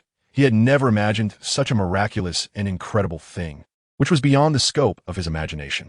Although he couldn't see anything with his eyes, he kept rolling his eyes to survey his surroundings, wanted to study this astonishing phenomenon. He simply couldn't fathom how these bubbles were supporting such an enormous pirate ship. How could they withstand the pressure of the seawater? At that moment, a pale light illuminated the complete darkness, and thick, stationary electric arcs coiled above their heads like flames. The intense light eroding the surrounding darkness and bringing brightness to everyone. However, aside from the bone-chilling seawater, there was nothing else in the environment. Even the closest sea kings were still several kilometers away, all within Jaeger's observation hockey. Yet, the sound of his heartbeat attracted the attention of the sea kings, resonating like giants vigorously beating war drums deep in the ocean, creating a thump-thump that shook the surrounding waters. Just as the sea kings were about to be drawn closer, a deadly aura surged towards them, forcing them to retreat step by step, ultimately causing a great disturbance as they moved away from the area. Fishman Island? Jaeger had already caught sight of that island situated 10,000 meters beneath the deep sea. He had been eager to arrive here from the very beginning. After all, at this moment, there was something very important on Fishman Island. That is the red historical text. As if recalling something, a strange curve appeared at the corner of Jaeger's mouth. GOLD. Roger, you bastard, wanted to sail the entire world, conquer the Grand Line, and become the Pirate King? Do you think that's possible? The redstone is just my first step. for pirates to reach the New World. Fishman Island is their essential route and their only choice at the risk of their lives. As for the route through the Red Line, it is completely guarded by the Navy and the world government. This route is a dead end for them, while Fishman Island still has a glimmer of hope. As the Moby Dick approaches Fishman Island, a chaotic battle between pirates and the soldiers of Fishman Island is already underway. Fishmen and pirates have even begun to die in the midst of their brutal clashes. The sounds of shouting and clashing weapons echo continuously here. And as they look at the rare mermaids on Fishman Island, the evil and crazed pirates display greedy and sinister expressions. This is a huge treasure. If we could capture them and sell them, they wouldn't even need to be pirates. They could just keep capturing them here endlessly, and they would have an endless supply of money. Just thinking about the minimum price for them at the slave market drives them crazy. However, the soldiers on Fishman Island are not to be underestimated. With a physical quality 10 times stronger than that of humans, coupled with their rigorous training, their strength is terrifying. Ordinary pirates are simply no match for them. It's a crushing level of power. However, there are some exceptions, as there are also devil fruit users among the pirates. This incredible power makes some fishmen suffer greatly, and they are completely outmatched. These guys, humans, kill them for me. The Prince of Fishman Island is filled with a mad rage, his face showing a twisted and ferocious expression completely different from his usual demeanor, his eyes bloodshot. Although he is trying his best to kill the enemies, the sheer number of humans is overwhelming. Today, Fishman Island is facing nearly 10 pirate crews, each with hundreds of members. As soon as they land on the island, they start hunting down fishmen madly, and this sudden scene ignites the anger of the princes. They can no longer care about what their mother often told them. Do not hate humans. Do not resent humans. We must coexist peacefully with humans. Everyone stop. Children, do not show such terrifying expressions. A young and beautiful noble mermaid is anxiously shouting, as if she feels the sadness deep within everyone's hearts. Tears streaming down her face. She is desperately trying to persuade the fishmen warriors on Fishman Island, calming their emotions while praying that the pirates do not harm them, hoping they can coexist peacefully. Mother, the prince cannot help but shed painful tears. Everyone knows that the queen of this nation has been working hard for Fishman Island to coexist peacefully with humans and return to live on the surface. But the fishmen on Fishman Island have long been persecuted, hunted, and sold by humans. This hatred has lasted for hundreds of years, especially as humans cannot possibly view the fishmen, who are in a slave status, as being on the same level as themselves. In their eyes, slaves are always slaves. Their value is merely to please them. Oh, that foolish princess hasn't given up yet. The observation hockey of Jaeger on the Moby Dick has seen everything happening on Fishman Island. However, upon seeing the unusual actions of that woman, a strange smile appeared on Jaeger's face. This woman really has such naive thoughts, believing that she can achieve what she wants just by relying on this idea, to coexist peacefully with humans? What a foolish and naive starting point to think of. It's a waste of having such terrifying observation skills from birth. If she wants to coexist peacefully with humans and hopes to bring Fishman Island back to a normal life under the sun like humans, it's simple. Use absolute strength to subdue all those who dare to infringe, and make sure that anyone who steps onto her country's land abides by her country's rules. To live with dignity, one must possess absolute strength. The truth of peace lies in the power one possesses. Just as Jaeger was mockingly feeling the various events happening on Fishman Island, Marco's voice reached his ears. Speaking of which, it was the king and queen of Fishman Island who helped during the time of the Drum Kingdom. At that time, Brother Jaeger, your situation was quite urgent. And since we had just landed on Fishman Island, Dad helped eliminate the pirates causing chaos up there, restoring the previous calm. Thus, the king of Fishman Island had their warriors quickly bring us to the sea, leading us to the Drum Kingdom in the end. Marco looked at Jaeger, whose expression was strange as he gazed into the dark ahead, and he remembered the island that was often ravaged by pirates, recalling the exceptionally gentle queen. She was different from others. Even Dad said that woman had a broader mind than most people, something he had never seen in anyone else he had encountered. Even that bastard Roger couldn't compare to her. Moreover, this woman seemed to possess the ability to see through people's hearts. Grr, I really want to meet that guy Neptune soon. Last time, I was too busy and didn't have time to drink with him. This time, no matter what, I have to drink until we can't anymore. Whitebeard already thought of that king whose temperament suited his own, lamenting that their last meeting was delayed due to Jaeger's matters. And then he thought about how he had handled everything now, breaking into a hearty laugh. Speaking of which, counting this time, they have met 3 times now, right? Previously, When he brought Jaeger to see the legendary Fishman Island during the Rocks Pirates era, it seemed. At that time, Jaeger looked down on the Queen. Upon thinking of this possibility, Whitebeard looked strangely at Jaeger, who was leaning against the side of the ship. Recalling how Jaeger must have said something to the Queen that made her extremely agitated. If it weren't for him stopping it, he might have continuously mocked a nation's queen. Thinking about Jaeger's relationship with her made Whitebeard's head ache. But as the Moby Dick continued to approach Fishman Island, Whitebeard's expectant expression gradually darkened, and his imposing face revealed a hint of suppressed anger. He felt life continuously fading away, and he seemed to have envisioned something as he ominously stared in the direction of Fishman Island. It seemed that other pirates were indeed hopelessly persistent. Jaeger. His voice was low. Understood. Jaeger responded softly. Then, terrifying thunder spread across the entire surface of the ship, and a large amount of lightning began to gather somewhere at the stern of the ship, with everyone gripping tightly to some part of the ship at that moment. Finally, a bolt of lightning flashed through the depths of the sea. The slaughter on Fishman Island could no longer be stopped even by the Queen. The vicious pirates were already bloodthirsty. Moreover, while they were killing, they were also using chains to imprison some fishmen and had already dragged them onto the pirate ship. This action completely ignited the fishermen warriors. Just as Fishman Island fell into a chaotic battlefield, a terrifying aura, as if it were going to tear apart the deep sea, violently surged from the cold, dark area outside Fishman Island, resembling a ferocious, supersized sea king fixated on this place. Every breath of air here seemed to carry a weight of millions of pounds, making it difficult for everyone to breathe. Following that, an incredibly powerful sense of intimidation swept over like a hurricane bursting forth from the eye of storm, suddenly plunging the eerily quiet battlefield into chaos with purple-black domineering lightning strikes, as if the terrifying killing intent had dragged this place into hell in an instant. The air emitted sounds resembling the low growls of evil spirits. This was a precisely controlled conqueror's hockey shockwave, and many pirates began to lose consciousness, foaming at the mouth and collapsing. Even those so-called devil fruit users were sweating profusely, kneeling weakly, their consciousness hazy as they looked around in fear, completely unaware of what was happening. Even the warriors of Fishman Island did not understand what was going on. Could it be? The king and queen seemed to realize something as they incredulously looked around, wondering if there were powerful individuals with conqueror's hockey on Fishman Island. However, seeing that only the human pirates had fainted, the king's expression relaxed considerably. At the very least, this powerful being did not attack them. Boom! Just when everyone was confused about what had happened, a massive pirate ship broke through the cold, biting darkness, and crashed into Fishman Island with a terrifying presence, instantly drawing everyone's attention. The whale head and the white mustache on the pirate flag. This is the Whitebeard pirates.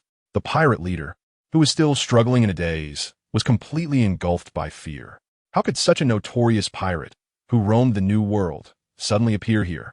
In that moment, after experiencing an unimaginable shock, he felt a momentary lapse in his defenses, only to be knocked out by the conqueror's hockey. The warriors of Fishman Island were all in shock as they looked at this massive pirate ship. They remembered how the crew had come previously to help them suppress all the villains. Could be them again this time? More than half of them were skeptical. However, there were also fishmen who looked at the Whitebeard pirates with fierce eyes, filled with crazy hatred and murderous intent directed at humans, even though the battle had stopped because of humans. Conversely, some fishmen, upon seeing the arrival of the Whitebeard pirates, showed signs of excitement, their eyes searching for that figure on the enormous pirate ship, the figure that led them to find the truth. The battle came to a complete end with the arrival of the Whitebeard pirates. Standing at the bow of the Moby Dick, Whitebeard looked grimly down at the battlefield, where too many innocent fishmen had died. They were the subjects of his friends.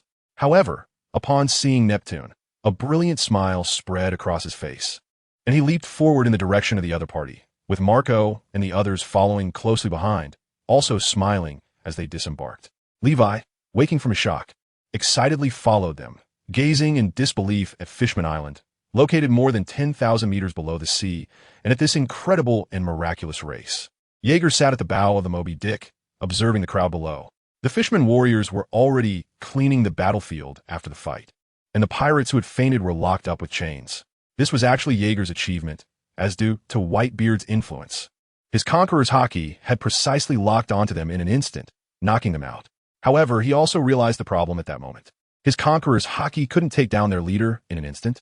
Although that guy was a pirate with some strength earned from fighting across the seas, he had merely knelt before Jaeger, and this outcome left Jaeger very dissatisfied. His hockey was still too weak. Yet, he pondered an interesting question. Can lightning be fused with Conqueror's hockey? If it could, then with the increase in voltage of the lightning, would Conqueror's hockey become even more terrifying? He wondered if it was possible. Jaeger sat on the ship, contemplating his thoughts. If this idea worked, he would need a more terrifying amount of hockey. Or perhaps just the characteristics of Conqueror's hockey would suffice. The enhancement of Conqueror's hockey with the properties of lightning. Jaeger began to think, and then a faint spark of lightning flickered at his fingertips. He tried to control his Conqueror's hockey to approach the lightning, but the result was that it swept by like air. Jaeger sighed helplessly. This outcome was within his expectations. Soon, the flickering lightning on his fingertips took on a shade of black, which was armament hockey.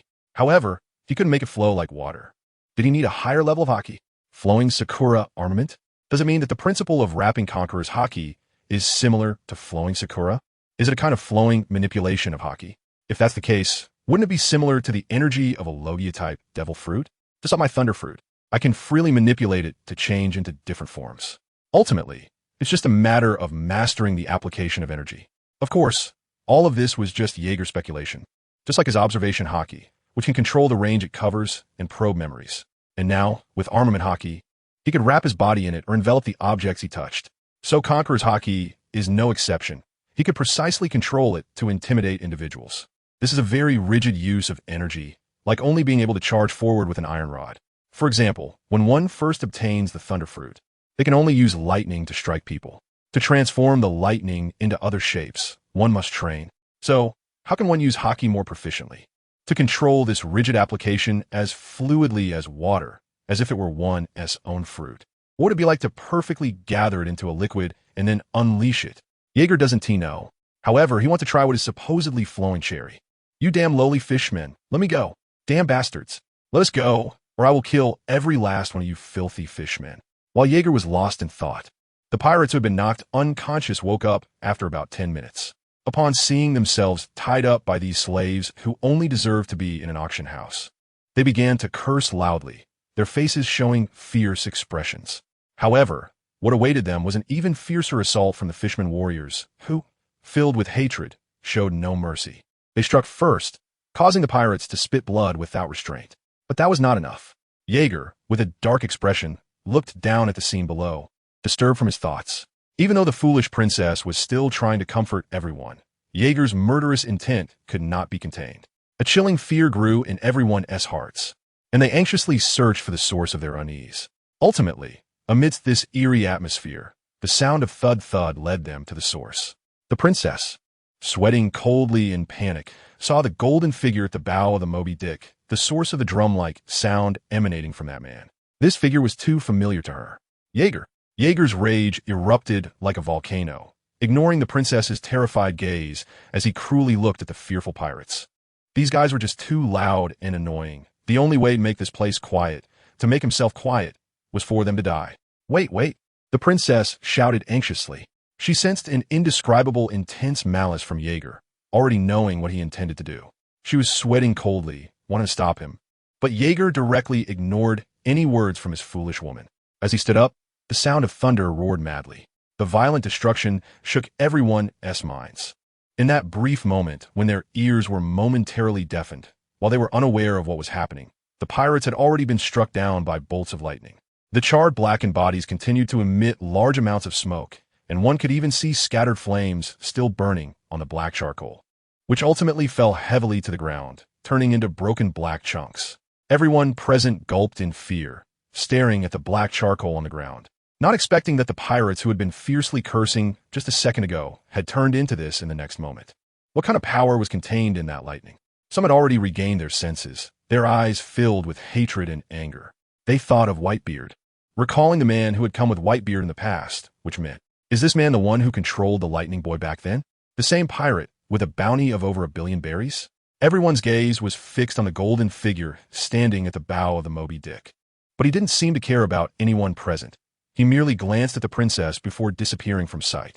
He didn't approach Whitebeard, who was preparing for a banquet with the king, but directly went to another place, a relatively remote area on Fishman Island, where the sea forest containing 2 pieces of historical text, was located. Jaeger had arrived at his intended destination. In front of him was the red historical text. Is this the thing? One of the markers for the final island. Laugh tale. Jaeger's calm expression suddenly turned strangely eerie.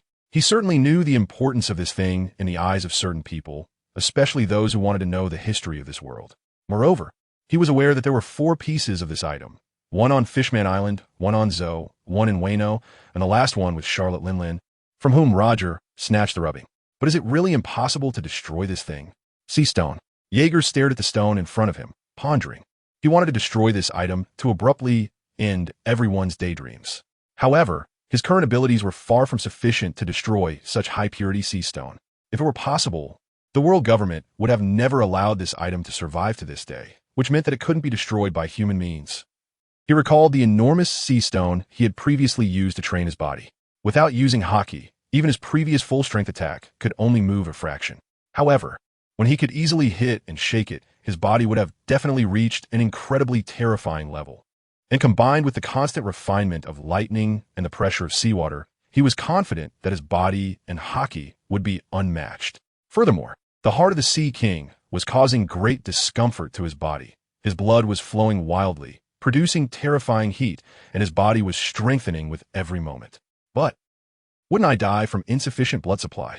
Jaeger thought of this absurd possibility, but he only felt a slight discomfort, with nothing else feeling off. However, he had another option.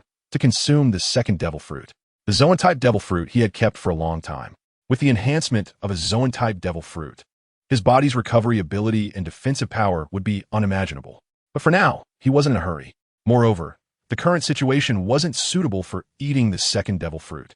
At the very least, he wanted to consume it when he started training his body.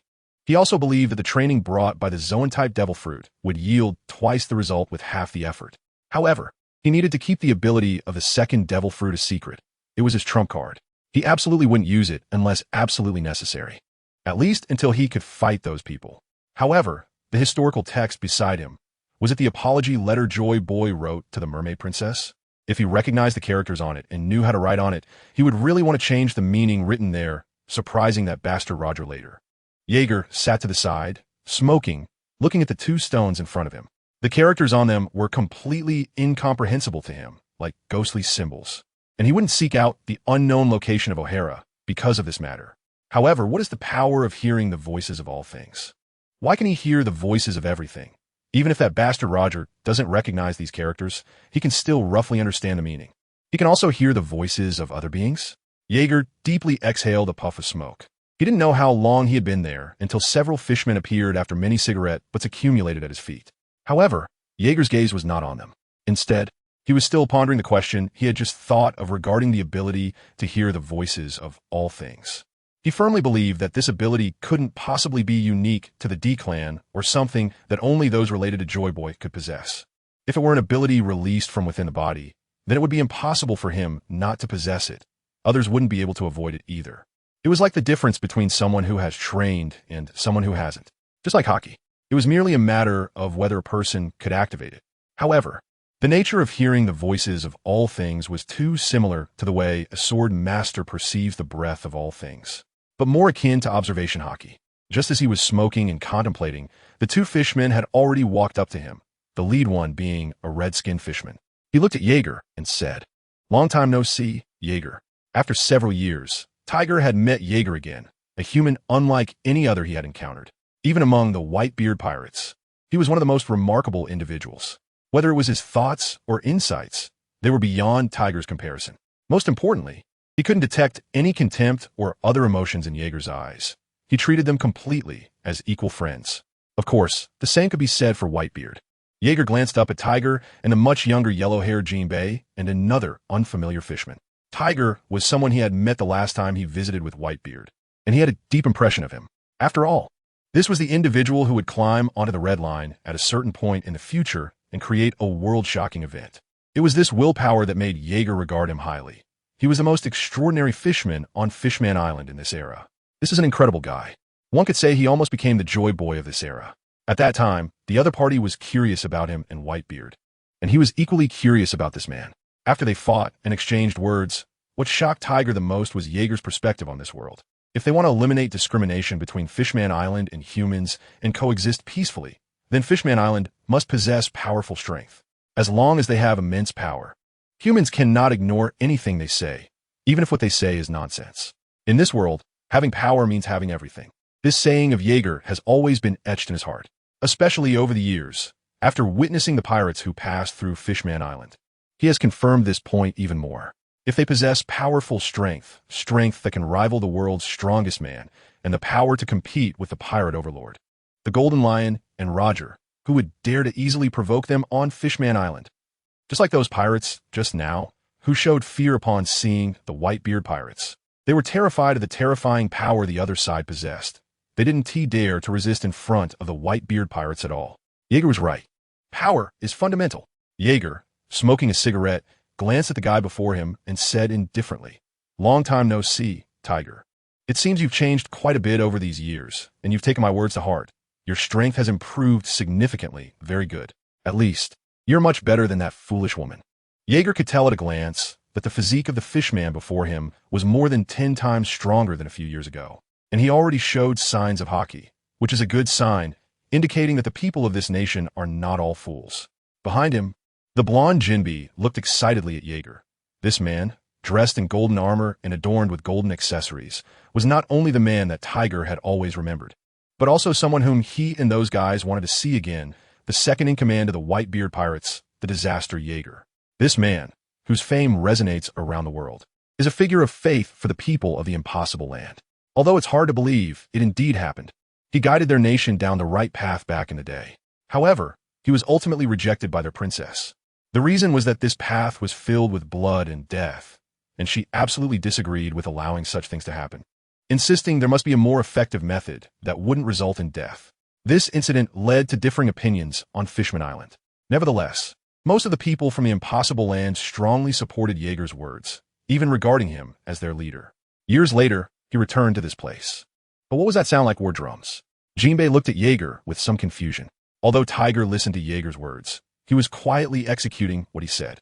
He agreed with Princess Odoheim's views as well, so he wanted to see for himself. He wanted to determine which outcome would be the best. Tiger fell silent. He knew who the foolish woman Jaeger referred to was. A few years ago, her extreme methods and suggestions led to a heated argument between her and the princess of their nation.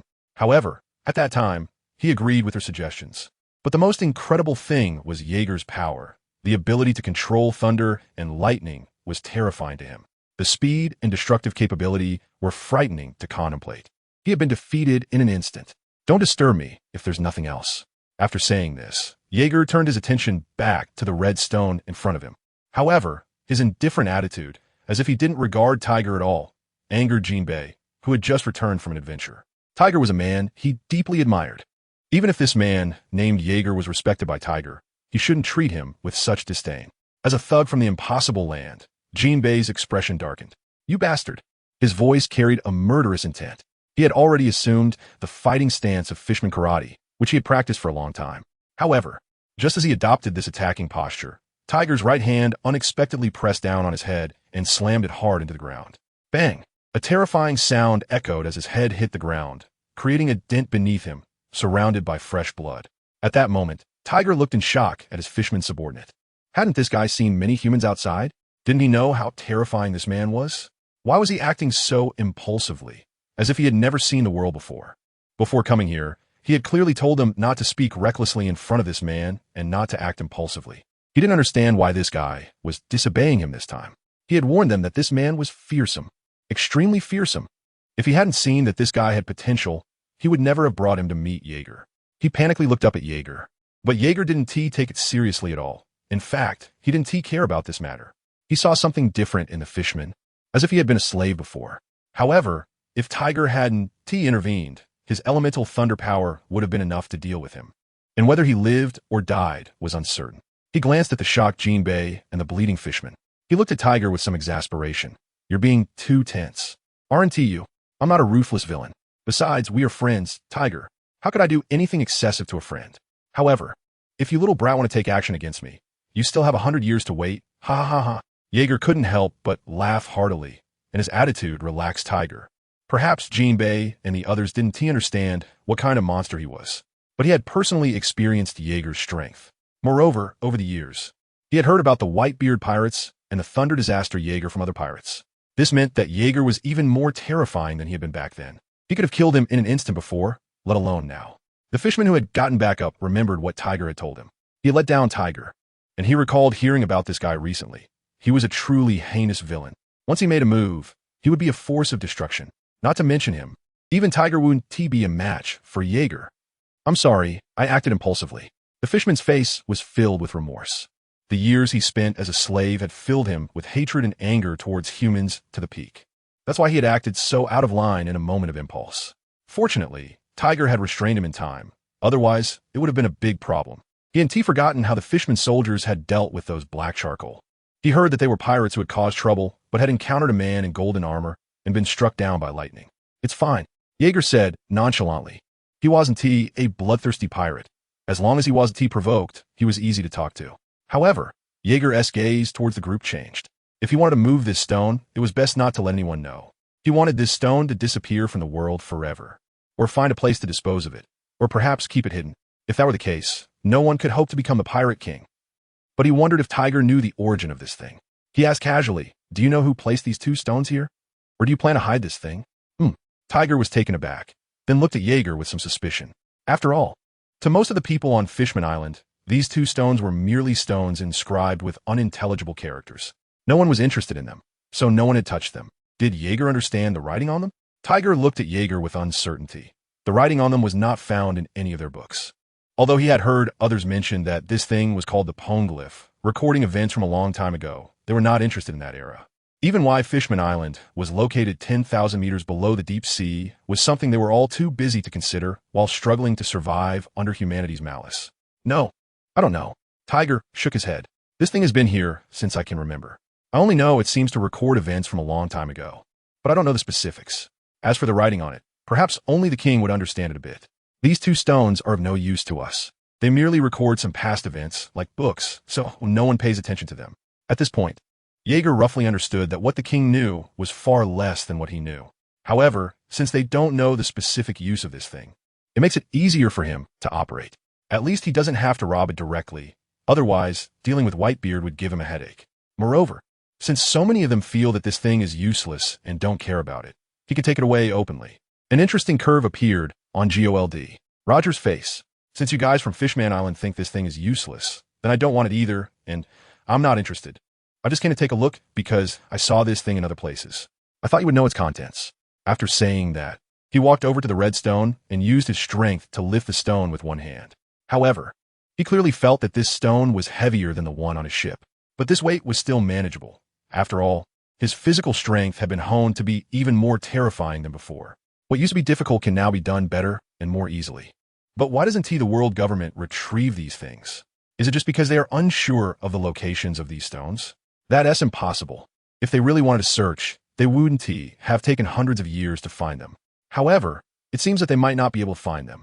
After all, whether it's the Sky Island thousands of meters high, the Fishman Island thousands of meters below, or the sunken ruins of Wano country that has closed itself off, or Zo, which wanders unpredictably in the sea, each location is unexpected. But it doesn't matter. This one is his now. Other places have them too. Tiger was stunned. Even Jinbei, who was beside him, was shocked. He didn't expect such stones existed in the outside world. He just didn't know if others could understand the text on it. After all, this thing has existed for a long time. All right, now that I've seen it and satisfied my curiosity, I'll go explore other places in Fishman Island to see what changes have occurred over the years. I hope something interesting will happen. At the end, Jaeger murmured softly, and then his figure disappeared from the spot, leaving only a flicker of lightning where he had just stood, which then vanished.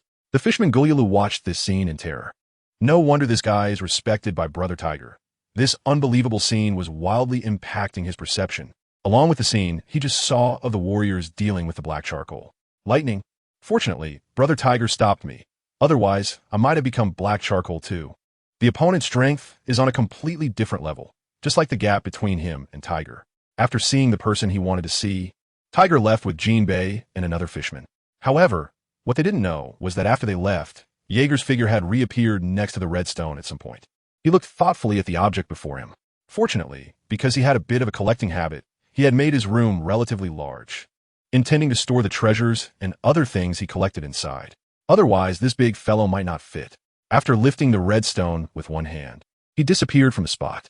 This item, which had been placed in the sea forest of Fishman Island for years, had vanished, and when it reappeared, it was already in a corner of his room.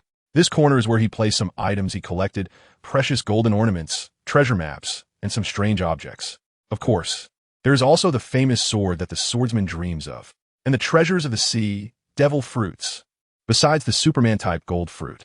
Another one is the animal-type devil fruit that he snatched from someone else, which is one of the devil fruits he intends to consume to enhance his physique to the maximum extent in conjunction with his current physical training. Then he looked at the red stone. If left here, it wouldn't be safe enough. He couldn't be on the ship guarding this thing all the time. So his gaze fell on a large pile of gold beside it. Lightning surged and danced over it as he focused his gaze, and the gold melted into a massive pool of golden liquid under his lightning. Then, under Jaeger's control, the red stone was completely covered by the golden liquid. In the end, it transformed into a giant golden cube. Fishman Island had ended the terrible chaos with the arrival of the Whitebeard pirates. King Neptune also held a banquet due to the arrival of his friend, Whitebeard, a banquet for a long-lost friend. It was also a banquet to thank Whitebeard for helping them settle the chaos. However, this action caused dissatisfaction among many fishmen, especially those living in the uninhabitable zones. They watched the Whitebeard pirates from the shadows. Each of them carried an unshakable hatred and animosity, and the hatred in their eyes, fixed on the Whitebeard pirates, was about to spill over, even though the latter had just helped them resolve the chaos. Grateful to humans? Thanks to them, the chaos was quelled. What joke? Who do they think caused this chaos? If it weren't for this damned race, they wouldn't be living in this dark, sunless deep sea, nor would they have to go to the surface for a ray of sunlight only to be captured by humans and turned into slaves. This is their shame, and it is an unchangeable fate. It seems that their race is forever beneath others, and everyone wants to step on them. Although they are glaring at the members of the Whitebeard pirates, they do not dare to act recklessly, because they have already seen a man in golden armor casually drinking a beverage and wandering around without a care. They have seen this man again. They remember the nightmares from years ago when they were dominated by this guy, recall the instant death of the hundreds of pirates just moments ago, and the piles of shattered black charcoal, this guy. They cannot afford to provoke him. However, they feel no hatred towards this man at all, not even a trace of hatred, even though he is someone who kills at the slightest disagreement. In their hearts, there is no resentment, but rather admiration. As for strength, there is no need to say more. Even if he were to kill, not even their king could stop him. Moreover, the captain merely scolded this man a few times. They all know who this guy is, so their king had already said that they cannot provoke this group. If they do not want to die, they should not stir trouble with them, especially that man named Jaeger. No, he should be called Sir. Jaeger is wandering around without a purpose. He sees that Fishman Island has not changed much. Furthermore, he had already seen the legendary Noah's Ark the last time he came here with Whitebeard. The ship, resembling an island, completely shocked Jaeger. He simply couldn't imagine what kind of individuals had been aboard at that time. Giants? No, it should be more than just giants. Considering the words of Joy Boy and the subtly revealed information, this might be the warship used by his allies back then.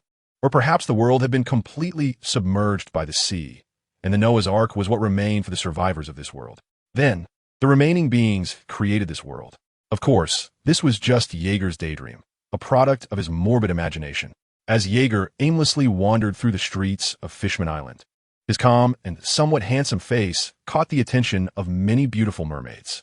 They certainly knew who this man was. However, his handsome appearance and formidable strength were wildly attractive to them.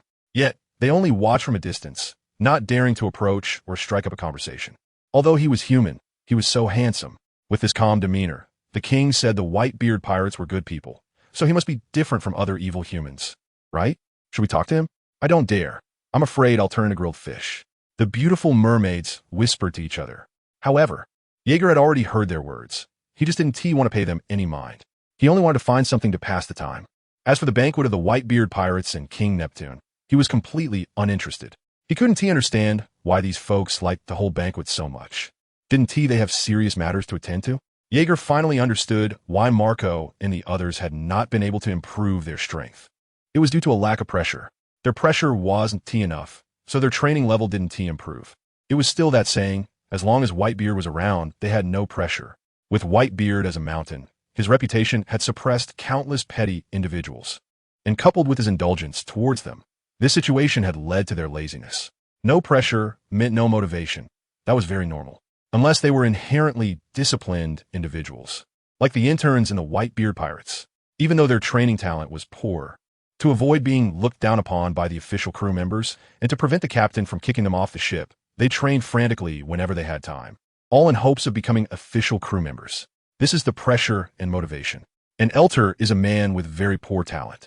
Although he'll be 30 in a few years, he constantly trains himself according to the methods that Jaeger used to train them before, in order to follow in the footsteps of the captain and his older brother Jaeger.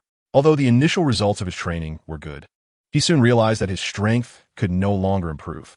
Even after training for a long time, it was of no use. Besides becoming a bit stronger, he didn't feel any significant progress in other areas. However, he never gave up on his training. He executed Jaeger's training methods day after day, even if it meant just a slight increase in strength. During this time, he also learned from Jaeger about diving to the bottom of the sea and using sea stone for training. But the hardness of this stone was something he couldn't handle. Even though he used this method to train every day, the results were completely ineffective. What he didn't know was that it wasn't useless. It was just that this thing was not something a normal person could train with. What it needed was time, and it had to accumulate over time. At this moment, he was holding a beautifully presented dish, seemingly searching for something. However, when he saw that golden figure on a street, he revealed a simple, excited smile. "Brother Jaeger, I finally found you. This is a dish made by Sachi using ingredients from Fishman Island.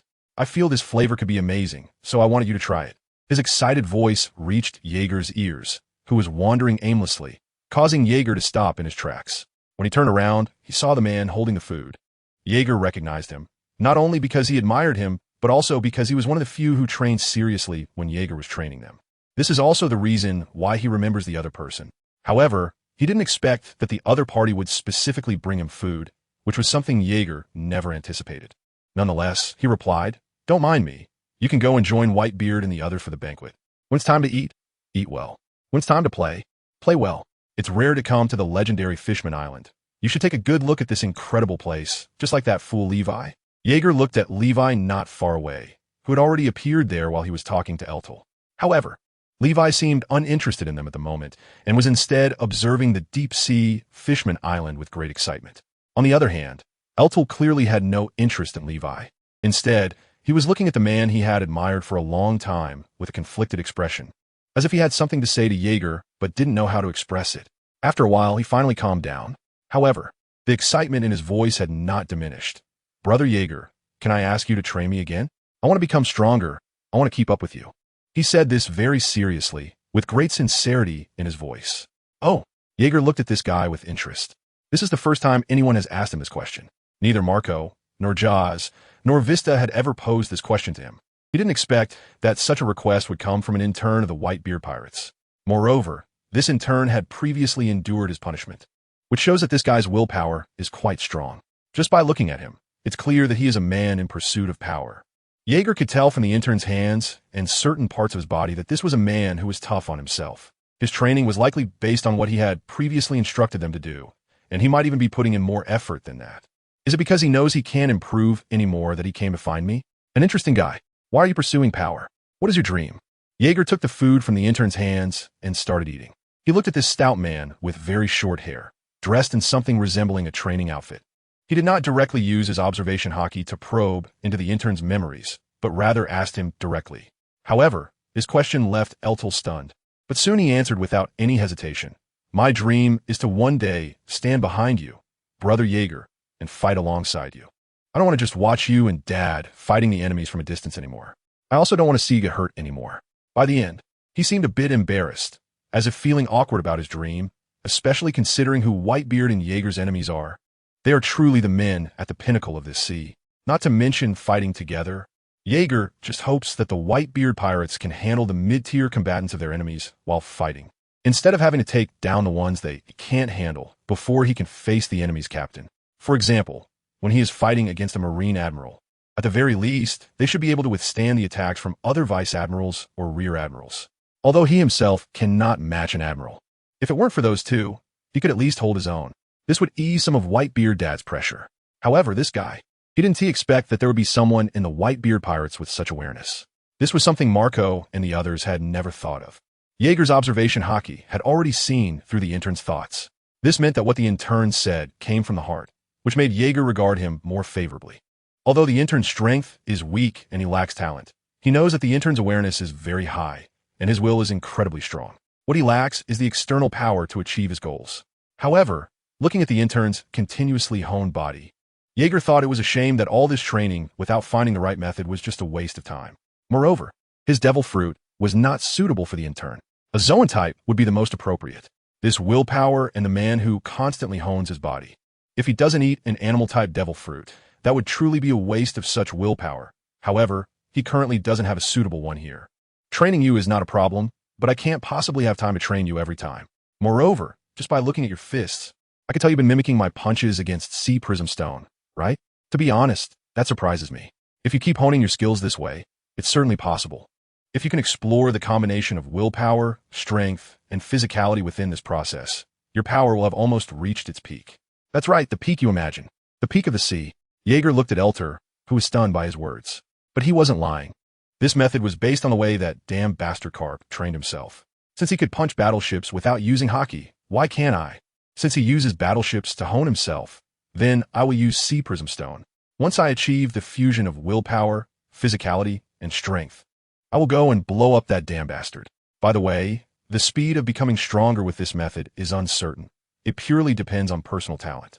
So I think if you want to get stronger, it's best to eat a devil fruit.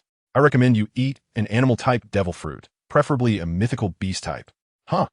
A devil fruit, or a mythical beast type. Elter's eyes lit up when he heard about the devil fruit. How could he not be envious of this treasure of the sea? He knew how incredible the power of this thing was. Especially among the terrifying strong people he had seen, more than half had eaten a devil fruit. Old Man, Brother Jaeger, Golden Lion, Admiral Sengoku. Not to mention Marco and Jozu, they all ate devil fruits. This thing can give an ordinary person incredible power in an instant. However, unfortunately, over the years, he had never seen a single devil fruit. If it weren't for the people around him having such power, he would even doubt the authenticity of this thing. But an animal-type, mythical beast type? He thought of Marco's ability. That was indeed a very magical power. However, not to mention that the mythical beast type is rarer than the natural type. He hadn't even encountered an ordinary animal type. It seems he can only follow what Brother Jaeger said. That's right, he doesn't place his hopes on the devil fruit, rather than relying on this elusive item. It's better to steadily train his body. Moreover, Brother Jaeger said this method works. Otherwise, the other party wouldn't use this method to hone themselves. He had thought about practicing swordsmanship and such, but the results were invariably failures. No matter how he learned, he was like a rock that couldn't learn anything. Really? Levi's terrified voice came from not far away as Jaeger was enjoying the food in his hands. He looked at the little brat in front of him with cold sweat, as if he had heard something unbelievable. After confirming several times that he hadn't misheard, his face showed an expression of disbelief as he looked at Jaeger, shock, confusion, and unimaginable emotions flashing across his distorted face due to horror.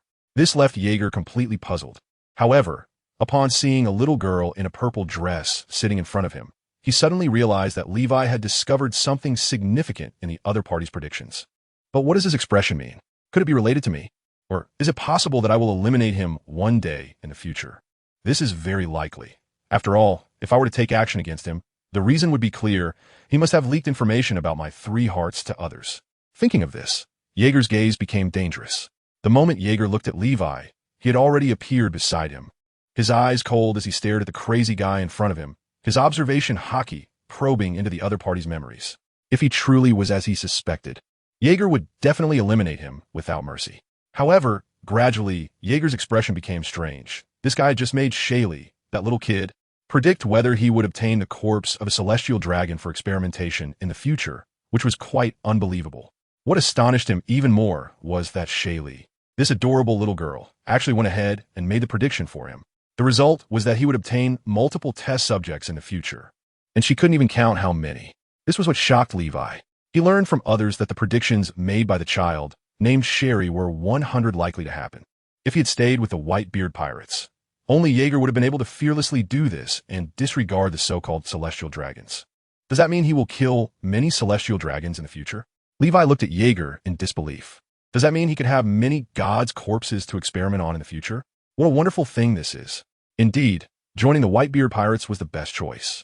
Levi looked at Jaeger with intense enthusiasm, but Jaeger was also quite speechless. Just because of this, you're staring at me with that kind of emotion? If one didn't know better, they would think you knew something. Then he curiously looked at the little Sherry in front of him. If he didn't know of her existence, Jaeger would never believe that someone's divination ability could reach this level. However, he had to admit that this guy's ability was hard to ignore. 100 realization. How terrifying this is. He looked at the other person with suspicion. How could he not want to possess such abilities? However, he hesitated again, as he didn't believe that such abilities were cultivated by the other person, especially not to this extent at such a young age. This is fundamentally unscientific, unless this thing has some sort of inheritance that it doesn't know about, or something like a devil fruit. In any case, it seems to be quite troublesome.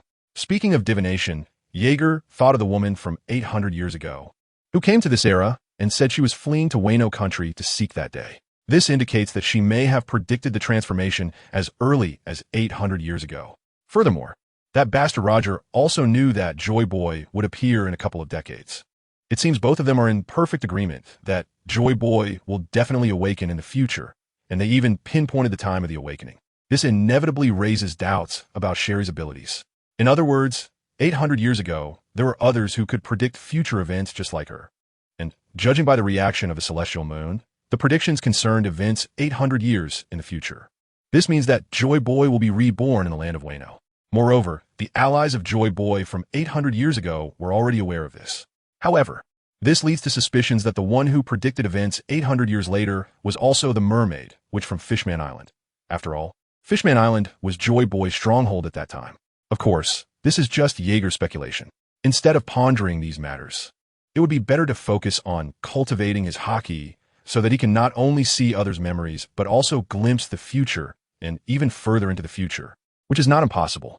If he develops the Thunder Fruit to the point of manipulating magnetic fields, he already has too many things to do. He needs to strengthen his body and enhance his haki, develop the Thunder Fruit, and later consume other Devil Fruits and develop them as well. There is no time to focus on these external matters. It would be better to concentrate on haki, as long as you are strong enough. No matter how much the opponent can predict the future, it doesn't matter. You can still slap them dead just like that guy Teach. As long as you are strong enough. Would he dare to betray the Whitebeard pirates for a devil fruit? You could just kill him and sink him to the bottom of the sea. While he was looking at little Sherry, she was also staring at him in a daze, especially with that thump-thump sound like a war drum, which left her stunned. She looked at Jaeger with curiosity. Is it really him? He glanced at Jaeger and then at Levi. However, after taking a look at them, Jaeger just walked away while eating the food in his hand. He never considered predicting his future or anything like that, as it was completely meaningless and unnecessary. What he cares about is whether he is strong enough in the present. If he is not strong enough, then he knows what his future self will be like. Even if he dies, so what? It just means that his power is limited, and being killed for not being strong enough is something he can accept, just like how he kills those weaker than him. It's normal for someone stronger than him to kill him as well. This is the survival rule of this world. As long as you are strong enough, you can do as you please. The reason he hasn't died yet and has come this far is purely because of Whitebeard's protection, and also because his reputation allows him to fight against those terrifying individuals, giving him the opportunity to hone his skills. Although recently, due to his personality, those guys no longer show him mercy. But that is enough. He already knows what to do next. Fishman Island is not large, and there are only a few places worth his attention. After wandering around for a while, he arrived at the place where Whitebeard and his crew were holding a banquet. Not only was King Neptune there, but his queen and princes were also present to accompany him in welcoming the members of the Whitebeard pirates. It was not difficult to see from their faces that they were very happy. This is their first time facing humanity like this, and they have never had such feelings of hatred towards humans. Jaeger. The princess looked at Jaeger with a complicated expression. She could increasingly no longer see through this man. Previously, she could rely on her naturally strong observation haki to perceive the other party. Now it felt like something was blocking her, and she could only intermittently sense his emotions, which were as violent as a wild beast, sending chills down her spine.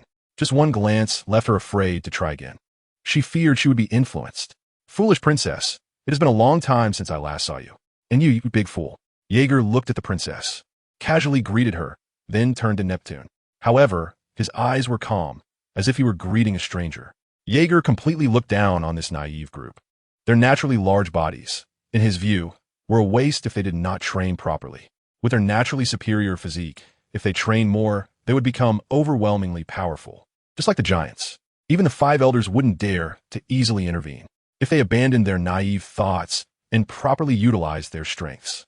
They would definitely become a race comparable to the giants, and then use the power of the Sea King and White Star, leveraging the strength of the ocean overlords. Humans capturing them as slaves. What a joke. At that time, their status would be reversed. Forget living on land.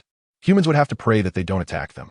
Let's not forget that some sea kings are even larger than islands, and islands could be considered their food.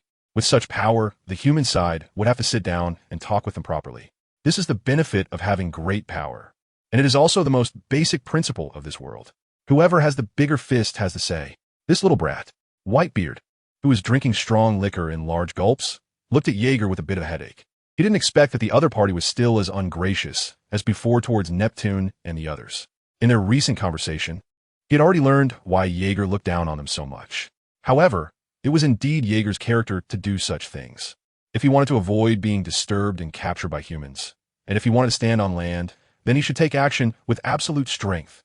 Rather than living in such humiliation, it would be better to gamble boldly, bet that they could succeed, and bet that all the fishmen would fight alongside them until the end.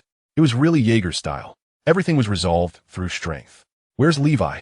Whitebeard changed the subject, his eyes scanning the surroundings for that crazy figure.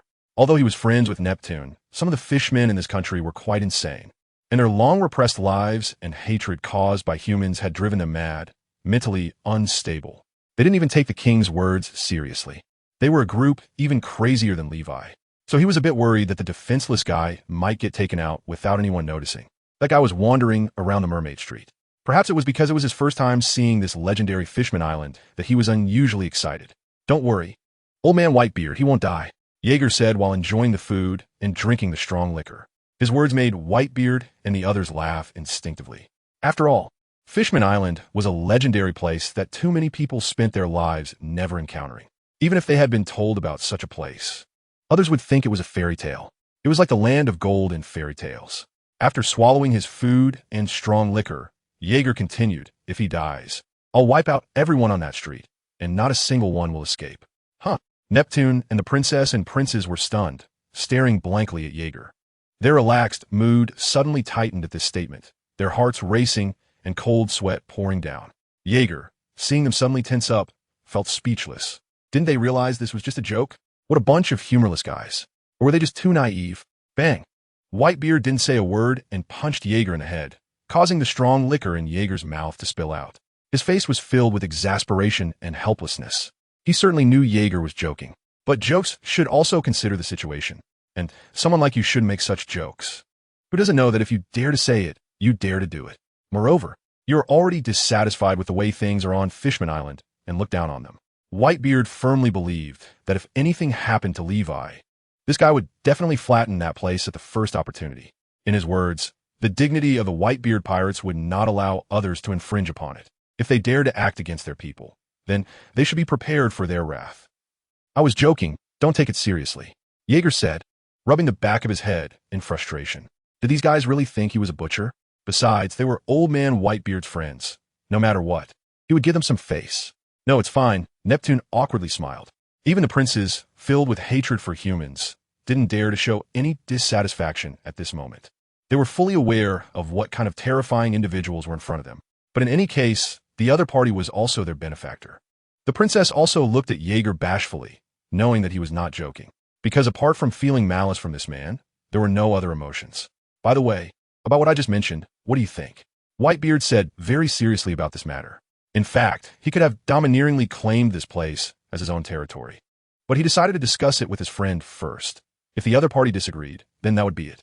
In his view, this was currently the best solution. As long as he turned Fishman Island into the territory of the Whitebeard pirates, any other pirates wanting to cause trouble here would have to weigh whether they could withstand the wrath of the Whitebeard pirates. Neptune fell into deep thought, and even the princess was considering this issue. After all, the peace she wanted was quite distant. Moreover, she couldn't just watch her people being slaughtered and sold. If this can truly protect our race, then I can certainly agree. Then we will borrow your reputation for Fishman Island. Neptune's voice was very heavy. At this moment, he still didn't know the weight of the Whitebeard pirates' flag. This was the flag of the world's strongest man. Even the Navy would have to carefully consider whether they were ready to go to war with the flag before acting, prepared to face a terrifying powerhouse of overlord level. Moreover, this matter was significant for Whitebeard. This was his first territory. If he didn't handle this matter well, wouldn't that be slapping his own face? This is a direct line to our snail phone. If you encounter any unsolvable issues in the future, just contact us directly. I doubt any fool would dare to provoke us. Whitebeard looked down at Neptune. If there was really someone in this world with that kind of guts, it would only be Shiki or Roger. But they weren't fools. Meanwhile, Jaeger, who was eating the food, was watching this scene with flickering eyes. This was a matter concerning the reputation of the Whitebeard pirates. Since old man Whitebeard had placed his flag here, did that mean he had ambitions for domination? Although the title of the world's strongest man was indeed impressive, if an additional prefix of pirate overlord was added in front of it, it could further suppress others. The Grand Line was not the New World. Many people had never seen the world. Some wouldn't care who you were. Even if you were a pirate overlord or the world's strongest man, there would be people daring to challenge you. In the eyes of those fools, the sky and earth were vast, but they were the biggest. You wouldn't know until you fought whether you could win or not. They wouldn't be intimidated by your reputation. Moreover, this was a necessary route for pirates heading to the New World, a place full of mixed characters. There were indeed many terrifying individuals in this era. Although they were not on the same level as Whitebeard and Shiki, they were not to be underestimated either. So if they really wanted to take action against Fishman Island and then hide, the Whitebeard pirates far away in the New World wouldn't be able to do anything about these people, unless they wanted to live in hiding for the rest of their lives. I really don't know what old man Whitebeard is thinking, actually giving his flag to these naive guys. He could have handled this matter in a better way, but chose the most submissive approach, talking peace with this world. Go talk nonsense somewhere else. The most prominent place on Fishman Island has been planted with a pirate flag featuring a white-bearded skull. And everyone is staring blankly at this flag fluttering in the wind. Some already understand what it represents.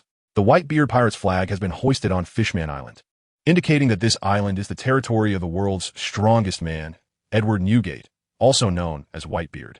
This island is under his protection.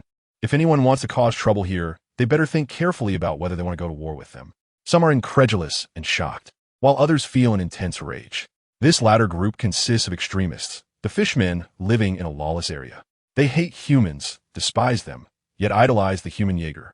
Especially after some learned what Jaeger said to the princess and tiger, they became even more convinced that what Jaeger said was correct.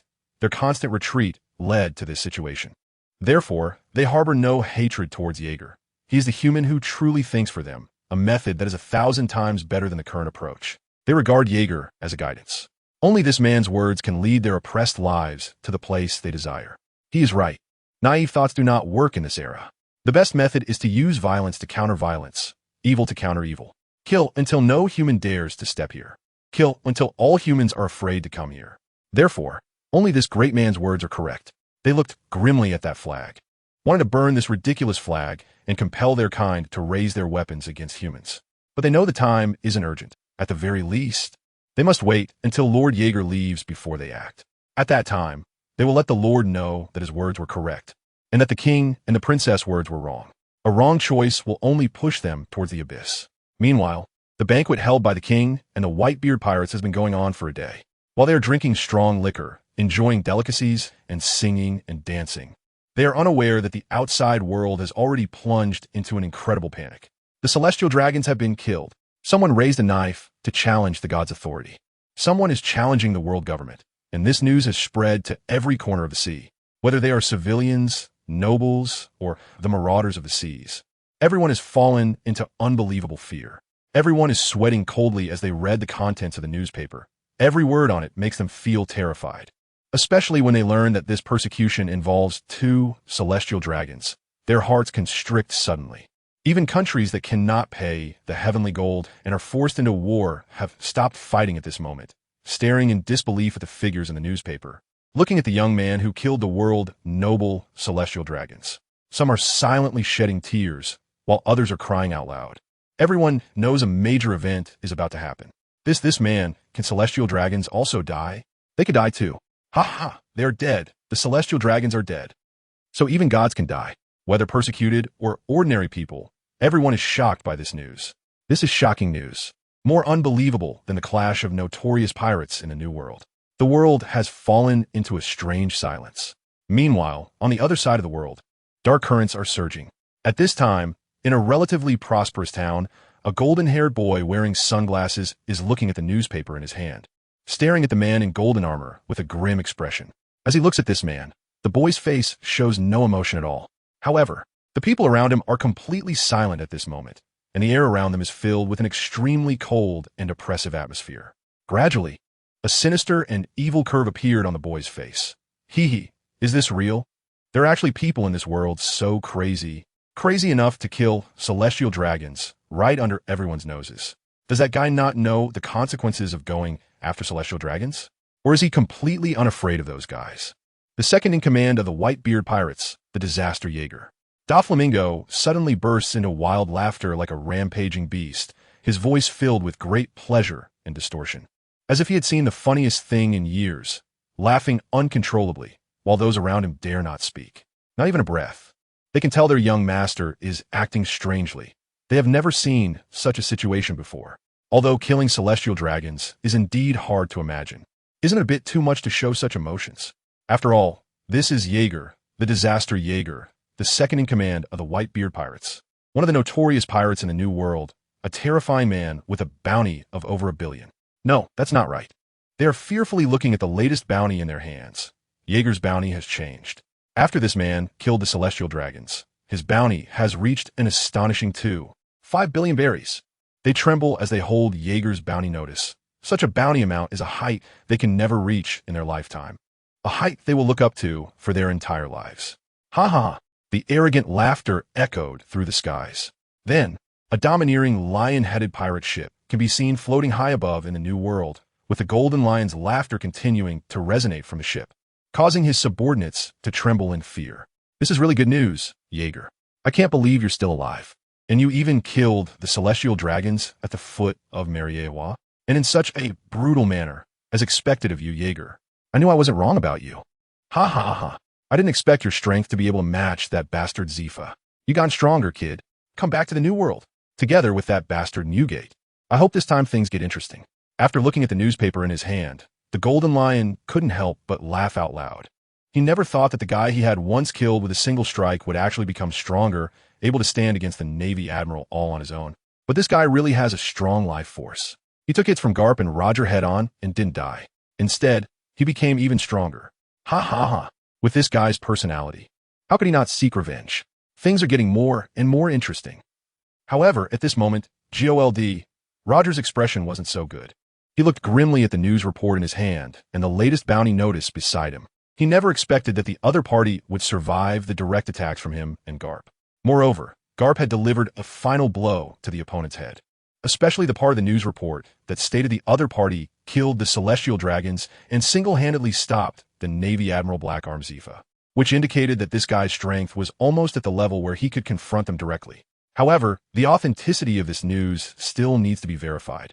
Brutal killing? This guy Rayleigh and the others also frowned as they looked at the newspaper. As old rivals of the Whitebeard pirates, how could they not know Jaeger's personality? Anyone targeted by him would be quite troublesome, especially with his strength continuously increasing. This is the most troublesome thing for them. The other party didn't hesitate to kill even the celestial dragons, let alone other people. This guy, who only takes Whitebeard's word seriously, is really a headache. Shanks, did you hear that? Buggy's expression had turned quite ugly. He was originally a fearless guy, even when facing Whitebeard. He dared to say he would take him down and dye his beard red, but such a fearless guy was scared by Jaeger, making him realize that some things are better left unsaid. Even after the battle with the Whitebeard pirates, Jaeger struck this guy and Shanks with lightning, leaving them with a shadow. That guy is completely unreasonable. I heard it. He has become stronger again. Shanks' face darkened. He didn't expect that when he heard news about that guy again, after some time, it would be that the other party's strength had increased and the bounty had risen again, especially with the news of him massacring celestial dragons. He hadn't forgotten what their captain had done to that guy. This means that if they encounter the Whitebeard pirates again in the future, that guy will attack them without mercy. Thinking about this possibility made him shiver. Not only did the Golden Lion and Roger see this news, but even Charlotte Linlin and Wang Ji have seen it. They never expected that the little brat who once followed Newgate had grown to this extent. The emotions on their faces varied, especially for John and Silver Axe, who gritted their teeth with hatred upon seeing news of that bastard Jaeger.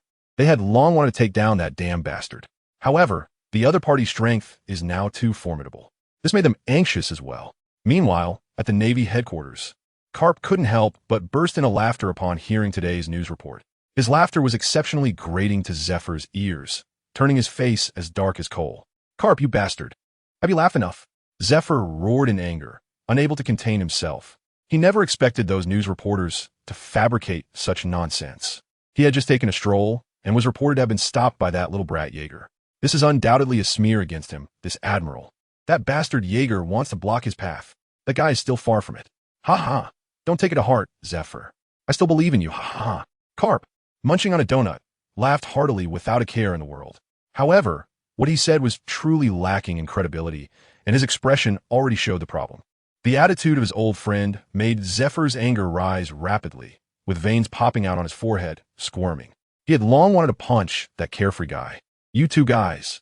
Sengoku and Crane looked on helplessly at these two friends. Didn't they realize that the old man's expression was already a bit off? And yet, they were arguing loudly in this tense situation.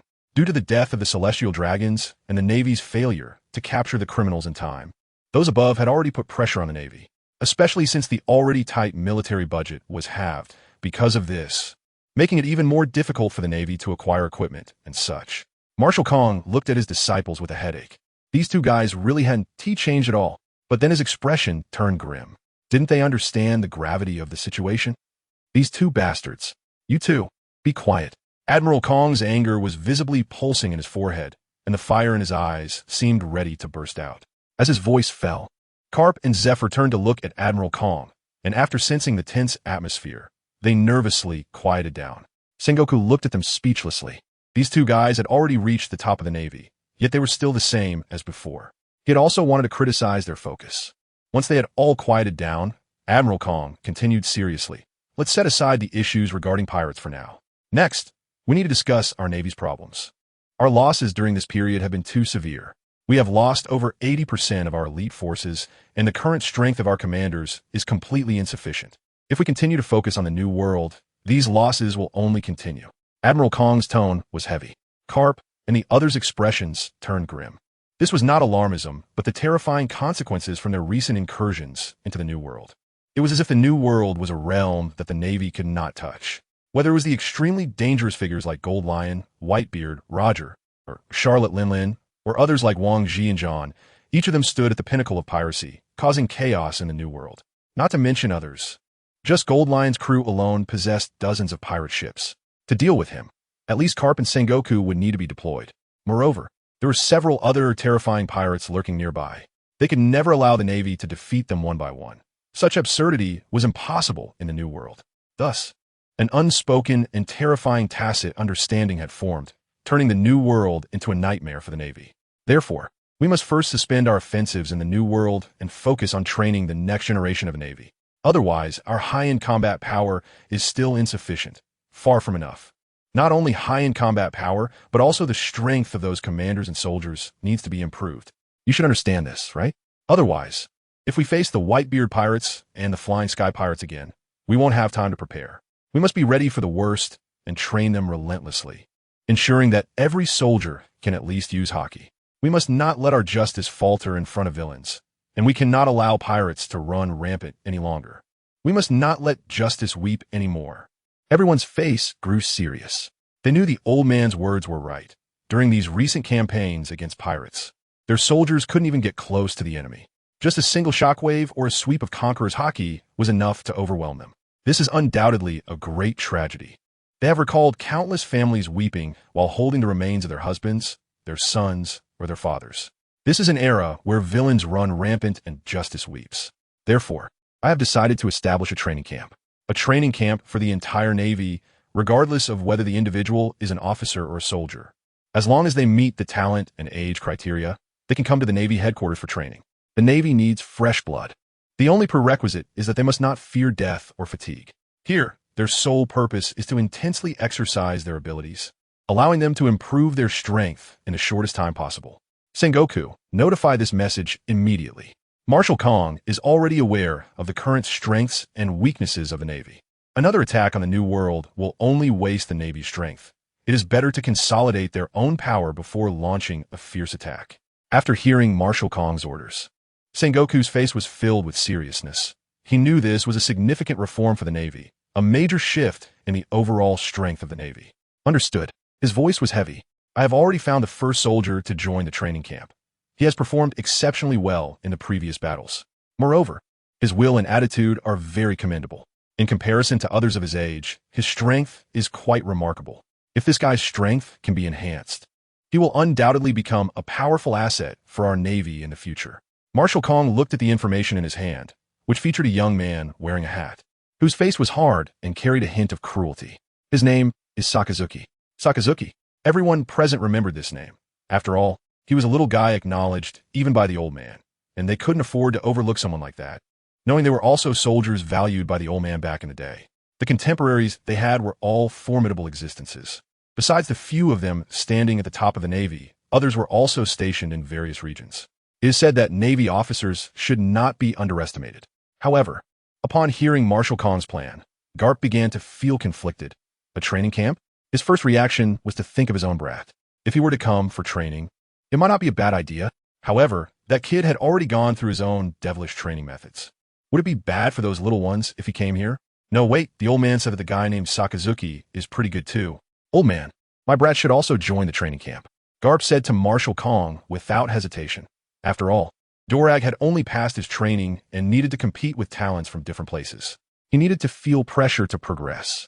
Dorag wants to be the strongest Navy man. Oh, isn't that kid being trained by you? Didn't you say before that his talent is strong and he has basically completed your training methods? What's wrong? Do you think your training methods are wrong? Zephyr couldn't help but make a joke at this time.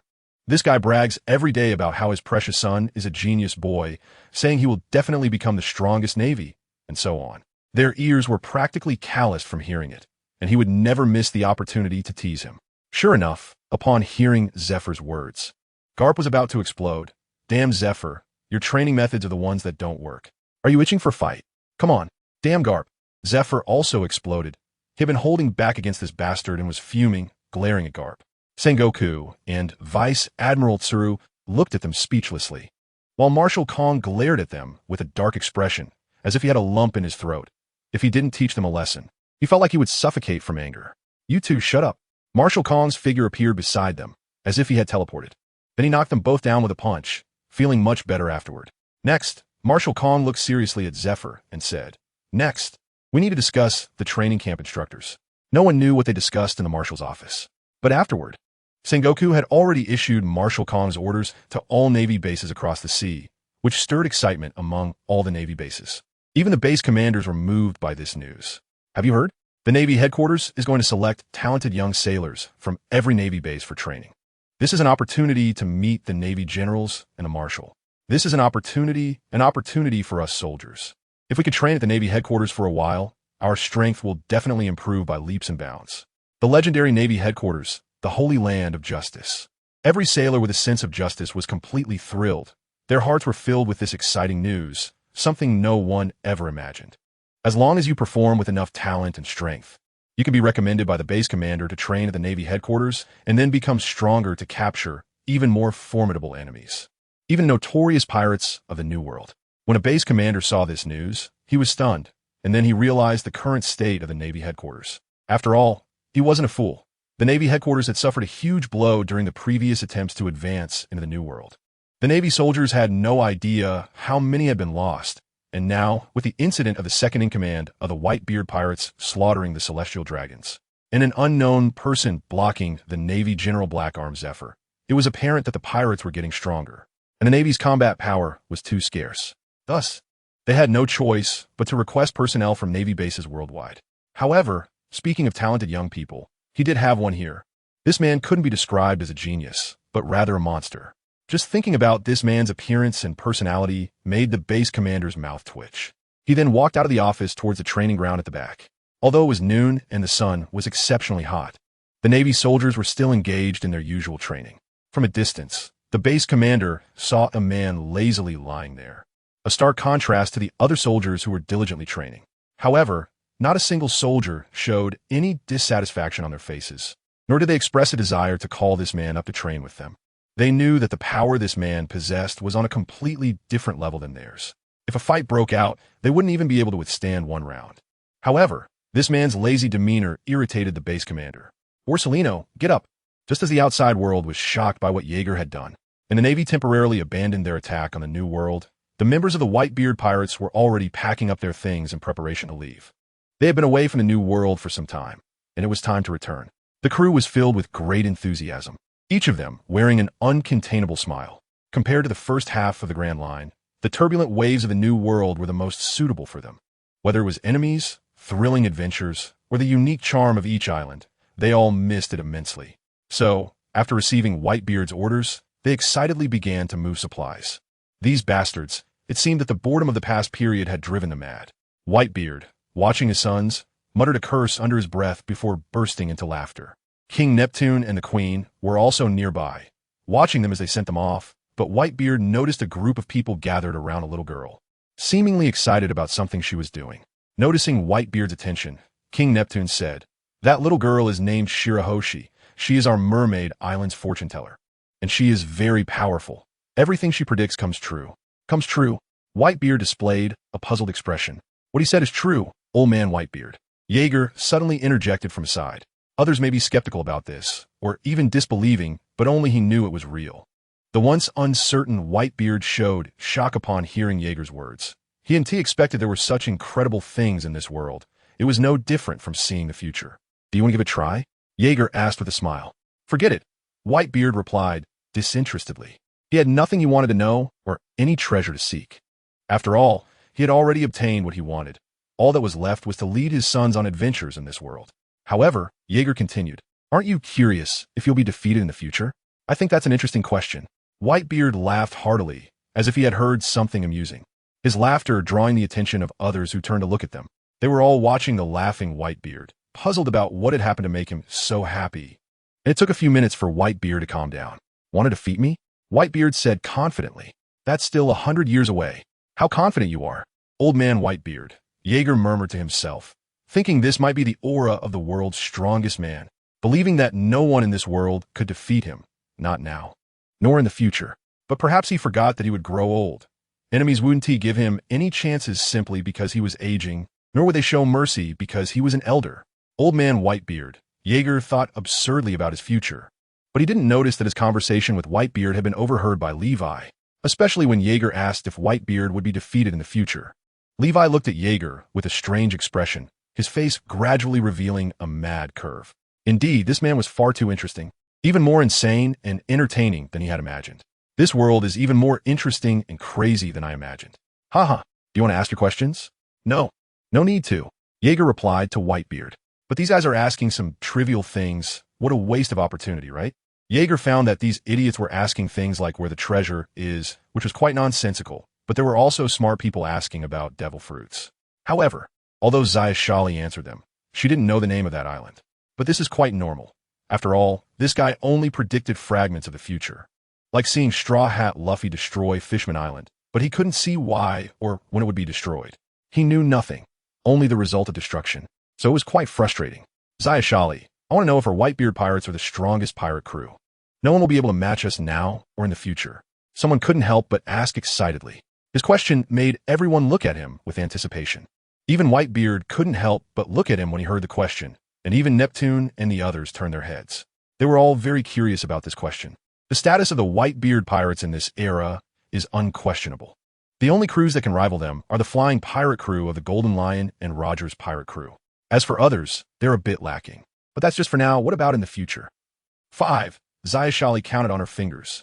6, she added at the end. Whitebeard looked at the little girl in confusion. However, Neptune knew what the situation was. So he said incredulously, "It seems that in the future, there will be 5 or 6 pirate crews with strength comparable to the Whitebeard pirates. This is quite astonishing. Incredible." Even the princess gasped in amazement. "Oh," Whitebeard paused for a moment and then showed an interesting smile.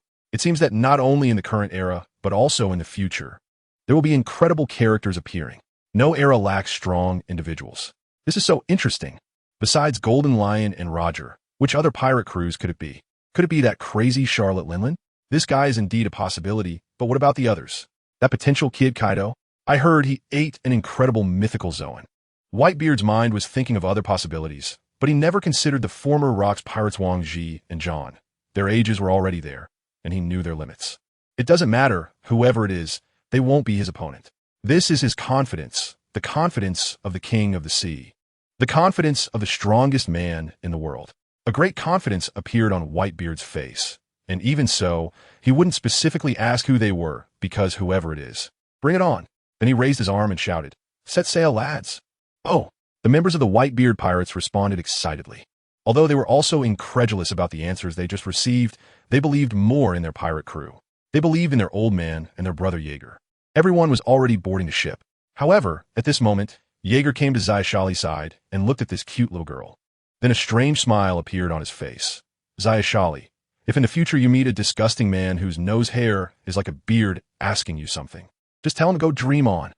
A man whose nose hair is his beard. Zayashali looked at Jaeger's back with some confusion, as she had no concept of this at all. However, at this moment, she was observing the shapes of the beards of the people around her. After saying this to Zayashali, Jaeger returned to the Moby Dick, and the next journey was to return to the New World. However, they didn't know where the next destination would be. The journey of the Whitebeard pirates was to adventure in different places, whether dangerous, uninhabited, or closed-off places. They would venture into, as long as they felt it was an incredible place, they would take a look just to experience an unprecedented, thrilling adventure. And this is also why Whitebeard had no desire for domination, because the greatest treasure was already by his side. Goodbye, friends. See you next time. Beautiful mermaid lady, goodbye. Goodbye, Fishman Island. The members of the Whitebeard pirates waved their hands to bid farewell. Some were even inexplicably shedding tears, and this scene left Jaeger speechless, frowning as if he were looking at a bunch of lunatics. As the Moby Dick continued to drift away, the light emitted by Fishman Island was gradually being eroded by darkness, and in the end, all that the members of the Whitebeard pirates saw was boundless darkness, absolute silence, an unknown terror. However, Jaeger's observation hockey was quickly expanding, allowing him to see the surrounding environment and dangers. The dark ship was unusually bright because of his ability. "Should we go up, old man Whitebeard? I feel like it's just wasting time here." Jaeger walked to Whitebeard's side and said, if they went up so slowly, it would take quite a while, and he had already gotten what he wanted, so he just wanted to leave here quickly and head to the New World. Whitebeard looked at Jaeger, then at the other crew members, and seeing that everyone had lost the initial excitement, he said, "Let's go." Received. Just as his voice fell, the front of the Moby Dick was already being torn apart by terrifying lightning, creating an indescribable arc, roaring in the deep sea like ferocious thunder dragons. And the terrifying lightning illuminated the surrounding darkness completely. They seemed like living lightning, biting and colliding with each other, then tearing open a huge, irregular lightning passage straight to the sea surface. When the situation appeared before them, the members of the Whitebeard pirates were already panicking, grabbing whatever they could to stabilize their bodies. Their eyes then looked in disbelief at what should have been the dark and deep sea, now illuminated beautifully by the lightning. A dazzling, yet destructive, terrifying power. Boom! The sound of thunder echoed in the deep sea. Then they could see the Moby Dick transforming into a bolt of lightning, darting through this lightning collision passage, disappearing into the 10,000-meter deep sea in the blink of an eye. They could only see the residual lightning violently jumping in place. Countless small lightning, snakes, flickering and jumping. After a while, several enormous creatures swam by, their eyes comparable to the Moby Dick. They were watching the direction where Jaeger and the others were leaving. "Did you just hear anything?" Having emerged from the deep sea back to the surface, Jaeger asked in confusion. When he had just released lightning, he had heard several loud sounds, but he wasn't sure what they were. Meanwhile, the others were weakly slumped on the ground, as if they had just gone through some incredible experience. Upon hearing Jaeger's words, they all turned to look at him. "No, doesn't the sound of thunder count? That noise almost deafened my ears. I didn't hear anything else besides the thunder." Everyone was talking about the sounds they had just heard. However, their answers were not what Jaeger wanted. He thought of something but didn't dare to confirm it. Could it be that he also had the ability to hear the voices of all things? He couldn't believe it and wouldn't think that he inexplicably had such a power. Or was it that only under his thunder could he hear such sounds? For example, could it be that the magnetic field had reached a certain level? He had just touched the repulsive force. Jaeger realized this was very possible. So, the sounds he had just heard were the voices of the Sea Kings? Was it because he didn't use the power of lightning when facing that stone that he didn't hear anything? The more Jaeger thought about it, the more he felt his line of reasoning was correct. However, while he was still pondering his question, the others nearby were already gasping in disbelief, their eyes shimmering with incredulity, is that? A pod of whales? Incredible, amazing, unbelievable. Is this the new world? This is truly an astonishing sea area. Are they migrating? Everyone was showing expressions of shock, especially Levi, who was seeing this scene for the first time in the new world, revealing an expression of disbelief. The sight before him was something that couldn't be seen in the first half of the Grand Line. A massive pod of whales that resembled sea kings swam past the other side of the Moby Dick, each whale several times larger than the ship itself, causing huge waves wherever they passed. The crowd was in shock, watching the pod of whales swim by them, with heart-stirring calls resonating in their ears. Everyone was gripping the ship tightly, worried that the Moby Dick would capsize under the influence of these creatures. It was too incredible. Even Whitebeard was amazed, watching the giant bodies that seemed endless from the deck behind him. He had never imagined there could be such an astonishing pod of whales here, larger than any he had ever seen. They had been blocked among the whales, as their enormous bodies obstructed their path, and the Moby Dick was rocking wildly in the middle due to their movement. Is this the sea area? Incredible, too incredible. How could such a thing exist? Is there really this many in the group? Jaeger's figure had appeared in midair, his observation hockey released to observe the surroundings. However, he soon revealed an undeniable shock, as he saw that the pod of whales seemed to surround the entire world. This is the turbulent movement that stretches endlessly in midair. These creatures are continuously swimming from the horizon towards another direction, splitting the ocean beneath them in half. Whitebeard, the whale pod, is too long. We don't know how long we would have to wait for them all to swim past, and it's such a waste of time. We can only let the pirate ship fly into the sky. Jaeger returned to the deck and told Whitebeard about what he had seen, emphasizing that the risk of staying here was too great, and there was no way to know if the ship would be overturned by these creatures. Hearing this, Whitebeard frowned as he looked at the gigantic beings before him. Given the endless phenomenon created by these massive creatures moving, he could only act according to Jaeger's thoughts. Everyone, hold on tight. We are taking off. With a shout from Whitebeard, everyone nervously grabbed onto whatever they could. Although Teach and Levi didn't know what was going to happen next, they still nervously mimicked the actions of those around them. Were they going to use the power of lightning to pass through here quickly? But wasn't there no route ahead? Were they going to lose the ship and their lives? What on earth did this guy want to do? Levi thought wildly. Then, under his shocked gaze, Whitebeard leaped from the deck towards the stern of the ship. As he made contact with the stern, an unimaginable force burst forth from his right foot. Boom! The indescribable power pressed the stern deep into the sea, while the bow shot up high into the sky. Under the influence of this terrifying tilt, everyone on the ship was thrown downward. Could it be? Levi gripped the rope tightly. His previously puzzled expression was instantly replaced by madness. At that moment, he had already figured out what Whitebeard and Jaeger were trying to do. He just couldn't believe that such a thing could be accomplished, and in such a brutal way as well. What a crazy guy. Boom! As Whitebeard tilted the Moby Dick with his foot, Jaeger had already taken action. Terrifying lightning gathered and collided wildly at the center of the stern, emitting a deafening, horrifying sound. Then, propelled by this terrifying energy, the entire ship seemed to transform into a bolt of lightning, instantly appearing hundreds of meters above the sea surface. When everyone regained their senses, they were all in shock, witnessing this scene. It was indeed an unimaginably beautiful view. Did this whale pod surround the entire world? Their massive bodies moved like islands. Incredible. So incredible. Amazing. Everyone was looking down at the scenery from high above. The endless azure sea shimmering brilliantly under the sunlight, refracting colorful beams of light. Beneath this rare spectacle was a group of awe-inspiring giant whales. They seemed to have split the ocean before them, presenting a stunning scene. Levi was completely overwhelmed, realizing that he had truly been sitting in a well, unable to see the sky. This world is far more exciting than one can imagine. It is much more thrilling than one can envision. Is Fishman Island and the legendary Sky Island with the giant whale herd really exist? What about those legendary races? The giants, the dwarfs, the fur tribe, the long-arm tribe, the three-eyed tribe, the demon tribe, and the angel tribe? This ocean is simply incredible. Levi can't calm down at all. Tears suddenly flow from his eyes hidden behind his glasses. He doesn't know what is happening to him, and the tears just flow uncontrollably. Upon seeing Levi's expression, Marco broke into a brilliant smile. He certainly knows what this feeling is like. His own feelings weren't far better than Levi's at that moment. He just didn't expect this crazy guy to have such a sentimental side. Hard to believe, right? This incredible scene shows how wonderful this world is. There are many more unbelievable adventures waiting for us. I've heard of the currents that flow upstream, the legendary Sky Islands, and the elephants that walk across the ocean carrying an entire country. Hard to imagine, right? However, none of us have seen them. This is what Brother Jaeger told us. Marco walked over to Levi and said with a smile, and at the end his eyes revealed immense longing. They set sail for such incredible adventures as the Whitebeard pirates. Their adventures have already experienced too many things that can only be found in fairy tales. Their lives are far more exciting than others can imagine, something that others will never be able to reach in their lifetime. A true man should go out to sea and seek adventure.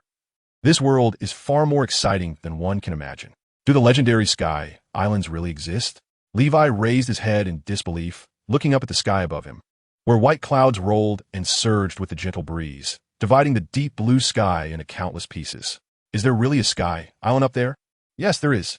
Marco's youthful face revealed unwavering belief as he smiled and said to the doctor who had just boarded the ship, "Previously, I also doubted the existence of Fishman Island. However, after encountering the fishmen and mere folk, I knew that the legendary Fishman Island existed, even if its existence still raises questions. Is there really an island 10,000 meters deep in the ocean? Until I saw Fishman Island with my own eyes. The shock I felt was even greater than what you experienced when you first saw it. I thought to myself, this world is truly amazing." Marco looked up at the sky above with longing in his eyes. Although he knew that Sky Islands existed, he had never witnessed one, having only seen the pirate overlord, the Golden Lion, use islands to smash people. However, upon hearing Marco's words, Levi fell into contemplation, just like the legendary Fishman Island. Who could imagine that there's an island beneath this vast ocean?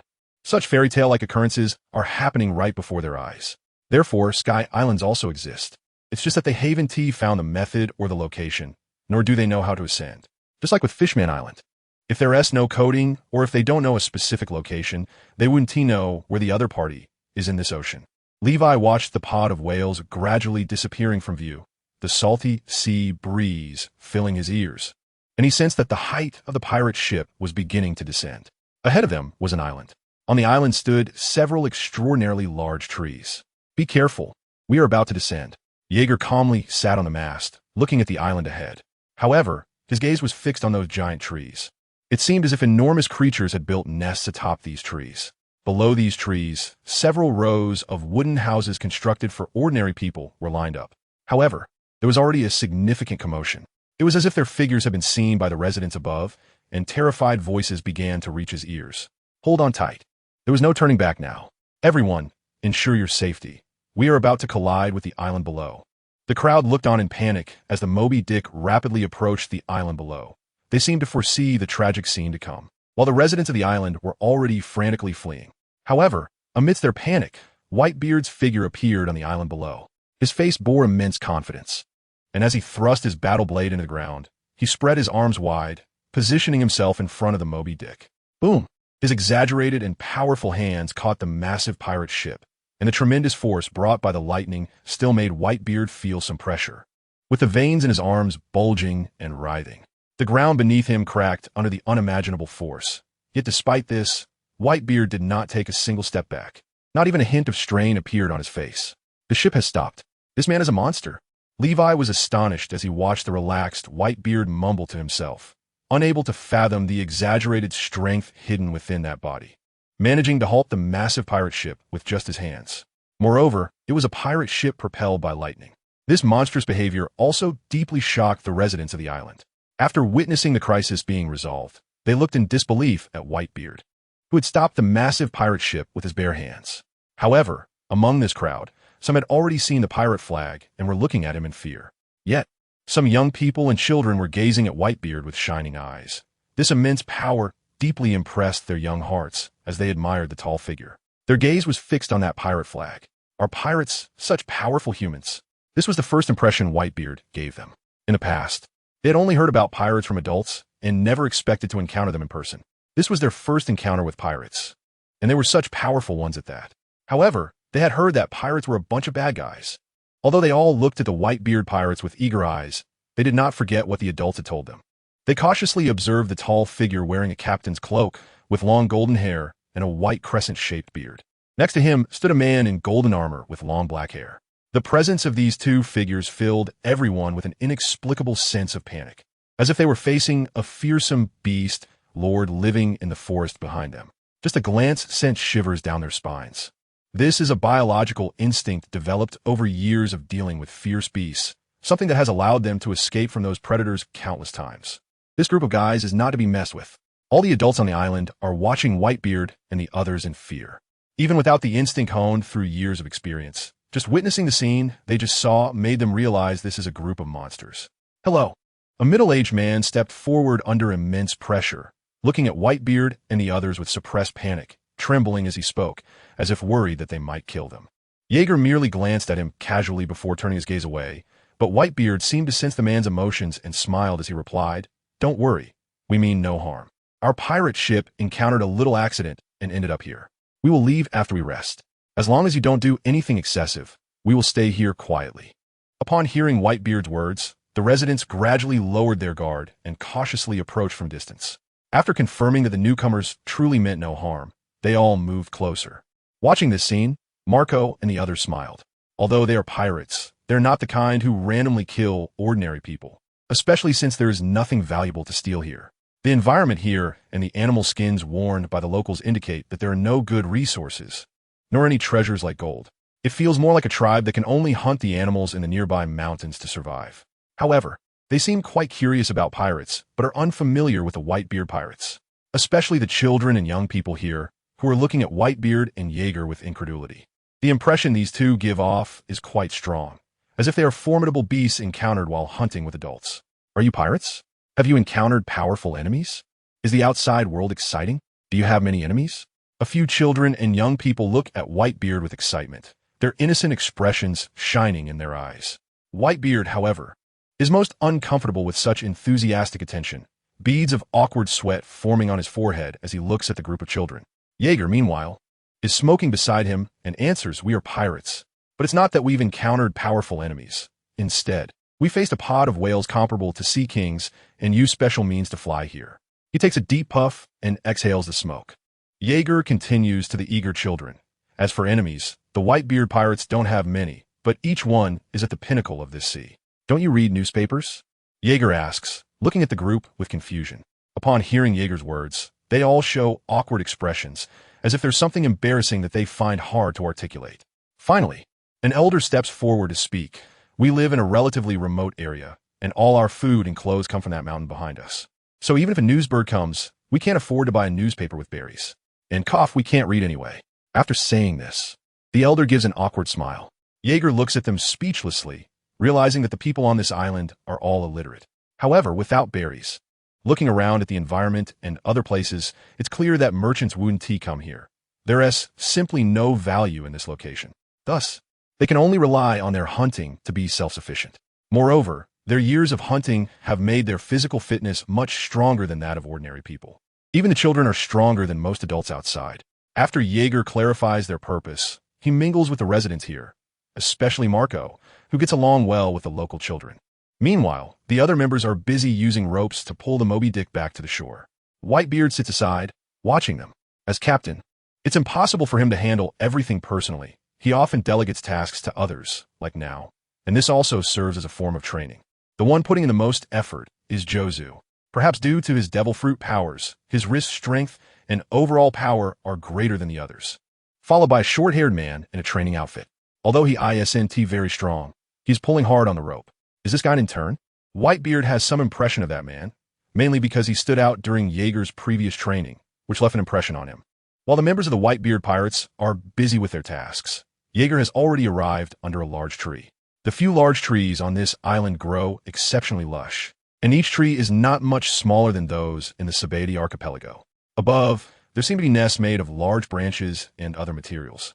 It's hard to imagine such enormous creatures existing on this island, especially with a group of ordinary humans living beneath these gigantic beings. Without hesitation, Jaeger disappears from his spot and appears atop the nest, frowning as he looks at the nest made of huge branches and other materials, with a few fallen feathers around. In the center of the nest are several gigantic eggs. Nothing here. Jaeger searches beside the massive eggs. However, even after turning the nests in these large trees upside down, he doesn't find what he is looking for. Jaeger looks at the vast forest beneath the tree. The sounds of beasts roaring continue to echo. Yes, Jaeger is searching for a devil fruit. He thought he might find an unexpected surprise in such a place, but it turned out he was deceiving himself. But what about the forest beneath his feet? Jaeger can't help but ponder. As for why he doesn't use observation hockey to search, Jaeger's figure has already appeared in a place that the island's residents refer to as a forbidden area, mainly because the beasts here are too powerful. Not only are they strong, but their sizes are incredibly exaggerated. They've seen tigers over 10 meters tall, not to mention crocodiles and gorillas. As Jaeger ventures in, the once roaring primal forest suddenly falls silent. Even the insects dare not make a sound. Only the sound of footsteps and smoke being exhaled can be heard. What a hassle. Jaeger looks around helplessly, realizing why there are so few devil fruit users in such a vast world. Even this small forest makes his scalp tingle, let alone specifically searching for a devil fruit in this world. No wonder that guy Teach is willing to gamble. He gambled that he would encounter it in the Whitebeard pirates. Wait, forest. Jaeger seems to recall something, freezing in place. They're a human fruit. Mythical Zoan type, in a certain forest in the magnetic drum kingdom, the one that Chopper ate. In other words, did he miss it? As he considers this possibility, the corners of Jaeger's mouth twitch involuntarily, cursing himself for being too eager to eliminate those guys, filled with killing intent at the time. Damn it, why did I let them know that my heart is a sea king? If they didn't know, that devil fruit would have been mine. Just as Jaeger is wandering around like he's shopping, a massive figure in the forest is lurking in the shadows. Its wild eyes revealing a brutal killing intent as it stares intently at him. Roar! It emits a heart-stopping low growl as it steps out of the shadows, moving toward Jaeger. When it finally emerges from the darkness, its form becomes clear. This is a fierce beast with the body of a tiger and the head of a crocodile, standing nearly 10 meters tall. Just being close to it brings a terrifying aura. This is a fearsome creature. Oh! Jaeger's eyes narrowed slightly. The glance seemed to carry an incomprehensible terror that halted the creature's steps. Just one look was enough to instill fear in the massive beast, which now trembled and knelt before Jaeger, no longer displaying its earlier terrifying demeanor of a predator. It couldn't even manage a low growl. In the end, Jaeger sat on the beast's back as it roamed the forest with him. He didn't find what he was looking for, but he did come across some other fruits and a few precious medicinal items. Indeed, if the devil fruits were so easy to find, it would be great. Otherwise, after searching for so many years, he wouldn't have only these 2 devil fruits now, which indicated that they were extremely rare. However, devil fruits have consciousness. Could they be hiding from me? Jaeger's mind once again sparked with absurd thoughts, but it seemed possible. Didn't the world government keep collecting Zoan-type, Paramecia-type, and mythical Zoan-type fruits? Didn't it say that these fruits seemed to evade them like they had consciousness? Could my situation be similar? It seemed likely that from now on, every time he found a fruit, he would have to chat with it to make it remember him. Hey, Goro Goro no Mi, do my body and mind not deserve you? Jaeger suddenly said to himself, but soon he felt embarrassed, wondering why he would say such a foolish thing. Fortunately, no one nearby saw it. He sat silently on the beast as they wandered through the forest, hoping to find unexpected surprises, which was something he did every time he passed an island, except for the magnetic drum kingdom. Meanwhile, on the other side, Whitebeard was curiously looking at the nest atop the giant trees. Just looking at this massive nest indicated how exaggerated the creature that built it must be. Uncle, we haven't seen the owner of this nest come back, but the old folks say it's a nest of an incredible creature. It's a bird with 2 pairs of wings. A child innocently said to Whitebeard. His words stunned Whitebeard, who looked at the child in disbelief, as if trying to discern the truth in what he said. A giant bird? With 2 pairs of wings? Is that true? Uncle, my mom said the pirates who came here before were all looking for the legendary final island. Is it your goal too? The curious child asked. Whitebeard looked at the child with intrigue, surprised that he had even heard of this legend. Although it wasn't a secret, he didn't expect that even this remote place knew about it. Many rumors about the final island had been circulating everywhere, yet no one knew any actual information about the island. He had heard from Roger during a previous meeting that they seemed to have found some information and were working hard on it. The final island was rumored to hide many treasures. The world government had also emphasized not to go there. The more they emphasized it, the more problematic it seemed, which led to various rumors about the island spreading, attracting many dreamers searching for this treasure-laden island as their goal. But it wasn't Whitebeard's goal. Boom! Meanwhile, in another part of the forest, Jaeger was fighting hand-to-hand with a 10-meter-tall giant beast in a frenzied battle. This was a fight without using haki or the powers of the devil fruit. He was honing his physical body. His golden battle armor had completely melted, turning into a golden spear stuck in the ground. His muscles, like steel, emitted a powerful aura, and his body radiated intense heat, steam rising around him. The sound of his heartbeat had become increasingly faint. His body had been tempered by lightning to become even more terrifying. The density of his muscles was now capable of sealing a Sea King's heartbeat within his body. He no longer knew how to define his own strength.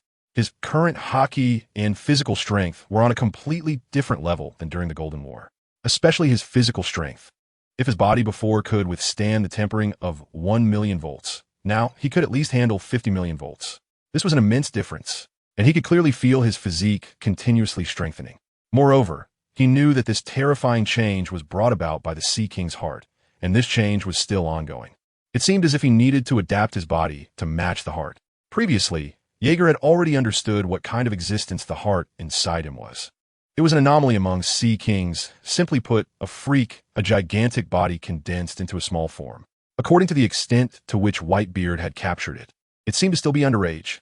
If the three hearts were combined, could the powerful species organs completely alter his own genes? Would it turn his body into the sum of these three Sea King anomalies? In other words, did he possess the strength of three Sea Kings? The kind that could easily obliterate an island with a single punch? Jaeger felt a surge of excitement thinking about this, and as his exhilaration overflowed, his heart violently thumped, echoing through the entire forest like a giant beating a war drum. Even the giant beast facing him stared at him in panic, realizing that this guy was not right. A dominating beastly aura was surging violently from his body. Moreover, it cautiously glanced at a corpse nearby. A creature similar to itself was killed in an instant by this little human with a single punch, which is why it dared not attack for so long. At that moment, it truly felt the presence of death. Jaeger looked at the giant beast with a smile of eager anticipation, then quickly approached it using the power of his body. His right fist clenched at his side, forming an arc for the strike. Boom! The right fist swung out. A terrifying sound erupted violently beneath his fist, the air cracking with a fragile explosive noise as a horrific punch force broke free from his hand, destroying countless things along its path. It created a massive, semicircular depression in the ground. Even the giant beast before him was sent flying by the terrifying power of this punch, its enormous body carrying immense force as it destroyed who knows how many things along the way. Even several 10-meter-tall trees could not stop its body. Finally, it crashed heavily into a tree that had a nest built in it, its body falling limply and kicking up a huge cloud of dust. It seemed these giant beasts were no match for him. Perhaps just one was the reason. What if a few more came? Otherwise, this kind of fighting felt too easy. Jaeger muttered to himself as he looked at the forest he had just destroyed. And then his gaze turned to other areas of the forest where there were plenty of giant beasts, enough to keep him entertained. Behind him, the monster he had conquered was sweating coldly, watching him with fear. This man was terrifying, casually slaughtering the dominant giant beasts of this island. Soon, Jaeger's target shifted to a giant wolf and a gorilla. Judging by the wolf's body, it was clearly a formidable creature that often fought with other giant beasts, with several gruesome scars on its head. The gorilla, on the other hand, appeared even more powerful. Come on, boom! Jaeger's body only slightly crouched before shattering the ground beneath his feet. Terrifying cracks spread out like a spider web, and as he leaped out, the ground immediately collapsed. A large pit had formed on the ground, and as Jaeger's body disappeared into it, dust was sent soaring into the air. Bang! Jaeger's primary target was the giant wolf. The power within him surged wildly, converging towards his fists as his strike locked onto the giant wolf before him. However, when the wolf saw him charging, it bared its fangs menacingly.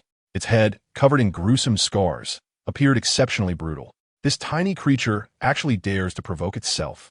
Roar! It opened its mouth and let out a terrifying sound. Its muscles thrashed wildly at that moment, unleashing all its strength. As a creature that had risen from a weak being to a dominant level, it knew that no matter what kind of enemy it faced, it had to go all out. It aimed for a one-hit kill, leaving no chance for the opponent to retaliate. It struck. Bang! However, it was still just a casual punch thrown out.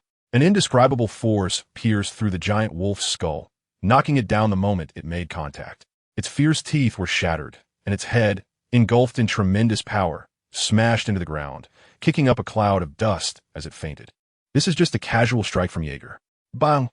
Just as Jaeger stood on the ground, a huge, dark fist smashed into him through the billowing dust, creating a terrifying sound as if it had hit a massive steel wall.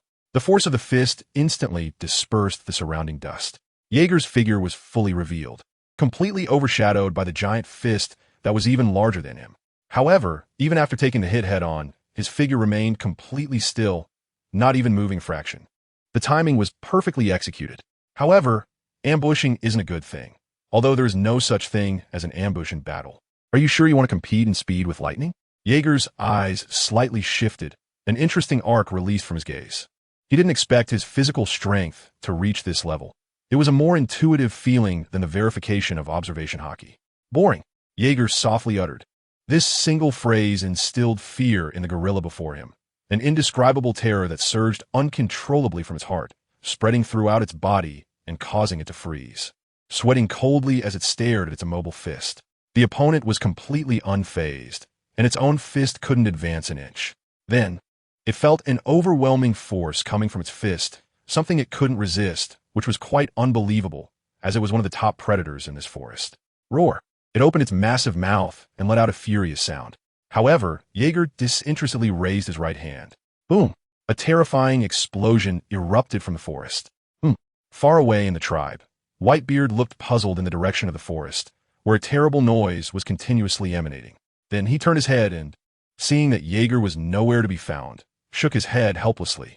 It was clear that the one making such a commotion was that rascal Jaeger. Now that he thought about it, that brat always caused such huge disturbances wherever he went, whether it was fighting fierce beasts or wandering around in the nests of some creatures. He claimed to be searching for a devil fruit. This statement really left him speechless. Is that how devil fruits are found? If it were that easy, then there wouldn't be so few devil fruit users. Moreover, he had already started this behavior when he was with the Rocks Pirates. Except for that one time at God Valley, when he was closest to a devil fruit, he had never seen him find one. Of course, taking someone else's doesn't count. How can taking someone else's be considered finding it? It's been so many years, and he hasn't found a single devil fruit on an island. He really can't imagine how this brat has managed to be so persistent.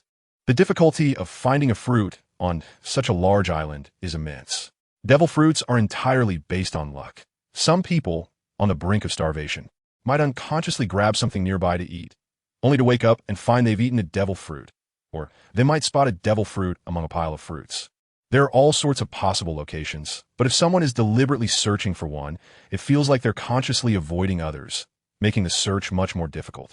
So, des villes fruits reliés en luc. Not to mention those powerful devil fruits. There are cases where weak individuals accidentally eat powerful fruits, like the gomu gomu fruit. But even if a weak person eats it, it doesn't help. They can't unleash the powerful abilities it should have, and it just ends up wasting a devil fruit. Such a powerful fruit is truly a waste. Boom! Just as Whitebeard's gaze was focused on the distant forest, Jaws and the others had already pulled the Moby Dick into the sea, and immediately the shipwright began to repair the prepared wood on the ship.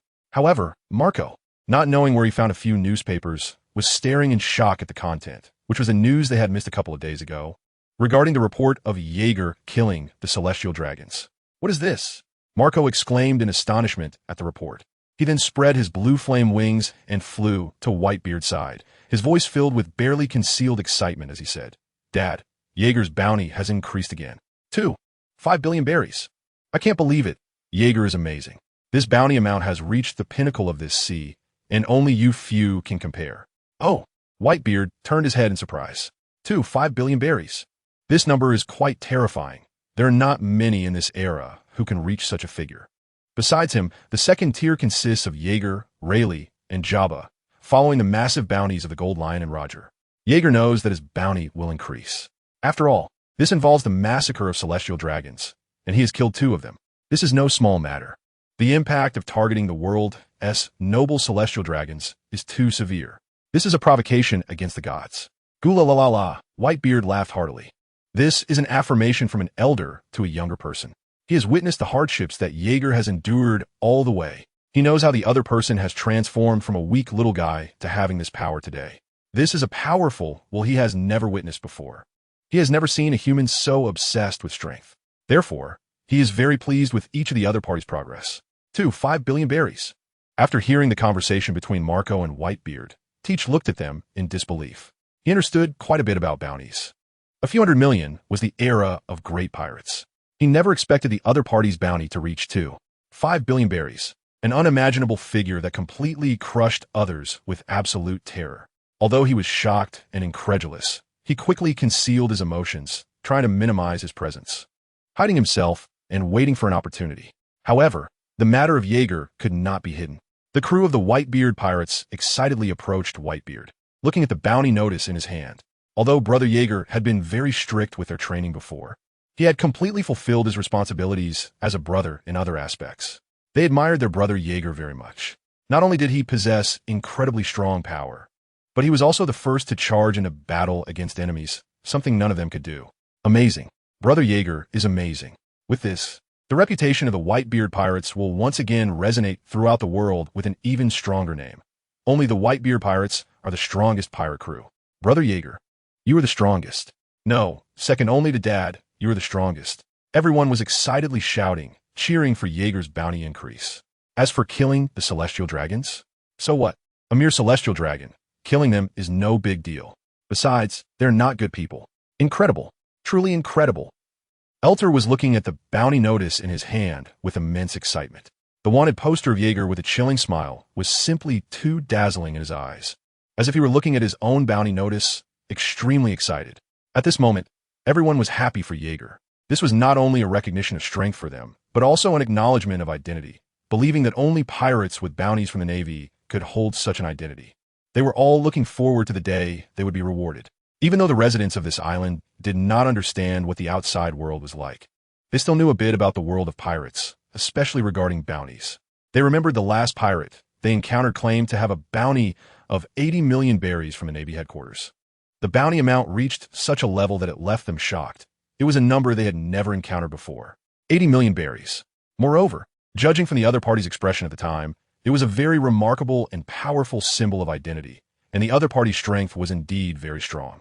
Even the giant beasts in the forest could be hunted alone. They knew that in their eyes, this was an incredible feat, as they needed a dozen people to work together to hunt those giant beasts. But the other party did it alone, although it was a bit strenuous. But now, what did they say? A bounty of 5 billion berries. Are you kidding me? Is there really something so exaggerated in this world? How terrifying must such a person be? Can they kill those dominant giant beasts with a single strike? While everyone was boasting about Jaeger's bounty, Elter was already excitedly holding the bounty notice and walking into the forest, wanting to share this good news with Jaeger at the first opportunity. As he gradually ventured deeper into the forest, the surrounding air became exceptionally turbulent, filled with a strong smell of blood. And there were already large amounts of blood stains visible on the ground and surrounding flowers and trees. However, Elter showed no signs of panic, not even a hint of worry. This is not the first time such a thing has happened. It occurs on almost every island. Although he doesn't understand why Brother Jaeger likes to delve into the forest, he knows that if he can't find the other person, that person is definitely here. As he walks along, he has already seen trees violently pushed down and the terrifying corpses of towering beasts. Even the corpses emit a powerful aura that he cannot compare to, yet they have long since turned into corpses. Soon, his figure arrives at the center of the forest. Jaeger, bare-chested, is sitting atop the corpse of a giant snake, eating roasted meat, while a few formidable-looking beasts, exuding a strong aura, yet behaving docilely, crouch beside him. When Jaeger sees someone approaching, he lifts his head and, upon recognizing Elter, says, "You're just in time. I was about to take this food over there. Can you help me carry it?" Jaeger's words make the beast beside him break into a cold sweat. They never imagined they would be defeated by a single person one day, and then end up as food for that person. Elter, who is excited and about to speak, suddenly freezes. However, he quickly regains his composure and says, "Brother Jaeger, I have good news. Your bounty has increased. It's now 5 billion berries, up from 5 billion berries. That's amazing. You are truly incredible." Elter's voice is filled with immense excitement. He even takes out Jaeger's bounty notice and places it in front of him, exclaiming in excitement, which draws Jaeger's attention to the bounty notice in Elter's hands. He didn't expect his bounty to increase. However, he feels no surprise, just that he didn't anticipate such a significant increase this time, considering he only killed 2 celestial dragons. Could it be because of his methods? That shouldn't be right. Or perhaps, Jaeger recalls the actions he took at the end. Could that be the reason? But that doesn't seem right either, as that move was only meant to intimidate the weak and wouldn't have any effect on Zephyr. Jaeger truly cannot understand why his bounty has suddenly skyrocketed. After all, it has increased by 1 billion. Adding that to what he had previously, it's already 5 billion. Even in this era, such a bounty is terrifying, and even in the future, it would still be a formidable existence. Although he feels it's inexplicable, he decides to let it be since he cannot change it anyway. By the way, after you take this food back, come back again. Didn't you want me to train you? These giant beasts can serve as your sparring partners. This level is just right. Jaeger suddenly says as if he thought of something. In his view, these animals are weak as can be. Even a light slap from him could easily kill them, making them just suitable for a novice's training. Besides, Whitebeard isn't leaving here so soon, so there's a bit of time to let Elter try it out. However, Jaeger's words frighten Elter a bit. He looks uncertainly at the giant beast before him. His more than 2-meter-tall stature must look like a small mouse in their eyes. Moreover, the muscles on their bodies seem to have been forged through countless trials, exuding an incredibly fierce aura that gives him a strong sense of suffocation just from a glance. Will I be killed? He glances skeptically at his own body. When he looks up at a gorilla, he finds the creature's eyes looking down at him, and a look of disdain appears on its face, accompanied by a dismissive tsh. It is clear that this gorilla looks down on him completely. Suddenly, a surge of immense anger welled up in Eltel's heart. How could he be looked down upon by a beast? A chilling, killing intent flickered in his eyes. The powerful force within his constantly honed body surged wildly. His fist clenched tightly, making crack sound. A sense of frustration and a sinister emotion lingered deep within him. However, in the end, he chose to suppress himself. After a few minutes, he returned to his previous somewhat honest appearance and then struggled to drag the massive beast corpse toward the Whitebeard pirate's direction. Watching the figure, Jaeger displayed a thoughtful expression. It seemed this guy was also an ambitious one. However, I don't dislike those who seek power. What I hate are those who betray others in the pursuit of power. Such individuals I will deal with harshly. Jaeger revealed a cold smile as he looked at the figure, but then he quickly withdrew his gaze and continued to study his hockey power. First, the armament hockey enveloped his hands with an invisible force. Then, in the next second, his normal hands were wrapped in a pitch-black hue, exuding an extremely powerful aura. This was the armament hockey that most people in the first half of the Grand Line did not recognize. However, to make it flow like water, Jaeger slowly waved his hands, carefully sensing the power within him, wanted to make this fixed hockey move like flowing water so that he could unleash it. This is very important. If learned, it can be integrated into one's lightning, making every strike unmatched by anything currently possible, even if one can unleash lightning at hundreds of millions of volts. Jaeger recalled with a dark expression how his own 200 million volts were split apart by the Golden Lion's blade, feeling as if he was instantly defeated by the opponent's hockey.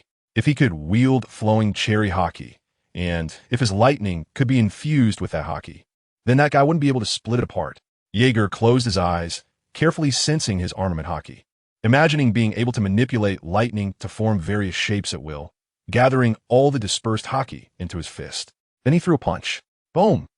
The dark fist exploded through the air before him, a terrifying fist wind erupting from his right hand, tearing apart everything in front of his fist and creating a dreadful mark on the damaged ground.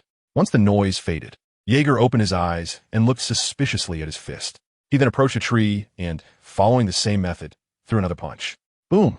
The immense power directly knocked the tree down. This meant he had failed. Flowing like water, Jaeger felt a headache as he tried to gather all the unnecessary hockey. He was doing his best to control the hockey, but he completely lacked the feeling. He stood in place, fully experiencing his power, then struck out forcefully. Although everything around him had been destroyed by his punches, he still hadn't produced what he wanted. What was going wrong? Why wasn't it working? Jaeger waved his hands in place, his eyes seemingly seeing the invisible gas flowing above. But he couldn't draw on the elements above to fully gather and unleash them. Was it the wrong direction? Jaeger gently struck in front of another tree, but the result was no change. The tree before his fist showed no sign of damage from a distance. As expected, relying on his own understanding was somewhat difficult. It seemed he needed to ask Whitebeard for guidance. He couldn't waste such a good resource. Jaeger's right hand had returned to normal. He knew what the advanced use of hockey entailed, similar to his use of the rumble fruit. He just didn't know why he couldn't unleash it.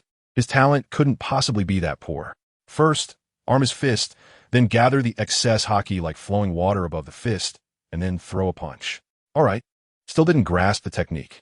Jaeger looked at his fist speechlessly. It seemed his talent wasn't as exaggerated as he thought. But thinking about it, if mastering flowing cherry were that easy, this sea wouldn't lack strong individuals. The moment he relaxed, Elter had already appeared before him again. Although he didn't know why Brother Jaeger was gesturing in front of a tree, he didn't immediately step forward after seeing the serious look on the other's face. Is this training? Training armament hockey? While Jaeger was practicing, Elter had already arrived here, but he didn't understand Jaeger's actions. However, upon seeing the strong aura emanating from Jaeger's fist, he realized that the other was pondering his hockey power, which he was quite familiar with. This is also what he has been pursuing all along. Domineering power, something essential for every strong individual. However, he still approached Jaeger and said, "Brother Jaeger, I am ready. I hope you can train me to my limits." Erdiel spoke very seriously. Perhaps only he understood the helplessness and frustration of being weak. Clearly, he was following the strongest man in the world, and his brother Jaeger was also a rare powerhouse in this vast sea. Yet on this path, he couldn't even see the shadow of the other. Even if he wanted to do something for them, he felt utterly powerless. This feeling was something others simply could not understand. "Oh, train you to your limits. Interesting. Since you say so, then first, survive against this gorilla's underlings, using all your means. Of course, if you think you could take it down, then go ahead. I'm quite looking forward to it," Jaeger said, as if he had found something interesting. As for the matter of hockey, he set it aside for the time being, planning to ask Whitebeard later. He wanted to see how far this man could go. However, before that, his figure vanished in the blink of an eye, and in less than a second, he reappeared in the same spot.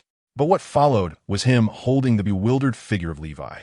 He didn't even know what had happened. Wasn't he just eating barbecue? How did he suddenly end up in another place? After adjusting his glasses, he saw Jaeger holding him, along with a giant beast beside them and a short-haired man. Levi was shocked. It was different from the corpse he had just seen. This powerful and tragic aura was striking him at every moment, causing his entire being to tremble. This guy, Levi looked at Jaeger with some trepidation. However, before he could say anything, Jaeger spoke up. "With this guy around, you can train to your heart's content. Even if you get torn to pieces, Levi will bring you back. You understand, right? This means you can go all out and use every means to become stronger. As long as you still have a breath left, Levi can pull you back. Your talent is the worst I've ever seen. If you don't have the will to fight for your life in training, you have no chance of gaining powerful strength. Unless you're lucky enough to eat a devil fruit. You should know that the truth of this world is power. Cultivating power and possessing strength is the right path. Rather than living weakly, it's better to take a gamble and strive for a world you've never reached." Jaeger's voice left no room for the other party, and the fact was exactly as he said. Therefore, Ertl did not show any fear or dread. He knew this was his opportunity. It was his chance to become stronger. As long as he acted according to Brother Jaeger's words, he would definitely become stronger. After hearing Jaeger's words, Levi already knew what was happening. A look of interesting madness gradually appeared on his dazed face. He never expected this man Jaeger would be this crazy. He could actually train like this. Meanwhile, Marco and the others looked at Levi's seat in confusion.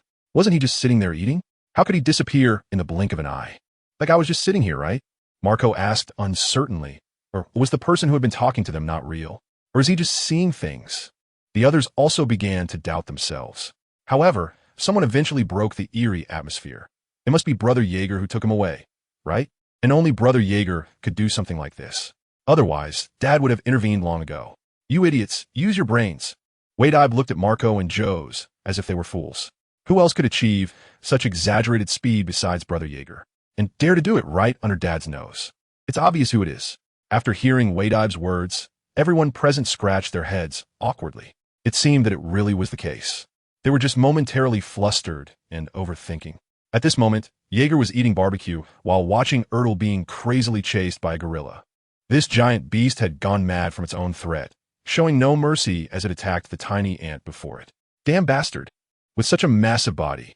It's also so fast," Ertl said while fleeing, his body already injured and bleeding profusely.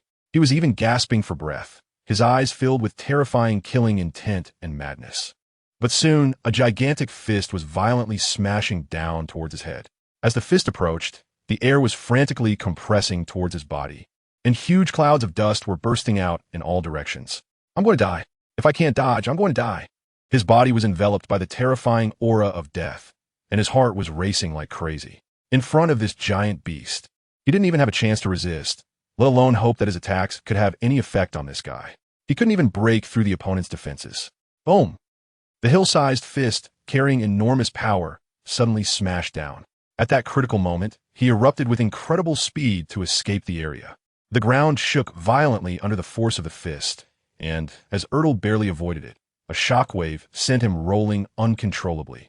When he regained his senses, he found a massive, deep pit had been created behind him, with thick dust still rising from it. However, the overwhelming aura of death was still pressing towards him.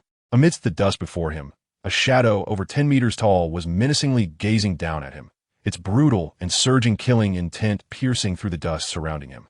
Before Ertl could react, the opponent's fist broke through the dust and appeared before his eyes in the next second. Move. The opponent's fist kept enlarging in his pupils. His heart was racing wildly at this moment, a level of heartbeat beyond anything before, and every part of him was on high alert, his biological instincts screaming that he was about to explode.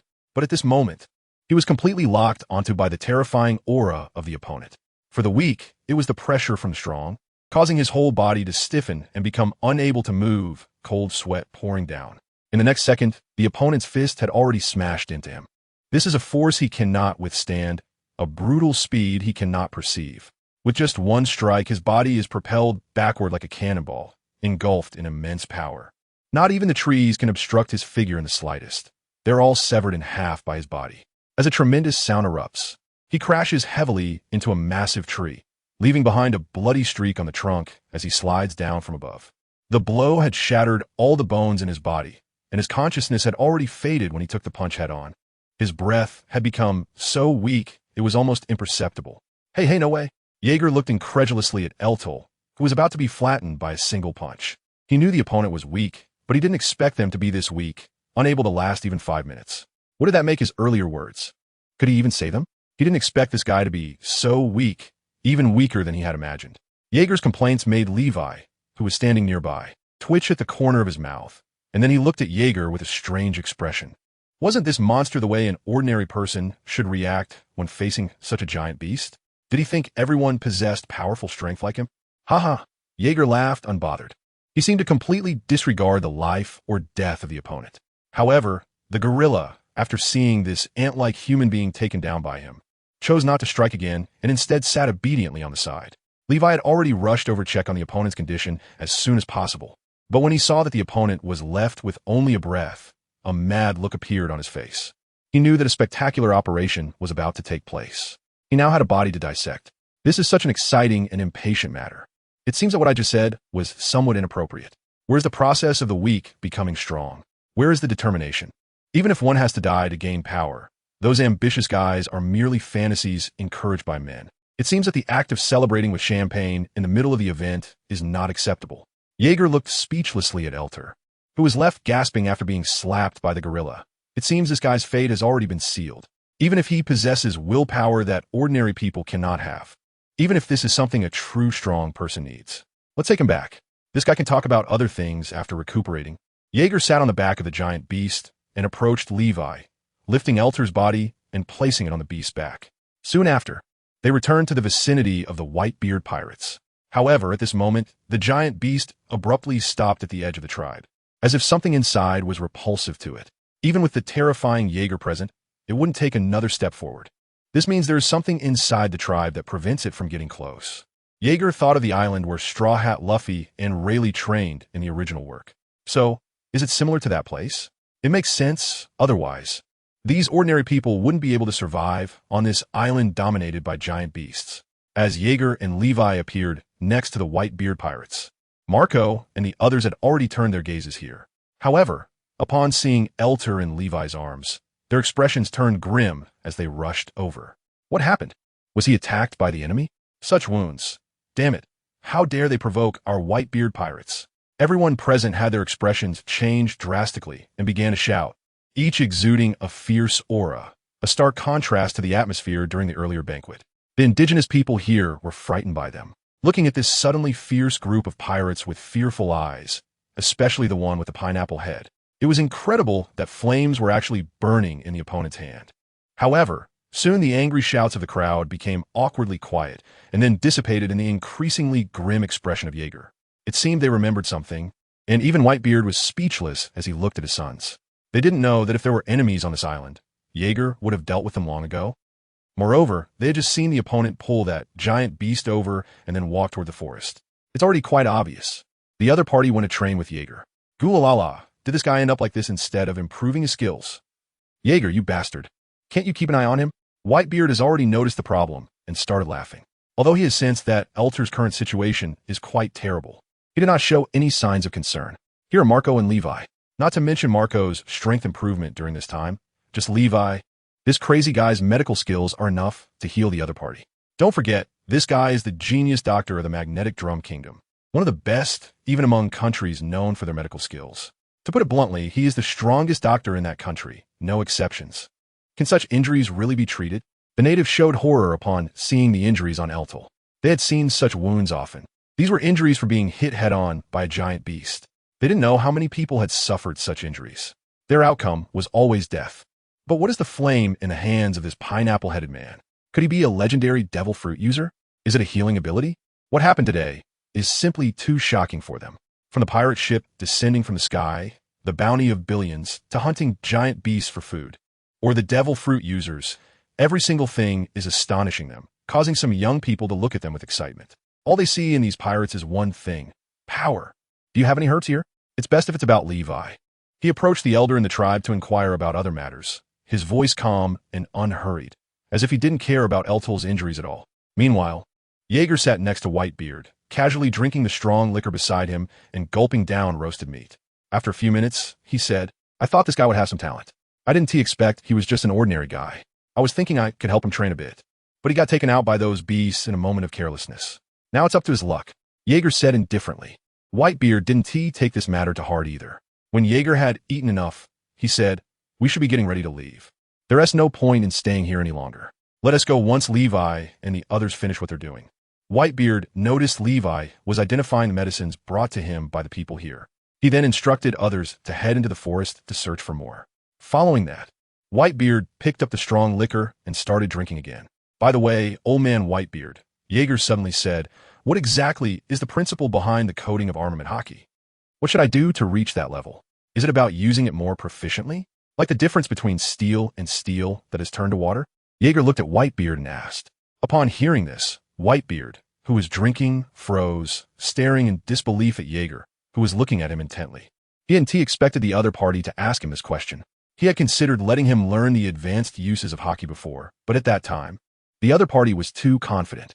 According to him, if he developed his thunder fruit to utilize magnetic fields, he could reach the peak even without hockey. But what is a magnetic field? Whitebeard looked at Jaeger with a strange expression. Could the commotion just now be related to training hockey? It seems that after that battle, he also understood the importance of hockey. Without strong hockey, one cannot reach the peak, even with the legendary thunder fruit. Armament hockey coding? Whitebeard chuckled. He then extended his right hand, and under Jaeger's calm gaze, a dark substance instantly enveloped his right hand, exuding an incredibly powerful aura. This was the most terrifying hockey aura Jaeger had seen among so many strong individuals. No, wait. Jaeger thought of rocks from before. Boom! Before Jaeger could react, a bolt of black lightning streaked past in front of him, followed by the ground beneath Whitebeard shattering. Countless black lightning bolts shot up into the sky, violently impacting in all directions. The surrounding air was raging with a terrifying aura, the air being crushed and making a feeble sound, accompanied by thick bolts of lightning striking at Jaeger's heart. Whitebeard was already surrounded by the black lightning, looking at Jaeger with an amused expression. This is armament hockey coding, Whitebeard said with a smile. Terrifying bolts of black lightning erupted from his body, instantly drawing the surroundings into a chilling world. Just by standing there, it made it clear that this was a man who could not be defeated. It felt as if everything before him was utterly insignificant. Even the air carried an oppressive atmosphere, and this was him holding back. Otherwise, this terrifying pressure would have caused an even more dramatic phenomenon. Everyone present looked at Whitebeard in fear, their scalps tingling from the sudden eruption of terrifying aura, their bodies frozen and cold from an overwhelming pressure, their hearts racing wildly in response to the black lightning. Not only the natives were frightened to the point of breaking into a cold sweat and collapsing to the ground, but even Levi, seeing this for the first time, had his eyes widened in shock, cold sweat already trickling down his face. His expression filled with indescribable astonishment as he looked at Whitebeard. What kind of monster is this guy anyway? This powerful aura is completely different from Jaeger's. If Jaeger represents the wrath of heaven intent on destroying everything, then the aura of this man gives him the feeling of wanting to obliterate everything. This is a destruction that no one can stop, as if Jaeger's lightning cannot hinder the man's strength. Jaeger, with a serious expression, stands still and watches Whitebeard, feeling an unmatched aura emanating from him, relying solely on his own physique and the hockey enveloping him. This shocked him, but then he thought of the other party's tremor fruit ability, which, like his thunder fruit ability, could constantly hone their body. In other words, Whitebeard's strength had also become stronger, just like his. His solemn eyes were focused on the other person's right hand. This is what he wants. Armament hockey wrapped around. You're right, armament hockey wrapping is a more advanced usage. After all, it's just a more skilled application of hockey. Actually, what you just said was correct. The armament hockey on Whitebeard dissipated in an instant, and the overwhelming, intimidating aura he exuded has also vanished.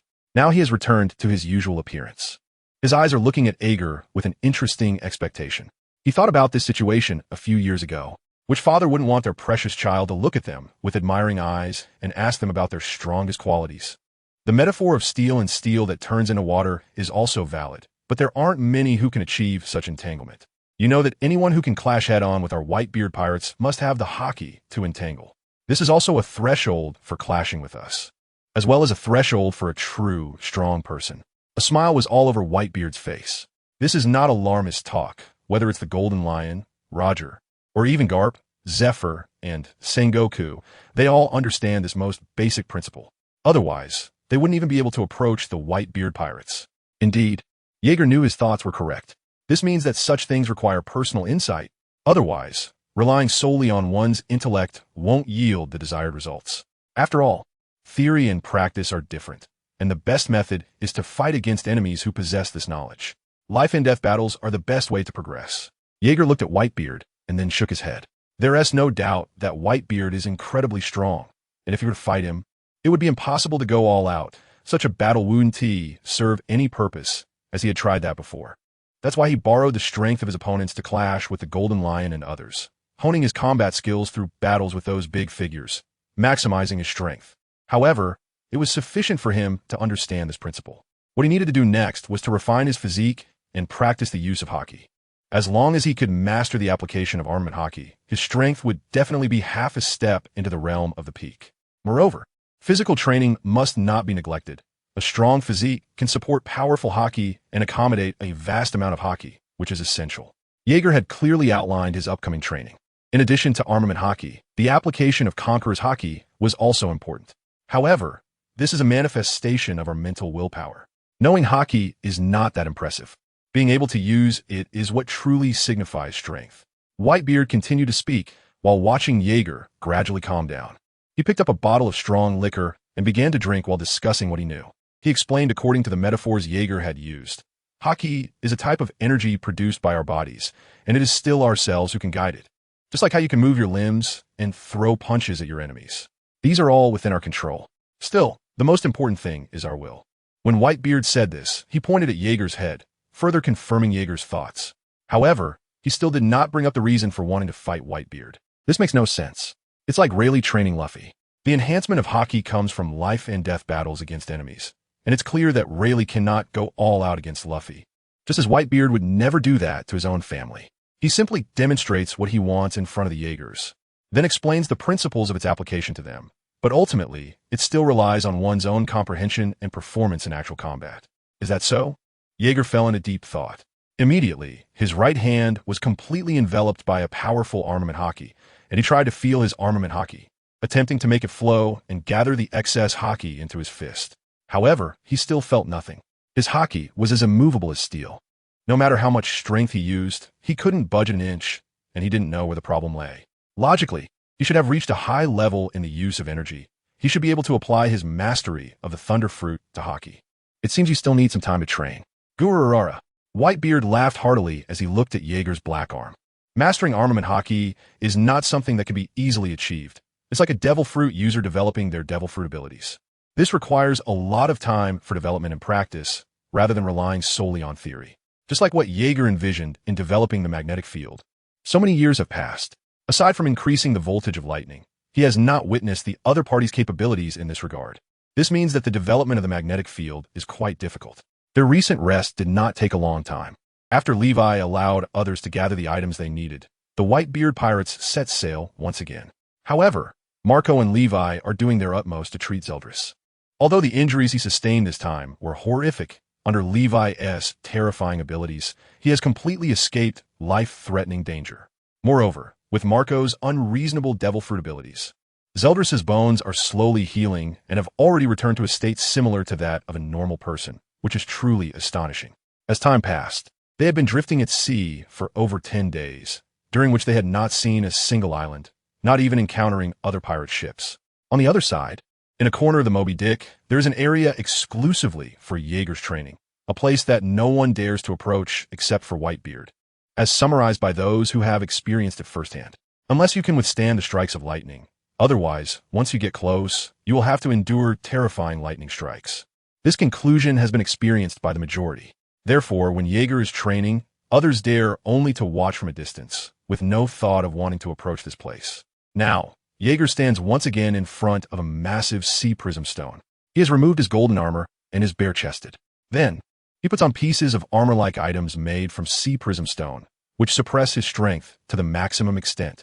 He is emanating a terrifying, scorching gas that is dragging this area into a dreadful place, causing the air to be extremely distorted and creating a sense of strangeness in one's vision. Even getting a little closer is enough to be burned by that scorching aura. Following this is a series of booming sounds like war drums. As Jaeger no longer suppresses himself, liberating and relaxing his state, his eyes fixed intently on the sea prism stone hanging 10 meters high in front of him. Then he made his move. Boom! This is a punch that does not rely on domineering power. It is a strike solely based on his own strength. The enormous sea stone block before him let out a tremendous sound after taking this punch. Previously, despite his desperate hammering, the sea stone only moved slightly. Now, under his fist, it has been punched to a full 180 degrees. This is quite a terrifying advancement, but there is no change in Jaeger's expression. Soon, a fierce pain surged in his fist. However, without any hesitation, he swung his fist again, and the sea stone he had struck was sent flying out again as he pulled it back. Boom! Boom! Boom! A series of terrifying, massive impacts echoed from the area where Jaeger was training, the shocking sounds continuously drawing the attention of everyone on the ship. Upon seeing the area where Jaeger was enveloped in intense, scorching gas, accompanied by a huge shadow that kept swaying in the rising heat, Marco and the others realized what was happening. They never expected that Brother Jaeger could reach this level. He had indeed become stronger. Previously, when he exerted all his effort to strike, he could only move a little, but now he could be hit like a punching bag. Moreover, the terrifying sounds of impact were so shocking that they made one's scalp tingle. Brother Jaeger's training method was simply beyond what could be normally endured. Everyone watching the two figures in the scorching gas was astonished, drenched in sweat. They could see Jaeger's progress. From moving the sea stone just a bit to now being able to swing it widely, it was a significant boost in strength. Both Teach and Levi looked in shock at that area. Teach knew that Jaeger had a crazy obsession with training, pushing himself to the point of fainting. He admired him for that. It was actually Levi's first time seeing someone so ruthless. No wonder the other person's strength was terrifying. The fundamental reason was his own harshness towards himself, something he had never seen in others. This guy, not only is he powerful, but he's also a fierce character. However, Jaeger's current state is not as relaxed and carefree as they imagined. Every punch he throws is a full-force strike of his own strength. Otherwise, relying solely on his own power, he wouldn't be able to casually shake this massive sea prism stone. Moreover, the hardness of the sea prism stone is truly unimaginable. With every strike he delivers, an unimaginable excruciating pain rushes through his fists. Even after undergoing a terrifying transformation, he still feels like an ordinary person pounding on a massive steel balloon, with every punch's recoil deeply stimulating every nerve in his body. Boom! A punch is thrown. The air whooshes past his ears and then explodes. Crack! Following closely is the sound of bones breaking. Jaeger, enduring unimaginable pain, throws another punch and hears the horrifying sound of bone fracture. Yet his expression remains unchanged. He continues to swing his fists at the sea prism stone. His muscles and bones are in a state of terrifying rebound with every strike, and each hit makes him aware that his strength is becoming more concentrated, his muscles writhing madly under his power. Boom, boom. Crack. Jaeger keeps pounding the giant sea prism stone in front of him, and the terrifying sounds constantly resonate from this area. However, Soon after, another chilling sound of bones breaking emanates from his arm.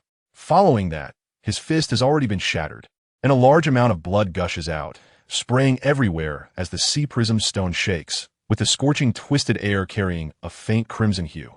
Could it be? No way. Is Brother Jaeger all right? Everyone has already noticed something is off. The area where Jaeger is training has been shrouded in crimson mist, and the smell of blood is spreading outwards. Those who frequently engage in battles with enemies have sensed something amiss upon smelling this scent. They all know what the object in front of them is. What is going on with this bleeding? No, I'm fine. Jaeger's voice came out from the red mist, and then his figure walked out from within.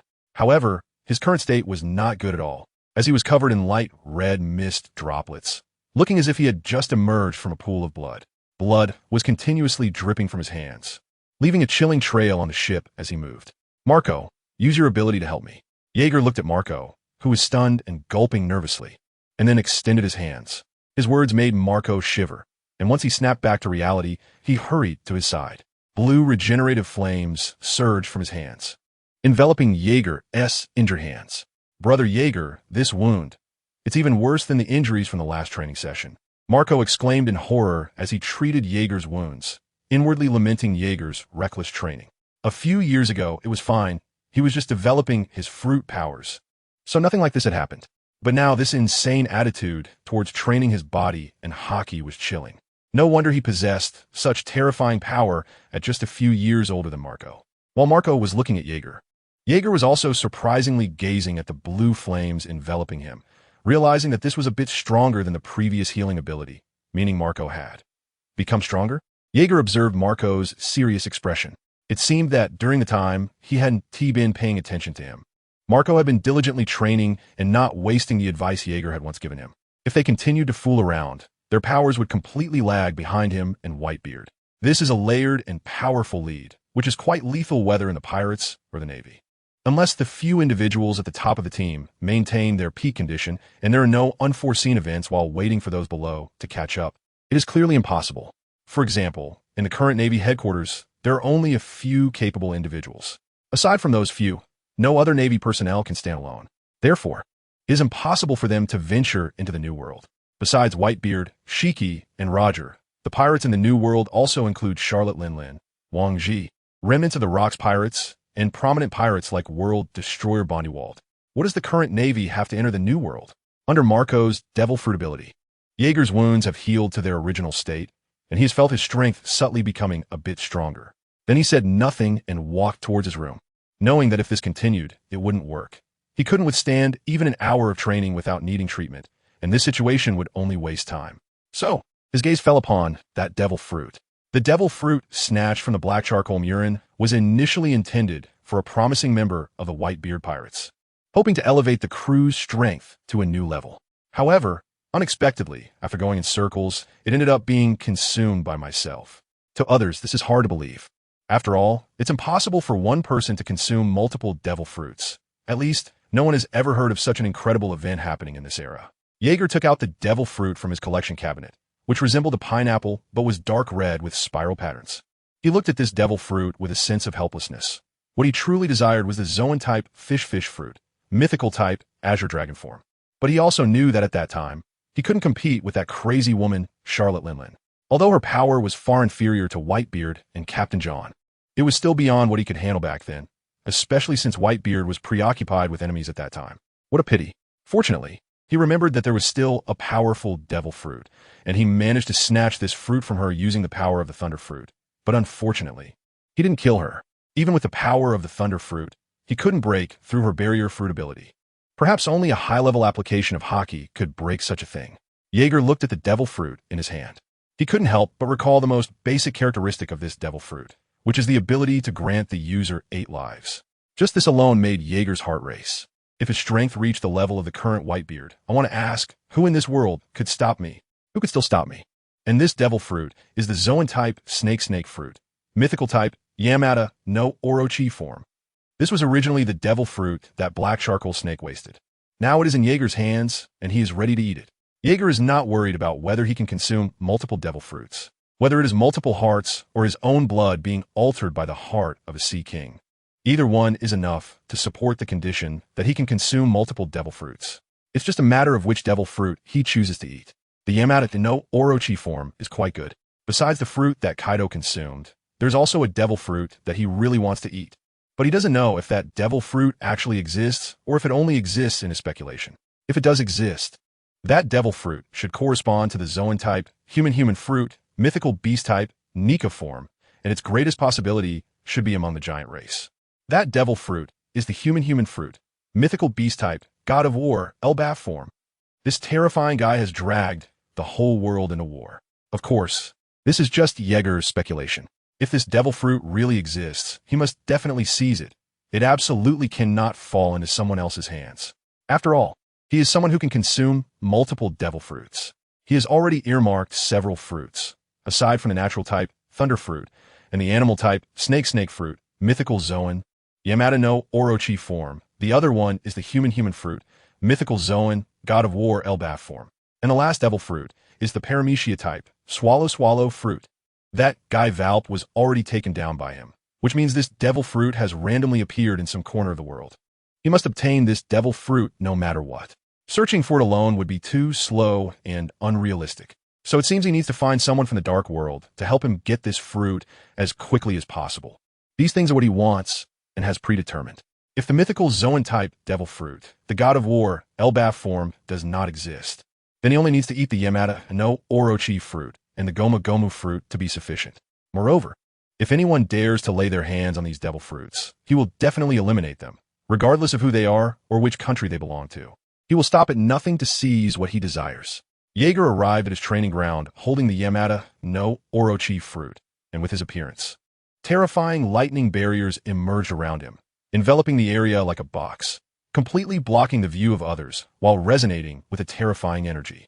Jaeger did this just in case. Looking at the dark red, pineapple-shaped devil fruit in his hand, Jaeger unhesitatingly took a bite. He had already realized that something was wrong with his body during this time. Both his blood and bones were different from ordinary people, completely becoming an outlier. After he bit into the devil fruit, an indescribable flavor surged through him, and the familiar, nauseating taste filled his mouth again, just as he was about to vomit it out. The smell disappeared, and what followed was an unimaginable change occurring in his body. First, his physique began to enhance in a horrifying manner, with a raging power surging wildly within him. This state lasted for a full 10 minutes, perhaps because his physical strength, enhanced by the hearts of the Sea Kings, had reached a terrifying level. After consuming this devil fruit, his muscle density and bone density had undergone several horrifying transformations. It was as if the changes were a terrifying enhancement that exploded further on the basis of the host itself. At this moment, Jaeger felt that his strength completely crushed his former self. He understood what true power meant. The three hearts of the Sea King were constantly transforming his body. Now, with the terrifying power stacked upon him by the 8 bodies of Yamada-no Orochi, his physique had reached a spine-chilling level, just as aura instilled immeasurable fear. Moreover, this was before he had even trained with this devil fruit. If he trained hard, it wouldn't be long before he could surpass the future Yonko, Kaido, achieving a level far beyond what even Kaido could reach. The scorching gas no longer surged and boiled out. The drum-like sounds were completely sealed within his body, and the armament haki roared under his physique, emitting terrifying sounds like a raging ocean within him. It felt as if he could transform into another powerful form. That was the beast form of Yamada-no Orochi, as well as the human beast form. He also felt a strange sensation in his stomach. Besides his stomach, he seemed to sense elements beyond just thunder and lightning. Those were various energies that Yamada-no Orochi could naturally control, such as toxins and clouds. He had a feeling that even without using the powers of the thunder fruit, he could soar into the sky. However, regardless of the form, Jaeger did not let excitement and exhilaration cloud his judgment to act recklessly here. Even transforming into the beast form of Yamada-no Orochi was not something he would use directly, as doing so would reveal his secret to others. He now realized what a powerful Zoan-type devil fruit could bring to its host in terms of terrifying changes, a stark contrast between heaven and earth. However, this also indirectly proved Black Carbon Snake's uselessness and made him realize what kind of fruit Kaido's Azure Dragon form was. While Jaeger carefully sensed his state, what was this? The unsettling and terrifying aura felt as strong as a monster, different from his father's strength, more like the horrifying aura of a demon. Was an enemy approaching? Or was it a supergiant sea king? The people on a Moby Dick were enveloped by a sinister aura, their hearts racing wildly with a terrifying momentum. However, this aura quickly disappeared. When they panically searched around, Jaeger, radiating an incredibly horrifying aura, was already standing before the massive sea prism stone, hammering away at his physique like a brutal monster. Every punch he threw was far easier and more comfortable than before. A casual punch could flip the sea prism stone 360 degrees back to its original position before Jaeger sent it flying again. Even in this state, Jaeger was still fully encased in the rough armor of the sea prism stone. The massive sea prism stone, after being flipped in the air, crashed heavily onto his back and head, producing a terrifying boom sound, followed by an elbow strike that sent it flying in another direction, hitting him again. Boom! Boom boom! Jaeger's eyes didn't blink as he continued to pound this massive sea prism stone. Moreover, he did not use hockey. He relied solely on his own strength to hammer this enormous stone. Yet this scene sent chills down Marco and the other spines. Jaeger was just standing there, continuously honing himself. But the aura and presence he exuded instilled fear in them. They'd felt this kind of aura before. It was similar to their father's. Although there was still a slight gap, it was no longer very far. What on earth happened to this brat? Whitebeard stepped out of the room and looked at Jaeger, the aura emanating from him already signaling a degree of danger, and from the aura he emitted, it was clearly a powerful physical fluctuation. This meant this was merely a terrifying phenomenon caused by his physique. But what was going on? How could such a terrifying change occur? This beastly aura should have been caused by the hearts of the Sea Kings. Leviathan had already appeared beside Whitebeard, his eyes behind the glasses flashing with an uncontrollable madness. The aura resonating from him was completely consistent with that of a fierce beast, and he could only think of the heart he personally placed inside. He never expected such an unforeseen event to occur. Was his entire bloodline affected? Even the power was leaning towards that of the Sea Kings. His current aura resembled that of the oceanic overlord, the Sea Kings. Father, the Sea Kings you captured were in their juvenile forms. They might also be growing within Jaeger's body. This altered his aura, making his body and power extraordinarily strong. Although it was hard to believe, such a situation had a probability of less than 1 in 10,000. The more Leviathan spoke, the more excited he became. Jaeger himself was a powerful man, his body and other aspects were impeccable, and combined with the various different factors of each person, it created that 1 in a million probability. Oh, Whitebeard found some truth in Leviathan's words. However, he had also felt such an aura from others, which was that of a Zoan-type devil fruit user. When they used their powers after consuming the devil fruit, they would reveal a beast-like strength. Just like Marco, the power of his mythical Zoan type made him exude a monstrous aura. Even if his current strength wasn't great, this power couldn't be completely concealed. However, Leviathan's reasoning was not without merit. Moreover, after Jaeger installed the hearts of the Sea Kings, he was accompanied by the powerful aura of a beast, which was even more pronounced with a drumming-like heartbeat. Boom, boom, boom. Jaeger's speed of attack was increasing, the nearly 10-meter sea prism stone being hammered, as if it were a toy, so fast that it only left a shadow. Each time, Jaeger used the Thunder Fruit's ability to teleport to the front of the sea prism stone, completely allowing it to crash into his body. This area is almost reduced to just a shadow of the sea tower stone. Yet, the sound that seems to be pounding against steel continues to come, echoing wildly in their ears. Whether it's an illusion or not, they feel the entire ship shaking. Even the air carries a strange sensation of numbness, as if the sound of colliding forces is causing vibrations in the atmosphere. Everyone is watching that area with fear and trepidation. Getting too close would pose a terrifying danger. This is the crazy warning that emerges from the depths of each of their hearts. They can only watch from a distance the area where Jaeger is training, feeling the terrifying vibrations in a frenzy. The awakened Elter also stands beside the crowd, his eyes unconsciously widening in admiration as he looks at the area where he can only see a shadow, feeling the surging and scorching wave of energy. The fierce and overwhelming battle intent surged within Elter. He felt his blood igniting, his whole body filled with an impulse to strike at any moment. Brother Jaeger's power had grown stronger again, and such power was truly too powerful. As expected, only Brother Jaeger could achieve this. Come on.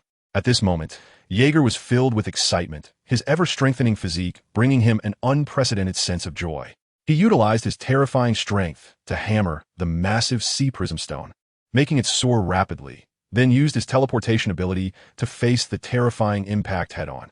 He was being wildly collided with from all sides. The ultra-high-speed collisions could happen dozens of times in a second, and an hour of tempering could achieve what previously took a long time of constant training. Moreover, the effects were incomparable to before. He clearly felt that with this terrifying training, his own strength and physique were subtly growing stronger, continually refining his control over the Yamada-no Orochi ability. Furthermore, even if he got injured, he could rely on his zone-type recovery ability to heal. Indeed, he was getting injured while recovering. Although the recovery speed couldn't keep up with the injury speed, this situation was entirely within his tolerance. Moreover, as he improved his control over Yamada-no Orochi, this recovery ability was continuously deepening. A more terrifying aura spread forth, roaring like an ancient beast. It roared towards the sky, and the cold yet scorching airwaves surged out from the area where Jaeger was training, overwhelming everything around. This description seemed strange. It was a phenomenon felt by everyone present. After watching for a while, they left to attend to other matters, especially Sachi, who, upon seeing Jaeger's terrifying level of training, revealed an incredibly happy smile. It seemed he wanted to prepare a delicious meal for Brother Jaeger, ensuring that he could enjoy absolutely delicious food after his training. "Come on, Teach, help out." Sachi laughed heartily as he patted Teach's shoulder and entered the kitchen. The other members of the Whitebeard pirates were also busy with other tasks, while Whitebeard sat in his large chair watching Jaeger train. However, he couldn't capture Jaeger's movements without using haki. He could only hear the sounds of massive objects colliding and the sounds of objects moving at high speed. The Moby Dick was constantly shaking, as if it might capsize at any moment, with scorching airwaves continuously blowing, causing his golden hair to fly wildly. This brat, a smile that couldn't be hidden, appeared on Whitebeard's domineering face. He could already sense the aura of their level from Jaeger. Now, all the other party lacked was the rapping of haki. Once he learned haki's rapping, even if it was just armament haki, his power would cross the stage of the weak and truly enter the ranks of peak powerhouses. At that time, with a bit more refinement, there would definitely be no repeat of the last battle situation. Even if he were to be defeated, he wouldn't be seriously injured. Moreover, this brat's physique made Whitebeard's eyes flicker as he felt the scorching airwaves that engulfed him. That powerful aura even gave him a slight sense of threat. In other words, the other party's physique was at least on the same level as his. What kind of monster has the cross-species transplanted heart created? To have cultivated a physique not much different from his at such a young age. Gulalala. Whitebeard laughed heartily. "Hey, everyone, it's time for the feast." Upon hearing Whitebeard's joyful laughter, everyone was excited and cheered loudly, immediately preparing for the delicious food and fine wine for the feast. However, they did not disturb Jaeger, who was crazily training. At this moment, after experiencing the initial internal organ shock injury, Jaeger's body had gradually adapted to this intensity, and the density of his muscles was becoming more terrifying with every strike. It was like a master blacksmith continuously hammering a piece of steel, extracting the impurities from within it, and then forging a world-renowned, absolutely terrifying sharp blade. Boom! Boom!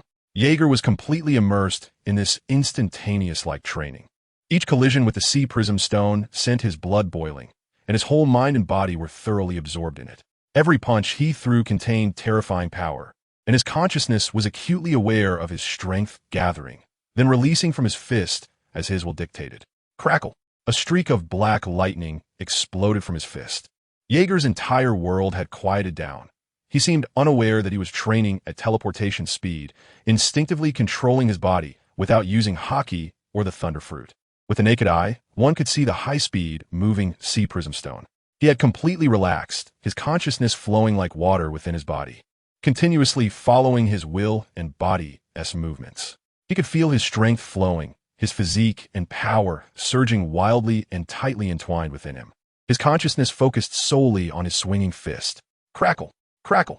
Thick black lightning burst forth wildly from his body with every punch he threw, carrying incomparably terrifying black thunder that struck around him in an erratic manner. The entire training area was destroyed by this unleashed impact, and dense black thunder was born in the void, surrounding him in explosions. Jaeger had already stopped his training, standing in front of the sea prism stone, his fist pressing firmly against it. However, the stone still showed no signs of damage. Is this the wrapping of armament haki? Jaeger looked incredulously at his hands, which had returned to normal. He never expected to accidentally use it, and the sensation just now was truly wonderful. It felt as if the entire world had completely quieted down, and all that remained was the motion of his fists. His consciousness flowed like water, following his body and the hockey that was continuously flowing. Is this the advanced application of armament hockey? So it turns out, it really is as I imagined.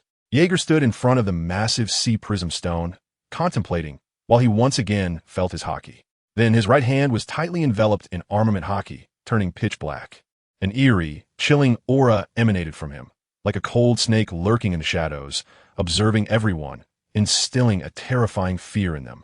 Every inch of air here was filled with a sense of malevolence. That was just like the hockey of my old man. Incredible. Jaeger is as strong as my father, truly worthy of being Jaeger. Such a young peak powerhouse. Everyone gasped in disbelief.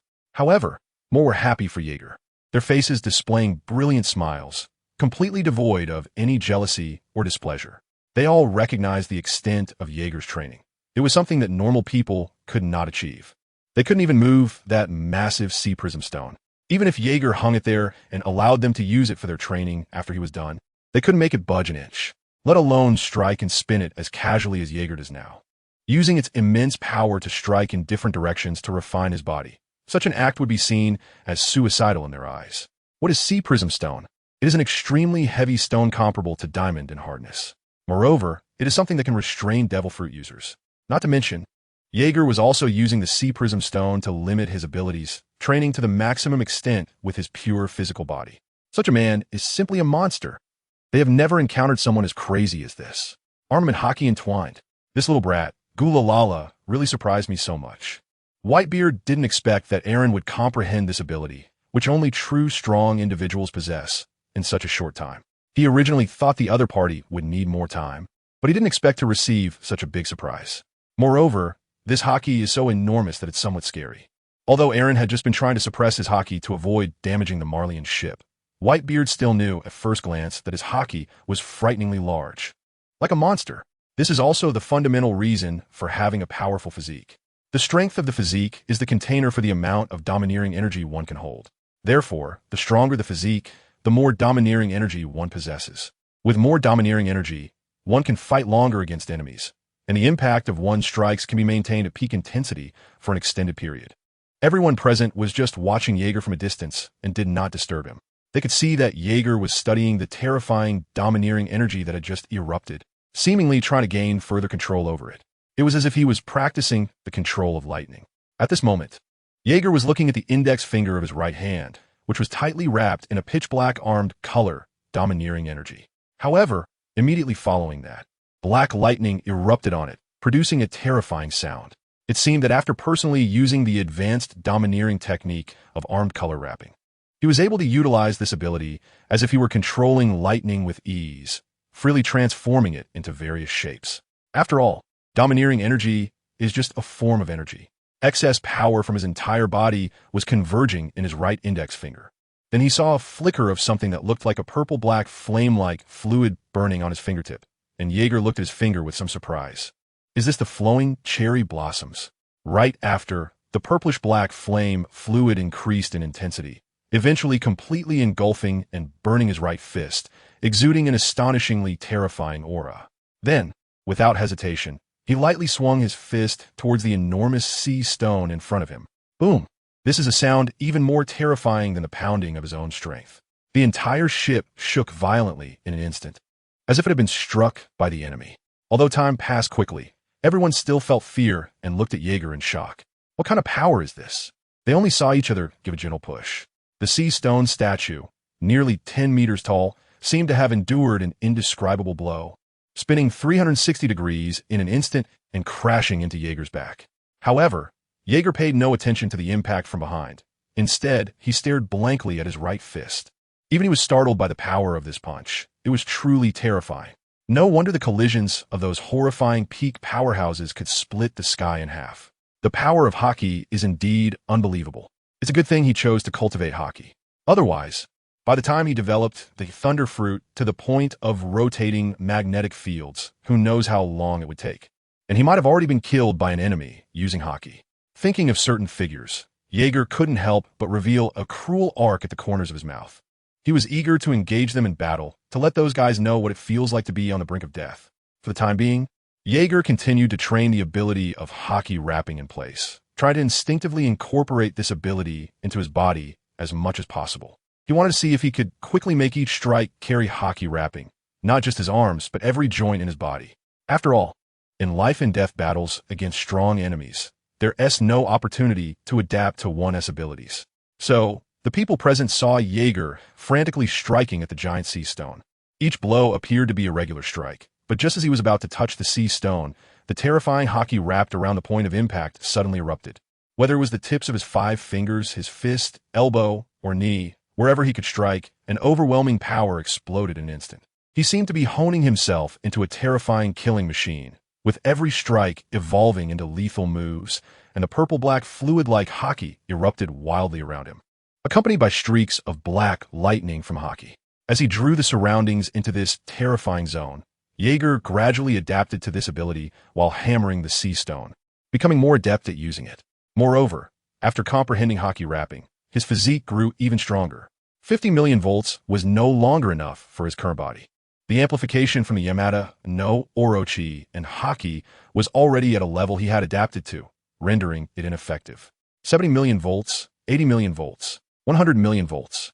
It was only after reaching 100 million volts that Jaeger felt a strong pain again. Only such pain could make him feel that his body was being continuously forged and growing stronger all the time. After adapting his body to the use of hockey, Jaeger picked up an ordinary sword and began a practice. The pitch-black hockey stained a long sword, transforming it into a black blade. And then the purple-black fluid-like flames spread out, forming a terrifying long sword. Looks feasible. Even an ordinary long sword, under the enhancement of hockey, could become a terrifying weapon. Not to mention, it was high-level hockey. He just didn't know how many strikes it could withstand from enemies of the same level.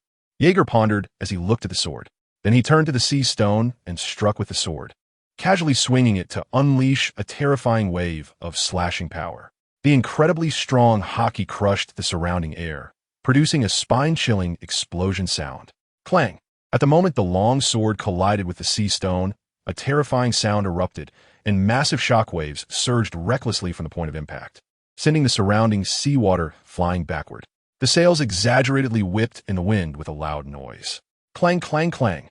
Jaeger continuously swung the long sword with all his might. However, in the end, it was just an ordinary long sword. After more than 10 minutes of Jaeger's relentless strikes, it was completely destroyed by the sea stone. This scene also made Jaeger furrow his brow slightly. It seems that having a good weapon is indeed very important, although he had no use for it. Jaeger's right hand tightly gripped a lightning blade formed entirely from gathered lightning the moment it opened. The pale lightning blade emitted a destructive aura, putting the surrounding air in an extremely oppressive state. Soon after, this pale lightning blade was stained with a pitch-black armament color hockey, transforming it into a black blade flickering with lightning. Following that, purple-black flames flowed over it. This method indeed works. He wondered if his previous idea would be feasible, merging the characteristics of hockey with those of lightning to create an even more terrifying form of attack. Jaeger recalled his thoughts during the time at Fishman Island. If it could really be done, then his Conqueror's hockey would definitely be more terrifying than anyone else's, allowing him to crush enemies without lifting a finger. That would be a very interesting and thrilling thing. After confirming that his training method was fine, Jaeger dissipated the purple-black lightning blade and, in the next moment, appeared beside others, shouting, "Sachi, is the food ready? I'm starving." The huge sound reached Sachi's ears, making him tremble all over, and he unconsciously sped up his movements. Even Teach, who was assisting nearby, quickened his actions. Upon hearing Jaeger's words, the others immediately brought a large amount of fruits and strong liquor. Jaeger sat down without any hesitation and began to eat heartily. Gulalala, Jaeger, congratulations. I didn't expect you to master what you wanted so quickly. I thought it would take more time, but you surprised me so much. Whitebeard, disregarding his image, sat beside Jaeger and laughed heartily. He then picked up a strong liquor and drank it in large gulps, expressing genuine joy from deep within. No parent could feel anything but happiness for their child's progress. Anyone could see Whitebeard's undeniable happiness, and everyone knew that his indulgence in Jaeger was unmatched by anyone else. After all, everyone likes an outstanding child. Moreover, Jaeger was outstanding enough to be on the verge of standing at the pinnacle of the world. I also thought it would take a while to master this thing, Jaeger said while eating, without showing any pride on his face. But just now, I don't know what happened. When I was completely immersed in training, The world in front of me fell utterly silent. At that moment, I only heard my heartbeat and the sound of my punches. My consciousness flowed with each punch I threw. Then, I managed to unleash the armament hockey. Jaeger still found it hard to believe the scene he had just experienced. He hadn't expected the key to using armament hockey to lie here, in the flow of consciousness and willpower.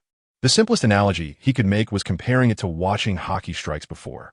Now, it was a strike powered by the flow of his entire being. Whether it was his physique, strength, or hockey, these three were tightly intertwined and followed the flow of his consciousness to strike out. This is also the point where Cap has forged his strength. It's just that my current hockey quality is not as strong as his. However, at least I've taken this step. After I refine myself for a while longer, even if I can't withstand the opponent's attacks, I should at least be able to exchange a few blows with them. After all, to defeat the opponent, I'm still missing one crucial strike: the Conqueror's hockey wrapping. The combination of armament hockey wrapping and Conqueror's hockey wrapping is the ultimate form of attack and the true power that stands at the pinnacle of this sea, which is what Jaeger is currently pursuing. However, he knows that this cannot be rushed. He has just mastered armament hockey wrapping. He needs to fully apply it in combat before learning the advanced applications of the next type of hockey. He understands the principle of not biting off more than he can chew. After battling a strong opponent, he will know where he currently stands and how far he has come with armament hockey wrapping. Theory is always just a part of imagination. Practice is the hard truth. Moreover, the power of his hockey, aside from Conqueror's hockey, is already infinitely close to those peak powerhouses. At this moment, he can completely rely on his near-instantaneous speed and the striking power of armament hockey wrapping to inflict terrifying damage on his enemies. I think this is something that gives the enemy a headache. This thing can only be understood through personal insight. Even if I tell you the basics of its application, it will be of no help. It requires immense pressure or insights gained through life and death trials. Theory and practice are not the same. Whitebeard was explaining his thoughts, and the other members of the Whitebeard pirates suddenly stopped their work, quietly listening to Whitebeard's words. After all, this is the insight into cultivation from one of the strongest in these seas, especially Elter, who listened with great seriousness. He was memorizing both Jaeger's and Whitebeard's words, and his gaze was already fixed on the huge sea prism stone where Jaeger was training. While Jaeger was drinking strong liquor and eating fruit, Sachi and the others quickly brought out a large amount of delicious food from the kitchen. Amidst the excited cheers of everyone, the Moby Dick was once again filled with a joyful atmosphere for the banquet. This is a celebration for Brother Jaeger's strength and a banquet for Elter's complete revival. Just as everyone was drinking strong liquor and eating roasted meat, creating a joyous atmosphere, Jaeger noticed that Elter, surrounded by the crowd, did not seem very happy. He appeared to be quite concerned about being defeated in an instant by a beast. His gaze was somewhat erratic, but more often than not, it was directed toward Jaeger's training area. After all, that was currently the only place where he could engage in high-intensity training. After the last training session, he realized that Brother Jaeger's training methods didn't seem very suitable for him. Every time he thought of that scene, a chill ran through him. The beast's attack had completely overwhelmed him like a mountain, and just one strike had incapacitated him. He wasn't capable of such high-intensity training at the moment. However, it was truly unimaginable how powerful Brother Jaeger was at such a young age. Images of Jaeger effortlessly crushing the giant beast with sheer physical strength filled Elter's mind. He also recalled the figure who always charged ahead, no matter who the enemy was, clad in golden armor, always standing in front of everyone with that dazzling presence. Elter's admiration deepened. Yet, Jaeger was unaware of his thoughts, as he was currently devouring the delicious food in front of him. It seemed that after consuming the fruit of the eight-headed serpent, his appetite had grown even larger, possibly due to the immense energy consumption, or perhaps because Zoan-type fruits inherently require a lot of energy to sustain. Moreover, his physique and strength had reached a remarkably powerful level. Without a substantial amount of energy to support his body, he might even struggle to stand up. This indicates that the stronger a person is in this world, the more food they need to consume. That's why we can see many big eaters. The banquet had the crowd cheering until noon the next day. But Jaeger was already standing at the edge of the Moby Dick, looking at the vast ocean before him. Next, he wanted to see how deep he could dive. Given his current physique, could it be 5,000 meters? 8,000 meters? Brother Jaeger, we're ready. Yes, Brother Jaeger, leave it to us. Moreover, that guy Angel would use the technology from Fishman Island to create a bubble to follow him. That's right, Brother Jaeger, you can dive without worry. The crowd watched as Jaeger stripped down to just his pants, knowing that he held the underwater training in high regard, continuing his practice even after pounding the sea prism stone. Angel was the first to jump into the sea, waiting for Jaeger. He knew his task was significant. After all, Jaeger was a devil fruit user, and any misstep could lead to major problems. It could even result in death. Therefore, his expression was serious. This was not the depth he could accept last time. This time, he would dive deeper into the ocean as Jaeger's physique improved, reaching depths inaccessible to normal human bodies, where the pressure of the seawater could crush flesh into a pancake. Even though he was a fisherman, if he didn't have the bubble technology from Fishman Island, he wouldn't dare to dive to the depth Jaeger just mentioned, relying solely on his physical body. That's right. Jaeger wanted to dive directly below 5,000 meters into the deep sea this time. This is the depth he speculated based on the strength of his current physique. He feels that this depth is still a bit shallow, but for safety's sake, he decides to approach it step by step, gradually moving towards a depth of 10,000 meters in the deep sea. Moreover, he has a premonition. Even if he jumps from over 10,000 meters above the Sky Island now, he might not necessarily die. Although he could suffer serious injuries, he would definitely not die. Relying on his current recovery ability and Levi's medical skills, he would recover to normal in a short time. However, this training is not urgent. He first needs to conquer the depth of 10,000 meters in the deep sea. He wants to train his physique to an incredibly terrifying level. Even the constriction of hockey should not inflict him with terrifying injuries. He wants to let his enemies know what the world's strongest physique is like, to let them understand what true strength and despair mean, and to crush them with absolute power, whether it be in physique or hockey. Bang! After preparing himself, Jaeger jumped into the sea. Whitebeard had already woken up and was standing nearby, watching. He did not expect that the other party had just undergone such terrifying training yesterday, and today was engaging in deep-sea training again. His gaze swept continuously around the surrounding sea area. There could not be any situations at this moment. He couldn't let anything happen to his precious son. After Jaeger jumped into the sea, he quickly fell, and as he continued to descend into the deep sea, he felt as if his devil fruit powers had disappeared. He could hardly feel any strength in his body. He once again experienced the sense of powerlessness he had felt last time. The bone-chilling cold and darkness tightly enveloped him. However, when he came into contact with the seawater, he faintly had a feeling. It seemed like he could control this seawater. This monster. Levi on the ship, upon hearing others talk about Jaeger's training method, cursed while sweating profusely. This thought was something that normal people could not possess. He was no longer a novice just setting out to sea. During this time, he had greatly supplemented his knowledge of this ocean and learned some things from others, including how to restrain devil fruit users. Yet despite that, Jaeger, this madman, was actually using sea prism stone for training, and he even jumped into the sea with chains of sea prism stone locked on him for training. This was simply a ruthless means for the sake of training. Levi fell silent. Ha ha ha. Then he started laughing maniacally. It was as if he had seen something amusing from a deity, laughing wildly, ignoring the strange looks from others. Tears streamed down from his laughter, and finally, he took off his glasses to wipe his gradually calming eyes. As he wiped his glasses, he softly said, "Sorry, everyone, I just thought of something funny. I was thinking, this journey might be more exciting than I imagined." He murmured, gazing at the vast ocean before him. 1,000 meters, 2,000 meters, 5,000 meters, 6,000 meters. Jaeger ultimately stayed at a depth of 7,000 meters in the deep sea. At this moment, his body was being crazily compressed by the seawater, producing terrifying sounds. Blood was even seeping out in large amounts from the seabed. However, this level was still within his tolerance. His recovery ability was continuously repairing his body, allowing his physique to exchange between destruction and repair, enabling him to adapt to this depth at the fastest speed. He stayed at the depth of 8,000 meters for most of the day. In the pitch black and cold darkness, he completely lost track of time. However, the sound of his blood flowing and his bones rubbing against each other was incredibly clear in his ears, as if there were invisible monsters in the deep sea chewing on flesh and blood. This terrifying depth is gradually adapting under his unparalleled physique. However, just as he wanted to hone his skills at an even deeper level, Angel, who had been wandering beside him, was holding the phone bug with a look of sheer terror. Immediately, the entire sea shook violently as if an earthquake had occurred. At that moment, his powerless body sank aimlessly in the deep sea like a kite with a broken string. Is this a natural disaster? Jaeger's observation hockey has already captured the indescribable terror of a natural disaster. It seems like the ocean has unleashed a phenomenon reminiscent of the apocalypse. pulling this sea area into a scene that could be obliterated at any moment. This was the first time he had witnessed such a terrifying natural disaster. Angel was also being pulled and spun by terrifying whirlpools. Even though he was desperately swimming towards Jaeger, he couldn't overcome the force of nature's pull, and his figure was getting farther away from Jaeger. At this moment, the Moby Dick was not calm.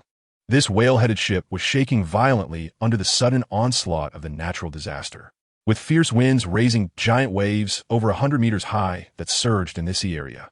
The sky above was shrouded in thick, dark clouds, as if the heavens were about to crush down, casting a terrifying gloom over everyone's hearts, while the hurricane roared violently in everyone's ears. Besides Whitebeard, no one could stabilize themselves. Everyone was clinging tightly to the Moby Dick. Some are even hiding in their rooms, too afraid to come out. This unimaginable disaster was shocking Levi's nerves. However, more worrying was Jaeger. That guy wouldn't be dead, would he? No, that's impossible. Whitebeard's face was so dark it seemed like water would drip from it as he looked at the broken gold in his hand. His worst fears had come true. Moreover, this natural disaster was the most terrifying phenomenon he had ever encountered in all his years at sea. The horrifying whirlpools on the sea surface could even tear gold apart. He had sensed the changes of this terrifying phenomenon at the first moment and had acted immediately, but he hadn't expected it to exceed all imagination. Although he was anxious, he managed to suppress it. As a devil fruit user, he couldn't enter the sea, and the others on the ship were even less likely to go for rescue in this situation. After all, Jaeger was close to a depth of 10,000 meters in the deep sea. Their bodies simply couldn't withstand it. Angel, that guy Whitebeard's hope was resting on him.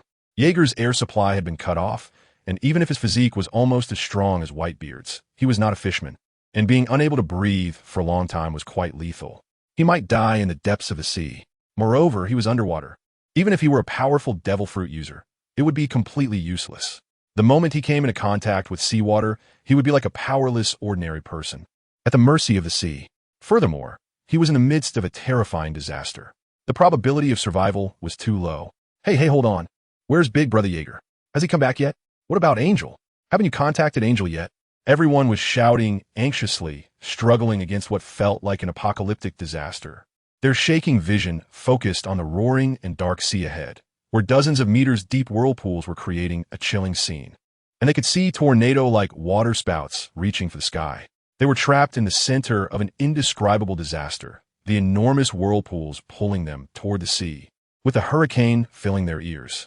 Even the Moby Dick showed signs of capsizing, yet they were not thinking of fleeing. They were all waiting for Jaeger.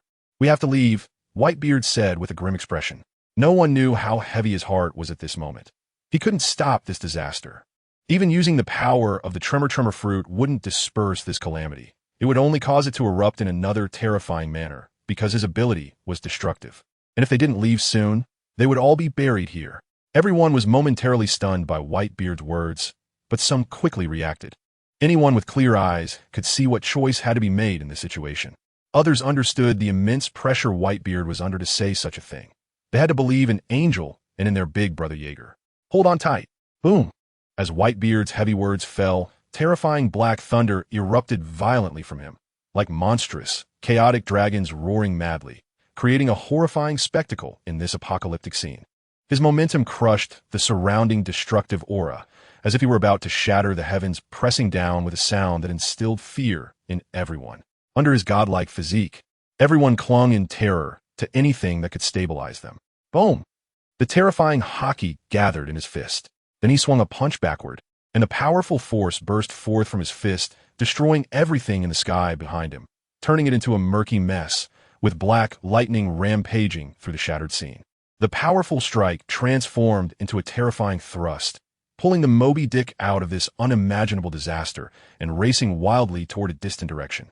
However, Whitebeard's expression remained dark as if water would drip from it when he realized that Elther had jumped off the ship. That bastard. Did he think he could use his power to pass through the disaster's force and rescue Jaeger? A tide of rage burned fiercely within Whitebeard, a chilling aura spreading from his body. As the Moby Dick passed through, the air showed cracks radiating a transparent halo, the aura of destruction vibrating out at all times. Knowing Jaeger was in absolute danger, Elther jumped into the sea without any hesitation, not blaming Whitebeard for not saving Jaeger. He understood that if they stayed even a minute longer, the result would be that everyone in the Whitebeard pirates would die here. Any normal person would know what choice to make. The power of this natural disaster is terrifying. Based on Whitebeard's attitude toward his family, he would never gamble the lives of 2 people for the lives of hundreds. He wouldn't even risk his own life if he were to lead everyone to recklessly salvage Jaeger without regard for safety. Such behavior is the most foolish act. Elter, who had entered the sea, was immediately pulled into the center of the terrifying whirlpool, completely powerless like an ant. Yet there was not a trace of regret in his heart. Jaeger's existence was the light that guided him forward. If the pillar he admired were to collapse or die, he could hardly imagine how he should live in this world. Should he cultivate to numb himself? No. Should he imitate the other's posture to live in this world? Also no. Nothing was right. Only that man's figure. Yes, only that man's figure was the sole sun in his inner world, the one who made him, trapped in darkness. Feel the dazzling rays of sunlight, the carefree smile, and the wild laughter that always guided him. He initially thought he would live an ordinary life like any other being, cleaning for the Whitebeard pirates as an ordinary person. At that moment, the other stepped forward to guide them in their cultivation, not looking down on them despite their poor talents. It was as if, in his eyes, each of them held equal status with no distinction of high or low. Even when he had questions about cultivation, the other would answer him without hesitation. This is something he did not feel before joining the Whitebeard pirates. He wanted to help the other party with something, even if it was the smallest thing. But due to his own weakness, he could only watch as the other person always rushed to the front, facing everyone alone. The pirate overlord, Gold Lion. The pirate overlord, Gold, Roger. The Navy hero, Carp. If only he had the strength to help in any way, even if it meant sacrificing his own insignificant life. That would be the only thing he could offer. Wait for me, Brother Jaeger. I will never let you die. Eltel's figure roared as he struggled madly in the terrifying whirlpool, like a caged beast swimming toward the pitch-black, cold depths of the sea. Although his eyes were murky and obscured by darkness, he was still desperately searching. At this moment, Angel's condition was quite dire. The foam that tightly wrapped around him had already shattered, leaving his body completely exposed in the deep sea. The immense water pressure and the swirling force of the water caused him to spit blood continuously. However, he still held tightly onto the golden pipe, the other end of which extended into the deep, dark sea with no visible end. He didn't even know if Jaeger was still secure by the gold, so he struggled little by little along the golden pipe, even as his body bled profusely and his consciousness began to blur. At the end of the golden pipe in his hand, Jaeger was in shock, feeling his own state. He realized that although he was completely submerged by the sea and the breathing pipe was filled with seawater, he was still able to breathe freely. What on earth is going on? Could it be because of the Yamada no Orochi form? He recalled the sensation he experienced when he first touched the seawater, as if his hand was controlling lightning, which was truly incredible. This could very well be the power that the Yamada no Orochi form can manipulate. Water is one of them. After all, this devil fruit is a mythical Zoan type, and its true form is a terrifying demon with 8 heads. So it makes sense that it can control multiple elemental powers. Kaido can manipulate elements like flame clouds and strong winds. But what should he do next? His observation haki had already captured Angel, but the latter's condition was quite dire, on the verge of collapse. Eltel's figure was still some distance away from them. He didn't expect this guy to be so fearless. He could have just followed Whitebeard and left. Jaeger did not blame Whitebeard at all. As Whitebeard had already taken action the moment, he sensed something was wrong. However, the horror of this disaster exceeded all expectations. Even gold could be twisted. In such a scenario, if Whitebeard hadn't acted decisively and left, everyone would definitely be in serious trouble, which Jaeger did not want to see, especially since he wasn't going to die anytime soon. He watched the figure moving through the terrifying whirlpools. Even though he was so weak in the face of this natural disaster, he still felt no fear, still gazing at the cold, bone-chilling darkness of the deep sea that devoured all light. The weaknesses of devil fruit users were too evident. Jaeger floated in the deep sea like a corpse. Although he could manipulate water, it was based on the moment he touched the opponent, not when he was completely engulfed by the seawater in a powerless state. With a devil fruit felt completely unresponsive. It was like Akiji in the future. He could freeze the sea, but that was when he stood on top of the sea or touched the seawater with his hands, not when he was fully submerged. No devil fruit user could withstand that. As he sank deeper into the sea, the pressure and coldness around him became increasingly terrifying. Eltel was desperately searching for that figure, clearly unable to see anything, yet still keeping his eyes wide open. His eyes were under terrible pressure, bleeding, and his flesh and bones were cracking. It was at this moment that he understood why Jaeger chose to cultivate in the deep sea, under such terrifying pressure. While Eltel was shocked by Jaeger's training method and felt proud of the man he admired, suddenly, a blinding light flashed in the distant, profound darkness. The sudden scene made Eltel's heart race. Even in the bone-chilling cold, he felt another terrifying chill of death that instantly overshadowed the former. This is a deep-sea creature?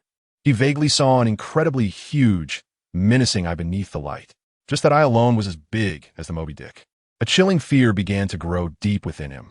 Forget about this supersized deep-sea creature. Just that gorilla alone could kill him in an instant. What on earth is happening? Why is there a deep-sea creature appearing amidst such a disaster? Damn it, move. Move quickly. Eltel's heart was screaming in madness. His body, eroded and paralyzed by fear, remained frozen in place. The scene from before flashed in his mind, when he was nearly knocked out by that giant gorilla's punch. His heart raced with each step the creature took closer, thumping bang-bang as the blinding light approached him, revealing that the lantern was enormous, comparable in size to Moby Dick. Moreover, the one that grew this lantern was an ugly, menacing deep-sea creature with a massive mouth full of sharp, jagged teeth, capable of shredding a mountain with its bite. A lanternfish? The immense pressure and fear paralyzed Eltel completely. The deep-sea water pressure restricted most of his movements, and blood continued to seep out. He could only watch helplessly as the giant lanternfish swam towards him, its huge, gaping maw barely opening a small slit. Roar! A chilling growl echoed endlessly beneath the sea as the enormous lanternfish charged straight at Eltel's figure, creating a massive sound wave that slammed into his already terrible state. In front of this monstrous lanternfish, he felt as small as an ant. However, just as his consciousness was about to fade, the lanternfish merely inhaled slightly, generating a tremendous pulling force that sucked him into its belly. This scene was witnessed by Jaeger's observation hockey. This enormous monster fish didn't resemble a sea king at all. It was just an ordinary deep-sea monster fish, albeit one that was more exaggerated in size than other fish. What is this? A lanternfish? A familiar curve flashed through Jaeger's mind. He seemed to have seen this monster fish somewhere before.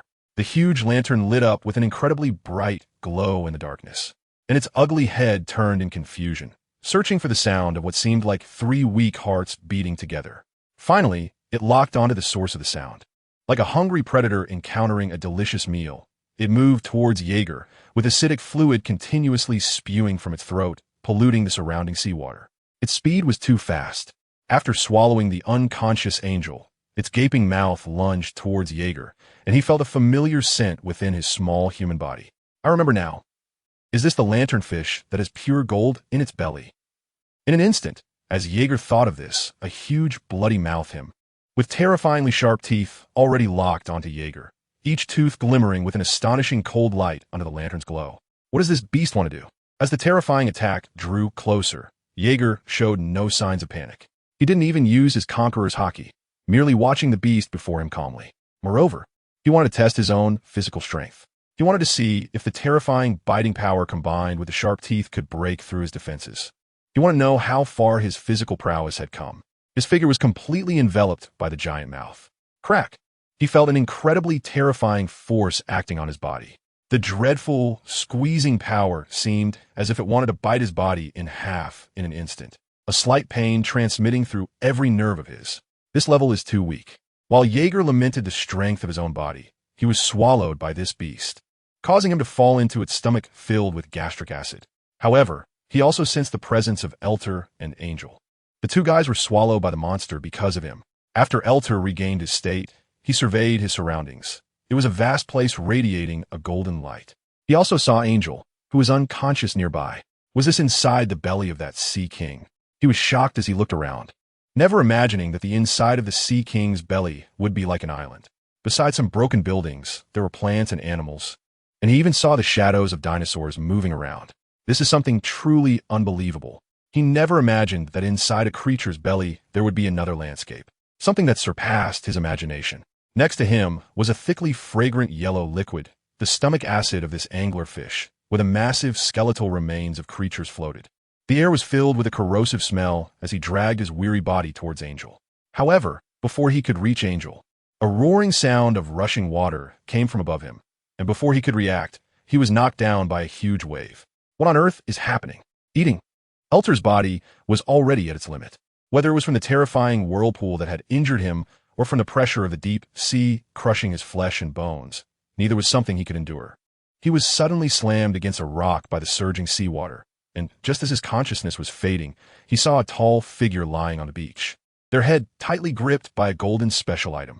The extending golden pipes had been destroyed by some force, and upon seeing this familiar figure, a surge of strength filled Elter's exhausted body, and he looked at the figure with excitement.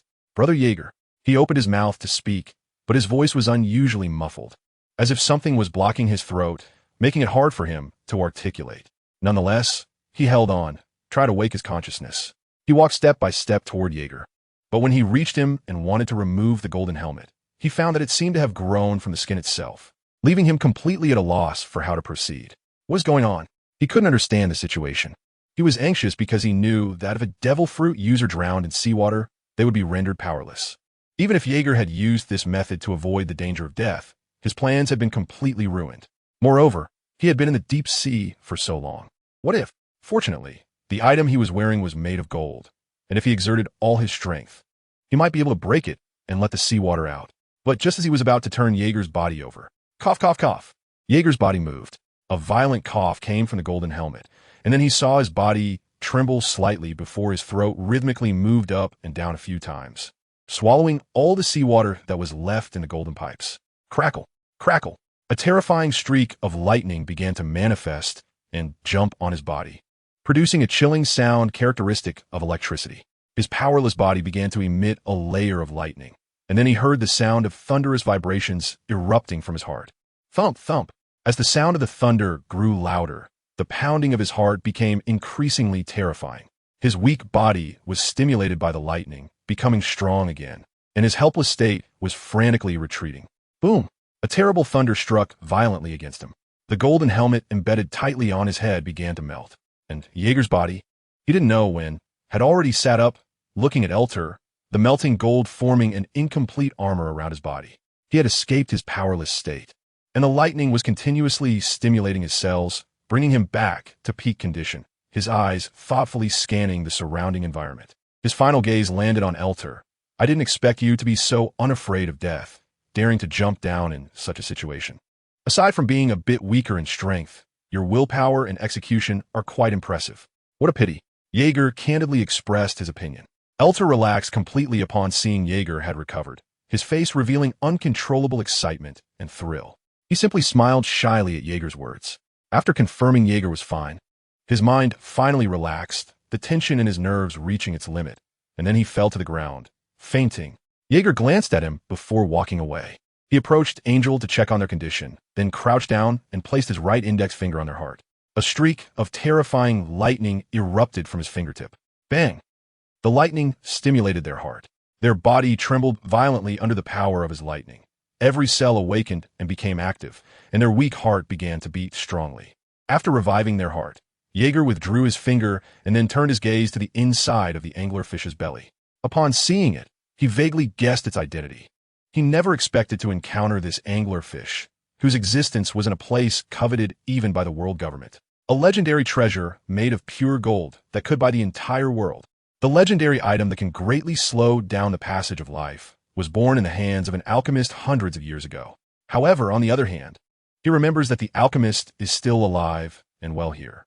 A curious arc appeared on Jaeger's face. His vitality had become so rich under the 3 hearts of sea kings that he could feel it clearly himself. Living for a few hundred years shouldn't be a problem, right? After all, the vitality of sea kings is incredibly vast, usually measured in thousands of years. Even if he only possessed a portion of their organs. Combined with this pure gold, Jaeger's heart was beating wildly in an uncontrollable manner. No one would refuse the chance to possess eternal life, even if that life depended on external forces to sustain it. Once he understood where he was, Jaeger already knew what he should do next.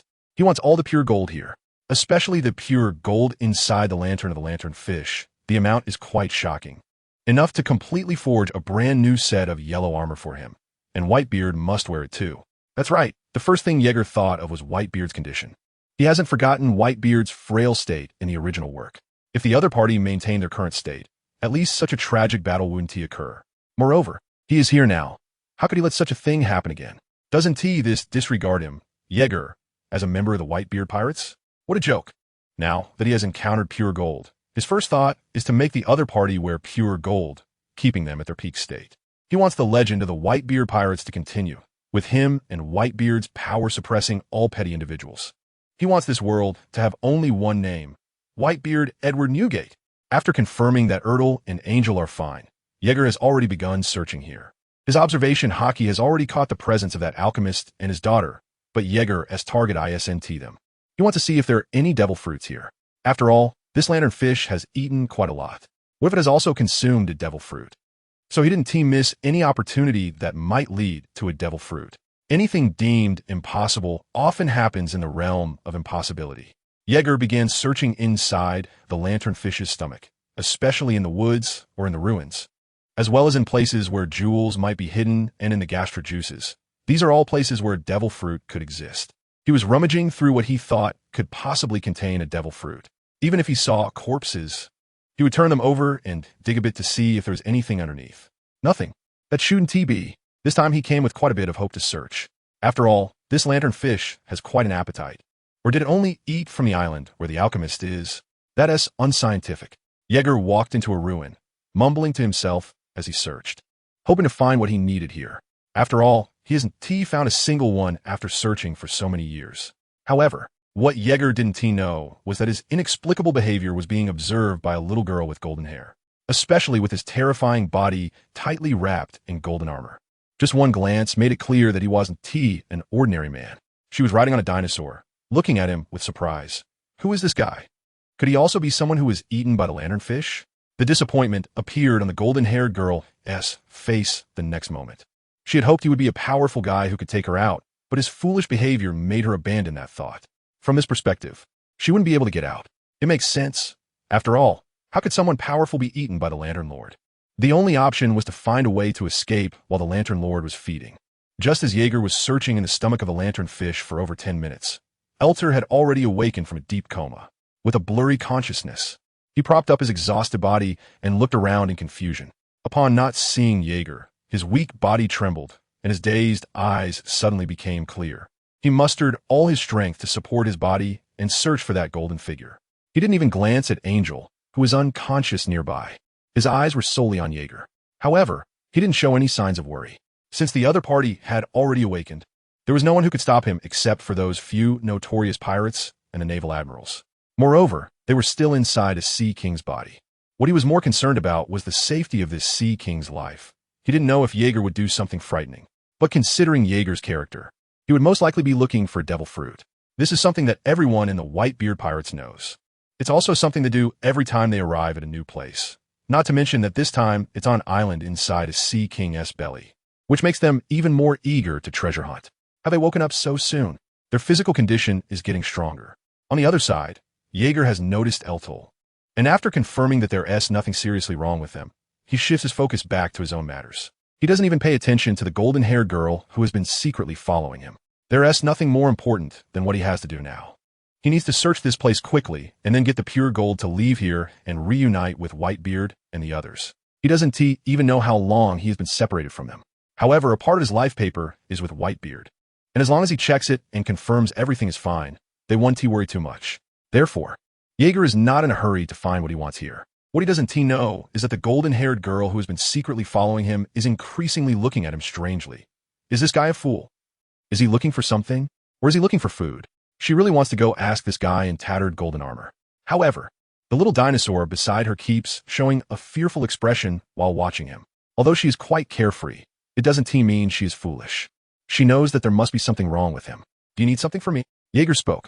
His figure had somehow appeared beside her, and he looked at her with a gentle expression, making it impossible to tell what he was really thinking. He wanted to ask if the person living here had seen any devil fruits, or if there were places she dared not approach. This is the most effective method, and also the fastest one.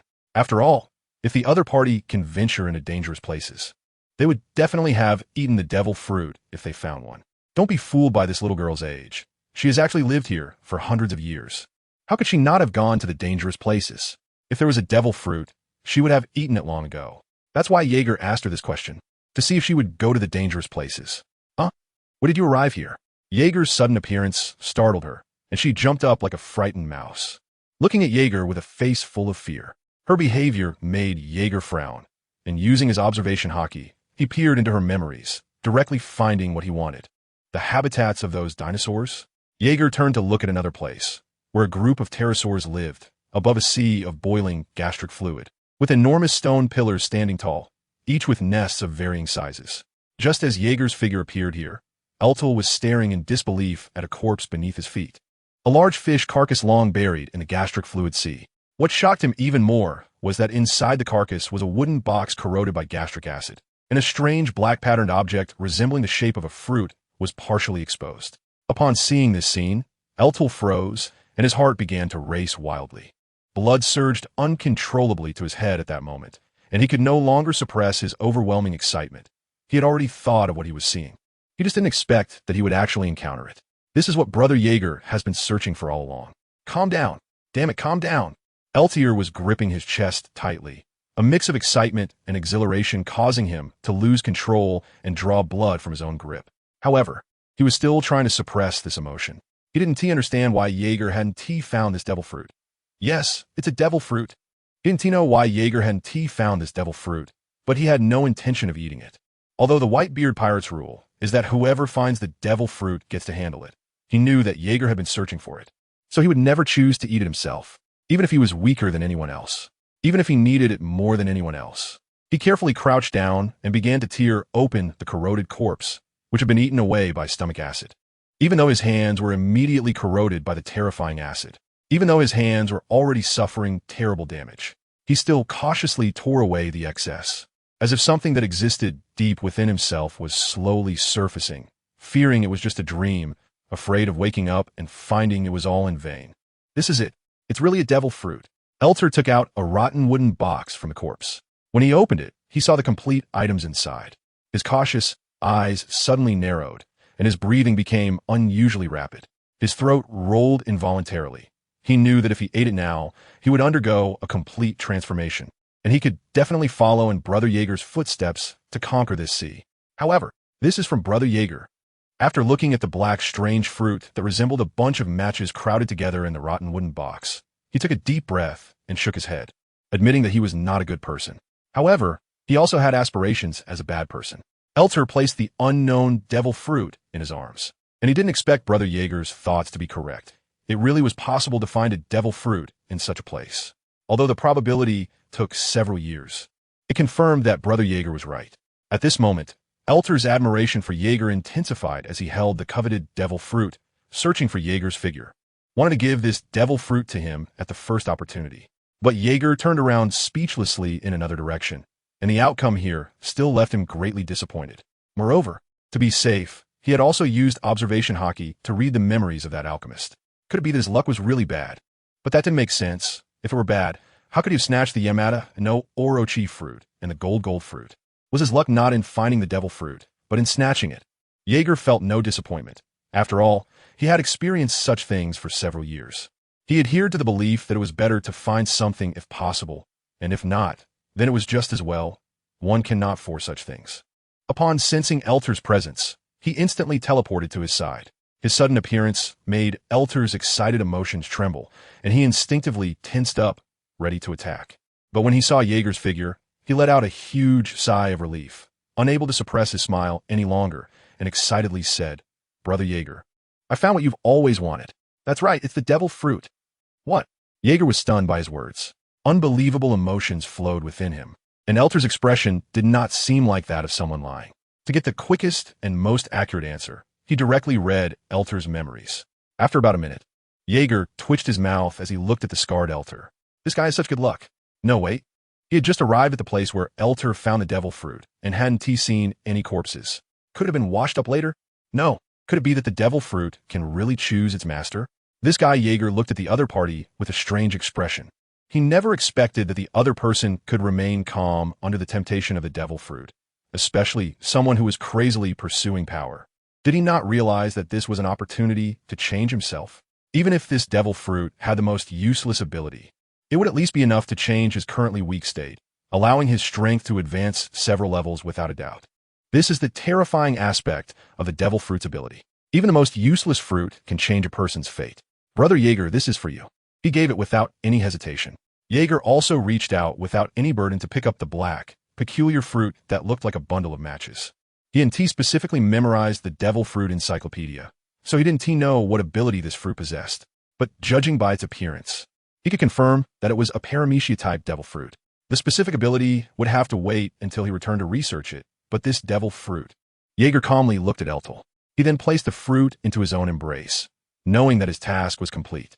What followed was him turning to look in another direction, where a little girl with golden hair had appeared, her eyes constantly assessing what was in the other person's hands. It was a very ordinary ring. Your dad is quite an extraordinary existence. Jaeger suddenly revealed a strange and interesting smile on his gentle face, his eyes, which looked at the object in the other person's hand as if it were a toy. Didn't he leave it? He knew how many items made people go crazy were embedded in it, pure gold. You know my bastard dad? No, do you know about me? The golden-haired little girl finally reacted, her entire being on high alert as she looked at the two people in front of her. Although this person's tone was very casual, she sensed something was off, very off. The other party's attitude and expression made her feel a chill. Moreover, judging by her little dinosaur's reaction, she thought, run. If I don't run, something big will happen. Before coming here, she had been contemplating what method to use to maintain Whitebeard's state. Surgery fruit? Or let Levi use surgery to keep him at his peak? Of course, pure gold had crossed her mind as well. Jaeger ignored the figure that had already fled. He just stood there talking to himself. Even Eltel didn't show any other emotions, just calmly listening from behind Jaeger. Jaeger grinned ominously and said, but the pure gold method is the last resort I want to execute. After all, this sea is too vast. The probability of finding a fish in this sea is 1 in a billion, and that probability could be considered 0. But it's not impossible. It's just that waiting decades to find it here would be too late. Jaeger thought of how this fish would attract a lot of attention in the future from the world government, treasure hunters, and the Straw Hat crew. But he couldn't wait for that day. Whitebeard couldn't wait either. Unexpectedly, this incident led him here. Perhaps this is fate, allowing my plans to proceed smoothly. No, this result far exceeded my plans. Pure gold is a good thing. Thank you, little one. Such an item, even a little, makes it impossible for you to grasp its preciousness. Such things are only suitable for those with great power. The strong are kings, and the weak are outlaws. This is the truth of the world. Above the sky are the celestial dragons, and in the depths of the ocean is an unseen darkness. But the pirate flag never bows to anyone. Many have forgotten what a pirate is. Do you think a helpless little kid holding an invaluable treasure will be robbed? What is the answer? The eerie and twisted arc on Jaeger's face became more exaggerated, as if he were enjoying watching ants scurry in terror before him to escape. He slowly extended his right index finger towards the other person. A pale lightning flashed at his fingertip and exploded. The roar of thunder raged and howled here. A lightning force beyond what the other could withstand struck them. In less than a second, the other person had already become a corpse resembling black charcoal. Sporadic sparks still crackling and bursting on them. The answer is to kill you without hesitation. Jaeger's voice was filled with chill. The ring worn by the other person had been destroyed, and a piece of dazzling gold appeared before Jaeger, which ultimately melted into a ring from the power of the lightning and was worn on Jaeger's hand. What is this? The moment he put on the pure gold, Jaeger felt an extremely peculiar sensation. He felt his vitality as if it had come to a standstill. In other words, from the moment he put on the pure gold, he would not age rapidly. Even after hundreds or thousands of years, his appearance would remain the same as it was at this moment. But his strength could grow over this long period. Pure gold was more like a time stopper, merely halting the passage of his life. No, it wouldn't be right to say it was stopped. It could only be said to flow very slowly.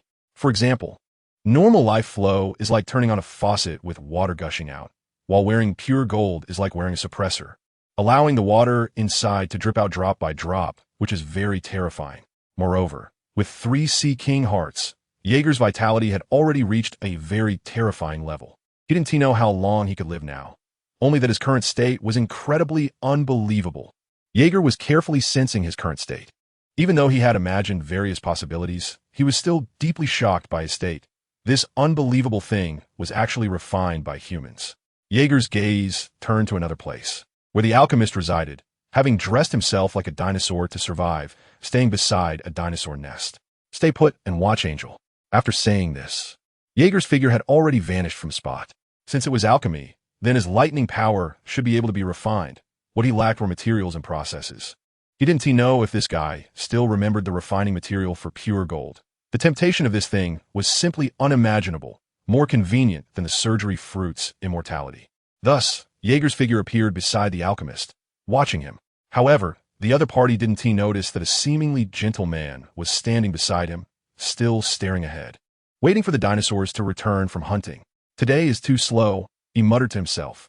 But then he suddenly shivered, as if his body had been lifted by something and soared into the air. The sudden scene filled him with a chilling fear. What is happening? Why you? Who are you? He saw the man lifting him with one hand, the terrifying power deeply stimulating every nerve in his body.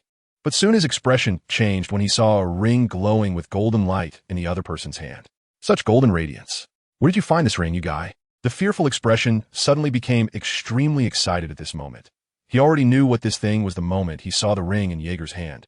And this incredibly brilliant light. This is the item he personally smelted and forged for his daughter back in the day. He knows better than anyone about its weight and brilliance. Olga, huh? You mean it's pure gold? A little girl gave it to me.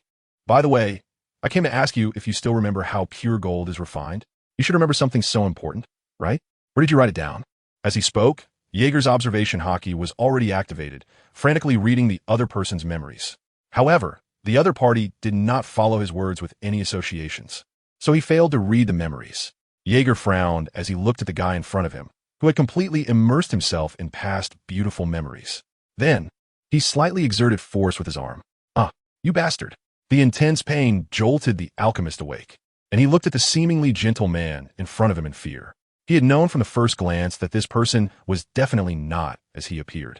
In other words, this guy very likely killed his daughter and took the ring. Olga, are you really dead? She's dead, Jaeger answered. What? What is going on? The alchemist was horrified. What's going on? He shouldn't have spoken just now. He was only thinking in his heart. Does this guy know what I was thinking? Moreover, this guy's goal is pure gold. Jaeger looked grimly at the man's memories, surprised to find that the other party had already determined from the start that he could read others' memories and had immediately disrupted his own memories, no longer thinking about anything related to pure gold. Smart person. Indeed, how could someone like this be a fool? Do you know? I initially didn't plan to take action against you. I just wanted to get the pure gold and leave. But then I found your daughter's personality a bit off. She didn't seem like someone who could keep a secret. If she went out and talked about these things to others, it would be quite troublesome. Although I'm not afraid of trouble, I would be annoyed by others bothering me. Jaeger tightened his grip on the man's neck, completely ignoring the man's emotions as he said indifferently. His words completely shattered the last hope in the alchemist's heart, and he slumped helplessly in Jaeger's grasp, tears streaming wildly from his eyes. If I don't refine pure gold, no, you should refine pure gold. A strange smile appeared on Jaeger's gentle face. He answered the question the other party was thinking again directly, and this strange power completely broke down the other party's psychological defenses, causing his pain to manifest several times over, just as the thought of refining pure gold flickered in the other party's consciousness. A surge of determination helped him hold on as he bit down hard on his tongue, the intense pain stimulating his nerves and waking him from his memories, which made Jaeger's expression darken. This guy, I was still thinking that if you cooperated well, I might let you go. After all, I'm also a person. Although I can't be called a good person, at least I have some sense of righteousness. But unfortunately, you didn't seize this opportunity. Forget it, this pure gold is enough. The alchemist struggled desperately like an animal before death. But even with all his might, he couldn't shake Jaeger even a bit, only able to watch Jaeger's calm expression in despair. Crack! Jaeger simply applied a bit of force and snapped the opponent's neck, leaving the deepest despair etched on the opponent's face, which did not stir any waves in Jaeger's heart. Do you know why I must kill you? Jaeger calmly looked at the alchemist, who still had a breath left. If I let you go, I won't feel at ease. I don't gamble on whether you'll refine pure gold again for yourself or out of threat from others.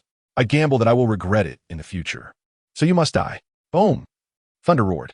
Terrifying lightning surged and roared over the opponent's corpse, leaving no trace of charcoal in less than a second. Just a trace of black. After finishing this, Jaeger turned and left. He entered the room where the pure gold was stored.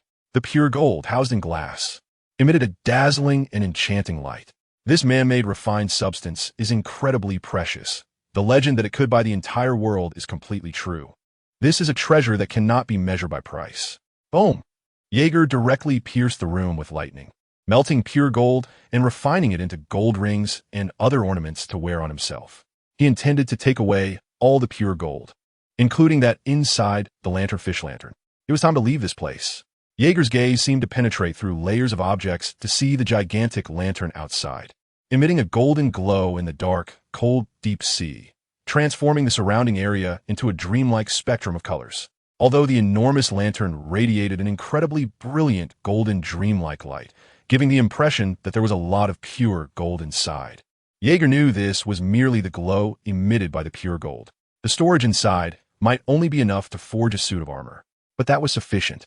It could fully cover the expenses of the Whitebeard pirates. Moreover, the most important thing was that not everyone was qualified to wear this. Besides Jaeger, only Whitebeard had that privilege. Time to go. Jaeger teleported to Elter's side. Elter was taken aback when he saw Jaeger's figure. Upon hearing his words, he quickly helped the unconscious angel up. He hadn't thought about how to leave this place, but since Jaeger said so, he had no worries at all. It was as if Jaeger was an omnipotent man in his heart. Even though they were thousands of meters below the deep sea, he still believed that Jaeger had a way to lead them out. Boom! The roar of thunder echoed wildly here. The pale, terrifying lightning snakes pulled them into an incredibly eerie world, and the air was filled with a terrifying aura of destruction, leaving Elter deeply paralyzed. No matter how many times he witnessed it, he felt deeply shocked by Jaeger's power. Even just a shockwave rendered him immobile. A power that had completely transcended normal human limits. It was like that of a deity. Rumbling. The terrifying force of the lightning stimulated every nerve of the lanternfish, causing the gastric sea they were in to surge violently. However, they couldn't get close to Jaeger and the others. Even coming within a few meters caused them to evaporate. Elter, sweating coldly, looked at what appeared before him. A barrier made entirely of lightning had formed before his eyes, and he couldn't believe that the collision of these lightning bolts had produced no horrific energy. Or was it precise control? This really shouldn't be something that could happen, right? Is it really possible to have such dense lightning control? Eltel went from disbelief to self-doubt. He knew how much effort Jaeger had put into controlling these things. That's why he began to question his own thoughts. Just because he couldn't do it didn't mean others couldn't. Moreover, that person was Jaeger. Hiss! All objects near the lightning barrier were destroyed. Eltel realized that not only was there a lightning barrier in front of him, but they were also surrounded by towering lightning barriers. Like a tightly connected box without a top that locked them inside. No, it was more like a coffin. Then, under his horrified gaze, the dozens of meters long lightning barrier shot up into the sky in a rectangular shape, piercing through everything, completely penetrating the body of this sea king creature, with its flesh evaporating in an instant. Even the seawater inside couldn't escape. Eltel had no idea how long this lightning rectangle was, but he had already guessed what Jaeger intended to do. Roar. Phew. The lanternfish, which had been wandering in the deep sea, suddenly began to struggle wildly, its gaping mouth roaring in pain and fury, spewing out a large amount of blood. In the next moment, its massive body was suddenly pierced by an incredibly terrifying lightning rectangle, rising like a pillar into the distant sky, pulling the dark, deep sea into the world of lightning. Even the dim sea filled with the power of natural disasters couldn't hide the enormous rectangle extending from the depths, as this energy pillar was too large and its brilliance was dazzling. Even from over 10 miles away, it could be clearly seen. And right in the middle of this lightning rectangle, beneath the lightless deep sea, the figures of Jaeger and the others were slowly rising, moving away toward the surface of the sea. What is going on? Eltel and Angel's bodies floated in the middle of the lightning barrier, and he had no idea what was happening to his body as it floated up without any resistance. However, he knew this was to protect them from the force of a lightning barrier.